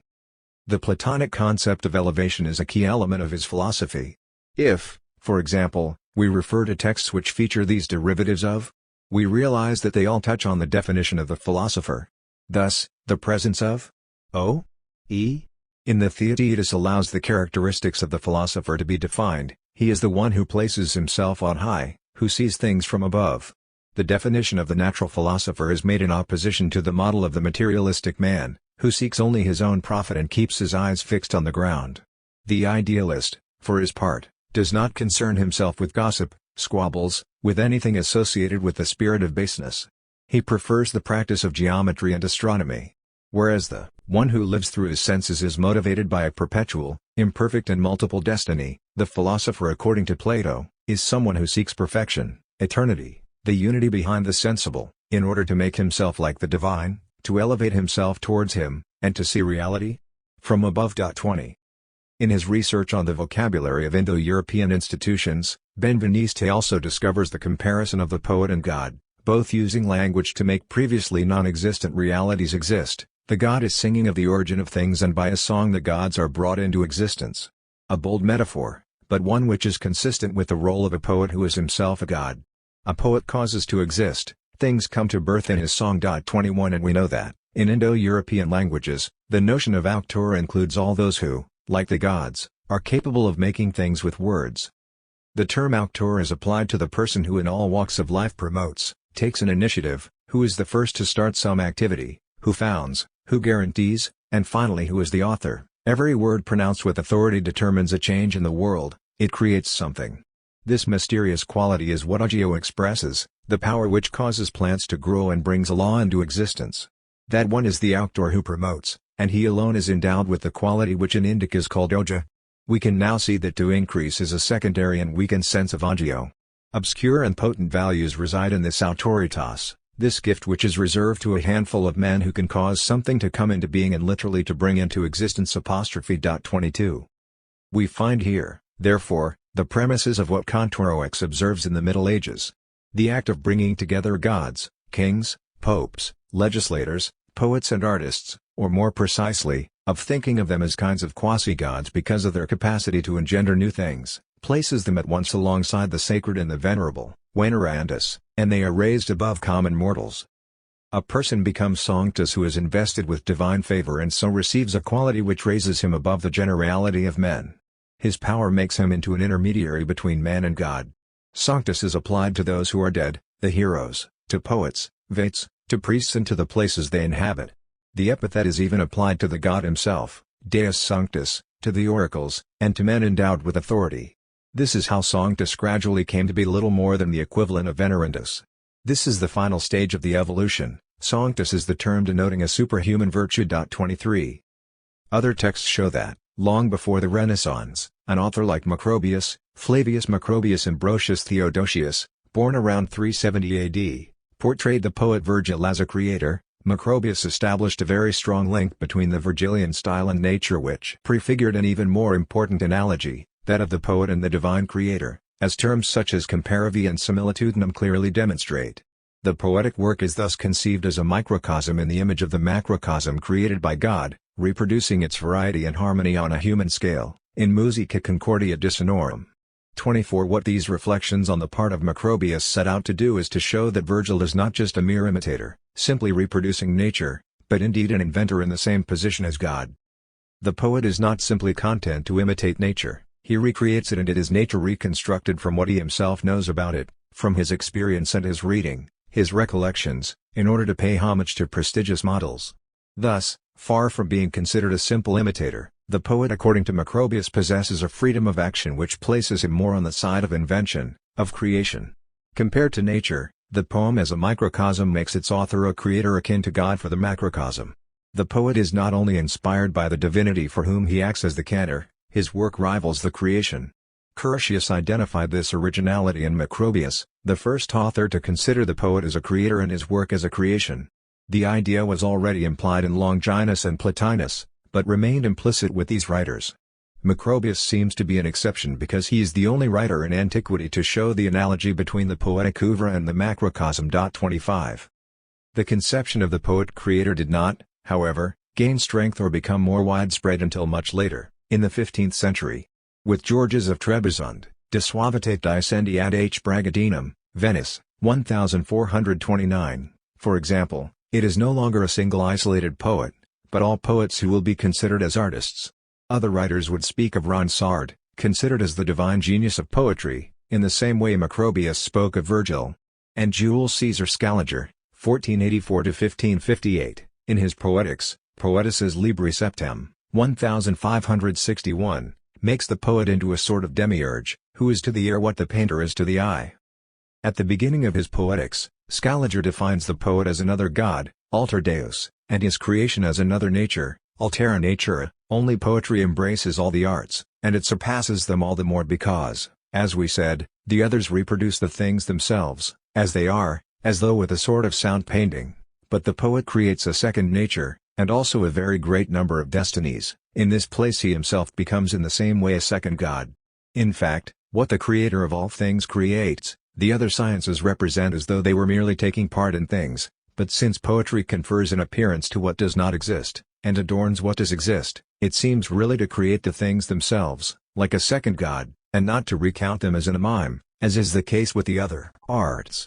Poetry embellishes what it imitates, it adds the finishing touches to nature which is its model. The imitation is not faithful, it is a recreation, and this fully bestows on the poet the status of demiurge. 26. The consecration of the writer emerged as a phenomenon in France from around 1760 onwards. 27 And the cult of the artist, painters in particular, would develop in the 19th and 20th centuries. More generally, in societies that were becoming more secular and where religion was increasingly marginalized, the state power no longer needed to be legitimized by a god and did not seek to interpret the world as the writing of the gods. On the contrary, there was a growing realization that an entirely human action, writing, could be superimposed on society, the blank page, in the form of political, legal, scientific and pedagogical writings which were deployed throughout the 18th and 19th centuries. This bourgeoisie god makes the world, its reason is the capacity to produce, and, in the same movement, it dissociates itself from the masses or the common class which in myth or symbol receives the world as a meaning. 28 From now on, the role of God would be played by the state which has both the means and the ambition to do so. God is replaced by reason, the transcendent is replaced by the inherent which nevertheless goes beyond regional and local particularities and contributes to the work of social and cultural homogenization, a politics of language and of education, the codification of laws. In less than 10 years, the activity of the codification of laws proved to be intense. Following on from the Civil Code, 1804, came the Code of Civil Procedure, 1806, then the Commercial Code, 1807, the Criminal Code, 1810, and the Code of Criminal Procedure, 1811. Apart from the fact that this is constitutive of a legal, depersonalized form of domination, based on reason, this codification also implies a strong awareness of political action. The codes represent the law for a people who are aware that the power represented by the codes comes uniquely from themselves. The code represents the active and conscious writing of society through the state and not the word of a god or the sacred text. It puts the rules of communal living within the hands of the people, and essentially of individuals linked to the state. The laws are impersonal and therefore transcend even those who apply them, but they are perceived as of purely human origin. 29. From this point on, culture is firmly held in a relationship with a popular nature thanks to the transformation of the principle of religious distinction between divine and human to a fundamental principle of distinction between civilization and savagery, cultured and ignorant. 30 In an interview with Robert Chartier, Bourdieu could therefore explain this cultural religiosity which is neither metaphorical nor anecdotal. I think that culture in our societies is a sacred site. The religion of culture has become, for certain social categories including intellectuals, the site of their deepest convictions and commitments. 31 Continuing its process of emancipation from the boundaries of the ancien regime, the state still continues to separate the sacred from the profane. The introduction of great individuals, statesmen, great artists, great scholars, great writers etc., who can be associated with the nation-state, is therefore an element of its policy. The relatively recent history of the consecration of writers and artists should not, however, allow us to forget that these processes of sanctification are indeed linked to the original position of Mesopotamian and Egyptian scribes, masters of the written form of myths and rites, writing the laws and practicing the arts of divination which were part of the first temporal and spiritual powers and clearly separated from the profane world. Right up to the portrayals and treatment of contemporary writers, we find traces of this equivalence of the poet and god that Kantorowicz identified in Renaissance theories of art, but which had already been expressed long before then by various other writers. Writing is a solo activity and which consists in creating its own universe from the start to the finish, with its own style, is embraced by many writers who often compare the situation of the author to that of a god, a demiurge, an absolute creator who determines everything and is in command of the ship. 32 And we are no more surprised by the fact that, in the standardized universe of industrial products of fiction where a multitude of screenwriters work on the scripts of TV series or soap operas, the code which defines the characteristics of the heroes of a series and establishes the rules which must be repeatedly applied and which is written by an author is called the Bible. 33 Even if it is a very long way from the mode of the writer's solitary activity, the production system of collective writing still retains the dominant, sovereign and transcendent role of the auctor. The history of a collective sanctification. It was in the first part of the 14th century that Dante, in his Divine Comedy, first used the word artista. But, between the first occurrence of the word in a modern sense and its consolidation as a socially recognized category, several centuries would elapse.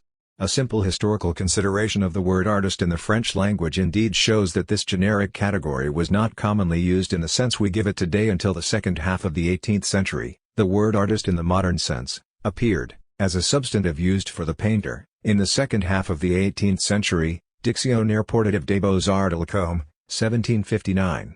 The Royal Declaration of March 15, 1777, we desire. Anecdotal, I think that culture in our societies is a sacred site. The religion of culture has become, for certain social categories including intellectuals, the site of their deepest convictions and commitments. 31 Continuing its process of emancipation from the boundaries of the Ancien regime, the state still continues to separate the sacred from the profane.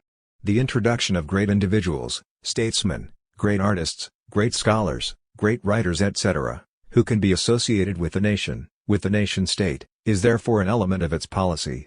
The relatively recent history of the consecration of writers and artists should not, however, allow us to forget that these processes of sanctification are indeed linked to the original position of Mesopotamian and Egyptian scribes, masters of the written form of myths and rites, writing the laws and practicing the arts of divination, which were part of the first temporal and spiritual powers and clearly separated from the profane world.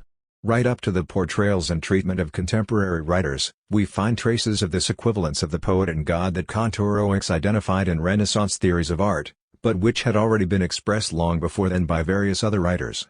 Writing is a solo activity and which consists in creating its own universe from the start to the finish, with its own style, is embraced by many writers who often compare the situation of the author to that of a god, a demiurge, an absolute creator who determines everything and is in command of the ship. 32 And we are no more surprised by the fact that, in the standardized universe of industrial products of fiction where a multitude of screenwriters work on the scripts of TV series or soap operas, the code which defines the characteristics of the heroes of a series and establishes the rules which must be repeatedly applied and which is written by an author is called the Bible. 33 Even if it is a very long way from the mode of the writer's solitary activity, the production system of collective writing still retains the dominant, sovereign and transcendent role of the auctor. The history of a collective sanctification. It was in the first part of the 14th century that Dante, in his Divine Comedy, first used the word artista. But, between the first occurrence of the word in a modern sense and its consolidation as a socially recognized category, several centuries would elapse. A simple historical consideration of the word artist in the French language indeed shows that this generic category was not commonly used in the sense we give it today until the second half of the 18th century. The word artist in the modern sense appeared as a substantive used for the painter in the second half of the 18th century. Dictionnaire portatif des beaux-arts de Lacombe, 1759. The Royal Declaration of March 15, 1777, we desire sculpture, which were practiced within the corporate framework of guilds, to the rank of liberal arts. 39 In spite of this collective promotion of art and artists, it was a long time before painters and sculptors were able to benefit from the creative autonomy of the 19th and 20th century artists, working on commissions from individuals, nobles or bourgeois, or from institutions, royal or ecclesiastical. The contractual conditions of the commissions often determine formats, subjects, colors used, timescales for completion, price, etc., which often placed artists in a relationship of considerable dependency. 40 Artists only gradually freed themselves from this link of direct dependence, and only with the advent of a genuine art market did the potential buyers of their works cease to have any direct role in the process of creation. In his magnificent book, the art historian Édouard Pommier studied how, in the course of the 14th, 15th and 16th centuries, particularly in Italy, Florence and Rome acting as veritable social laboratories, and then throughout Europe, art, and especially painting, became a prestigious domain, worthy of being conserved, protected, exhibited and contemplated, discussed and commented on. 41 Art history, as a learned discourse which takes as its object commentaries and commendations of artists, began with the famous lives of the most excellent painters, sculptors and architects by Giorgio Vasari, published in Florence in 1550, then republished in 1565.42. Thanks to Vasari, the legitimate discourse on art was immediately secured, focusing on the singularity of artists. 43 Michelangelo and Raphael are unique, and thus eclipsing the collective conditions of the production of a work, its value and the belief in art. As soon as painting and sculpture had become liberal arts, distinct from mechanical arts, the process of regarding artists as remarkable became inevitable. Creators of things which did not exist, comparable to God, they could only be seen as beings detached from all external influence, geniuses, divine or exceptional beings, as opposed to common craftsmen or manufacturers, through the collective magic of the separation of sacred and profane. The practice of signing the canvas itself accompanied this movement. If the signature was not unknown in the tradition of craftsmanship, as demonstrated by the practices of gold and silversmiths in the 15th century, and represented a fairly common practice amongst engravers from the 15th century onwards, it now played a different role and took on a different meaning in the context of a liberal art where the name of the artist had become an indispensable element in the social magic of images. The Renaissance saw a concentration of studies on the signature in painting. This period in effect marked a deep-seated change. Previously carved into the frame or at the margins of the image, the signature was from now on incorporated within the painting itself. This change reveals the changing status of the image, previously in the same category as an icon, an image to sacred virtue which permitted no trace of expression. The painted image became a work of art likely to carry an indication of its provenance. At the same time this change in the status of the image was taking place, the signature revealed the individualization of certain Renaissance artists. The practice of the signature was not therefore an isolated phenomenon, it was part of the long history of the emergence of the singular figure of the artist and appeared at the same moment as the first artists' biographies by Giorgio Vasari and Karel van Mander, published respectively in 1550 and in 1604. It was in fact an indication of the social status of the artist and of the liberalization of the status of painting, as demonstrated by the emergence of the idea of genius and the appearance of a new intellectual configuration, that of the fine arts. As early as the Renaissance, certain artists became aware of the graphic possibilities opened up by the signature and chose to sign. In the course of this process of artists being accorded increasing respect, art was itself used as an instrument of legitimacy and glorification for both political and religious powers. It was used to attract attention, to focus the gaze, to demonstrate power or nobility. The situation worked both ways. People valued art only because it was capable in return of supplying legitimacy where there were competition and power struggles between families, municipalities, nations or religious powers. Thus the painter, sculptor and architect Giotto, 1267–1337, would be consecrated as illustrious, notably by the writer Boccaccio, 1313–1375, insofar as he had participated in the construction of the grandeur and glory of Florence. The city had put him in charge of the construction project for the cathedral bell tower. In the last decades of the Quattrocento, it becomes clear that the arts have become a fundamental element in the identity of Florence and that artists are definitively admitted to the ranks of illustrious men, who deserve to be remembered by a history which is inseparable from fame. 45 This singling out of artists was by no means in opposition to national reasoning. Indeed, the identification of certain great names meant that the state, the nation could take pride in counting such geniuses amongst their citizens. If we take the Aufklärung as just one emblematic example, Riedel, curator of the Dresden Gallery, was already expressing just such an intention in his first catalogue, 1765. These treasures perpetuate the memory of all these artists who distinguished themselves by their genius and their talent. But, by conserving monuments of art, they shape at the same time the taste of the nation. These perspectives feed a new cult of the masterpiece and of the signature of the master. 46. International struggles to appropriate either symbolically or in reality artists or their best-known works. Was Poussin French or Italian? Was Picasso Spanish or French? Are not dissimilar to the strategies of major European football clubs in associating themselves with the most famous footballers. However, in order for painting to be able to produce such effects, it needed to be accepted as part of a liberal and noble art rather than a mechanical art associated with manual activity. Clearly, in order to gain legitimacy, painting or sculpture must be placed in the same category as the mind, the intellect, learning and, finally, the divine. 47 If the divine nature of the artist is suggested in Dante, it would be more than a century later that the talent of an artist would be publicly qualified as divine, and even longer before Leonardo da Vinci demonstrated the superiority of painting. Therefore, we rightly call painting the grandchild of nature and related to God. Elsewhere he speaks of the divine science of painting, and of the divine character of painting, which means that the spirit of the painter is transformed into an image of the Spirit of God. 48. Everything has therefore been done to demonstrate that painters or sculptors are only putting into practice ideas or conceptions, that they are above all scholars, creators, learned individuals or poets, and that without inspiration, and without knowledge or soul, they would be incapable of creating the work produced. From 1440 especially, painting was legitimized by being compared to other long since legitimized arts, such as poetry or ancient sculpture, and by being referred to in terms which contribute to making it sacred, elevating it from its status as a mechanical art. 49. In a dialogue entitled Annuli, Alberti associates the eye with God. Through his eye, the artist occupies the same position as a king or a god. There is nothing more powerful, swift or worthy than the eye. It is the foremost of the body's members, a sort of king or god. Why did the ancients consider God as being like the eye, who surveys all things and reckons them singly?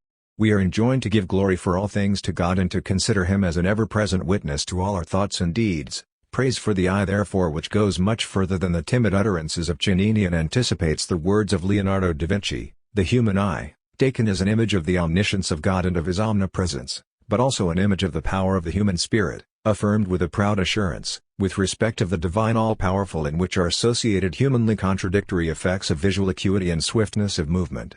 Man, the humanist and the artist, assigns to himself the divine power, which will be officially attributed to Brunelleschi some years later, but it is also the eye of the artist which is exalted, the role of sight in knowledge, the importance of the gaze of the artist, compared to the gaze of God who sees and who judges. 50.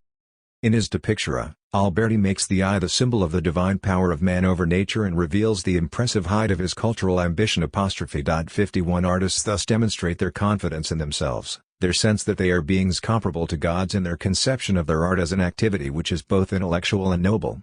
It was also between the Middle Ages and the Renaissance that the practice of collecting art began to take shape, initially in the form of private 52 collections but quite quickly expanding to public ones which, in the 18th and 19th centuries, would result in the invention of the modern museum as a public space for collections of works belonging to the national community and exhibited for all to see.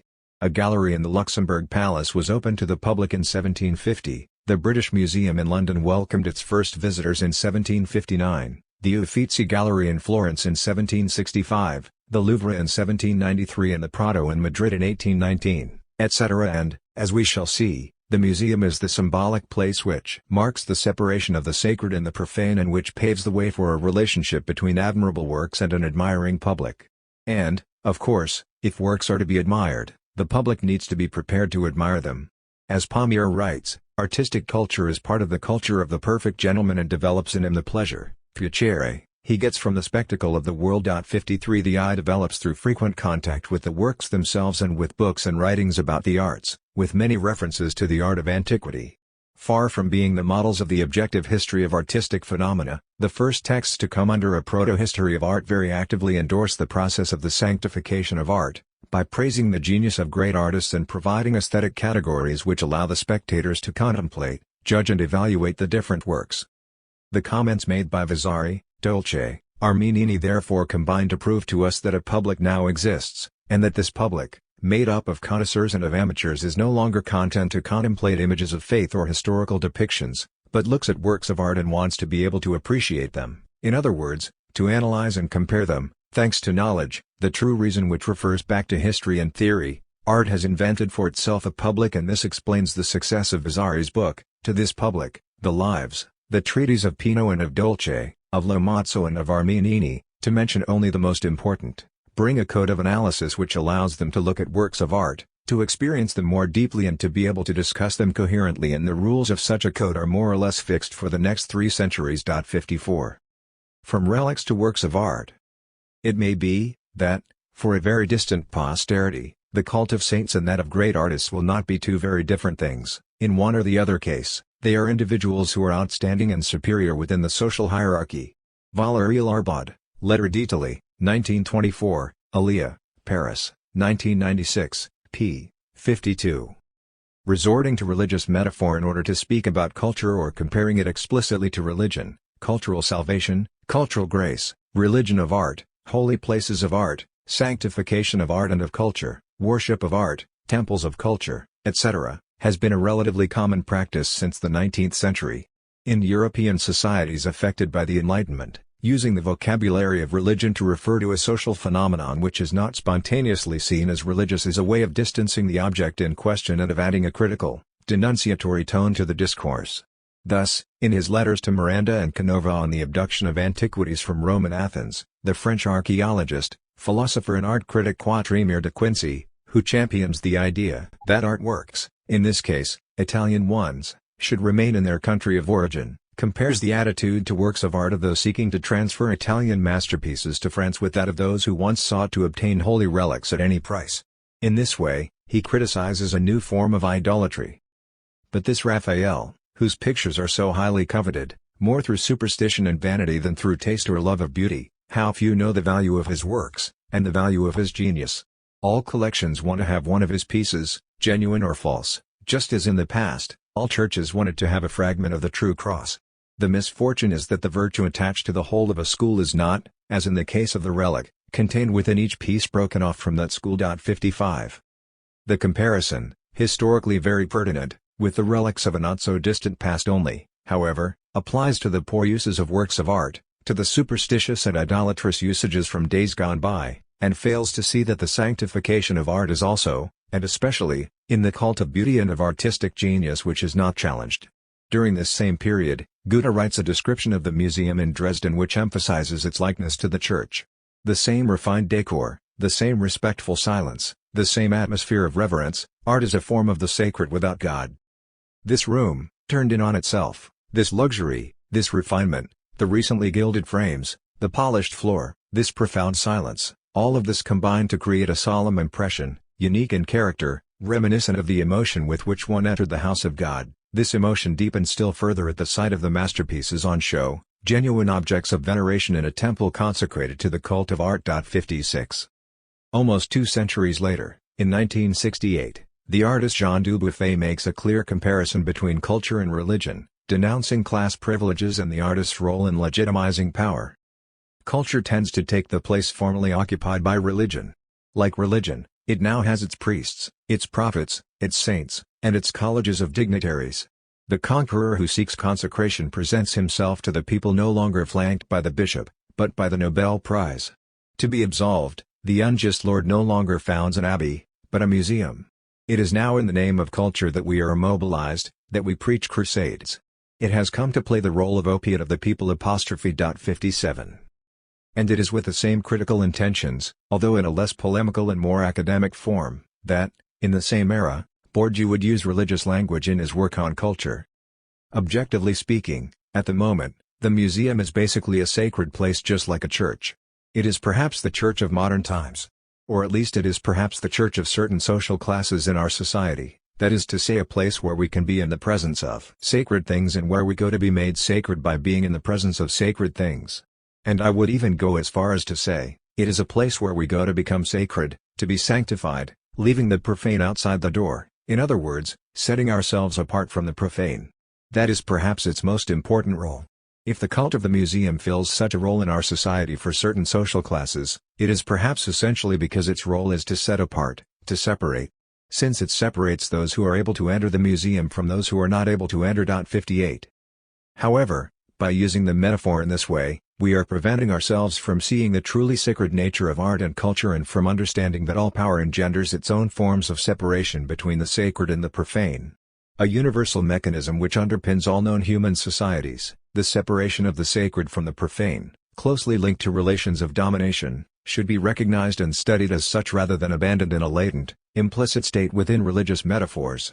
We need to move on from a simple analogical displacement, which means that we refer to the world of art as though it were a religious world, while at the same time believing that it is fundamentally not so at all, to the historical interpretation of art as a sacred domain. By doing so we discover that all our societies, which claim to have lost touch with the sacred and to be disenchanted and rationalized, are indeed fundamentally sacred.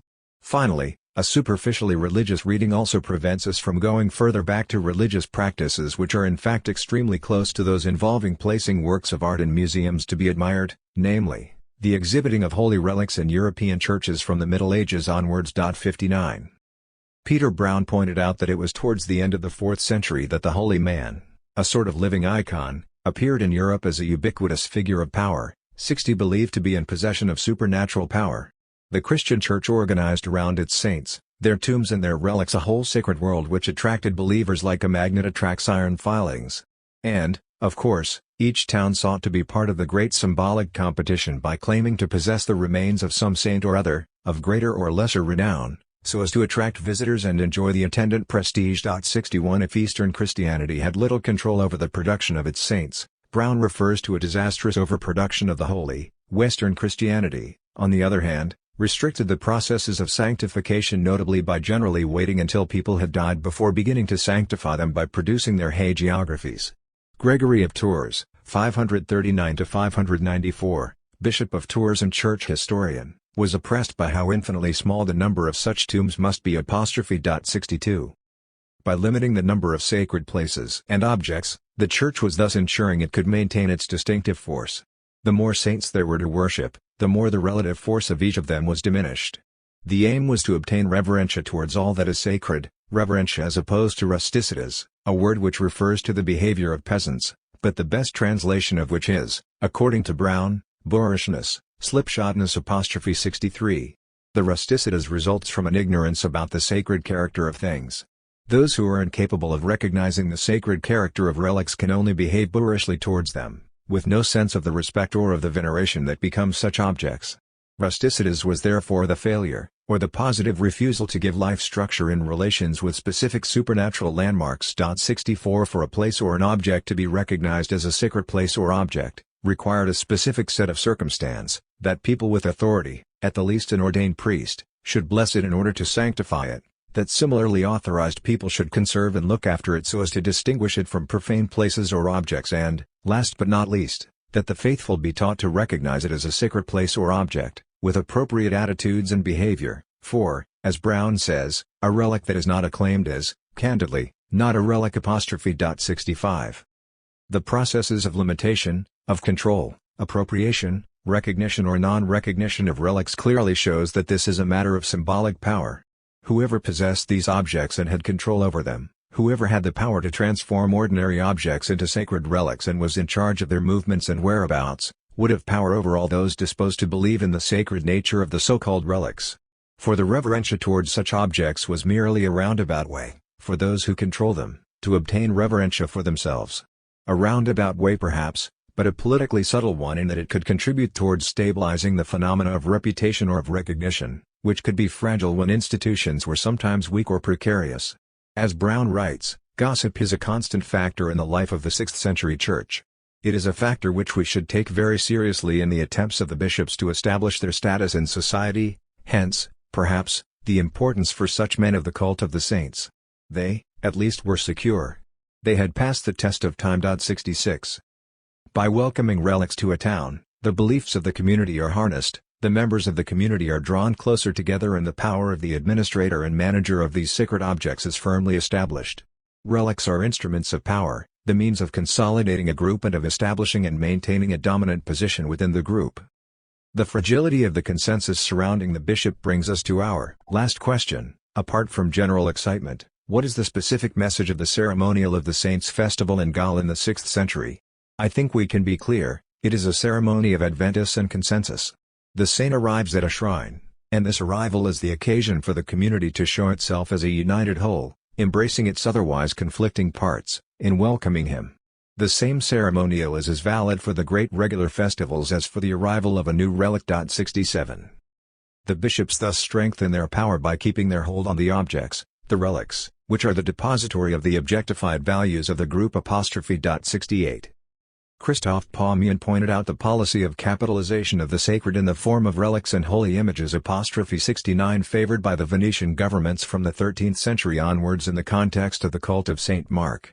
From diverse and varied relics and treasures to commissions for works of art, mosaics, reliquaries, sculptures, paintings, to the products of classical art, also a source of dispute between Genoa and Florence, everything was put in place to draw the attention of powerful people to the town and to put it firmly on the map.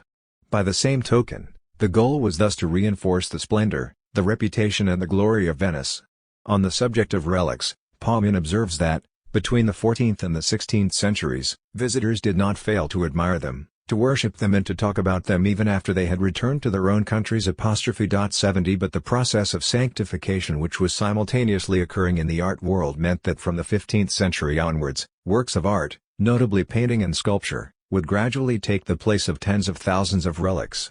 In the 18th century, art, which had by then imposed itself as a completely separate domain of the sacred, had supplanted relics in the cultural policy of the town. But if we now rejoice in the fact that strangers come to Venice to admire the paintings, and not, as in the past, to worship the relics, it is also because, In Venice as elsewhere in Europe, there is amongst the elite a sort of anthropocentric religiosity which sees in art, with a capital A-, the favored expression of the creative power of man, and which places works of art at the summit of the hierarchy of human production, conferring on them a higher status than ever before. 71. But which objects can attain the rank of relics and which objects can become sacred? Struggles for the definition of what could be rendered sacred and what could be sanctified are obviously a key element in the history of religions. Amongst the most debated objects, we also found icons, images representing religious figures, which play exactly the same role as that long filled by holy men. 72 Iconodules and iconoclasts were at loggerheads, the former defending the sacred nature of icons by evoking either their divine origin or the association between the object and holy people from the past. But the latter considered, on the contrary, that icons had been smuggled into the domain of the sacred, whereas they were in fact purely profane objects. It appeared to the iconoclasts that icons had, at a relatively recent time, sidled over the firmly demarcated frontier separating the holy from the profane. The iconoclast bishops meant to put them firmly back in their place. No prayer of any priest had blessed the icon, so that, through such consecration, it passes beyond ordinary matter to become a holy thing, but it remains common and without honor, just as it leaves the hands of the painter. Icons could not be holy because they had received no consecration from above. They had received only an illegitimate consecration from below. 73.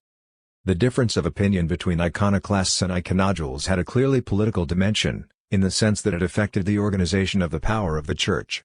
The iconoclasts belonged to those who sought to limit the number of sacred objects in order to be able to maintain central control over a small number of objects, and, as a result, they were opposed to those more in favor of dissemination who sought a wider distribution of many smaller pieces of the sacred, and, by the same token, were anxious to avoid the monopoly of a minority over a restricted and centralized sacred.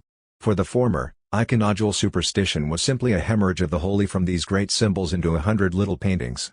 Iconoclasm, therefore, is a centripetal reaction. It asserts the unique value of a few central symbols of the Christian community that enjoyed consecration from above against the centrifugal tendencies of the piety that had spread the charge of the holy onto a multiplicity of unconsecrated objects. 74 A strong and centralized system of government versus a multiplication of small scattered powers which are difficult for the Church to control. Brown speaks of iconoclastic Jacobinism which ruthlessly sacked local cult sites. 75.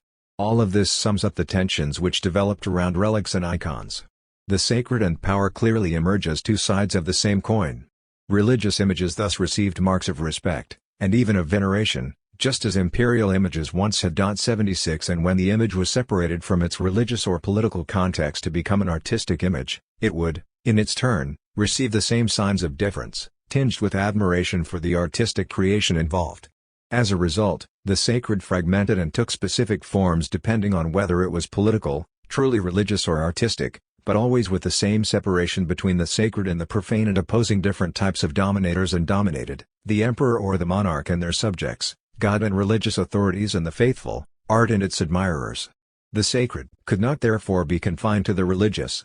It is always this separation of the sacred and the profane which leads to certain objects, either those which epitomize the group values or those onto which it projected its beliefs, being withdrawn from everyday social life and placed in churches, temples, palaces, studios, galleries or museums.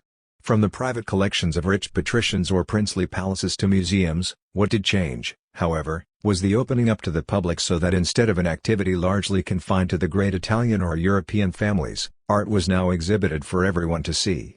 In these forms of the political, religious or artistic sacred, we can indeed see the effects of the transfer of sacred status, or at least of mutual borrowings of the languages of the sacred.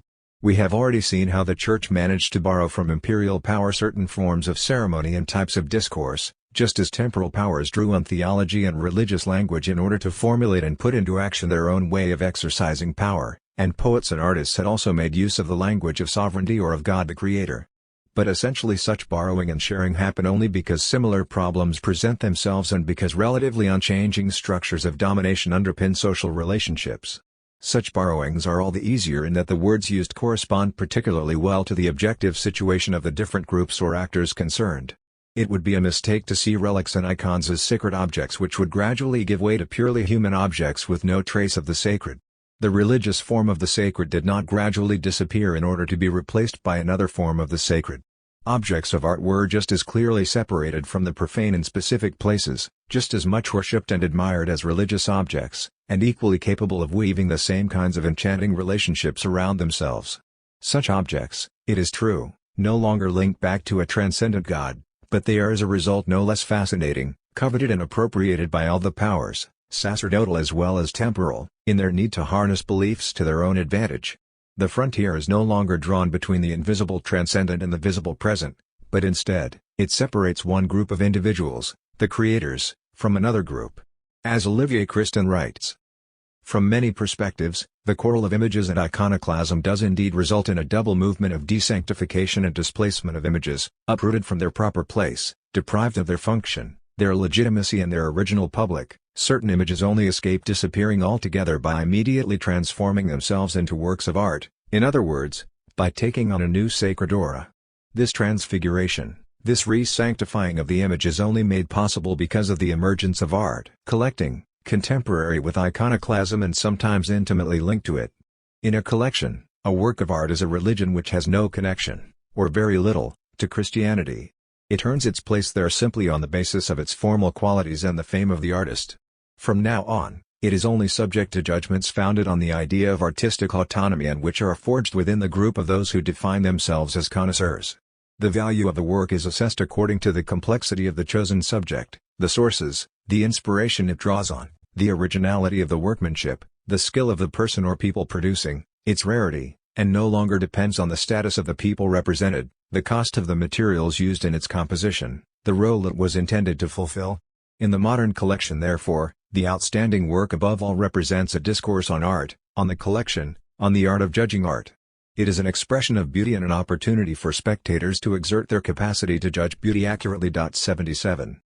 One shared property of relics and of works of art lies in the fact that they are only what they are, that they produce only the effects they produce, and have only the value they have insofar as they are associated to exceptional individuals.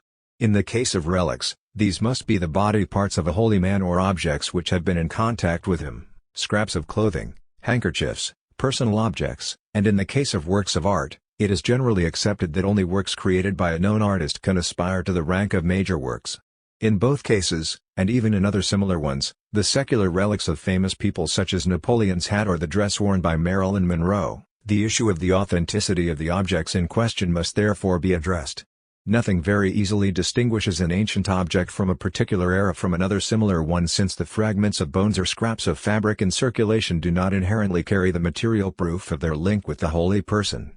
Certain contemporary copies can sometimes compete with autograph paintings to an extent that can even confuse the finest connoisseurs. Two main types of beliefs are intertwined in the relationship with these objects: on the one hand, the belief in the sacred nature of the relics or the works of art, and, on the other hand, if this is established, the belief in the authentic nature of the particular objects in question. 78 Extremely complex controversies as to the authenticity of the objects in question, or the means used to authenticate these objects, can exist without beliefs in the legitimacy of relics or of works of art in general ever being challenged. Controversies and strategies to discredit relics or rival works of art even act as the proof of the existence of such beliefs, since, if nobody believed in the importance of a relic or of a work of art, nobody would be interested in knowing if the particular objects in question were indeed what it was claimed they were. In eras where relics were seen as important sacred objects, provoking competition between different towns, placed at the heart of controversies over their authenticity, it was very rare to find radical criticism challenging the very notion of a relic. As Patrick Geary writes, in general, cultural presuppositions on relics, on their value and use, were broadly shared. The few dissidents, such as Claude of Turin in the 9th century and Gilbert de Nogent in the 12th century, were the rare exceptions. From the 12th century on, some heterodox groups denied the efficacy of relics, but often even these groups had their own versions of saints and even of relics. What was frequently at issue, however, was the identification of a corpse or grave with a saint. How could one be certain that a bone was not simply that of a humble fisherman? 79.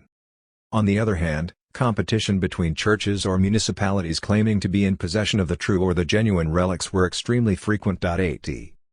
Relics, like works of art, owe their very particular status to their attachment to a unique person, saint or artist, and the procedures involved in attributing to objects the status of autograph works or that of authentic relics are not left to chance. In the case of relics, this took the form of a public ritual called elevation, in which the relics were formally offered to the public for veneration '81 but without any possible recourse to an as yet non-existent science. The authentication of relics depended both on the authority of those who declared them to be authentic and on the miracles attributed to them.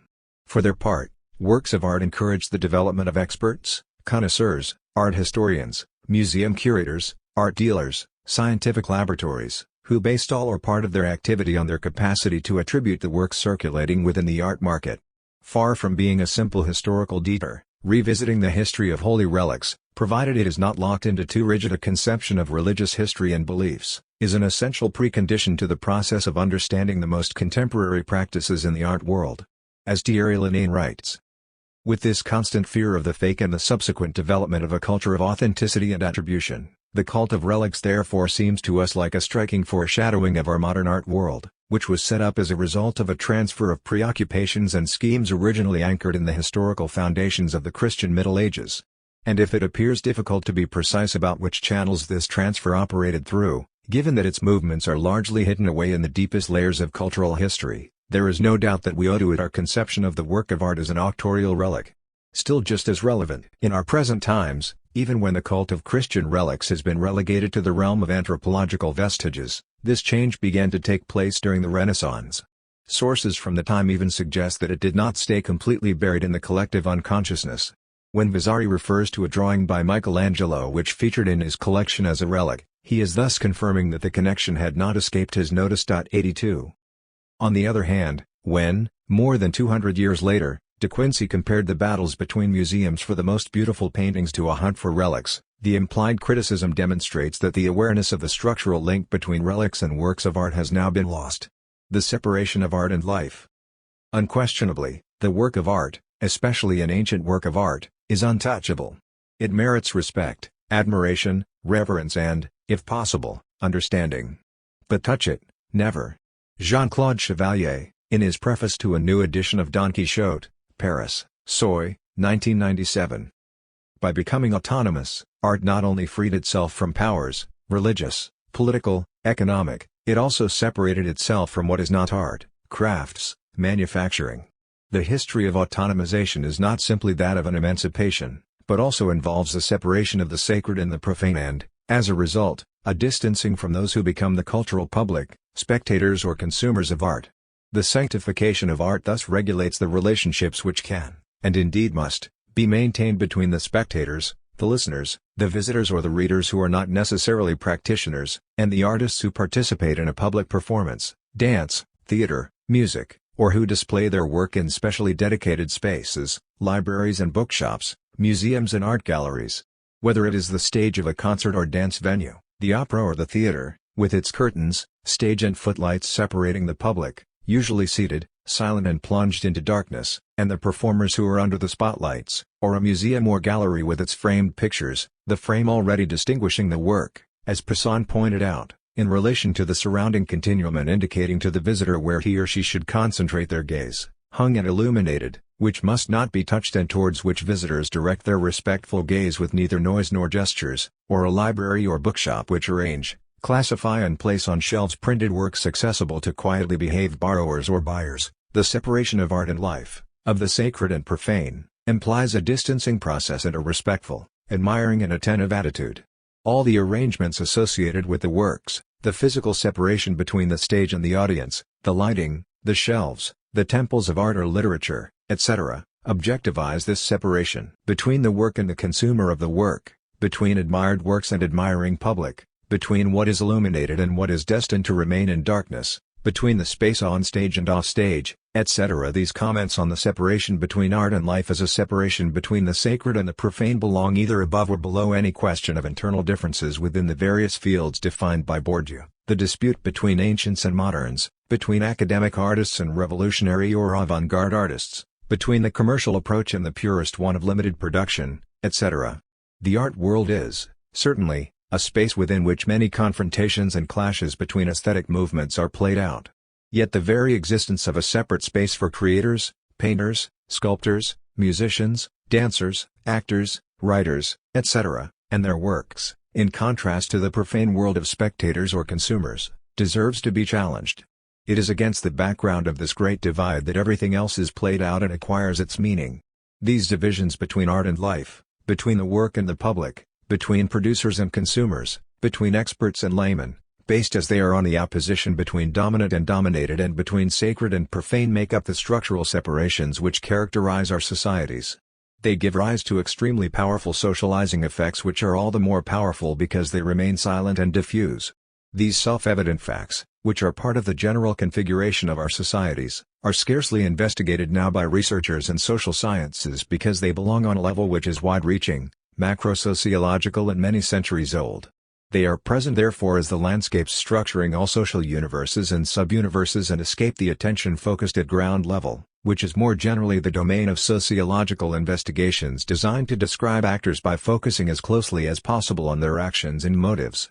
Only by resorting to history can we become aware of what appears to us to be self-evident.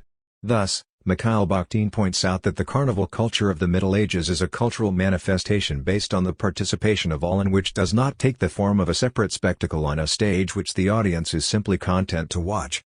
In fact, carnival does not know footlights in the sense that it does not acknowledge any distinction between actors and spectators. Footlights would destroy a carnival, as the absence of footlights would destroy a theatrical performance. Carnival is not a spectacle seen by the people, they live in it, and everyone participates because its very idea embraces all the people. While carnival lasts, there is no other life outside it. During carnival time life is subject only to its laws, that is the laws of its own freedom. 83. The carnival is therefore simply life continued under another form, and not, strictly speaking, a form of art distinct from everyday life. The carnival was not an artistic form of theatrical performance but rather a real, though provisional, form of life itself, which was not simply acted out on a stage, but in a sense lived, for the duration of the carnival. That can be explained in the following way: during the carnival, it is life itself which plays and performs, without a stage, footlights, actors, spectators, in other words with none of the specific attributes of any theatrical spectacle, another form of its achievement, that is to say of its renaissance and its renovation on better principles. 84. Similarly, the Homeric poems or Greek odes whose historical context is reproduced in a study by Florence Dupont, are not strictly speaking literature or art in the sense in which we understand those terms. If these texts were written in the first place and have survived until our time, if we can now read them and appreciate their form and content, these poems did not exist in written form when they were first written and circulated. 85. These were in fact oral poems, improvised by the bards and always associated with events such as banquets, celebrations, the aristocratic symposion and all kinds of different ceremonies. The bard was called upon to improvise until the celebration ended but did not have an already existing work which he then read or declaimed on the occasion of these various events. Poetry was only one element of the celebration amongst others, music, drink, food, women, etc., and was not seen as a work separated from social life that needed to be listened to and appreciated in a religious manner. This is the opposite of the situation experienced by spectators in the societies where art and literature had been invented, a passive public that expressed no opinion on either the choice or the length of the poems that were recited. It was just a public at a spectacle. It attended but did nothing else, its members neither ate nor drank nor courted those seated next to them. 86. In ancient Greece, there was no separation between these kinds of discourse and the practical conditions in which they were declaimed. This oral culture is an event-based culture. In all societies where oral culture dominated, which was largely the case in ancient Greece, the person who declaims and performs the myth in front of an audience, through dance, mime, etc., and in conditions which are always specific, has learned it in the same conditions, and, not only is there no separation between learning, composition and recital, but the listeners act as co-producers of the recital, in the sense that what is said is adapted to them. A fundamental interactive sociolinguistic principle, this explains not only the myriad variations which existed of the same myth, but also the control which the public, which is not really one, exerts over the recital and the accumulations, the digressions, the associated slippages which respond to the fleeting, unstable and forever absent-minded demands. 87 of its audience. Those present could, according to Geertz, respond with hours of approval or whistles of censure, depending on whether things were approved of or not. 88. Oral poetry constructs a voice out of the voices around it. 89. Everything prevents oral poetry from resembling some kind of formal artistic research. Referring to a great practitioner of Berber Tamuzni, Maulud Mamari declared, he had a feel for his audience. It is not opportunism. But you do not say just anything to anyone. If you want your amusement to be effective in a particular case, you must adapt it to your audience. 90 The collective knowledge of these social groupings forms a wisdom of the moment. 91 A science of the opportune moment. The Kairos'. 92 The audience, who because of the control they exert over the speaker, co-produce the performance, preventing any separation, any excessive specialization of knowledge.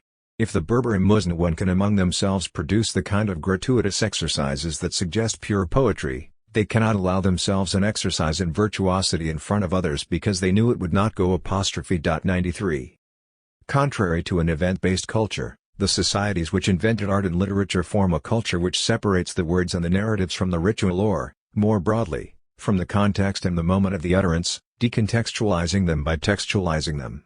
It is a culture of the monument. These oppositions between orality and literacy, live events and commemoration, speech acts and statements, the spoken and the written registers, recomposition and citation, pragmatic meaning and semantic meaning, all of which overlap but without altogether coinciding, sketch in a nebula organized around two asymptotic poles that I have ventured to call hot culture and cold culture. 94 In order, for example, to grasp the meaning of the Odes of Anacreon, it is no use simply taking the fragments which have been preserved until today as a monumentalized text, intended to be read, and still less, interpreted and commentated on, or compared to other texts and considered in its literary context. We should, on the contrary, see it as a text which preserves the traces of the Dionysian banquet which was its natural context. The song is an integral part of the feast and does not involve any kind of separation between the author of the song and the public, which is a far cry from the group of well-behaved and discreet spectators attending a performance. The event-based culture is a culture of participation rather than separation. It demands a letting go, an absence of restraint and intense participation in the experience, a culture of the entire body, sociability and pleasure, and the three were indissociable. 95 Dupont also, in a completely different context, discusses the Fiesta Flamenco. When flamenco was still only a musical culture learned and handed down simply by mimesis, it was part of celebrations in which everyone participated in their own way. The historian explains how impossible it was to be present without taking part at this kind of event, and that to remain withdrawn and politely cold would have been the worst of insults to all present. In a flamenco fiesta, anyone who does not clap to keep the rhythm going or does not interject an ole or an esos dash that's the way dash into the song sidelines himself and wounds his friends. He is regarded as too snooty to feel the flamenco, to respond to it, to let himself go with it as if improvising it himself, to be carried away by joy or sadness, nostalgia or grief, depending on the form taken by the soaring song. 96 Participation prevents any dissociation between the work and the audience.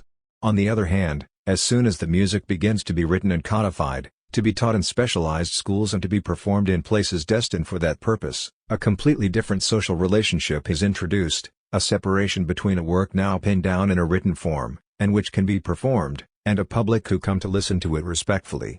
Now nobody dares to get to their feet, clap their hands, jump up and down, sing the tune at the same time as the singer, cry for joy, dance with other people whether known or unknown.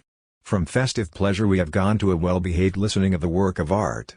In the case of theater, the transition from a responsive audience, who reacted to what was happening on the stage and sometimes interacted with the actors, were noisy. They spoke at the top of their voices, shouted, roared with laughter, whistled, stamped their feet or their sticks on the ground, and unrestrainedly expressed their joy or anger, their approval or disapproval. It was not unusual for eggs or vegetables to be thrown at the actors. To a disciplined, silent and discreet public who only applauded at the end of the play and remained politely in their seats until the interval allowed them an opportunity to relax and to talk, has been studied in detail by Lawrence W. Levine in the context of interpretations of Shakespeare in the USA during the 19th century. 97 In the first case, the frontier between actors and spectators, constantly reacting throughout the performance, was somewhat blurred.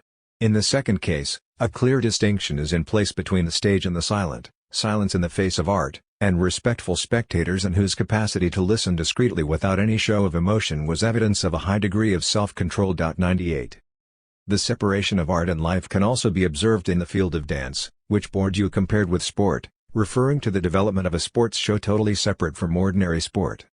In the two cases, the progressive constitution of a relatively autonomous field reserved for professionals is accompanied by a dispossession of the profane, who are little by little reduced to the role of spectators, in opposition to village dancing often associated with ritual functions, Courtly dance, which becomes a spectacle, presupposes specific forms of knowledge. One has to know the beat and the steps, and thus requires dancing masters inclined to emphasize technical virtuosity and to perform a work of exegesis and codification. From the 19th century onward there appear professional dancers, who appear in the salons, in front of people who themselves can dance and can appreciate dancing with connoisseurs. Finally you have a total break between star dancers and spectators who do not practice dance and who are reduced to passive understanding. 99.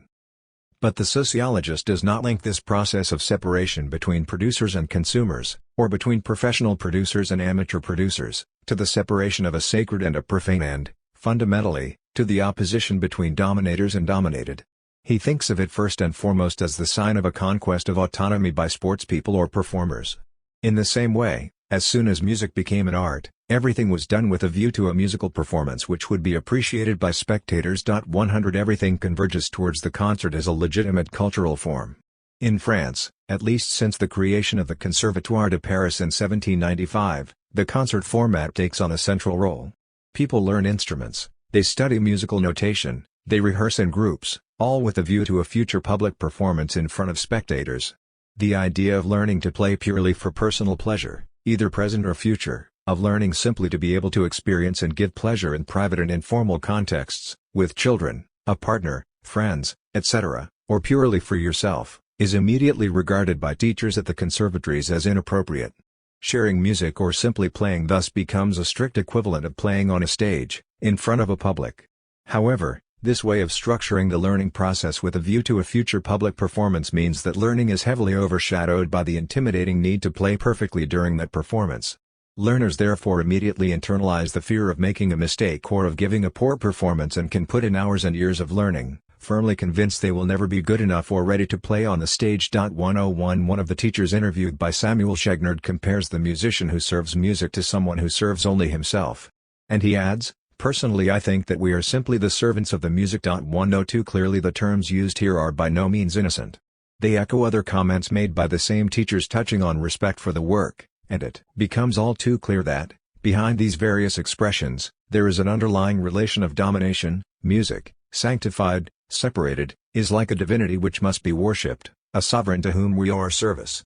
Yet nothing more eloquently demonstrates the huge separation between art and life as an opposition between the sacred and the profane than the institution of the museum which developed in France from the 18th century onwards. 103 The museum is to painting and to sculpture what the concert hall is to music. Placing an object in a museum turns it into a work of art, that is to say a sacred object which no longer has any connection with what it might be outside the museum. Withdrawn from ordinary use and from market forces, it becomes instead an exhibited object, an object of contemplation and of admiration. Contemporary artists themselves have participated in unmasking the act of social magic which being exhibited in a museum represents. By exhibiting ordinary objects, urinal, rolls of toilet paper piled up in a pyramid, excrement, etc., rather than works produced by the artist's own hand, which are the result of a traditional use of the medium, they focus on the role of the museum in transforming the ordinary into the exceptional, the insignificant into the significant, the profane into the sacred. By agreeing to welcome an object within its walls, the museum says, without needing to say it, this is a work of art. And the transubstantiation is all the more obvious where the object least resembles the conventional work of art. The separation between sacred and profane manifests itself by the relative silence which reigns in museums, by the self-control demonstrated by visitors, who refrain from running or from making excessive gestures, and by the fact that they are not allowed to touch the works. In a text written in 1946, Dubuffet wrote, "Ever since the 15th century, people imagined, and they still do, that artworks are as sacred as relics and that it is proper to raise temples for them. That's what museums are, if you think about it, temples where we celebrate the cult of the Mona Lisa, Raphael, the Gleaners, the raft of the Medusa. We go there the way we go to a cemetery, the whole family on a Sunday afternoon, tiptoeing through, murmuring in hushed voices. 104. This physical distancing from the work, this invisible wall placed between the work and the spectator of the work, delineates the frontier separating the sacred from the profane. And the sacred character is also evident in the precautions that museum staff have to take when it comes to moving works or installing them. Workmen or technicians wear gloves, protect works by wrapping them in foam, bubble wrap, tissue paper or Japanese paper. In no circumstances must the hands of the installers, like those of visitors, ever be in direct contact with the work, See plates 1a and 1b in the center of the book. From Kant to analytical philosophy, art is characterized by its lack of instrumentality or ulterior purpose, its disinterestedness. For pragmatist philosophers of art, John Dewey and Richard Schusterman, aesthetics should, on the contrary, be everywhere in life, and their criticism of Kantian aesthetics consists in stating that disinterestedness, like the privilege of form, presuppose special cultural conditioning and class privilege. 105 Yet, behind the classic conception of art detached from any practical function, it is clear that it is the museum in particular, as a specifically separated institution, which makes its presence felt. It is no coincidence that the pragmatists, who militate for an aesthetic experience which is linked to the processes of everyday life, 106 deplore the tradition, judged to be elitist, which makes art into an art of museums and stigmatizes it as something to be enjoyed when we take a break from reality. 107 Kant's criticism of the analytical philosophy of art and of art itself, as the beauty parlor of our civilization, is therefore clearly a socio-political criticism of social tendencies distinguishing art from real life by ensuring it is relegated 108 into museums, theaters or concert halls, or in other words, confined to specific places and moments of social activity. Aesthetic theories which make art into an autonomous object are historically linked to institutions which, like museums or concert halls, create a division between art and life, between the sacred and the profane.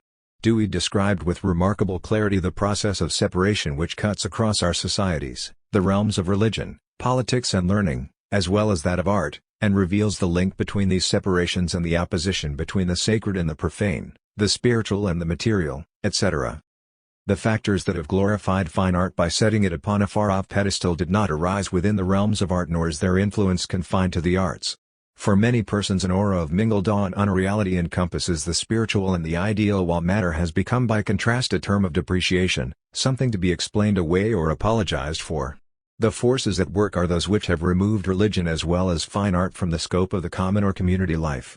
These forces have historically produced so many of the dislocations and divisions of modern life and thought that art could not escape their influence. 109.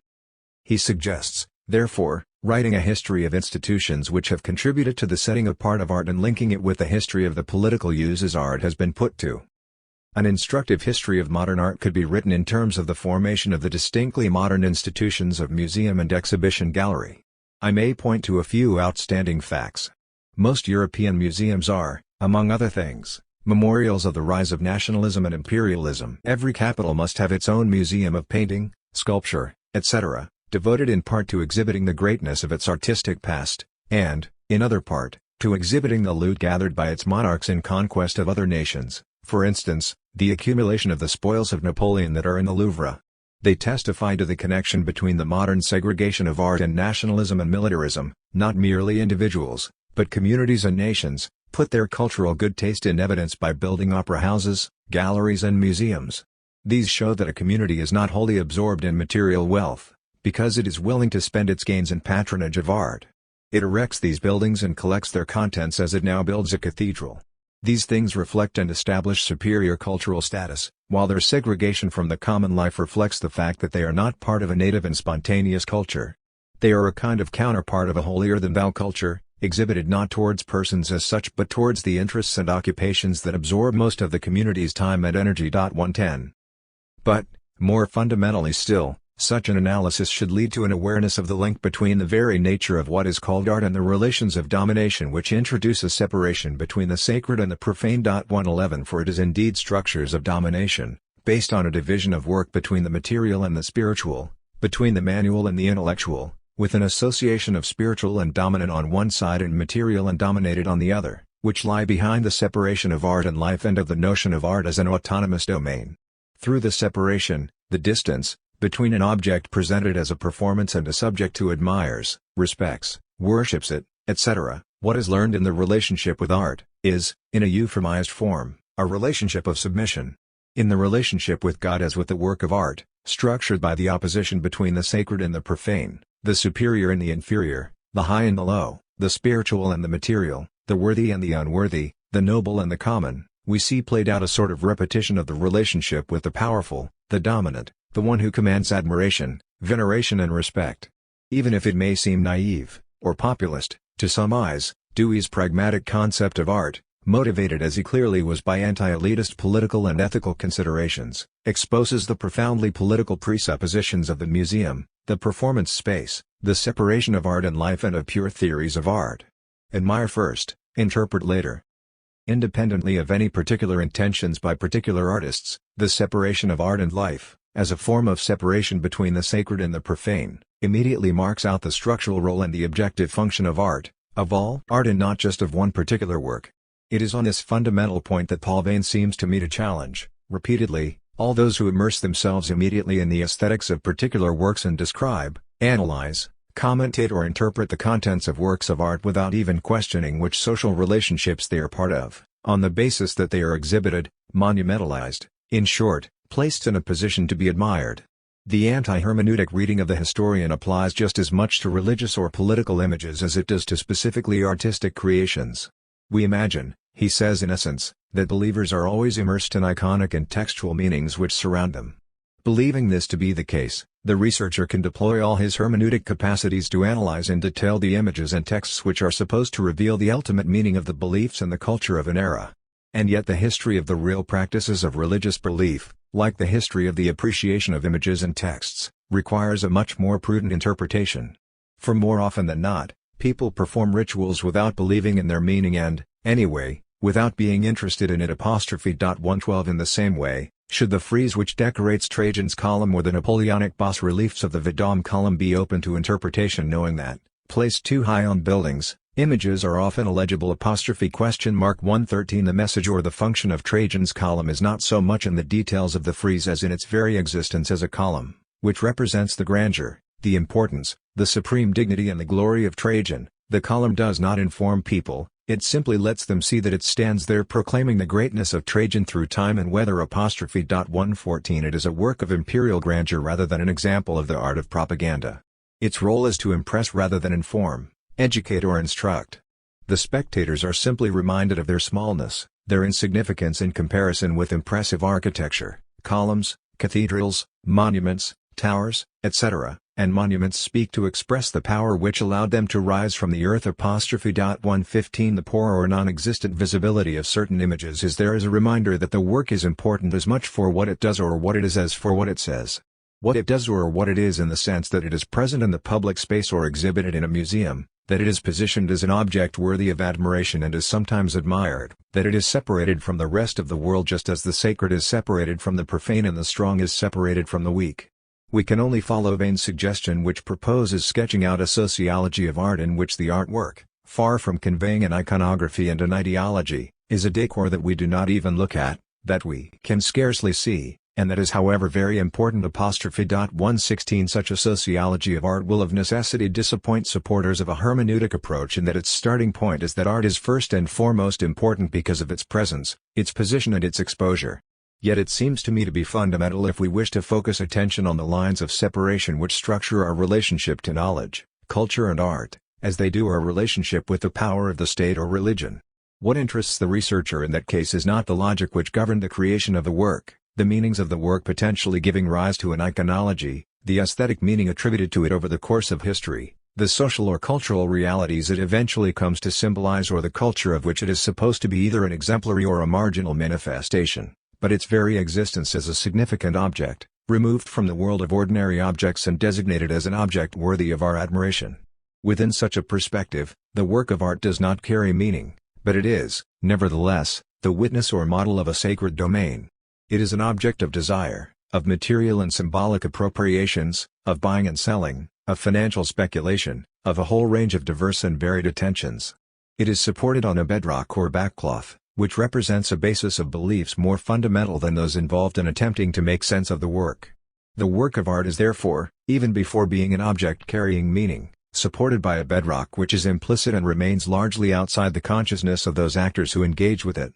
This bedrock is always present in the form of the domain of art as a separate and distinct domain, its links to the social relations of domination, its hierarchical internal organization in which everything, ears, movements, artists, works, is ordered according to its degree of legitimacy. If we are apt to think of rituals, myths, beliefs, ceremonies or works of art as practices capable of saying or meaning something, in the context of cultural perceptions, it is because scholars are specialists in interpretation and because, For them, all objects deserve to be interpreted beneath admiration, domination.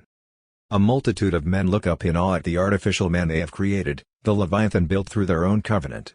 Carl Ginsberg, Fear, Reverence, Terror.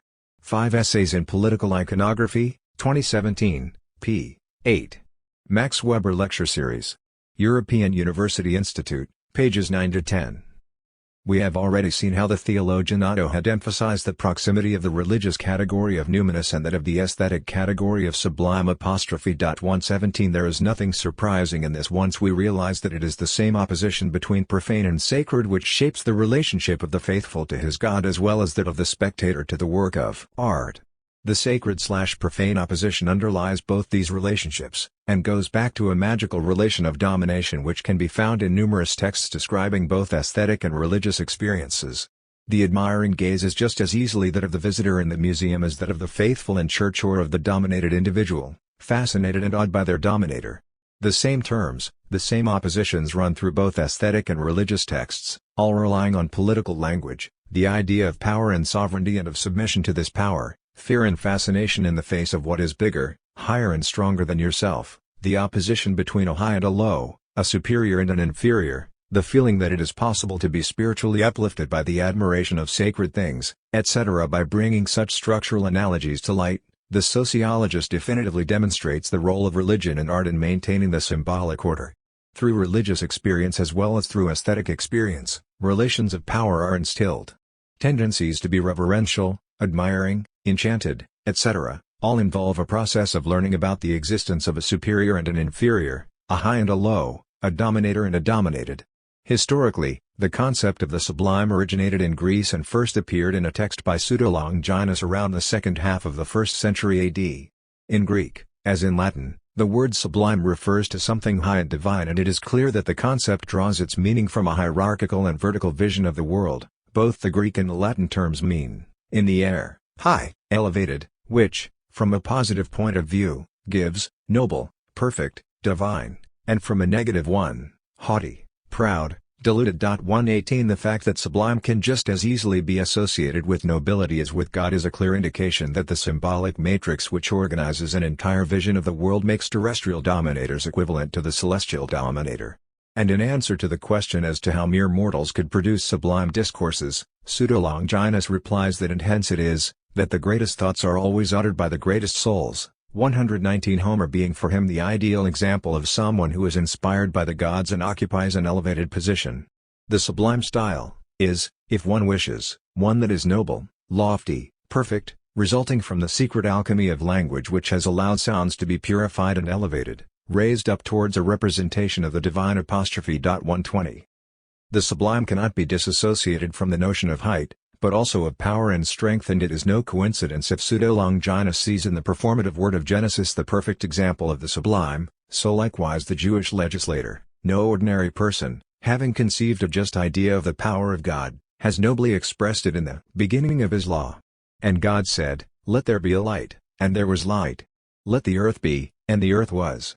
121 The performative force of utterance is pronounced by those who hold the necessary authority to do so is at the origin of the sublime. Only those who are inclined to dominance are capable of exerting it, and all the vocabulary used by Pseudo-Longinus to characterize sublime discourses refers back to the social situation of the sovereign and the servile man, of the high and noble condition to the low condition. We ought to spare no pains to educate our souls to grandeur, and impregnate them with generous and enlarged ideas. An order of the true genius must have no mean and ungenerous way of thinking. For it is impossible for those, who have groveling and servile ideas, or are engaged in the sordid pursuits of life, to produce anything worthy of admiration, and the perusal of all posterity. 122. The sacred can quite often engender a certain fear. In his observations on the feeling of the beautiful and the sublime, Kant suggests that the feeling of the sublime, like that of the numinous for Otto, is a pleasure rising out of fear. 123 He associates it with notions of grandeur and of the noble. 124 And says that, faced with what is great and noble, the only possible feeling must be that of silent admiration. Grandeur is always a component of the sublime. The sublime must always be great, the beautiful can also be small. The sight of an Egyptian pyramid, as Hasselquist reports, moves one far more than one can imagine from all the descriptions, but its design is simple and noble. St. Peter's in Rome is splendid, because on its frame, which is large and simple, beauty is so distributed, for example, gold, mosaic work, and so on, that the feeling of the sublime still strikes through with the greatest effect. 125. Beautiful and sublime complement each other, and Kant, taking his mythologic to the extreme, associates the beautiful with the feminine and the sublime with the masculine, and if the sublime is masculine, it is because it always implies the presence of an authority, a grandeur, an imposing and terrifying power. 126.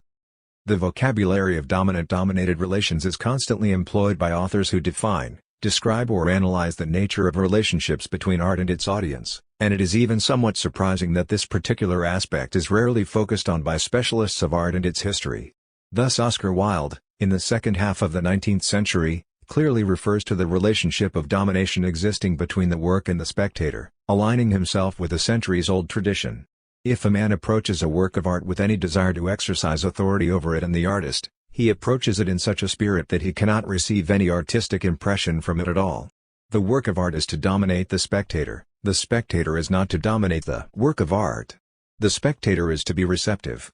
He is to be the violin on which the master is to play. 127. The admiring gaze of the one who is admitted to contemplate the work of art. 128 is the gaze of an individual submitting to something greater and more powerful than he. When referring to the relations of social, religious and gender domination, it is, at one and the same time, the language of the sacred, of submission to an exterior power, but also that of violation, of respect, of admiration and wonderment, which is employed by writers and art critics such as John Ruskin, 1819–1900, or Octave Mirbeau, 1848–1917. Lahire and Basson discusses how the former wrote about the pleasure of submitting to something stronger and more powerful than yourself. But your noble person particularly enjoys being made to feel himself little. The sense of diminution is to him one of great ecstasy.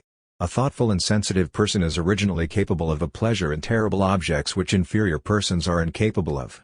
It is the apprehension of power superior to our own, and of the great perpetual operations of death and pain in the system of the universe, both which perceptions, are either impossible, or so far as possible, repulsive to a mean mind, but both possible, and in a certain kind attractive, to a great one. J. Ruskin, Modern Painters, Volume 2, 1846, Appendix Note 9, in the Works, London, Cook and Weddenburn, 1903, Volume 4, p. 374.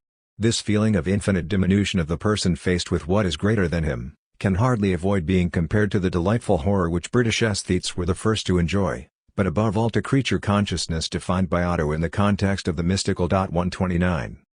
For his part, Mirbeau cannot deny that physically, if not mentally, he yields to a superior power in the face of paintings by Monet or sculptures by Rodin. When he enters this gallery, the visitor, even the one most resistant to the pleasures of the mind, the most close to superior understanding of art, experiences a kind of sensual power, like a physical turmoil, in the face of this dazzling light, and the sublime beauty of these shapes. If he cannot account for the strange and powerful sensation which arises within him or analyze the nervous spasms which shake him from his flesh to his brain, at least he grasps that he is in the presence of something sacred, a creation, something which overcomes and violates his mental inertia and fills him with respect, for something which is nothing other than genius. And he laughs no more. Oh, Mirbeau, Augustin Rodin, in Le Code at Paris, Paris, June 25, 1889. Reprinted in the Collection des Artistes, Paris, Union Générale d'Éditions, 1986, pages 97–8. Mirbeau formulated an energetic conception of art which is experienced through a sensation of physical disturbance. Through this he enters the domain of the sacred. The word is pronounced, it brings together all the disturbances of the senses and the mind. Impossible to analyze, immeasurable, the sacred is experienced as an active force to which everyone must submit without even realizing it. Both submissive and receptive, the spectator reacts by a change of attitude. He laughs no more. In that way he goes from a profane state to a state of respect and devotion which consecrates the object of his admiration. 130. Another era, another relationship with art. In 1968, the artist Dubuffet exposed, but this time in a critical manner, the political basis of the relationship between art and its various publics. The separation of art from life, the sacred world of art and the profane world of non-artists, as well as the banal demand for admiration constantly being put forward in the context of works of art, 131 are founded on relations of domination which the artist is perfectly aware of. When the well-to-do, aided by their scholars, who aspire only to serve and fit in, and who are nourished by the culture developed by this caste for its glory and devotion, open their castles, museums and libraries to the people. They have no intention of inspiring them to try their hands at creation. It isn't writers or artists that the propertied class means to create with its cultural propaganda, it is readers and admirers. Cultural propaganda aims to impress upon these underlings a sense of the gulf separating them from the prestigious treasures to which the dominant class holds the keys, and of the futility of attempting to make a valid creative work outside of the designated paths. 132. Let us conclude this analysis of the admiring gaze and what links it to the structure of a domination and to the logic of a relationship between the sacred and the profane, by referring to a somewhat esoteric philosophical text which nevertheless yields its full meaning when subjected to a historical reading. In The Crossing of the Visible, 133, Jean-Luc Marion essentially constructs a philosophical-theological discourse which closely follows, as if on rails, the structural lines which characterize the objective situation of the separation between the dominant and the dominated, the sacred and the profane, art and life, the museum and the admiring spectator of its works, etc. By following the text closely, we can therefore see how a philosopher can make themselves into the eulogist and unconscious hermeneut of phenomena that the sociologist very often insists on objectivizing in all their banality. Marion thus introduces a universalizing and fantasized vision of the process of creation and of the experience which, for a visitor to a museum, consists of admiring the works created and exhibited. In a subtle and sometimes poetic manner, the philosopher manages to say what the sociologist explains, clarifies and states loudly and directly. But, in this extremely ethereal and abstruse philosophical discourse, the sociologist can nevertheless uncover evidence about the sanctification of art and the relationship of dominant and dominated on which the separation of sacred and profane is based, which bring additional proofs to the argument proposed. Through such a reading of the philosophers, restored to the position of privileged witnesses of the major structures of social order and of the key elements which characterize them, the sociologist nevertheless commits a doubly sacrilegious act. Not only does he take as his object those who think of themselves as subjects, thinking, reflecting, imagining, etc., but, while they present themselves as perfect masters of consciousness and lucidity about themselves and the world, he refuses to accept that they are conscious of what they are doing. Except for their capacity to spread their ideas to a broader audience, 134 such philosophers are therefore comparable to the narrators of myths in traditional societies. They produce versions of scholarly myths which express, in their own way, the structure of social relations and which at the same time, because of the social division of work, remain incomprehensible to the great majority of members of their society. Seen from this viewpoint, the work of art is a divine gift which goes beyond both the person who creates it and the one who views it. 135 In it, the invisible, the unseen, is rendered visible, and it is this uncontrolled expression of the divine on the part of both the painter and the spectator which reveals itself in paintings. The act of painting is restricted to a matter of welcome, recording and being undergirded by the support of a gift, p. 44. In this way, the picture is presented as a person who acts and, in particular, commands, orders, obliges, constrains, summons, provokes, threatens, challenges, teaches, etc. Not just any person, therefore, but a person in a position to dominate others, someone who rules, commands, inspires respect and forces the spectator to adopt an admiring gaze. If we visit a painting, it is because its intrinsic visibility imperatively convoke, us, p. 30. 136 And the authentic painting registers itself in the visible only by being ordered to be there, as though by a commander, p. 31. The painting is therefore our master, the painting does not amuse or entertain, does not decorate or embellish and shows nothing, it shows itself, from itself and for itself. And thus, in this self-showing on its own terms alone, it shows us above all what this is, to show itself, to appear in full authority, full glory, like the dawn of a new world, p. 43. The relationship that is established between the painting and the spectator is precisely of the same type as the ambivalent one which the major monotheist religions have imagined between gods and human beings. When Marion refers to the effects that the painting has on the spectator, he uses the same words as Otto chose when speaking about the numinous or the sacred, which are themselves the words used to describe the relationship which subjects have, or are supposed to have, with their sovereigns. Each painting must effect two contradictory attractions upon its spectators. First, of course, the fascination of the gaze by the irresistible attraction of its weight of glory. But also terror in the face of the power that it exerts in the name of the darkness from which it arises, p. 31. The painting, which is sometimes compared to masters of worldly and spiritual powers, the royal and sacerdotal holiness of a master of appearance, p. 31, becomes a sacred object and compels its spectators to consider it in that way. To think about it properly, it would be necessary to be purified before entering into its presence.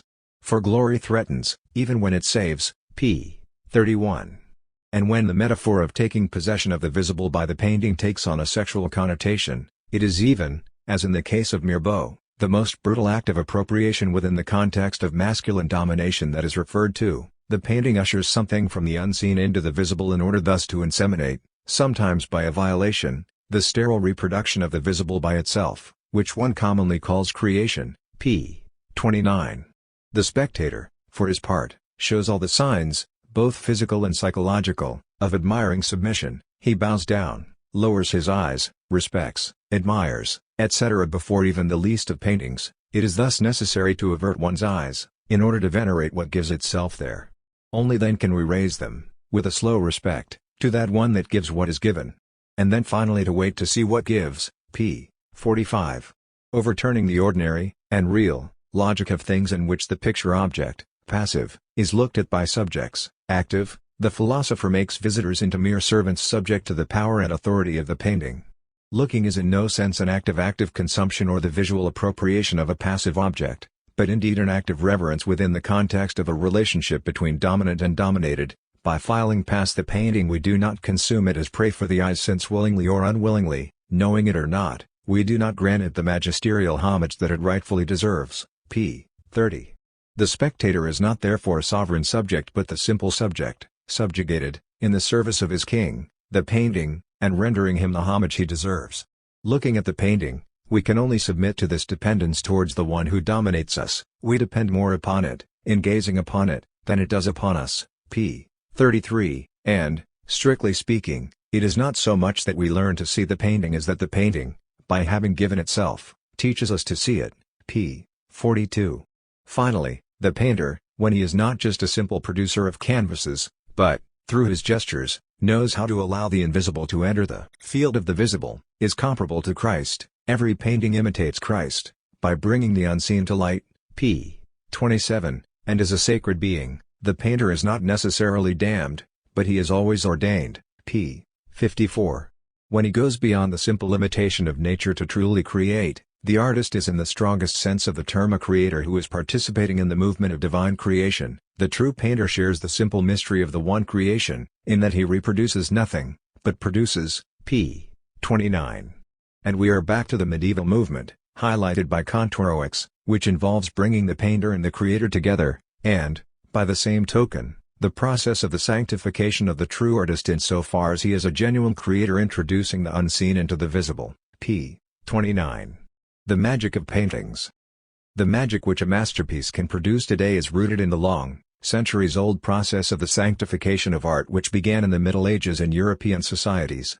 Its aura, considered in any given moment in time, is simply the product of a collective process of transubstantiation involving artists, gallery owners, patrons, auctioneers, experts, schools, including the École des Beaux-Arts, museums, critics, art historians and the public, but which stems above all from the separation of the sacred and the profane and, ultimately, from the structural relations of domination between social groups.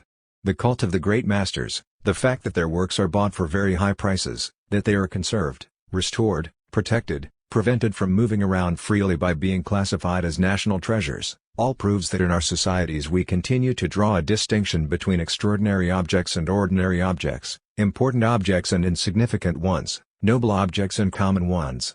But social magic does not only work with objects and artists from the past, in the manner of holy relics, it is also at work in relation to contemporary artists whose work often sells for even higher prices than the masterpieces of the past. These facts therefore contradict the arguments of those who seek to limit the sacred to the form it took in societies based on myth or religion. This is notably the case with Gachet, who writes, "Speaking of the sacred, in my view, implies the presence of the hereafter and the here below. Presence in the sense of the materialization, concretization. A place can be sacred when it is inhabited by invisible powers, irrespective of the way such diverse supernatural powers are perceived. A man can be sacred. In a remarkable way in the modern world, The incarnation of the sacred has disappeared. 137 To say that the sacred is a place where the supernatural and the natural come together, and to relegate any other use of the term to a simple metaphorical manner of speaking of a desacralized world, is to miss the essence of what gives rise to the sacred.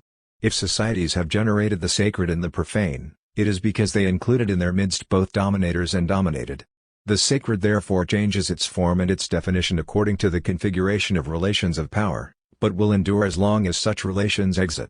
Each new power tends to appropriate the pre-existing forms of the sacred and to generate new ones itself.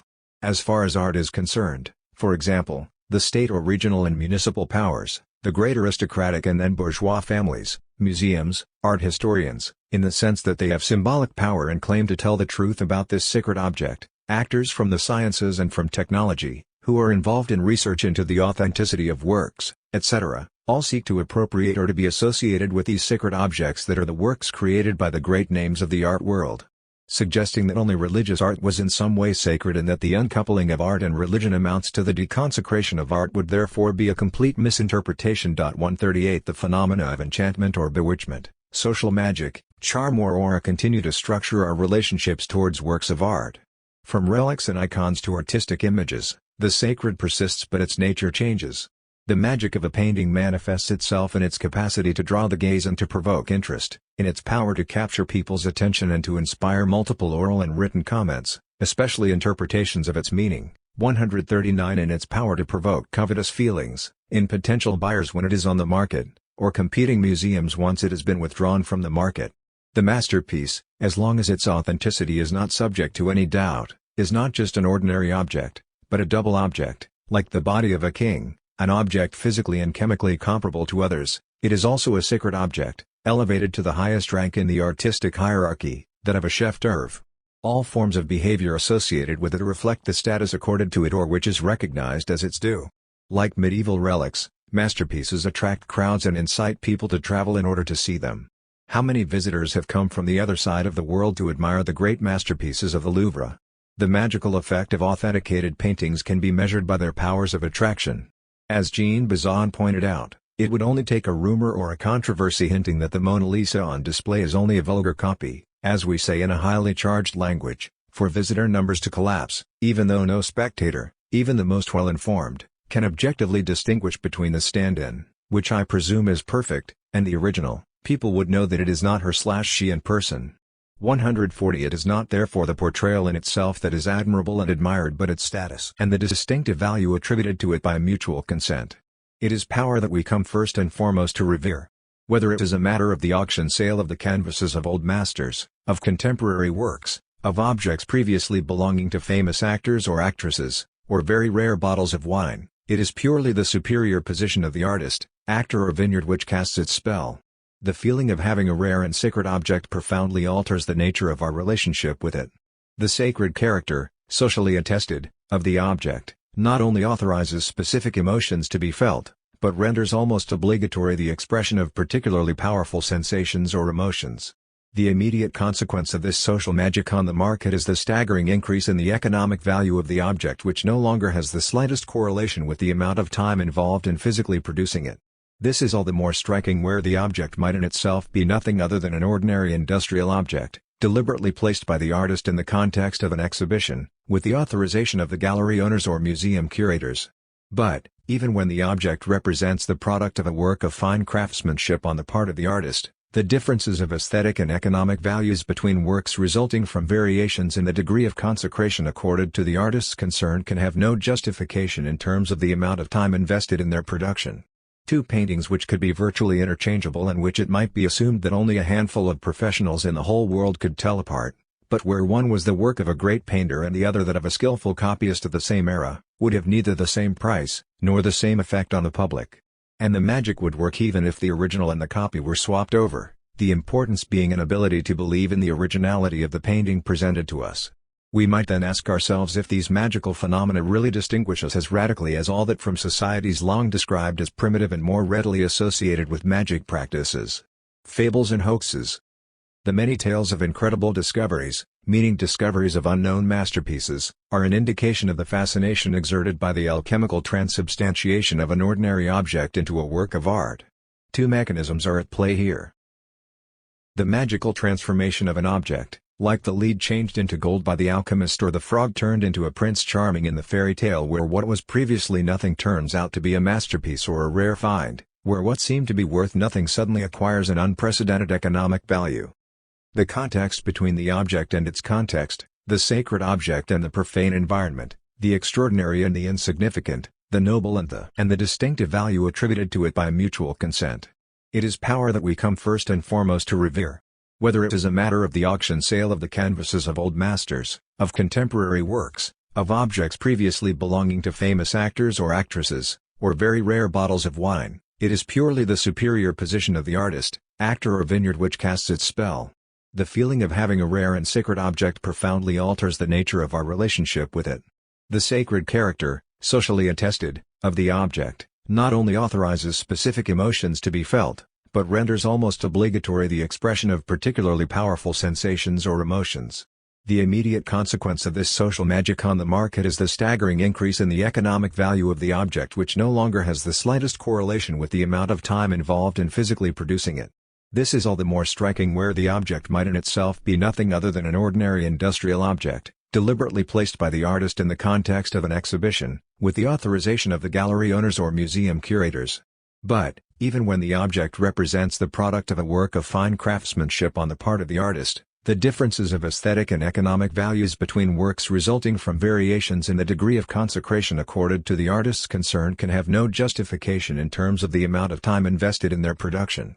Two paintings which could be virtually interchangeable and which it might be assumed that only a handful of professionals in the whole world could tell apart, but where one was the work of a great painter and the other that of a skillful copyist of the same era, would have neither the same price, nor the same effect on the public.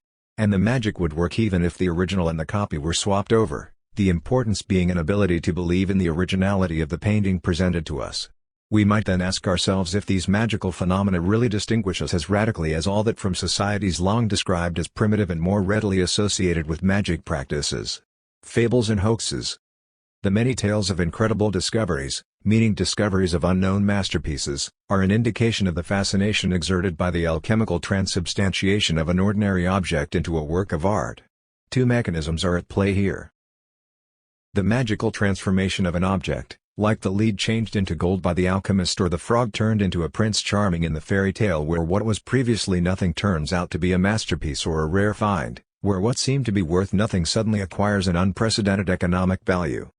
The context between the object and its context, the sacred object and the profane environment, the extraordinary and the insignificant, the noble and the second-hand goods dealer for the sum of 40,000 francs, about €6,100. But just a few days later, an auction house announced the sale of a statue by Camille Claudel. In the space of only 48 hours the statue miraculously changes status. In reality, not only was this not just a lowly copy, but a unique cast. On December 11, 1988, the auctioneers hit the jackpot. The Implorer was sold to one Jean-Jacques Cadéac, for the tidy sum of 1,450,000 francs, €280,000. An impressive turn of events. On learning of the miraculous sale, Marie Thorez's faith failed her. She pressed charges for fraud. Miracles are supposed to happen at the speed of lightning. But the rapidity with which this one happened left the police forces speechless. 144. The transmutation can also work in the opposite direction, from the sacred to the profane, putting in a delicate situation those who believed an object was a masterpiece only to find it was actually just a straightforward copy. When something has been admired which turns out not to have been worthy of admiration, a forgery or a straightforward copy, it is referred to as a hoax or as a fraud. The spell is broken and the magic has suddenly disappeared. The Prince Charming turns back into a frog and the admirable and admired masterpiece returns to its sorry state as an insignificant object. We need only look back at cases where work was put on show for general admiration only to be subsequently exposed as a falsely attributed canvas, to see the magic mechanism in action and expose the collective conditions which give rise to attention, interest, emotion and even, sometimes, admiration. Designating this object as being an autograph work associated with a great painter authorizes admiration. But admiring or buying copies in the belief that they are original works reveals the illusion which never operates when the spectator is indeed admiring an object worthy of admiration or when the buyer acquires a work which is indeed worth the exorbitant price paid. 145.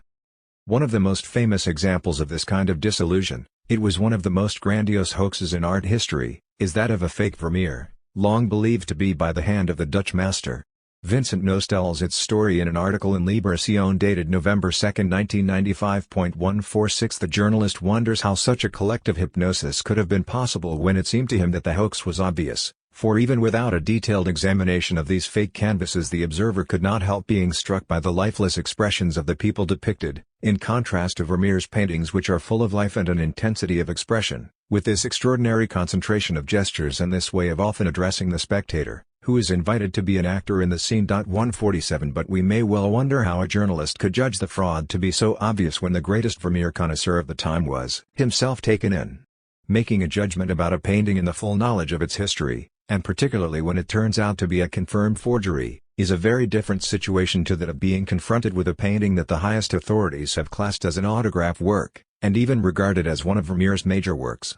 It is therefore ordinary deceptions and beliefs that should be examined, those at work when paintings are genuine paintings, in order to understand that an equally perfect collective deception can exist over a fake picture. Who could challenge the dithyrambic judgment of one of the greatest living Vermeer specialists? Who could doubt that the painting was indeed by Vermeer when a major museum had acquired it for a very high price? Who could spot the forgery when so many visitors had traveled to admire it and had described the wonder and the emotion it inspired? Telling the story of these fake Vermeers, Noos does so in the full knowledge of the end of the story, namely Van Meegeren's confession and the generalized acknowledgement of the hoax, which makes it all the harder to